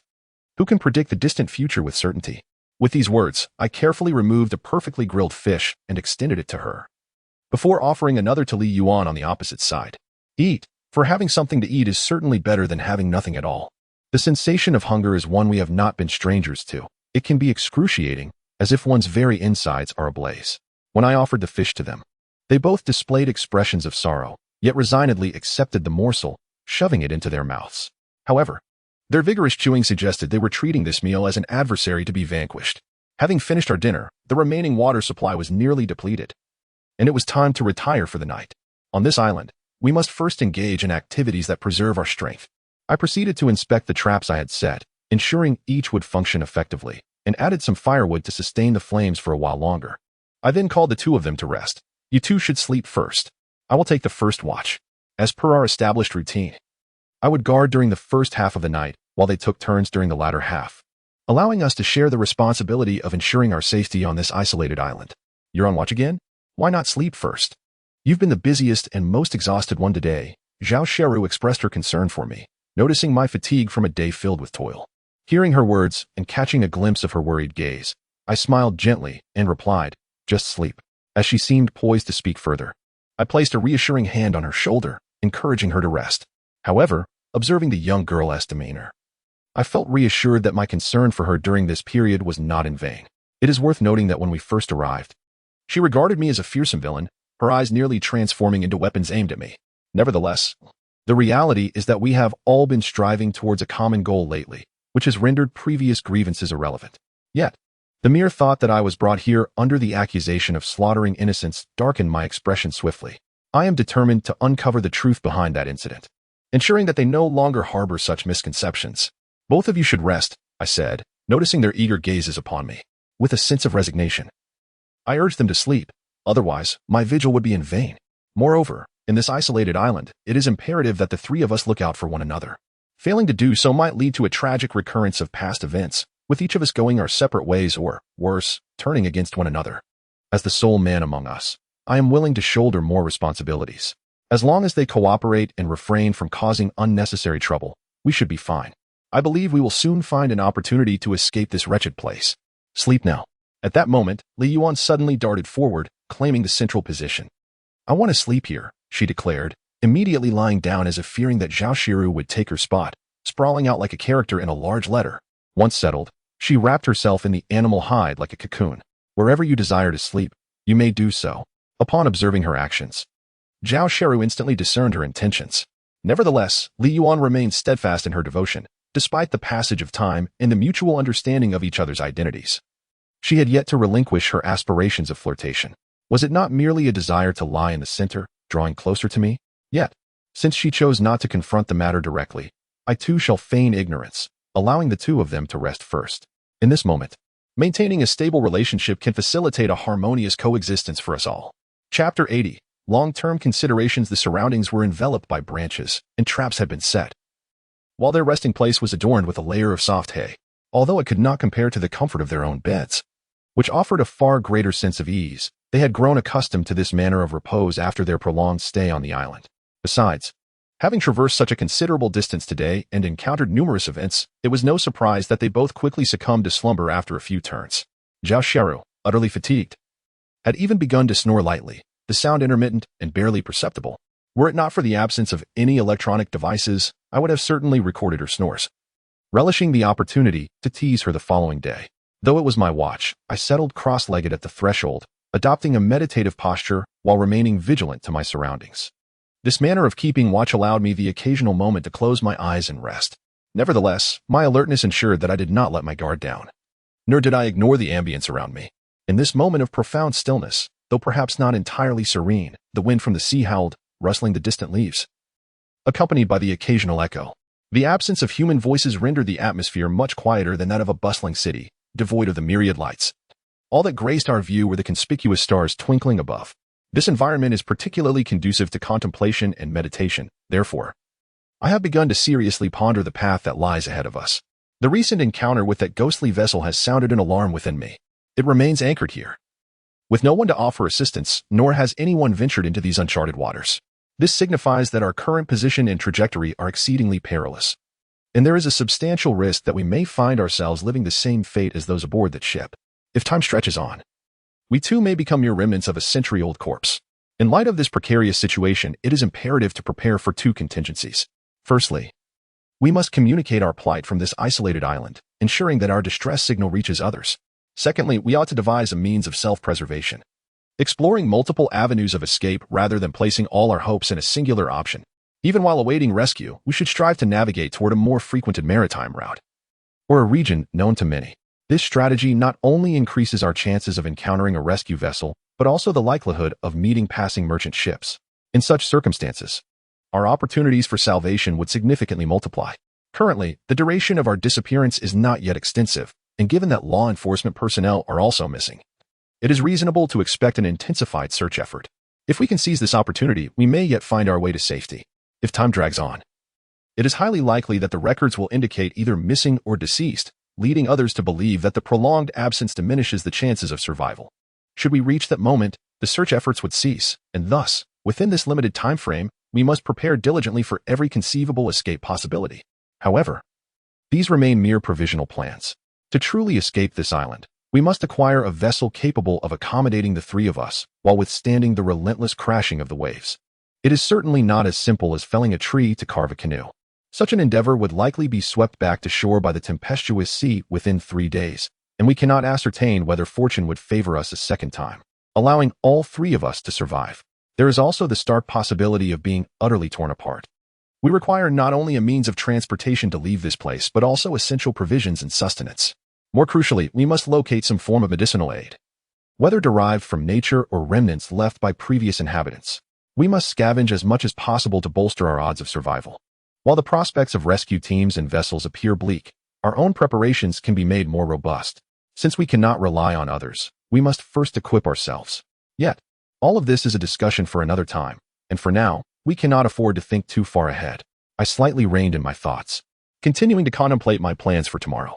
Since long-term considerations were beyond my reach, I resolved to focus on the essentials required for living on this island during the immediate future. Even if escape was not feasible, we must ensure our survival. The longer we endure, the greater our hope for rescue becomes. After clarifying these thoughts, I began my preparations, intent on exploring this desolate isle further and uncovering its mysteries.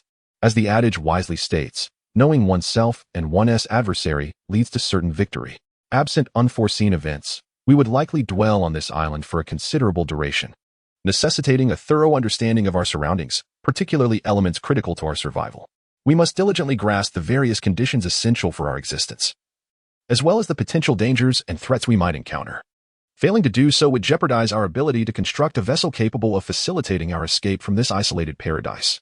With this understanding, I continually pondered how best to address these challenges, for neglecting them could lead to numerous threats and complications, particularly in our current situation, with only 3 of us present, including 2 young women who, by all accounts, would be of limited assistance. The weight of their protection fell squarely upon my shoulders. In the midst of such events, it is only prudent to consider potential avenues for retreat and the possibility of escape, as the margin for maneuver may determine our ability to extricate ourselves from this predicament. Observing the 2 of them peacefully slumbering here, utterly unguarded, I cannot help but shake my head. It seems they have grown accustomed to a tranquil environment, leading them to remain blissfully unaware even in these circumstances. During our wilderness training, even in moments of respite, we maintained a constant vigilance. To describe our slumber as one of keeping one eye open and one eye closed would be no exaggeration. Chapter 81. The beast approaches, however. It is precisely this vigilance and caution that enable us to survive. Of course, there are advantages. At the very least, they have instilled in my being an indelible instinct, allowing me to navigate such circumstances with some degree of competence. unlike Zhao Xiaoru and Li Yuan, who can still sleep soundly amid such situations. In this respect, they indeed lead a comparatively simpler existence. After contemplating this, I continued to shake my head, all the while awaiting to see if they could muster any semblance of assurance or devise a plan. Moreover, I resolved that during these occurrences, I would not allow for any room for retreat. Since it was my watch, I periodically patrolled the surroundings, adding more firewood to the flames to ensure they burned brightly and lasted longer. Otherwise, Zhao Xiaoru and Li Yuan, resting nearby, would surely catch a chill. Taking advantage of this tranquil moment, I surveyed the environment, remaining ever alert to the sounds around me. Suddenly, I discerned a faint rustling ahead, although subtle. It was unmistakably not the whisper of the wind. It was undoubtedly the presence of something else. I had not anticipated encountering such peculiar noises while on watch this evening. With this realization, my eyes narrowed, and as I cautiously surveyed my surroundings, I tightened my grip on the katana I always carried with me. This katana is also one of the spoils we seized from the ghost ship during our last encounter. It is both long and broad, with a slight curve at the tip, designed for distant strikes or to take down large beasts with remarkable ease. More importantly, its edge is exceedingly sharp. Even in the dim light of a flickering flame, one can discern its cold gleam and the razor-like quality of the blade. Zhao Xiaoru, Li Yuan, awaken, despite the soft, almost whisper-like tones of the voice, accompanied by faint rustling sounds. Our prolonged existence on this desolate island has honed our ability to recognize that such noises undoubtedly indicate the presence of something lurking nearby. Given this, it is clear that we must not take this situation lightly. We cannot afford any complacency. Realizing this, I hastily called out to awaken Zhao Xiaoru and Li Yuan. In light of the imminent threat from wild beasts, it is imperative that we preserve our safety and remain vigilant. What is it? At this moment, upon hearing my call, Zhao Xiaoru and Li Yuan opened their eyes, albeit groggily, clearly still trapped in the remnants of sleep. Their eyes were red, indicating they had only just succumbed to slumber and were roused from a shallow state. Has it come time for the shift change in the watch?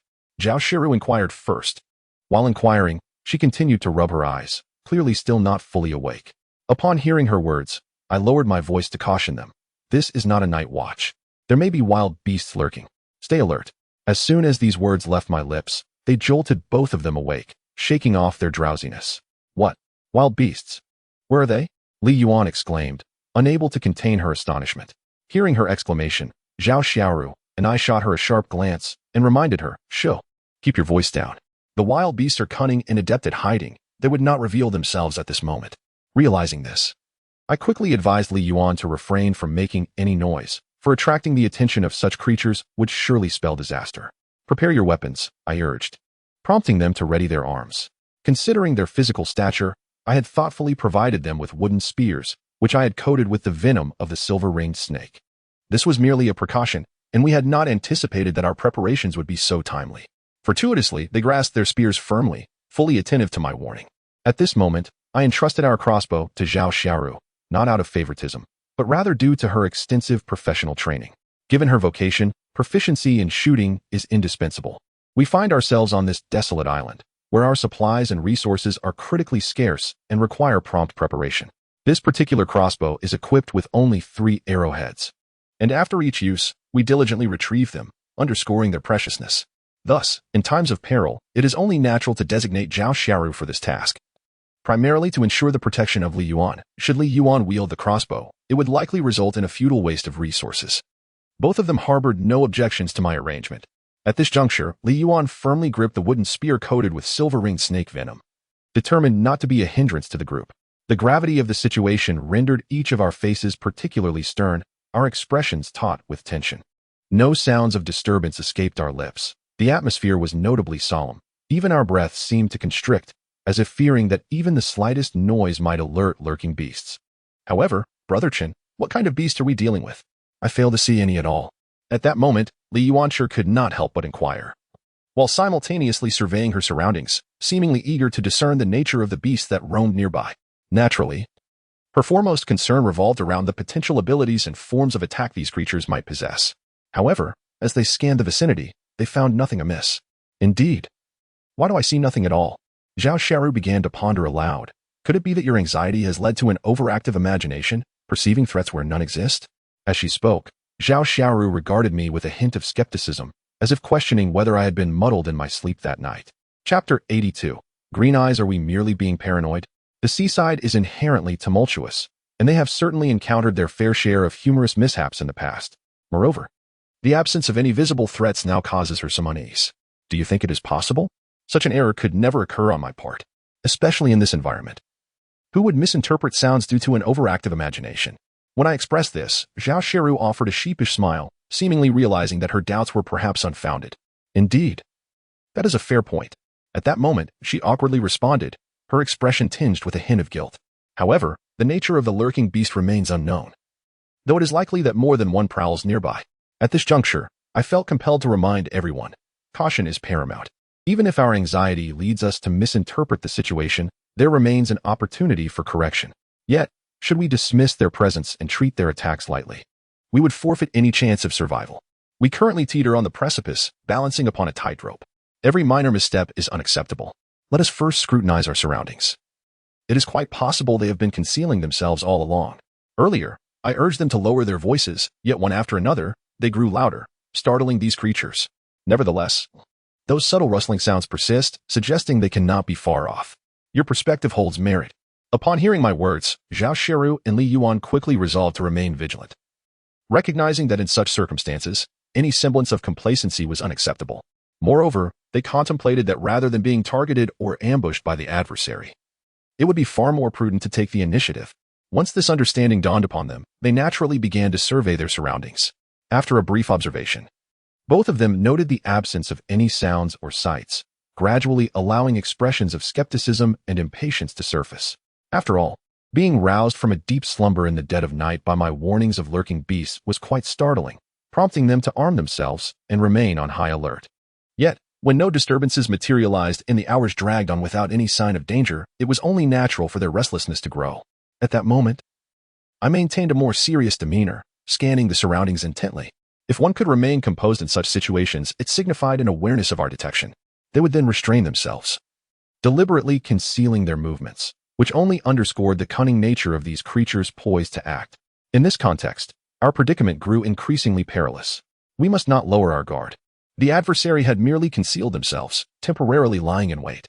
At this juncture, I felt compelled to reiterate, should we allow ourselves to relax, we would unwittingly provide them with an opportunity to exploit our vulnerabilities. I gently reminded them to muster their spirits. At that moment, Zhao Xiaoru and Li Yuan were both growing somewhat impatient, unable to suppress their complaints. But we have seen nothing at all. If we are to be on guard, we must first ascertain their whereabouts. It feels as though we are engaging in futile efforts, wasting precious time. Upon uttering these words, they simultaneously gasped in horror, as if witnessing something truly dreadful, their expressions reflecting sheer terror. What is this reaction? I too furrowed my brow, noting that their response had dramatically shifted from before. Eyes. Green eyes. Li Yuan finally managed to articulate, her voice trembling and fragmented, her gaze filled with fear as if she had encountered something unfathomable. Their eyes are green. Upon finishing this revelation, both of them gasped again, thoroughly frightened.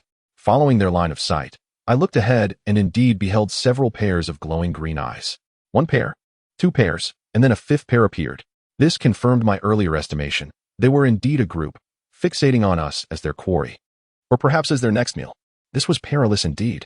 Currently, we have discovered at least 5 adversaries, while we are merely 3 in number, 2 of whom are women. It is worth noting that although Zhao Xiaoru possesses a strength that surpasses that of the average man, she remains at a disadvantage when compared to these creatures. Furthermore, it is evident that she is frightened, which significantly diminishes her combat efficacy. As for Li Yuan, her condition is even more dire. Her legs tremble uncontrollably, akin to sifted grain, rendering her unable to stand steadily. Had Zhao Xiaoru not extended a hand to support her, she would likely have collapsed to the ground. Stay calm. Let us not forget that prior to our slumber, we had strategically set up several traps around us. They shall not breach our defenses so easily. I took this moment to remind them to selectively present evidence and conditions that favor us, emphasizing the importance of not surrendering in the face of adversity. Otherwise, we risk disclosing everything and losing all control. Let us all take a deep breath and regain our composure. I made it a point to encourage them to adjust their state of mind. I understand that encountering wild beasts in this open and unprotected wilderness can evoke a sense of panic. However, succumbing to fear and trepidation will only serve to exacerbate our predicament. If you can maintain a calm and composed mindset while contemplating possible escape strategies, there may yet be a glimmer of hope or a chance to resist. However, if you reveal such a fearful countenance at this moment, It will only serve to expose you further and increase your likelihood of failure. After considering all of this, I naturally continued to remind them both that they need not display such expressions at this time.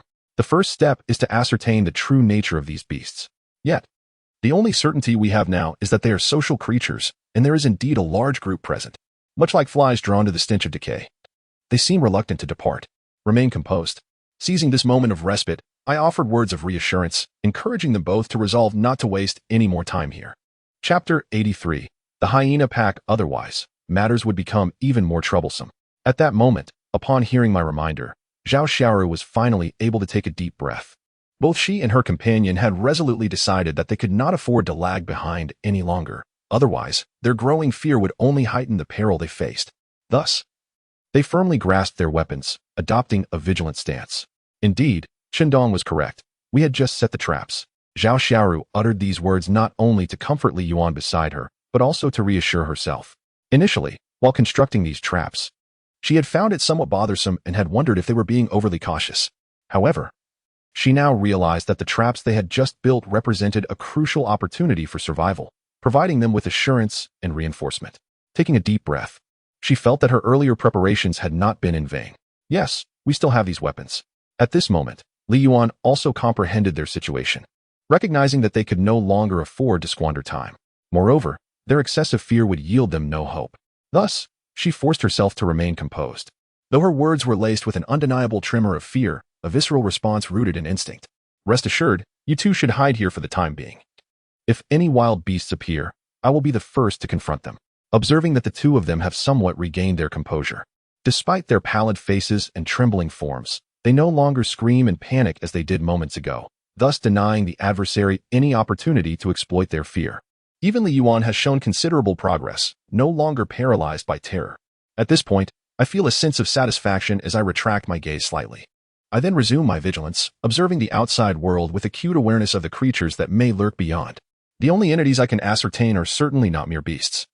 Their previous efforts to find crevices and paths to conceal themselves suggest a level of cunning, almost as if they move with the seasons, patiently awaiting our moment of vulnerability.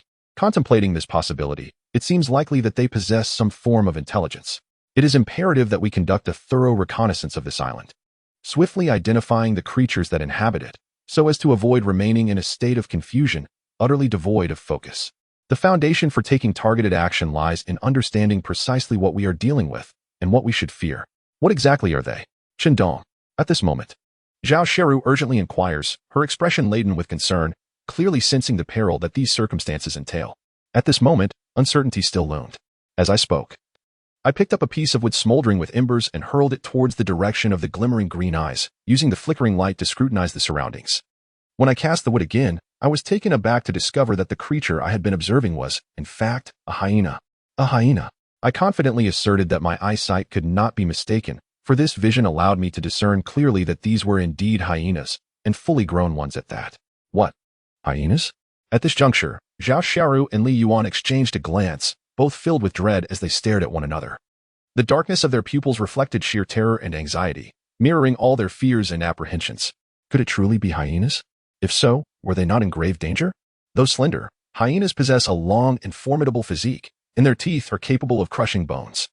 Most alarming is their propensity to hunt in packs and their remarkable capacity for vengeance. Once they fixate on their prey, they pursue it relentlessly. It could be said that merely dealing with them would demand a tremendous exertion of effort. As the adage goes, when the enemy advances, we shall meet them. When the waters rise, we shall build dikes. In this moment, I felt compelled to offer a word of reassurance, urging them to find a sense of calm. Now that we had identified the nature of the threat, it was time to seek out a means to confront it. One cannot simply observe the formidable prowess of others, which proves to be even more perilous than initially anticipated, and act recklessly. Such folly would render any effort futile. Upon realizing this, I took it upon myself to offer a word of caution, simultaneously signaling Zhao Xiaoru and Li Yuan to muster their spirits. Be cautious, Qindong, Zhao Xiaoru promptly replied, her expression tinged with skepticism. As for Li Yuan, she gripped her wooden spear tightly, determined to confront the hyenas should they dare intrude. Rest assured, our situation is not as dire as it appears. Noticing the pallor on Li Yuan's face, which conveyed a sense of helplessness, I managed a reassuring smile and reminded her to remain calm. After all, I, Qindong, with a lifetime of esteemed reputation, was hardly destined to meet my end in dismemberment by these hyenas on a deserted island. At that moment, I remained vigilant, closely observing them.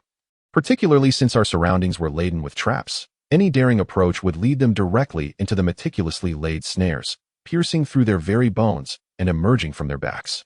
We would not be the ones to suffer, and the hyenas would not escape unscathed.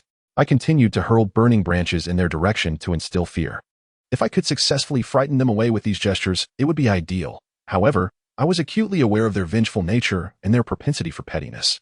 Once they set their sights on a significant prey, they would exhibit remarkable patience, relentlessly pursuing and wearing down their target until they uncovered a weakness, at which point they would attack en masse. My current actions are likely to infuriate them. However, this aligns perfectly with my intentions, as I plan to provoke them before drawing them closer. With my resolve set, I continue to hurl the ignited firewood, persistently teasing and challenging them. Qindong, what are you doing? One girl inquires. Indeed, Brother Chen, why provoke them? The two young women exchange glances, a mix of surprise and suspicion in their eyes. Although we have gathered a fair amount of firewood today, it is insufficient to sustain a fire for an extended period. At this juncture, I interject to reassure Zhao Xiaoru and Li Yuan. If we maintain this stalemate, once the firewood is completely consumed, we will find ourselves engulfed in darkness. A predicament far less favorable. Chapter 84. A battle of wits in the darkness of night. Animals roam freely, presenting a formidable challenge to our diminished eyesight. Regardless, these hyenas are unlikely to relent, and we cannot afford to abandon our quarry. It would be more prudent to employ a strategy that capitalizes on the most advantageous time and circumstances, luring them in so that we may eliminate them swiftly. Otherwise, we risk peril. Thus, we must seize the current advantageous conditions to draw them closer, particularly since we have already spotted 5 hyenas. Who knows how many more might be lurking in the shadows? They are social creatures, and once they detect prey, they will undoubtedly charge forth without hesitation. My intention is to signal them to hasten their approach, while simultaneously urging Li Yuan and Zhao Xiaoru to remain vigilant, shedding any hesitations or distractions. The sleepless night is fraught with dreams. We must act decisively to resolve this quickly. At this juncture, I briefly explain my strategy to them. Ah, I see. Zhao Xiaoru and Li Yuan reply, taking deep breaths, yet their fists remain tightly clenched, betraying their palpable anxiety. Even their faces have taken on a pallid hue, as they had not anticipated that a simple respite could turn so tumultuous. However, in this desolate wilderness, resolving such matters is undeniably a daunting task. On the other side, the hyenas were continuously provoked by my firewood stick, emitting a series of warning growls. Do not just make noise, why not come over? Observing their demeanor, especially the way they bared their teeth and glared at me, I could not help but chuckle. In this situation, it was essential to address these hyenas and the threat they posed at this moment. Otherwise, we would find ourselves in a precarious position. First, let us ascertain their numbers. Noticing the 2 of them appeared frightened, I offered a reminder while redirecting their focus. I suggested they count how many hyenas were in the pack, which could distract them from their fear. What is there to fear? Have we not encountered numerous beasts on our journey? I also reminded them that we had previously outsmarted a pack of wolves together. We had easily dealt with even a deadly crab. Surely, we could handle a few hyenas? My words provided them with significant reassurance and comfort, allowing them to relax somewhat, no longer as panicked and uneasy as before.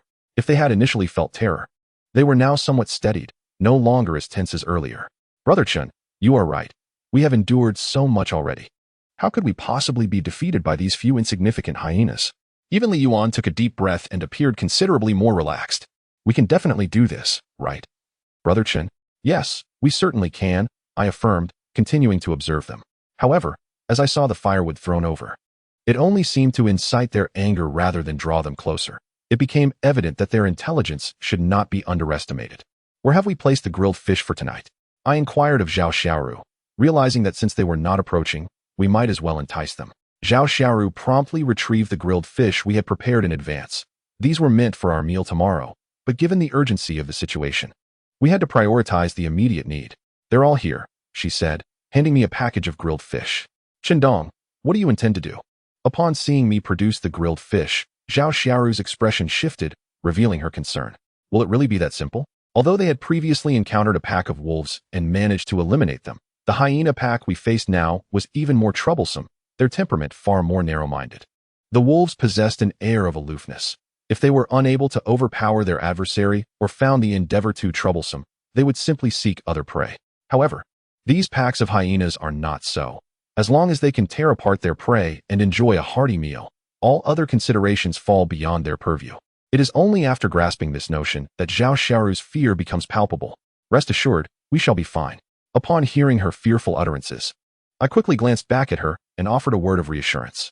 Particularly in this precarious situation, our strength is already insufficient to contend with these hyenas, and any emergence of fear or trepidation would significantly diminish our chances of success.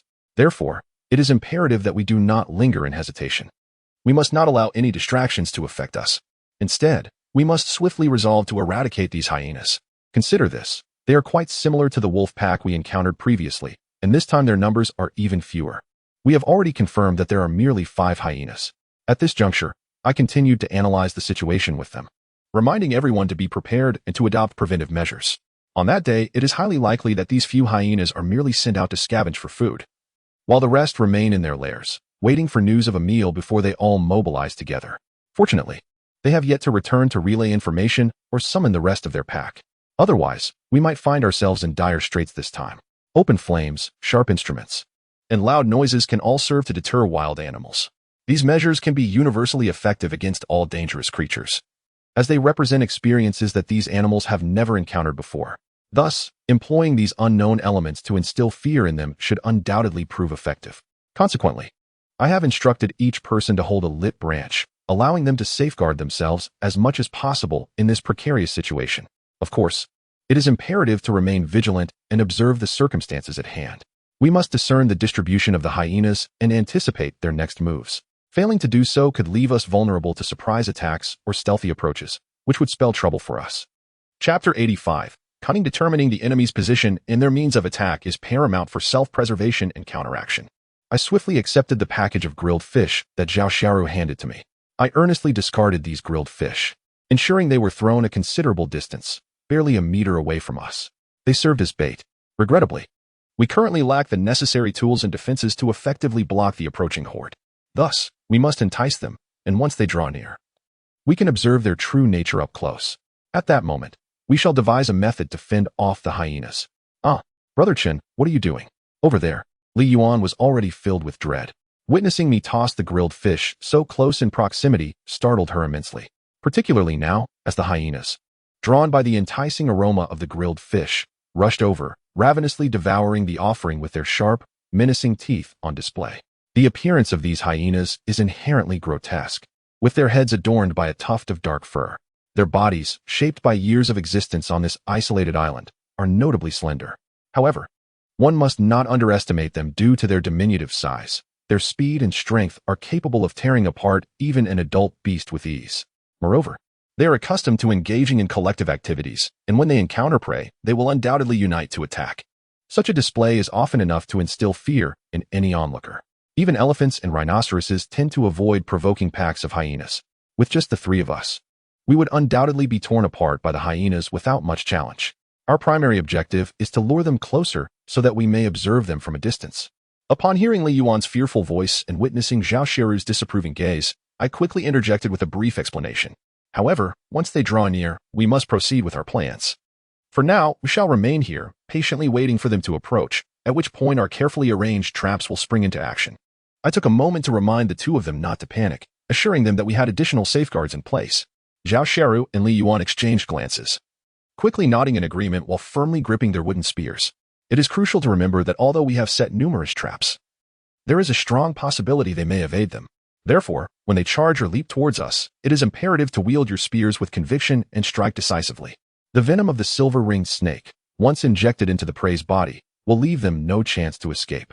At this moment, I felt a surge of gratitude for the spears we had prepared this morning, particularly as their tips had been sharpened to a lethal point. As long as these hyenas charge in, with sufficient force, they can certainly be pierced through. Once the venom permeates their skin and infiltrates their blood, they will pose no threat. Zhao Xiaoru and Li Yuan, aware of the urgency of the situation, dared not to be complacent and called out in unison to respond to me. At this moment, I also reminded Zhao Xiaoru, when they approach, you can directly use the crossbow bolts. Hitting just 1 out of 3 opportunities will suffice. There are currently 5 hyenas. The wooden spear in hand can strike 1. The traps we set can ensnare 2. Her crossbow can take down another. Thus, only 1 remains, which I can handle. Even if one of them misses and can only strike 3, I am confident in dealing with the last two. Facing 5 hyenas alone would require immense courage, and I cannot guarantee success. Prepared and resolute, we each wore solemn expressions, ready to await the movements of the hyenas. They slowly approached, devouring every morsel of the roasted fish we had thrown, leaving not a shred of bone behind. The ground bore only a small puddle of water, devoid of any remnants. At this close range, we could clearly see the depths of their eyes, which glimmered with greed and bloodlust. In their gaze, we had all become succulent prey. Thus, at this juncture, the hyenas cautiously approached, their advance deliberately measured due to their inherent wariness, each step accompanied by a thorough scan of the surroundings. The hyenas edged closer, their heads held aloft, their gaze fixed upon us, seemingly poised to bolt at the slightest provocation or to launch a preemptive strike. Indeed, in such a precarious situation, a single misstep could spell utter ruin for all involved. Consequently, neither the hyena pack nor we, along with Zhao Xiaoru and Li Yuan, relaxed our vigilance. Each of us resolved to maintain unwavering focus. 1, 2, 3, 4. One was missing. At that moment, narrowing my eyes, a realization dawned upon me. These 4 hyenas were tasked with diverting our attention. The remaining one had circled behind us, initiating a flanking maneuver. Sure enough, a blood-curdling shriek erupted from behind. Ah! Startled by the agonizing cry, Zhao Xiaoru and Li Yuan gasped, a shiver running down their spines. As the 3 of us whirled around, our suspicions were confirmed. A lone hyena had attempted to outflank us, seeking to launch a surprise attack. However, they had underestimated the cunning of our trap. The hyena was impaled by our meticulously placed wooden spears, now writhing on the ground, its mournful cries echoing through the air. The remaining 4 hyenas initially sought to draw our attention, attempting to divert our focus. However, upon witnessing their companion injured, they immediately rushed to its side. One hyena had been pierced through its entire body. Although the wooden spear had not been poisoned, it was still sufficient to inflict severe harm. Particularly in such a perilous environment, recovery appeared unlikely. Upon seeing blood, the remaining 4 hyenas seemed utterly enraged, emitting furious warning growls. Their front feet scraped the ground incessantly, as if to communicate their agitation through these actions. Chapter 86, Confrontation Shandong. It seems we have truly provoked them this time. Zhao Shiru whispered a cautionary reminder, her face momentarily betraying a trace of concern. Unlike our previous night spent in the treehouse, where we could quietly devise strategies, we now found ourselves compelled to confront them directly, especially now that a trap has been triggered, a breach has been created. Should they choose to attack, they could easily leap through this opening. As expected, the 4 hyenas were not foolish. Upon discovering this vulnerability, they swiftly began to advance through the gap. Having regarded us as prey, the loss of their companion at our hands would surely incite a ravenous desire to tear us apart and feast upon our flesh.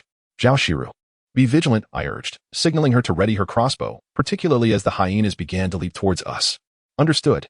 Zhao Shiru did not falter at this crucial moment, proving to be a steadfast ally. Her profession honed her precision as her bolt found its mark, piercing the airborne hyena. Furthermore, these bolts were laced with the venom of the silver-ringed snake and the poison of the toxic frog, amplifying their lethality.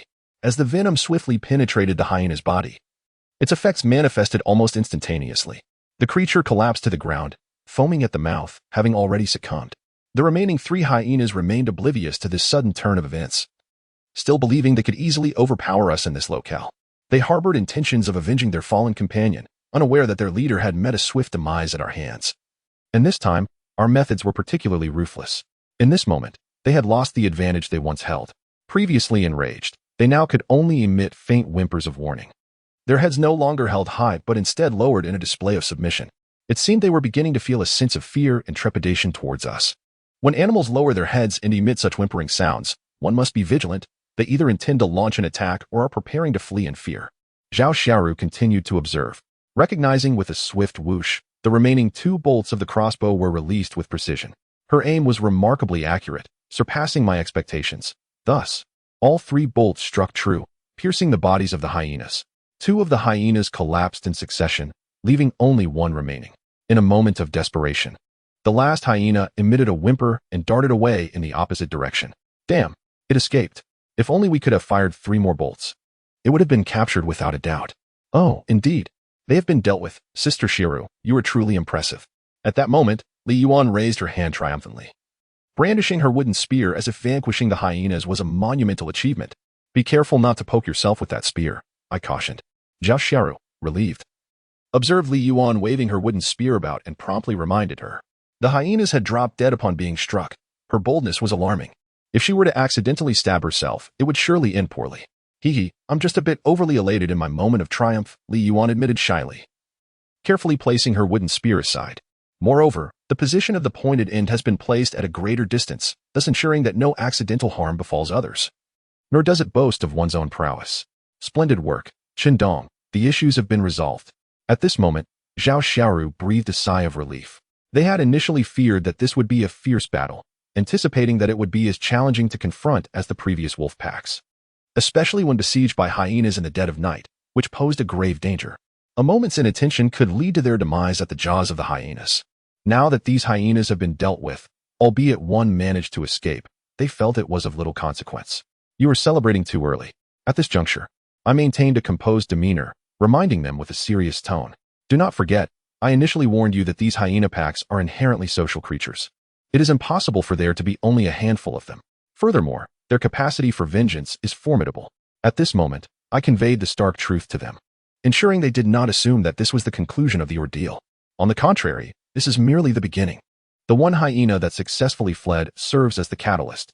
So, Brother Chun, are you implying? At this moment, Li Yuan grasped the implication of my words. Her expression now tinged with a hint of fear and unease, as if she had inadvertently stumbled upon a dark secret. When she finally grasped this notion, she occasionally cast a fearful glance in my direction, questioning whether Chun, our elder brother, might have more hyenas in tow. Upon hearing Li Yuan's words, I refrained from providing a direct response, instead offering her a look that silently inquired, "What do you think? Could it be possible that there truly exists such a multitude?" Zhao Xiaoru, startled, interjected, "Qindong, are you perhaps being overly cautious? Soon enough, you shall discern whether my vigilance is unwarranted." At that moment, I merely shook my head, murmuring softly, if only it were true that I was merely overthinking. Who would willingly invite such a cascade of troubles? Just moments ago, a hyena had fled from us. It is likely that it has already returned to relay the news, and soon we shall find ourselves facing genuine peril. Do not blame my harsh words, nor my grave portrayal of the situation. Chapter 87. Escape in light of the current circumstances. My words have been particularly cautious and succinct. When Zhao Xiaoru and Li Yuan witness the resurgence of the hyena packs, they will understand that I have not exaggerated a single word. So, what shall we do now? Should we return to the treehouse? The news of more hyenas approaching left Li Yuan in a state of shock. She couldn't help but ponder the number of hyenas that typically constitute a clan, 5, 10, or even 20, or perhaps even more. This thought enveloped her in terror, filling her with unease and anxiety. Their previous encounter with the 4 hyenas had been mere luck, aided only by their advantage in weaponry. If an overwhelming number were to descend upon them, they would be utterly overwhelmed. What would happen if the hyenas suddenly leaped into their midst? The more she contemplated this, the greater the expression of fear and worry etched upon Li Yuan's face, leaving her at a loss for what to do. Biting her lip, her demeanor frantic, she unconsciously clenched her fists, pacing back and forth in a bid to quell her rising panic. Even Zhao Xiaoru displayed a fearful countenance at this moment. It is fair to say that during her time on this desolate island, she has encountered horrors she had never experienced in her entire life. Enough of this. We must brace ourselves. They will surely return soon. Since it has become an undeniable reality, pacing back and forth or succumbing to fear serves no purpose. It would be far wiser to prepare some life-saving measures. Initially, we suffered losses, and now so many of our comrades have perished. The remaining hyena will undoubtedly return to inform its pack, which will surely bring a larger force. Thus, we must make the necessary preparations. We should fortify our defenses as much as possible. Shall we retreat, Brother Chun, or perhaps we should hasten our departure, if we leave quickly? They may not be able to track us down. At this moment, Xiaoru and Li Yuan exchanged glances and quickly began to suggest this course of action. Their faces displayed palpable fear. Run? Do you truly believe their keen sense of smell will fail them? No matter how far we flee, they could easily track us by our scent. Moreover, the speed of a hyena surpasses even that of our motorcycle, with just 6 legs among the 3 of us. Where do you suppose we could escape? I chuckled at this thought, promptly sharing the realization with them. We cannot evade the pursuit and capture of the hyena pack. Instead of fleeing to another location, it would be more prudent to bolster our defenses here, especially since we have several traps at our disposal. Furthermore, we are too far from the treehouse, and even if we were to return, it would be of little consequence. The hyena's physique is relatively diminutive, yet it exhibits far greater agility than a pack of wolves. Scaling trees is a trivial feat for them. Perhaps, when the time comes, taking refuge in a treehouse will allow us to ensnare them effortlessly, conserving precious time in the process. All right, let us all muster our spirits and prepare promptly. Observing the two of them, both appearing anxious and fearful, I felt compelled to offer reassurance. I gently placed my hand on each of their shoulders, imparting a sense of calm through this simple gesture. Moreover, it is imperative that we continue to implement our defensive measures. The more traps we can set, the greater our chances of survival. Fortunately, every time we venture out, we remember to bring our provisions, which means we possess a variety of weapons at our disposal: firefighting axes, katana, crossbows, and an assortment of knives. We have also equipped ourselves with essential tools that will undoubtedly prove useful. Additionally, we still possess 2 unused wooden spears, each coated with the venom of the silver-ringed snake, which should be effective in dispatching a couple of hyenas. So what shall we do now? As I stepped outside the protective circle, they promptly followed suit, seemingly aware that a fierce battle was imminent. At this moment, their fear had somewhat subsided, though their expressions remained marked by uncertainty. Even after my repeated reminders for them to relax, their original composure was lost, replaced instead by an unsettling anxiety and fear. Now, as they return to summon their companions, we have a brief window to prepare swiftly. We must bolster the section that was previously lacking with a trap, otherwise, they will continue their assault from that very spot. At this moment, I spoke up to outline the next steps. However, the hyena that had just passed also served as a cautionary signal. Merely setting up a circle of traps here would be futile. For as long as they fixate on one direction, they could launch a coordinated attack, sacrificing a couple of their own to leap straight through. Moreover, these creatures possess remarkable jumping prowess, far from trivial. Thus, we must exercise utmost caution to ensure our safety. I approached and removed the crossbow bolts from several hyenas, handing them back to Zhao Shiru, instructing her to act decisively when they arrive. We cannot predict how many will come, but we must seize the initiative. Initially, we need to instill a sense of dread, to serve as a warning to all the others, thus intimidating them effectively. Particularly since these animals operate on a far lower intellectual plane than humans. Their survival in this jungle follows the brutal law of nature: the weak are devoured by the strong, and they will yield to the innate power of the formidable or be frightened into submission. We only need to wait for this fleeting opportunity. Thus, I now remind Zhao Xiaoru to seize the moment. When the hyenas appear, we must act swiftly to ensure there are no missteps. It is too late to set up large traps, so we can only prepare smaller ones to the best of our ability. I have taken all the hemp ropes we found on the ghost ship and fashioned them into a series of nooses. Utilizing these disguises, when the pack of hyenas rushes in, they will be ensnared and rendered unable to advance further. Our aim is to create as many as possible, increasing the likelihood of them stepping into these traps. By doing so, we can diminish the number of adversaries we must confront. Chapter 88. Ambush. At this moment, Zhao Shiru and Li Yuan both took deep breaths, striving to calm themselves. They realized that the time had come when they could no longer afford to indulge in fear or hesitation. Instead, it was imperative to seize the moment and assist me as much as possible. Together, we first filled the vacant positions and then set up some subtle traps. While these traps might not eliminate the threat directly, they could hinder their progress, granting us precious time. Once the snares were laid out, I retrieved the coil of wire I had taken apart from the airplane.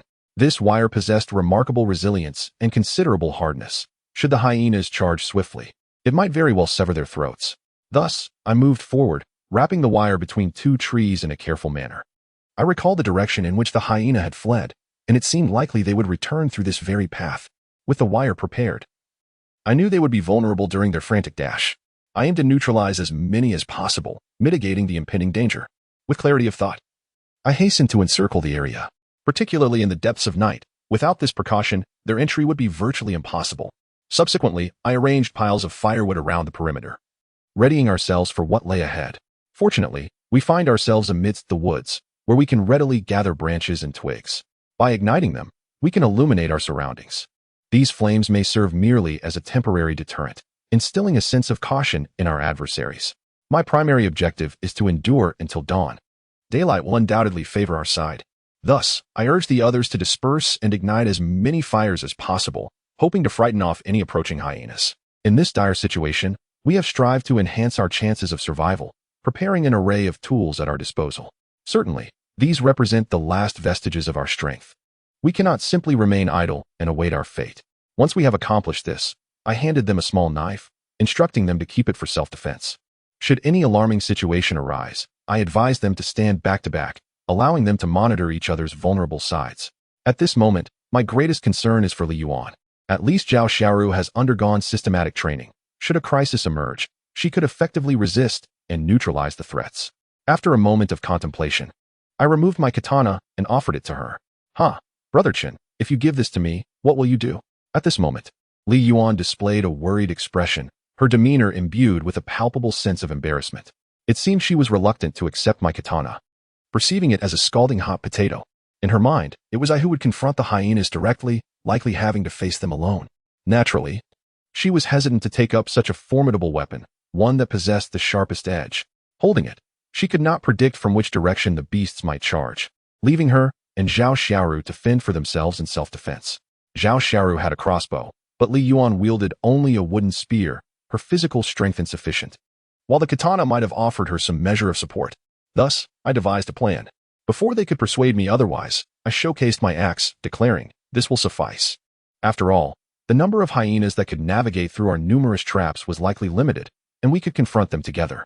If any issues arose with Li Yuan or Zhao Xiaoru, it would indeed pose a significant problem, for they were the linchpins of our strategy. Once I had contemplated these factors, I reminded them to watch over one another, emphasizing the necessity of patience as we awaited the inevitable charge of the hyenas. Having arranged everything, I led them promptly back to our previous encirclement, the very space where we had rested. We find ourselves enveloped in multiple layers of encirclement, having laid out everything we could possibly prepare. Now, we await the reaction of the hyenas that rush in. Will they truly return? At this moment, Zhao Xiaoru tightly grips her crossbow, clearly having taken my words to heart. She is poised to strike the instant they draw near, seizing whatever opportunity presents itself. They will undoubtedly approach. Their recent aggressive maneuvers and tactics illustrate that the hyenas have suffered losses. They are certainly not the type to relent easily. Nor will they simply cease their advances at this juncture. Thus, the outcome is already preordained, and our response must be resolute. Observing the two of them, seemingly bewildered and visibly anxious, I offered a reassuring smile, reminding them, "Come on, let us rally our spirits. A fierce battle lies ahead. However, let us not be too pessimistic. After all, we have yet to engage. Moreover, considering our previous encounters with numerous wild beasts and the myriad of events we've faced, we are undeniably resilient. Indeed, our fortitude is remarkable. We have survived even disasters as dire as plane crashes, which typically guarantee demise. Even on this isolated island, we lead a life full of flavor, far from destitution or subjugation." At this moment, I took the opportunity to remind them to stay vigilant and to implement preventive measures, while also encouraging them not to succumb to excessive pessimism. "Indeed, Brother Chen, you are absolutely right. We must not allow ourselves to be disheartened." Li Yuan clenched her fist, motivating herself, and then turned to me, signaling her understanding.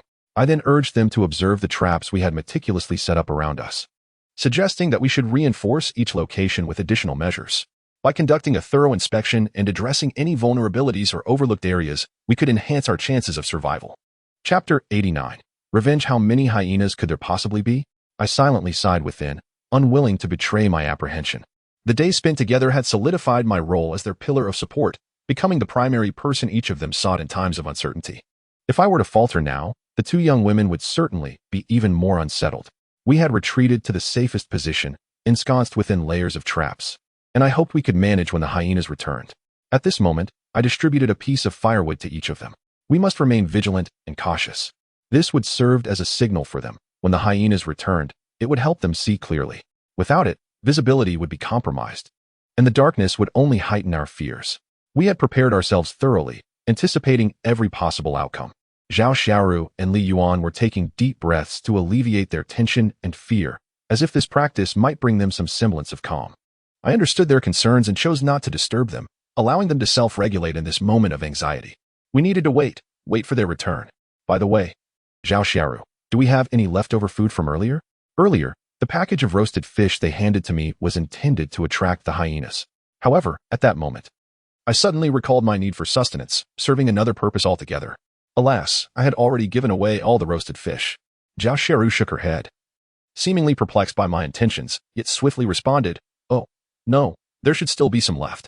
It was then that a fleeting thought crossed her mind, prompting her to search and quickly uncover a piece of meat wrapped in leaves. "Here, Chendong, there is still a piece. This is the salted jerky you prepared earlier." This particular piece was typically consumed by them, but when it was distributed to Zhao Xiaoru, she found it too salty for her taste and had set it aside, unaware that it would later prove useful. "All right, you can give it to me." I felt a sense of satisfaction upon discovering something else to utilize, and at that moment, I resolved to be adequately prepared, especially in light of recent events. However, Zhao Shiru looked at me, puzzled, and inquired, "What do you need this jerky for?" Even Li Yuan appeared taken aback, wondering if it was to feed the hyenas. At this juncture, they were both filled with curiosity. Yes, this piece of jerky is meant for them, yet not in the way you might think. I began to elaborate, my expression imbued with a hint of significance. "What is this? Even at such a critical juncture, Qindong, you still choose to jest with us?" At this moment, Zhao Xiaoru expressed his discontent, as if he believed that in the face of such urgency, it was absurd for me to still have the leisure to joke. His words were somewhat perplexing, rendering the situation unclear. Upon hearing Zhao Xiaoru's remarks, I merely smiled and offered him a soothing response. "Of course not." After saying this, I proceeded to inform him. "Soon you shall understand. I possess my own ingenious methods." As we were deliberating, a commotion arose ahead. It seemed a pack of hyenas was approaching. Driven by a desire for vengeance, their movements were no longer shrouded in stealth, nor did they emit the faint rustlings of before. Instead, they advanced with great audacity. Making considerable noise, they were upon us. Zhao Shiru and Li Yuan were immediately captivated by the sounds, no longer fixated on my earlier query, nor pursuing answers from me. At such a critical moment, how could they possibly divert their thoughts elsewhere?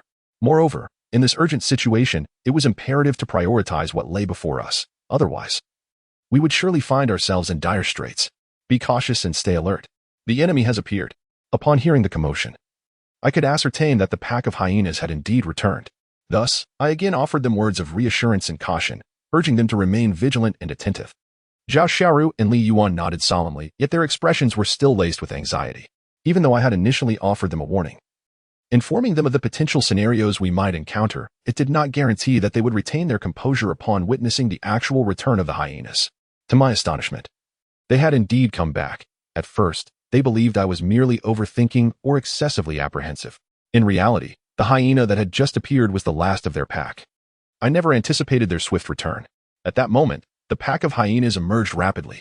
It is well known that these creatures are notoriously vengeful, bearing grudges and seeking retribution.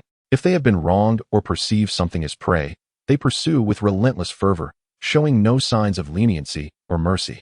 Indeed, they had returned, and the sounds of their approach were notably pronounced, suggesting a considerable number. We had ignited our torches, and as they surged forth, they were immediately encircled beneath our very eyes. Previously, we had only glimpsed a few pairs of glowing green eyes.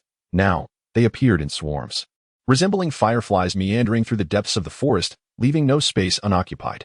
"Goodness, there are far too many," someone gasped, unable to restrain their words. It was utterly terrifying.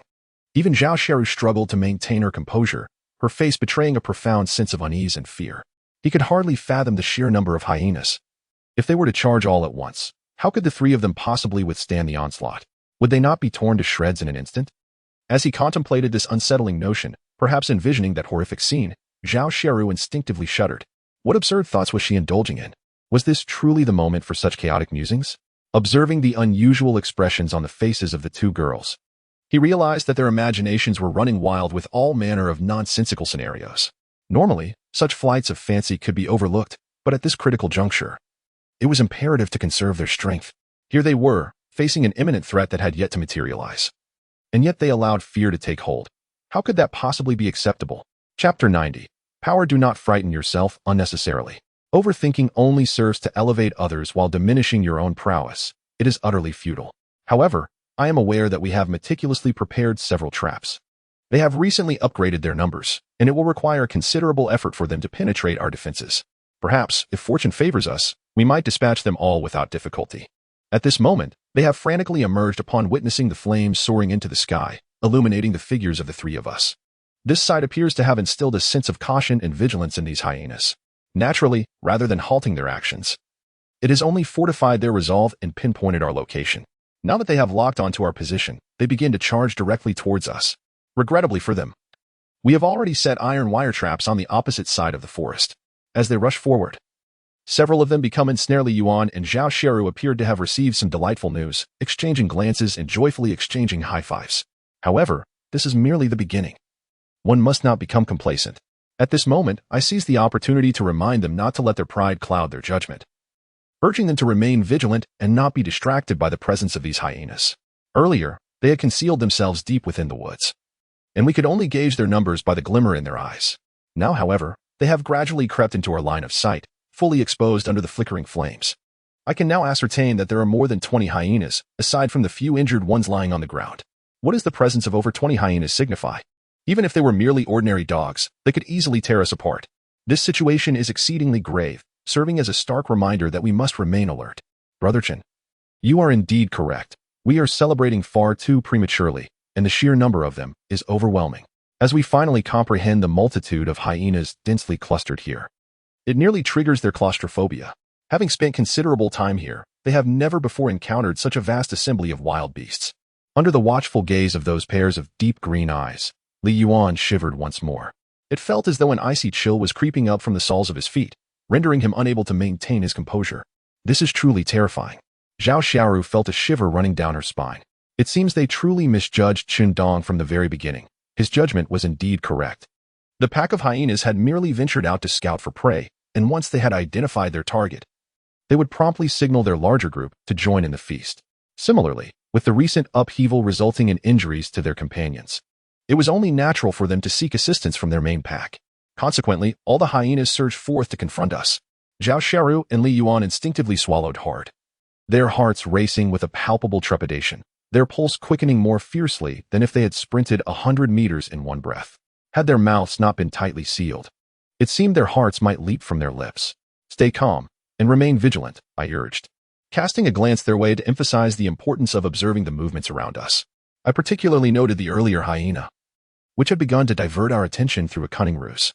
The sudden appearance of so many hyenas overwhelmed our senses, and we were acutely aware that they might exploit the cover of darkness to encircle us from behind. Understood, they quickly replied, resolutely gripping their weapons. If the situation were not so dire, I would have been inclined to express admiration. It was indeed my first encounter with such a multitude of hyenas in real life. As long as they refrained from fixing their predatory gazes upon me, I would be content. However, it was evident that this was an impossibility. Their gazes are fixed upon us, as though we are merely their sustenance. In the hearts of these hyenas, there lurks a desire to tear us apart and transform us into their nourishment, feasting upon us in a ravenous banquet. At this moment, the hyenas begin to stir. The recent trap has heightened their vigilance, infusing them with an increased loathing and disdain for us. Consequently, they emit terrifying howls, their eyes glinting with menace as they glare in our direction. Two of the hyenas take the lead, scratching the ground with their forepaws before darting swiftly towards our encirclement. Clearly, they are serving as scouts. I must admit, this series of canines proves to be more astute than I had anticipated. Initially, I believed that following the iron wire trap, while some of the hyenas would exercise caution, they would not be so meticulous. To my surprise, they have already dispatched a couple of hyenas to probe ahead while the others linger behind. This is indeed alarming. The two hyenas that charge towards us are quickly ensnared by our second trap, a snare that hoists their forelimbs off the ground, rendering them incapable of touching the earth. Witnessing this scene, the remaining hyenas unleash another round of warning howls, seemingly using these sounds to intimidate and caution us against further trickery. However, seeing their comrades repeatedly plunge into our traps has restored a degree of composure to Zhao Xiaoru and Li Yuan, alleviating their previous fear and anxiety. It appears that although the situation is urgent, there remains a glimmer of hope for a possible turn of events. Consequently, they are taking a moment to breathe deeply, allowing themselves to cultivate a sense of calm. However, Brother Chun, it seems that they are particularly astute, as no hyenas dare approach at this moment.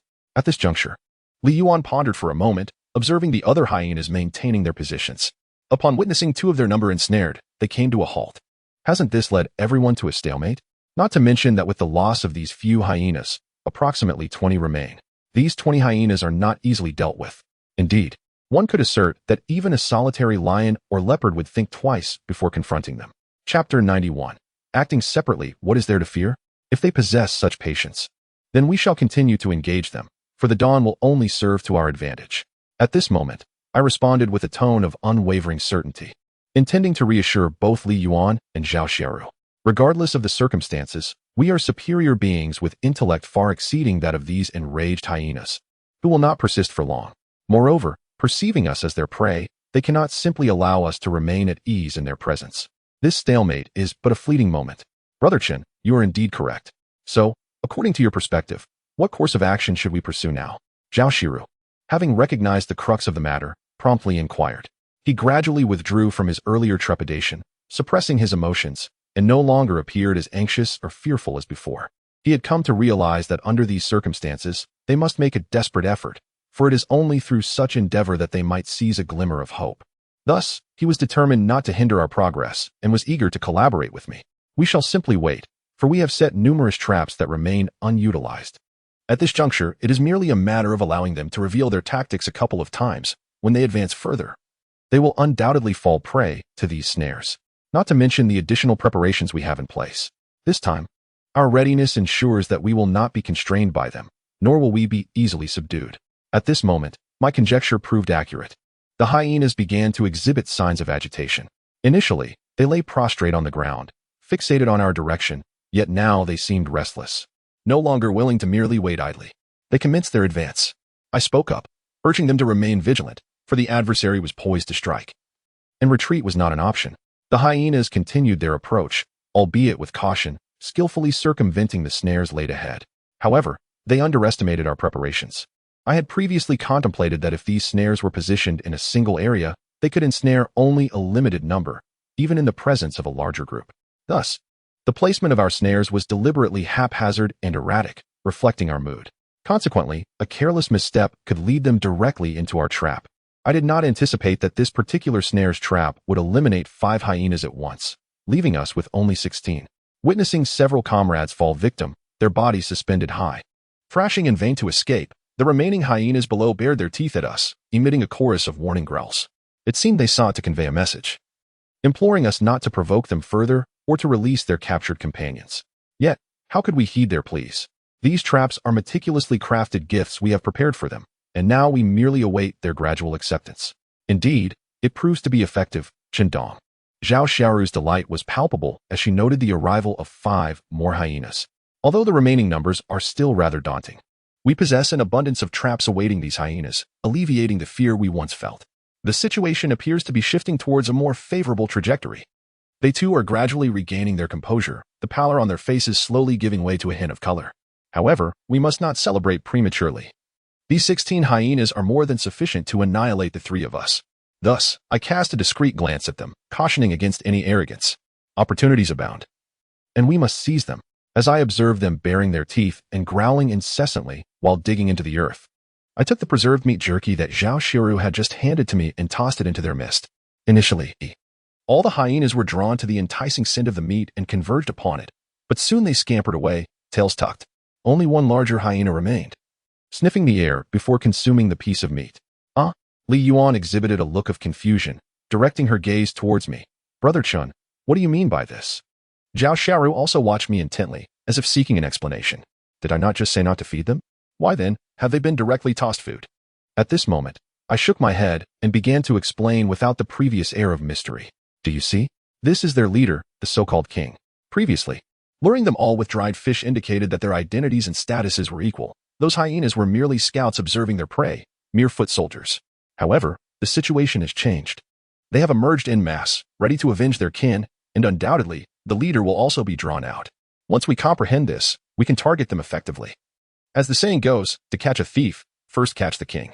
It is imperative to take down their king, for only then can we shatter the confidence of the other hyenas. Now, everyone should keep their distance. The lone hyena that dares to eat signifies its crucial role as the most esteemed member of the pack, commonly referred to as the king. Zhao Xiaoru, take action. The moment has arrived. At this juncture, I swiftly instructed Zhao Xiaoru, as we had agreed from the outset. And this was also the reason I entrusted Lu Jian to her. Although the crossbow bolts had already been fired once, and much of the poison had been depleted, there remained enough to eliminate a single hyena. Excellent. Zhao Xiaoru nodded promptly and released the crossbow bolt.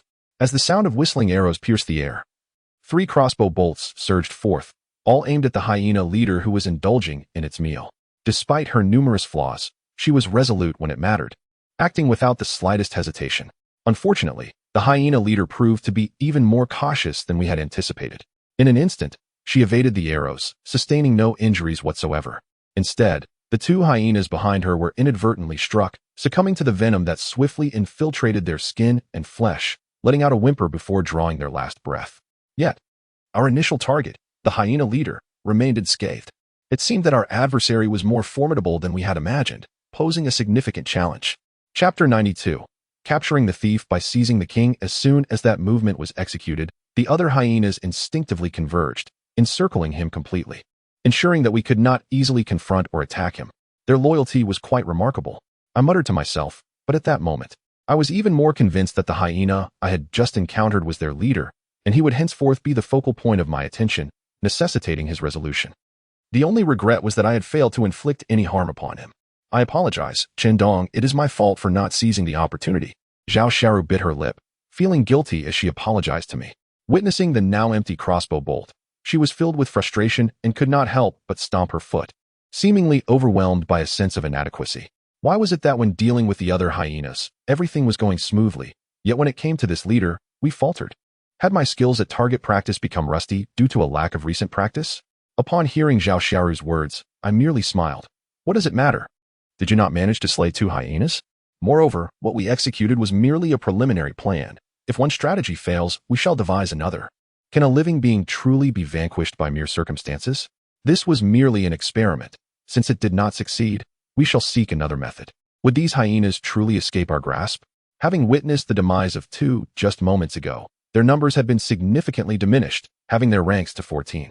I was particularly satisfied with this outcome. Having discerned the situation, I realized that the individual before us was indeed their leader. Our strategy should focus on targeting him. Should he evade the traps laid out by others, we shall confront him directly. At this juncture, I took the opportunity to reassure Zhao Xiaoru, urging him not to dwell on recent missteps. If this hyena leader were so easily vanquished, he would hardly hold the title of leader. Yet, he piqued my interest and instilled a sense of caution within me, suggesting that he should not be underestimated. The pack of hyenas, witnessing our determination to engage their leader, displayed their discontent by baring their teeth in response. Shortly thereafter, several of them charged towards us, astonishingly leaping over the circle of firewood we had set as a barrier. Typically, such flames would evoke a primal fear in wild beasts. However, to our surprise, our actions had incited their fury to such an extent that they disregarded the flames entirely. "Oh my!" exclaimed Zhao Xiaoru and Li Yuan in unison, their expressions shifting dramatically as they observed the scene unfold. Meanwhile, I maintained a stoic demeanor, fixated on the advancing threat. As anticipated, their reckless charge triggered our carefully laid traps. Despite vaulting over the flames, they were swiftly impaled by the wooden spears we had prepared in advance. With a resounding cry, the 2 hyenas were ensnared together, resembling a skewered delicacy on a stick. Witnessing yet another comrade fall, the remaining hyenas were incensed beyond endurance. 1, 2, 3. A surge of them broke ranks and charged forward, their chieftain carefully shielded behind. They leaped, as before, vaulting over the gauntlet of cannons and snares, clearing the barbed wire entanglements. A few, however, misjudged their fiery leap, their pelts igniting in the blaze, sending them into frantic, howling circles on the ground, a sound that set teeth on edge. Yet, nothing could truly halt their advance. They relentlessly pressed their assault. Many ensnared in the initial traps, hoisted aloft by the razor-sharp wires, or dangling helplessly from the noose snares. Still others were engulfed in the prepared flames.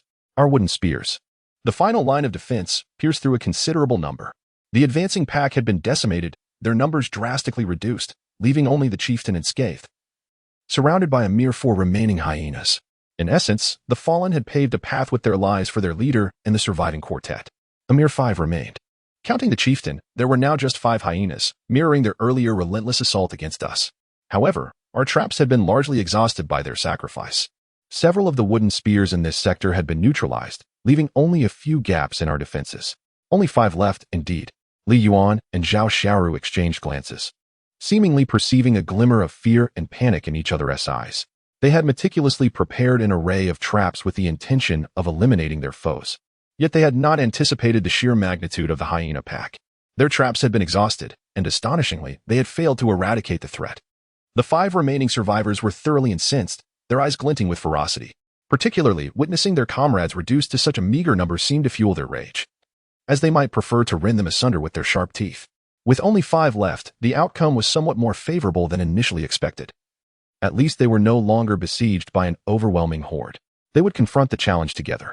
Remember, each of you must use your wooden spears to take down 1 hyena, Li Yuan instructed. At that moment, the spears were laced with the potent venom of the silver ring snack. At this moment, Zhao Xiaoru had already discarded the spent crossbow to the side to avoid any hindrance. She firmly grasped the wooden spear in her hand, preparing to strike as soon as they leapt into the air.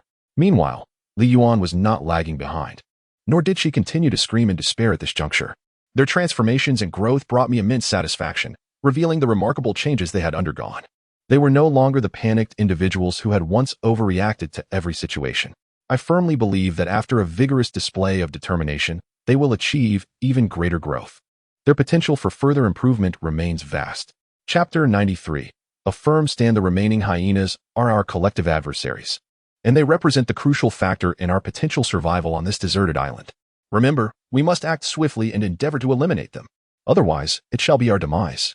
At this moment, I provided them with a pivotal reminder, urging them to remain vigilant and to prepare adequately for the confrontation with these hyenas. The leader of the hyenas emitted a series of menacing growls, reverberating from deep within its throat, baring its sharp teeth as a warning, intended to intimidate us. They have arrived. Now, they are our only concern, and the obstacles and traps previously set have been nearly obliterated by the prior hyenas, who seemingly sacrificed their lives to carve a path towards us. At this juncture, 5 hyenas advanced together, no longer scattering. I seized a wooden spear from the remaining traps and hurled it in their direction, akin to throwing a javelin. However, they deftly evaded my throw, avoiding any contact. My intent was merely to disrupt their formation, preventing them from clustering together. Once one of them strayed from the pack, I instructed Zhao Xiaoru and Li Yuan to collaborate in subduing the solitary hyena, while I would engage the remaining 4. It was essential to secure a window of opportunity for them, as long as they managed their encounter wisely. There was a glimmer of hope that they might evade the hyena's grasp. Furthermore, both of them wielded wooden spears in their hands. When the time comes, we shall act in unison. This is undeniably a critical juncture, one of decisive significance. The initial appearance of the hyena pack was nothing short of spectacular, a grand display that overwhelmed us with their sheer numbers, which we could hardly contend with.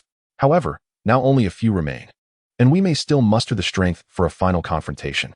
The dawn is approaching, heralding a time when our situation may turn more favorable, allowing us to suppress them effectively and, with the light of day, eliminate the threat without the need to cautiously discern their concealed movements.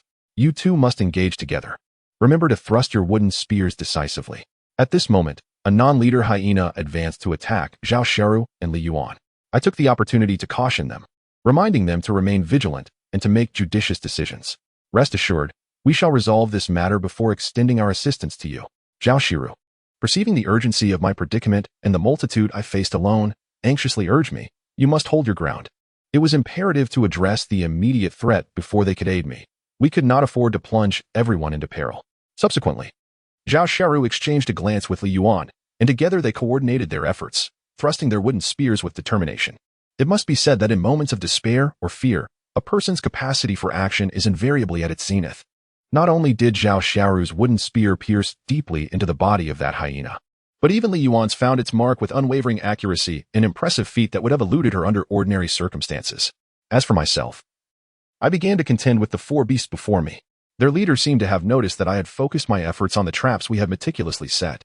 Consequently, the hyenas emitted a series of warning howls, baring their sharp claws and menacing teeth, as if to showcase their prowess and the likelihood of triumph should they engage me.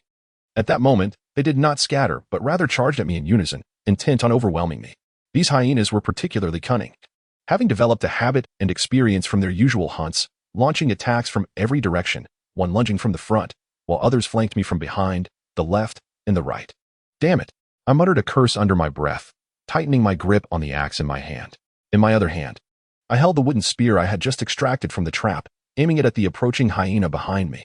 With the axe, I executed a sweeping motion, spinning it forward, causing them to instinctively retreat and abandon their attempts to overpower me in that instant. Their hands seemed particularly dissatisfied, and they were not fond of my liberation. At that moment, I swiftly leaped forward and kicked the blazing firewood in their direction. Indeed, my agility instilled a modicum of fear in them, albeit the intimidation was evidently minimal. I then proceeded to thrust the wooden spear towards the rear, directly piercing the hyena that sought to ambush me, thus eliminating one. However, 3 remained. Additionally, their speed appeared to increase, which was unexpected, and their leader's watchful gaze had not once departed from me. They were continuously shifting positions, seemingly strategizing to find the most advantageous angle to overpower me. Brother Chen, we have dealt with our side. Li Yuan joyfully shared this good news amidst my standoff with the hyenas. Thanks to their venomous wooden spear, they had effortlessly vanquished the hyena that threatened them, and now they could come to my aid. Observing me encircled by the remaining 3 hyenas, they began to grow anxious. One hyena, noticing their presence, bared its teeth in warning.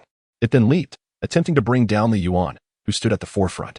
Li Yuan and her companions had been prepared to confront the previous hyena, but now they faced the sudden shift in direction as the foe lunged towards them. Li Yuan was petrified, her entire body rigid as if turned to stone. Despite her mind urgently urging her to flee, to escape, her feet felt as though they were glued to the ground, rendering her unable to take even a single step. She could only widen her eyes, painfully awaiting her fate.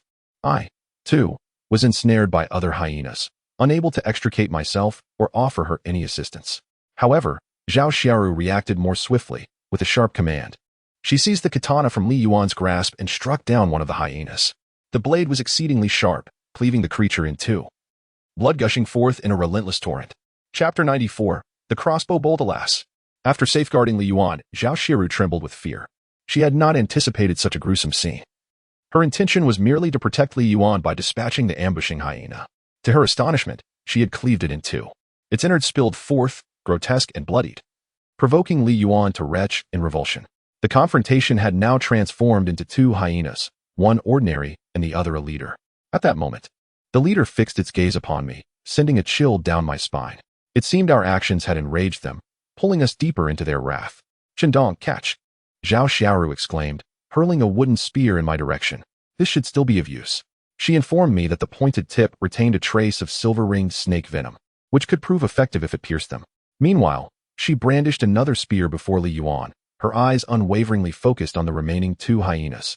Their numbers had dwindled, and they could no longer instill the same terror they once did. Moreover, they had lost their advantage. I grasped the spear she tossed, feeling a surge of fortune as I successfully struck the ordinary hyena.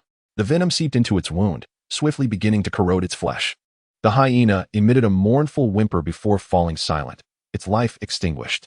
The last hyena remains, and at this moment, its leader glares at me with bared teeth, seemingly intent on unleashing all its fury upon me. More importantly, having emerged with so many companions. Being reduced to a solitary figure taken down by three ordinary humans is a humiliation it cannot easily swallow. The remaining hyena leader is significantly more robust than the average of its kind. Its limbs are particularly powerful, with muscles that are visibly taut and hardened. These hyenas have spent their days in relentless pursuit of prey, which explains their formidable physiques. While I might have appreciated their strength under different circumstances, the realization that this creature regards me as a thorn in its side extinguishes any admiration I might have felt. "Hand me the katana," I urged.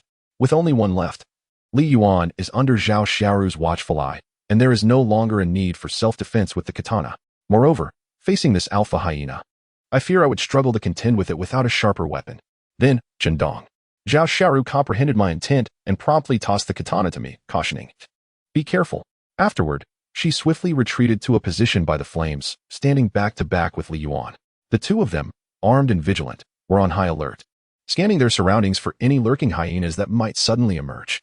I am acutely aware that, after these events transpired, this hyena has already deemed me its most despised adversary. At this moment, it incessantly prowls around my circle of acquaintances, seemingly searching for an opportunity to launch an attack against me, while I remain fixated upon it. Wherever it turns, I mirror its movements, the bloody katana in my grasp following suit, ever vigilant. At the slightest sign of its aggression, I am poised to strike, my blade serving as a warning to this leader of the pack. Although it continues to howl ferociously, it refrains from any reckless actions, showing no inclination to rush or pounce.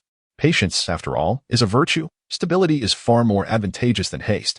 As we remain locked in this stalemate, I maintain my gaze upon it, watching as it circles me, seemingly intent on uncovering my vulnerabilities or attempting a surprise attack from behind.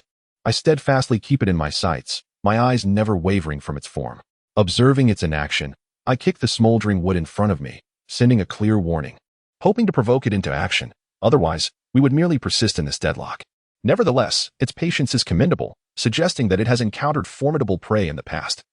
Leading us to this continued impasse, I swing my katana, realizing that I can no longer afford to linger in this state of waiting. Moreover, the adversary has now lost all of his subordinates, leaving him utterly alone. Thus, this marks his most vulnerable moment, an opportune time to strike. Upon realizing this, I narrowed my eyes and prepared to take the initiative. However, my approach was neither aimless nor foolishly direct. Instead, I executed a feint, kicking aside the sparks of flying wood to divert his attention, simultaneously instilling a sense of intimidation. With my sword firmly grasped, I charged forth, raising my weapon to bring it down upon his position. If circumstances permitted, it was imperative to neutralize such a threatening leader with a single decisive blow. This particular leader appeared more astute and formidable than the other hyenas. As I swung my sword downward, he adeptly evaded the strike with a swift roll, avoiding even a trace of the wood I had just sent flying. Impressive indeed. Although I knew it unwise to commend the opponent, his reflexes and prowess exceeded my expectations. More critically, he possessed 4 legs, granting him far superior speed and efficiency in reaction compared to my own. At that moment, I continued to fixate on him, awaiting the instant he would let his guard down, while Zhao Xiaoru and the others anxiously observed from the sidelines, consumed by worry. What should have been a peaceful encampment in the wilderness had unexpectedly turned into a midnight ambush. The entire night was fraught with unrest, consumed by the preparation of traps. Now, at this critical juncture, he found himself entangled with the most formidable of foes. Zhao Xiaoru was incessantly plagued by self-reproach, lamenting that had he been able to capture him in that very moment when he wielded the crossbow, he would not be so tense now. As he contemplated this, a flicker of regret washed over him, yet he swiftly recalled a crucial element, the crossbow bolts. The hyenas had been dispatched, their lives extinguished beneath the lethal arrows. Now, if he were to retrieve those arrowheads and strike while Chen Dong was preoccupied with their struggle, he could not only divert his opponent's attention, but also execute a successful ambush. Chapter 95. Resolution. After Zhao Xiaoru clarified her thoughts, she approached Li Yuan and exchanged a few words, and together they executed a synchronized movement to retrieve the crossbow arrows. At that moment, I deliberately refrained from interrupting their actions, maintaining my focus on the hyena before me. I was acutely aware that it too was seeking an opportunity, waiting for a moment of my inattention. Thus, we were both ensnared in a shared peril. Should either of us falter, there would be no room for retreat. A true warrior's confrontation often hinges on a single decisive strike, one that could spell death. In this tense standoff, we were both meticulously observing one another, each fixated on the other's movements, compelled to act with utmost swiftness.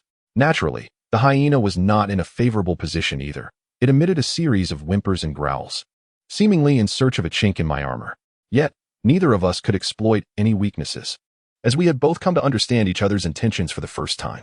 I assessed its actions and trajectory once more, raising my broadsword to deliver a downward strike, which it narrowly evaded. However, this time, its speed was not on par with mine, resulting in it sustaining a few superficial wounds, though not enough for a fatal blow. The blade carved a deep gash into the ground, prompting me to reflect on the exceptional quality of the broadsword. No wonder it held such immense value. The hyena, having suffered under my hand, was already in a state of considerable frustration. At this moment, I remained wide-eyed, glaring fiercely at me, with the claws of its forepaws fully bared. It was hard to imagine that if it were to seize me, my flesh could be torn asunder. In a more severe scenario, it might even pierce through my very organs. However, having successfully engaged it, the next step was to continue my assault. Having contemplated this, I raised the kitchen knife and swung it downward, keeping my gaze fixed on my opponent. With a slice to the left and another to the right, I pressed forward relentlessly, leaving it with no avenue for retreat. The hyena leader, having sustained multiple wounds from my strikes and witnessing the demise of its comrades, was beginning to falter under the repeated onslaught. It emitted a series of whimpers, yet it remained unwilling to concede easily, constantly seeking an opportunity to retaliate. Just then, I heard Zhao Xiaoru's voice calling from behind. Turning to look, I discovered he was armed with a crossbow, already equipped with loaded bolts. Clearly, while I was engaged with the hyena leader, he had taken the initiative to collect and reassemble these bolts. Now, they could be put to even greater use. I offered him an approving glance and, in a synchronized movement, stepped aside to reveal the position of the hyena. Having missed earlier, it now had no chance to escape. At this moment, Zhao Xiaoru shouted sharply, pressing down as 3 arrowheads flew forth, all aimed once again at the direction of the hyena. Having just learned a valuable lesson, Zhao Xiaoru no longer acted impulsively. Instead, she began to anticipate her target's movements. Pausing momentarily as she gauged the direction from which it might come, she struck with precision. As expected, her aim did not falter this time.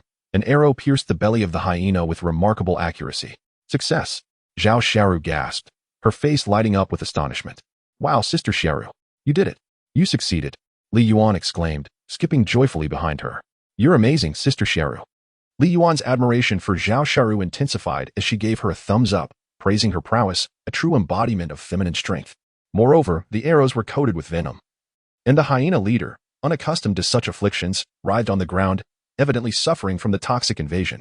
Humph, this time we have triumphed. At this moment, Both Li Yuan and Zhao Xiaoru felt an exhilarating sense of victory, convinced that they had vanquished their foe. Li Yuan leaned in closer, eager to witness the defeated creature's countenance. However, I suddenly noticed a fierce glint in the hyena's eyes. "Be careful, Li Yuan," I warned, recognizing the impending danger of a desperate counterattack. Instinctively, I rushed forward and pushed Li Yuan aside while raising my blade to strike once more. However, it was still a moment too late. The hyena leader, until its last breath, remained unwilling to concede defeat, raising its paw and fiercely clawing in the direction of Li Yuan.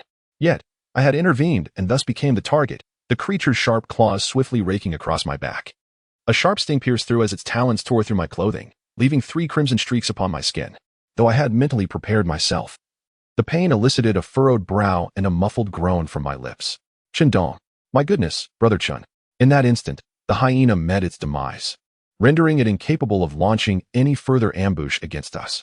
However, Zhao Xiaoru and Li Yuan were utterly terrified, hastily rushing towards me, their faces contorted in sheer panic. A greater fear than when they had first witnessed the pack of hyenas attacking us.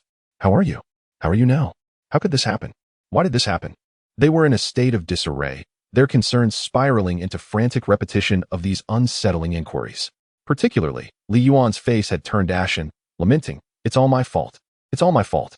She regretted her momentary curiosity in glancing at the injured hyena, for had she not, Qindong would not have had to push her away, and I would not have been wounded in her stead. Upon seeing the blood beads emerge from my back, the clarity of the crimson marks intensified their worry. "It's nothing, merely a superficial wound," I reassured them. "Besides, while I may bear this scratch, it cost him his life, as I was recently wounded. A fleeting sting pierced through my skin, but as the pain has gradually subsided, I have come to realize that it is not as excruciating as I initially imagined. Moreover, it no longer feels as unbearable as it did moments ago." I took a deep breath to compose myself before turning my attention to the 2 individuals, reassuring them to prevent them from succumbing to panic. "Stay calm," I urged, noticing their continued anxiety, which rendered them incapable of maintaining their composure. I emphasized my point. "And you, Li Yuan, do not forget what field you are in. You are to become a physician, the one who will save lives on this desolate island. It is unacceptable that you are so flustered upon seeing my injury. If I were to face a grave situation, I would be unable to rely on either of you." Chapter 96. Injury indeed. I am a doctor, trained in the medical field. "Brother Chen, do not worry. I shall ensure your recovery." It was precisely because of her that Qindong was harmed, and now Li Yuan felt as though a heavy stone pressed upon her chest, nearly suffocating her. Upon hearing my reminder, she quickly regained her composure and became acutely aware of the unfolding events. She needed to promptly choose remedial actions rather than remain lost in panic. "Yes, please hurry and tend to Qindong," Zhao Xiaoru echoed, regaining her wits and no longer exhibiting the same fear as before. However, upon noticing the wounds on my body, she struggled to maintain her calm. "What should we do now?" she lamented, uncertainty clouding her thoughts. "I have no idea where the other hyenas are, and are there more nations appearing? They will not return. We have dealt with their leader," I reassured her. This time, they seemed to have emerged in full force, and as I surveyed the scattered hyena corpses on the ground, I quickly began to assess the situation. I felt no remorse or guilt for their demise. In this brutal reality, it is a matter of survival of the fittest. Had they not perished, it would have been us 3 instead. At least they could retain their whole bodies, unlike our unfortunate fate. Remarkably, their leader proved to be quite tenacious. The other hyenas succumbed to the venom almost immediately when they encountered these female specimens. This situation, though dire, reveals a resilient spirit amidst adversity. If I had not just pushed Li Yuan aside, she might have faced grave danger alongside the hyena leader. At this moment, I smiled and spoke lightly, attempting to divert their attention. "I apologize, Brother Chen. My actions were misguided. However, now is not the time for apologies. Rather, I implore, please assist me with my bandaging." I offered this reminder to prevent Li Yuan from spiraling into anxious thoughts. With that, she quickly regained her composure and signaled for me to proceed, indicating her desire to examine my wounds thoroughly. "Brother Chen, please remove your clothing." I complied, exposing my injuries for Li Yuan's inspection. Fortunately, my consistent training has fortified my muscles and skin, rendering them significantly tougher than those of an average person. The hyena, having expended its last ounce of strength, failed to inflict severe damage. Had it been otherwise, its claws might have penetrated my very organs. As it stands, the injuries are merely superficial, consisting of some torn skin and flesh, which is a fortunate outcome. With a bit of rest, I should recover well. Thankfully, the wounds are not deep. Li Yuan hastily examined me, and upon confirming the nature of my injuries, she finally breathed a sigh of relief. However, The fact that the injuries are less severe than anticipated does not negate the presence of risk, especially in this environment, where we are exposed to the elements without access to medical treatment or nutritional sustenance. Upon reaching this thought, Li Yuan hastily retrieved the fresh water we had extracted, delicately pouring it over my wound to cleanse away the dust that had settled upon it. The priority was to ensure the injury remained uncontaminated, for any compromise would escalate the danger. The ferocity of the beast had certainly lacerated my skin, risking tetanus. However, given our circumstances, we were lacking even the most basic antiseptics, let alone a tetanus shot. Li Yuan continued to speak, her face betraying a palpable unease, as though she were on the verge of another round of self-reproach and disdain. What was there to fear? My resilience would see me through.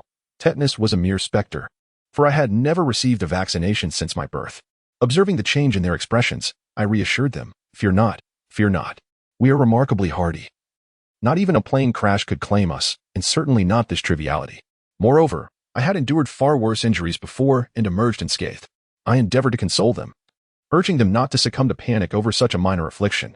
In truth, I would rather bear the injury myself than see Li Yuan harmed. At least I possessed a robust constitution that would facilitate a quicker recovery. In that moment, as Li Yuan meticulously examined the wound, rinsing away the debris, she retrieved dried animal hides, deftly cutting them into small pieces to dress my injury. As she bandaged me, I suddenly felt several warm droplets trickling down my back. I realized she was weeping. I am not dead yet. Why mourn? It is entirely my fault. Brother Chun, I am truly sorry. Chun Dong had long warned against becoming complacent, yet she chose to disregard his caution. Now, the consequences of her curiosity have proven dire. In this desolate island, there are no medical facilities or medications available. The only items discovered aboard the ghost ship were merely practical tools. While all the useful medicines had long expired and were rendered ineffective, survival was already a formidable challenge, and now she has sustained severe injuries, inflicted by wild beasts no less, raising concerns about potential infections. The last batch of medicine has been completely exhausted, and there are no herbal remedies nearby. Not to mention the lost medical kit. It is fair to say that my only recourse is to endure the situation. I am sorry, Brother Chun. Sob, sob. Li Yuan's guilt deepened with each passing thought, leading her from silent tears to an uncontrollable outburst of weeping.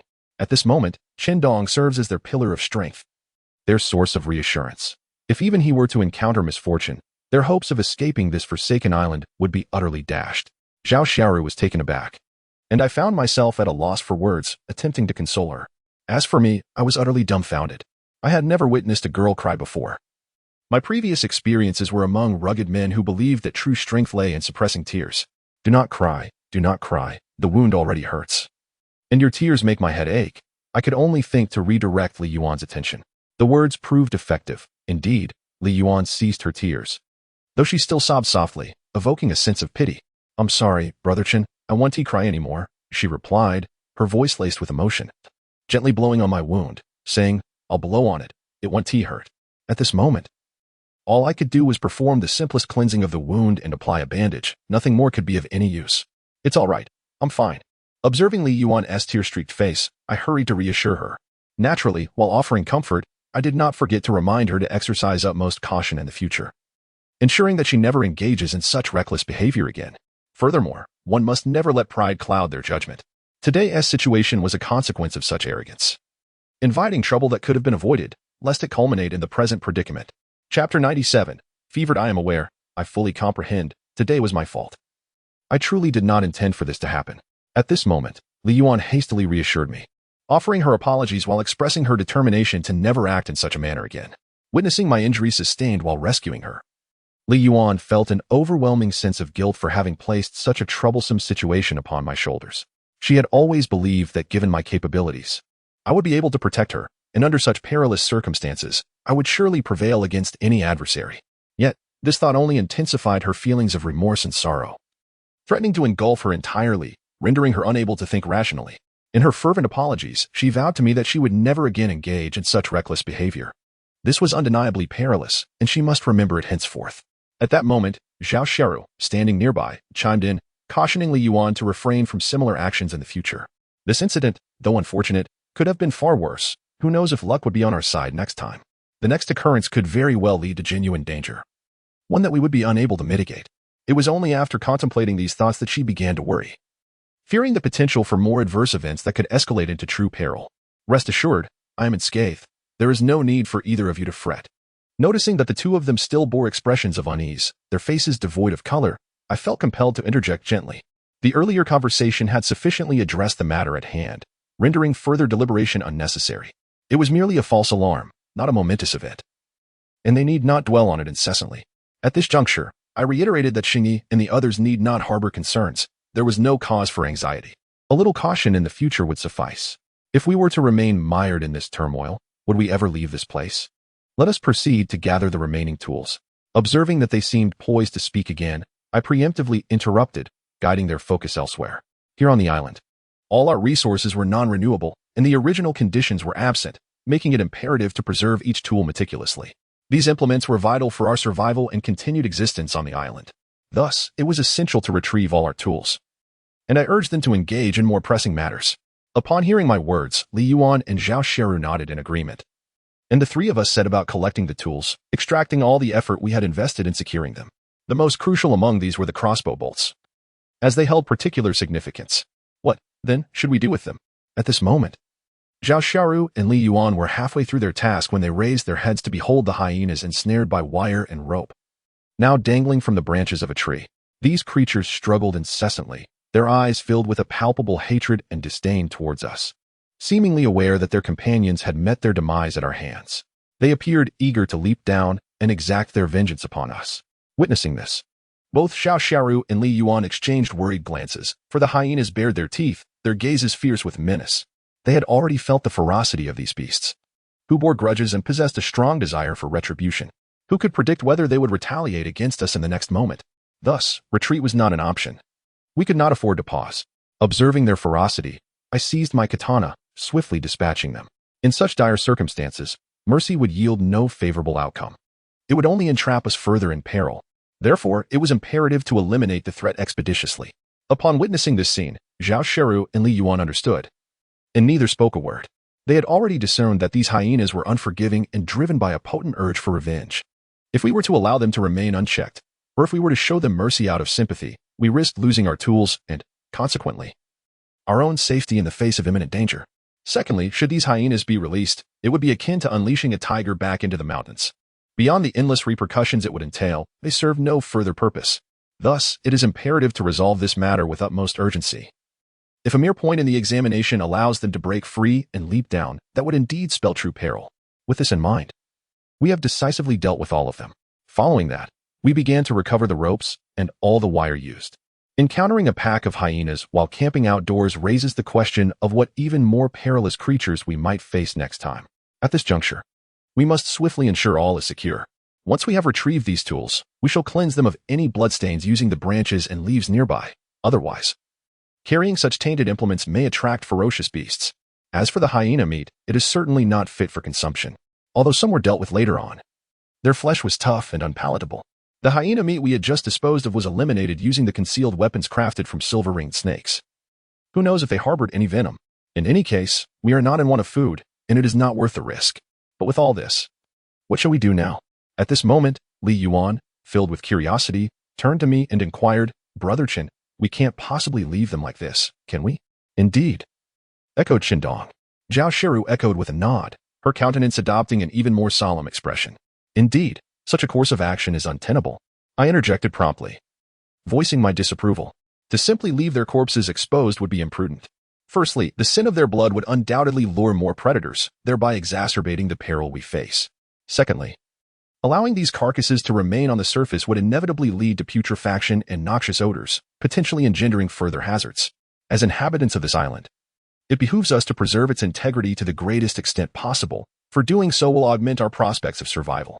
Chapter 98. Handling Moreover.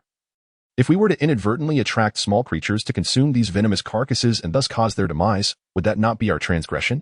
In such circumstances, it became imperative to take action against them in order to preserve our own lives. Under normal conditions, provided that lives are not at stake, both Zhao Sheru and I share a mutual conviction to refrain from disrupting the local fauna as much as possible. With this understanding, we collaboratively excavated a substantial pit and interred the hyenas within, effectively eliminating any odor that could attract further threats. The task was accomplished, and we could now breathe easier. As we buried the hyenas, I clapped my hands to signal that Zhao Xiaoru and Li Yuan had successfully neutralized the threats, allowing us to cease our worries and overthinking. Relieved, I pondered whether other dangers might lurk nearby. At that moment, Li Yuan expressed her concern. Brother Chun, what should we do? Although dawn is breaking, we have yet to reach a truly safe location, and none of us dares to sleep. However, after enduring such peril, the thought of slumber was far from anyone's mind. Thus, both of them could not help but contemplate additional threats. After all, having encountered hyenas recently, who could say whether other dangers might emerge? At this juncture, both of them unveiled expressions of concern, their gazes intently fixed in my direction, yearning for reassurance. Fear not. The dawn shall soon grace us with its presence. With the advent of daylight, the ferocity of these beasts shall abate, and they shall be less inclined to launch a concerted assault. Moreover, as the day unfolds, a plethora of creatures shall emerge, offering them a diverse array of sustenance, alleviating their singular focus on our persons. Let us persevere here for a while. I gestured for them to clutch their armaments firmly, maintaining a vigilant stance. Irrespective of any impending vicissitudes, we must remain poised to respond promptly and obliterate any potential threats, lest we find ourselves ensnared in peril. Upon uttering these words, I rekindled the surrounding firewood, employing the resplendence of the flames to intimidate the predatory beasts that dared contemplate assailing us. This measure served as a prudent and cautious safeguard, though its efficacy remained uncertain. Furthermore, given their evident state of unease and the chill that permeated their extremities, the warmth would serve to alleviate their tension. Very well, we comprehend. On this occasion, Zhao Xiaoru and Li Yuan, uncharacteristically acquiescent, refrained from dissenting and instead embraced my counsel. Upon hearing my pronouncement, they firmly grasped their weapons, their gazes darting about with unwavering vigilance. Now, we must simply await the arrival of daylight. The sole stroke of fortune is that during the onslaught of the hyenas, no other prey emerged, allowing us to endure until daylight. The blood from the slain hyena has already congealed into a dark crimson stain upon the ground, and the metallic scent of blood in the air has nearly dissipated. This increasingly signifies our growing safety, as the area becomes ever more stable. Observing the two of them, perpetually anxious, their faces pale and not yet fully restored, I have assumed a role of reassurance, continuously soothing their spirits. However, even though dawn approaches, for those burdened with fear, time stretches agonizingly slow, rendering each moment feel like an eternity. As soon as the sun rises tomorrow, we shall depart, ensuring to cleanse this place, thus preventing any wild beasts from discovering our whereabouts. In mentioning this, I aim to redirect their attention, otherwise, lingering on the horrors of recent events would shatter their composure. Yet, the question lingers. Will the pack of hyenas return to retaliate? At this moment, they cannot suppress their apprehension. Given the multitude of hyenas that fell by our hands, rest assured, their leader has already been vanquished, which signifies their retreat. At this moment, I assured them with unwavering certainty that there was absolutely no chance of their return. After all, the pack of hyenas had converged all at once, alleviating any concerns about potential vengeance or retaliation. That is a relief. Zhao Xiaoru exhaled slightly, for the ferocity of the hyenas was indeed daunting. Who could predict the greater peril they might pose upon their return? Thus, vigilance is paramount. Tomorrow, we shall venture back into the mangroves to ascertain if there are any resources that could prove advantageous.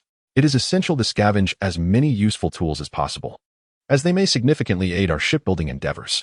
More importantly, we must first ascertain our ability to depart safely. Hence, we need to gather tools suitable for construction. Although such materials are scarce, making it improbable that we could craft a formidable vessel. My aim is to enhance its stability and ensure that we can drift to a more distant location.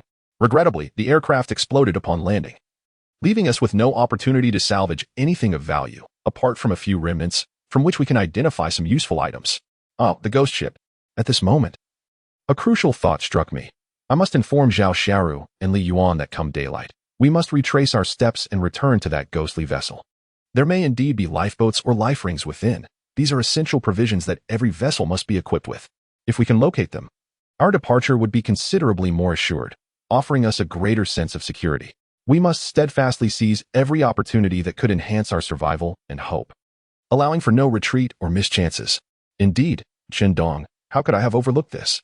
Zhao Shiru's face immediately illuminated with surprise. Initially, they were vehemently resistant to returning to the ship, unwilling to relent. However, the prospect of returning now signifies a significantly enhanced opportunity for survival. Who would not wish to return under such circumstances? Chapter 98. Returning to the ghost ship, even the typically timid Li Yuan nodded in agreement with our decision. Indeed, Brother Chen, let us return at dawn. The sooner we arrive, the better prepared we shall be. More importantly, daytime endeavors are far safer, rendering even the ghost ship less daunting. During our previous encounter at the ghost factory, we stumbled upon an abundance of practical tools. Perhaps fortune will favor us once more. The mere thought filled Li Yuan with joy, and she clapped her hands, eager to seize the moment and explore for any items of utility. The harrowing encounter with the pack of hyenas the previous night had left her shaken, compelling her to seek out defensive tools to safeguard her life. I nodded in agreement. Acknowledging that the more useful items we could find, the better, we planned to conduct a thorough search, extracting anything of value that might prove advantageous. Thus, this discussion successfully diverted their attention, alleviating the tension that had initially gripped their faces. Now, both Li Yuan and Zhao Xiaoru were fully engaged, brainstorming what to search for upon our return to the ghost ship and strategizing the quickest route back. Observing their animated discussions and the exchange of ideas gradually eased my earlier concerns. Indeed, if we remain preoccupied by trivial matters, how can we hope to forge ahead? Moreover, the essence of our shared existence lies in the mutual support we offer one another. We must not allow ourselves to be ensnared or constrained by such concerns. We have resolutely decided to return to the phantom bed at dawn in search of what we have lost. With this shift in focus, the two of them appear considerably more composed, no longer exhibiting the frantic demeanor they had previously displayed. Look, everything is fine now. It is daylight, and we are safe. This sentiment reassures them that there is no longer any need for fear. Throughout the day, I continually comforted them, assuring them of my well-being and instructing them not to worry. How wonderful! At this moment, Zhao Xiaoru and Li Yuan exchanged glances, both exhaling in relief, as if the occurrences had momentarily ensnared them in a web of dread. Heaven knows how terrified they were before dawn, especially considering Qindong had already sustained injuries. Should any peril arise, they would have to rely solely on themselves, not only for their own safety, but also to protect Qindong. As for my physique, I am robust enough to vanquish a tiger. There is no need for you both to fret about me. I am acutely aware that their concerns are centered on my well-being, and thus, I continuously reassure them, even placing my hand over my heart to demonstrate my sincerity. My circumstances are quite favorable, requiring no concern whatsoever. Yet, as the old adage suggests, one must not become complacent or lose oneself in hubris, otherwise one may encounter dire consequences. My wound has become inflamed, and I find myself shamefully afflicted with a fever. Qindong, you are burning with fever. When daylight arrives, we shall successfully relocate from this perilous place. Considering our objective is to revisit the ghost ship to retrieve essential supplies, such as lifeboats and self-defense tools, our strength and resources are paramount. Initially, I had resolved to venture into the sea to fish, gathering additional provisions to facilitate our journey to the ghost ship and conserve our energy, especially since we had discarded all our food last night to lure away the hyenas. I now realize the necessity of amassing a greater stock of food. How can this be permissible, Brother Chen? You are already injured. How can you possibly go to sea? We can manage without you. Li Yuan disapprovingly regarded me, insisting that I rest while they prepared the food independently. If everything falls upon me, how can I recover? Even Zhao Xiaoru nodded in agreement with Li Yuan's sentiments. Qindong, refrain from complicating matters further. Your priority should be to recuperate. Upon uttering this, she immediately added, You are well aware of our current predicament. All medications are in critically short supply. Once again, it is just the two of us girls here. If you have any inquiries, we shall accompany you in addressing them. Upon uttering these words, they persistently urged me to take a rest. However, how could I possibly acquiesce? To my mind, it was merely a trivial wound. What was the concern? Was it not simply a scratch from the claws of that hyena? Moreover, I had evaded it in time and was clad in clothing, merely apprehensive about a slight abrasion on the surface, which bore little consequence. The crux of the matter lies in preparing sustenance, for this will determine how far we can venture. If we do not seize the opportunity to gather sufficient food during daylight, how shall we endure the night? In that moment of contention, no one acknowledged the decisions of the others. They felt the warmth of my skin and were taken aback. Both of them began to panic. Ah, Brother Chen, you truly have a fever. You are burning up. Li Yuan quickly reached out to touch my forehead, her eyes widening in concern. What shall we do? She lamented, on the brink of losing her composure. Initially, they thought I was unscathed, only to realize that a grave situation had indeed unfolded, as I had already begun to run a fever. The original wound was left unattended, and now the direst of circumstances had arisen. I told you so. I warned you that those animals have filthy claws. Once they scratched you, how could you possibly remain unscathed? At this moment, Li Yuan was in a state of utter disarray, incessantly murmuring to herself, I knew it. I must obtain a tetanus shot. It is imperative, otherwise I shall surely succumb to a fever. Calm down, Li Yuan, Zhao Sheru urged, firmly grasping her shoulders. Think carefully, is there anything else we can consider? Besides the tetanus shot, let's not dwell on that any longer. Given the circumstances, if a tetanus vaccine were available, it would have been administered by now. The absence of this remedy should not confine our thoughts. We must not remain entangled in this predicament. We need to explore alternative solutions and contemplate other possibilities. Otherwise, if we continue to delay, the consequences could be dire.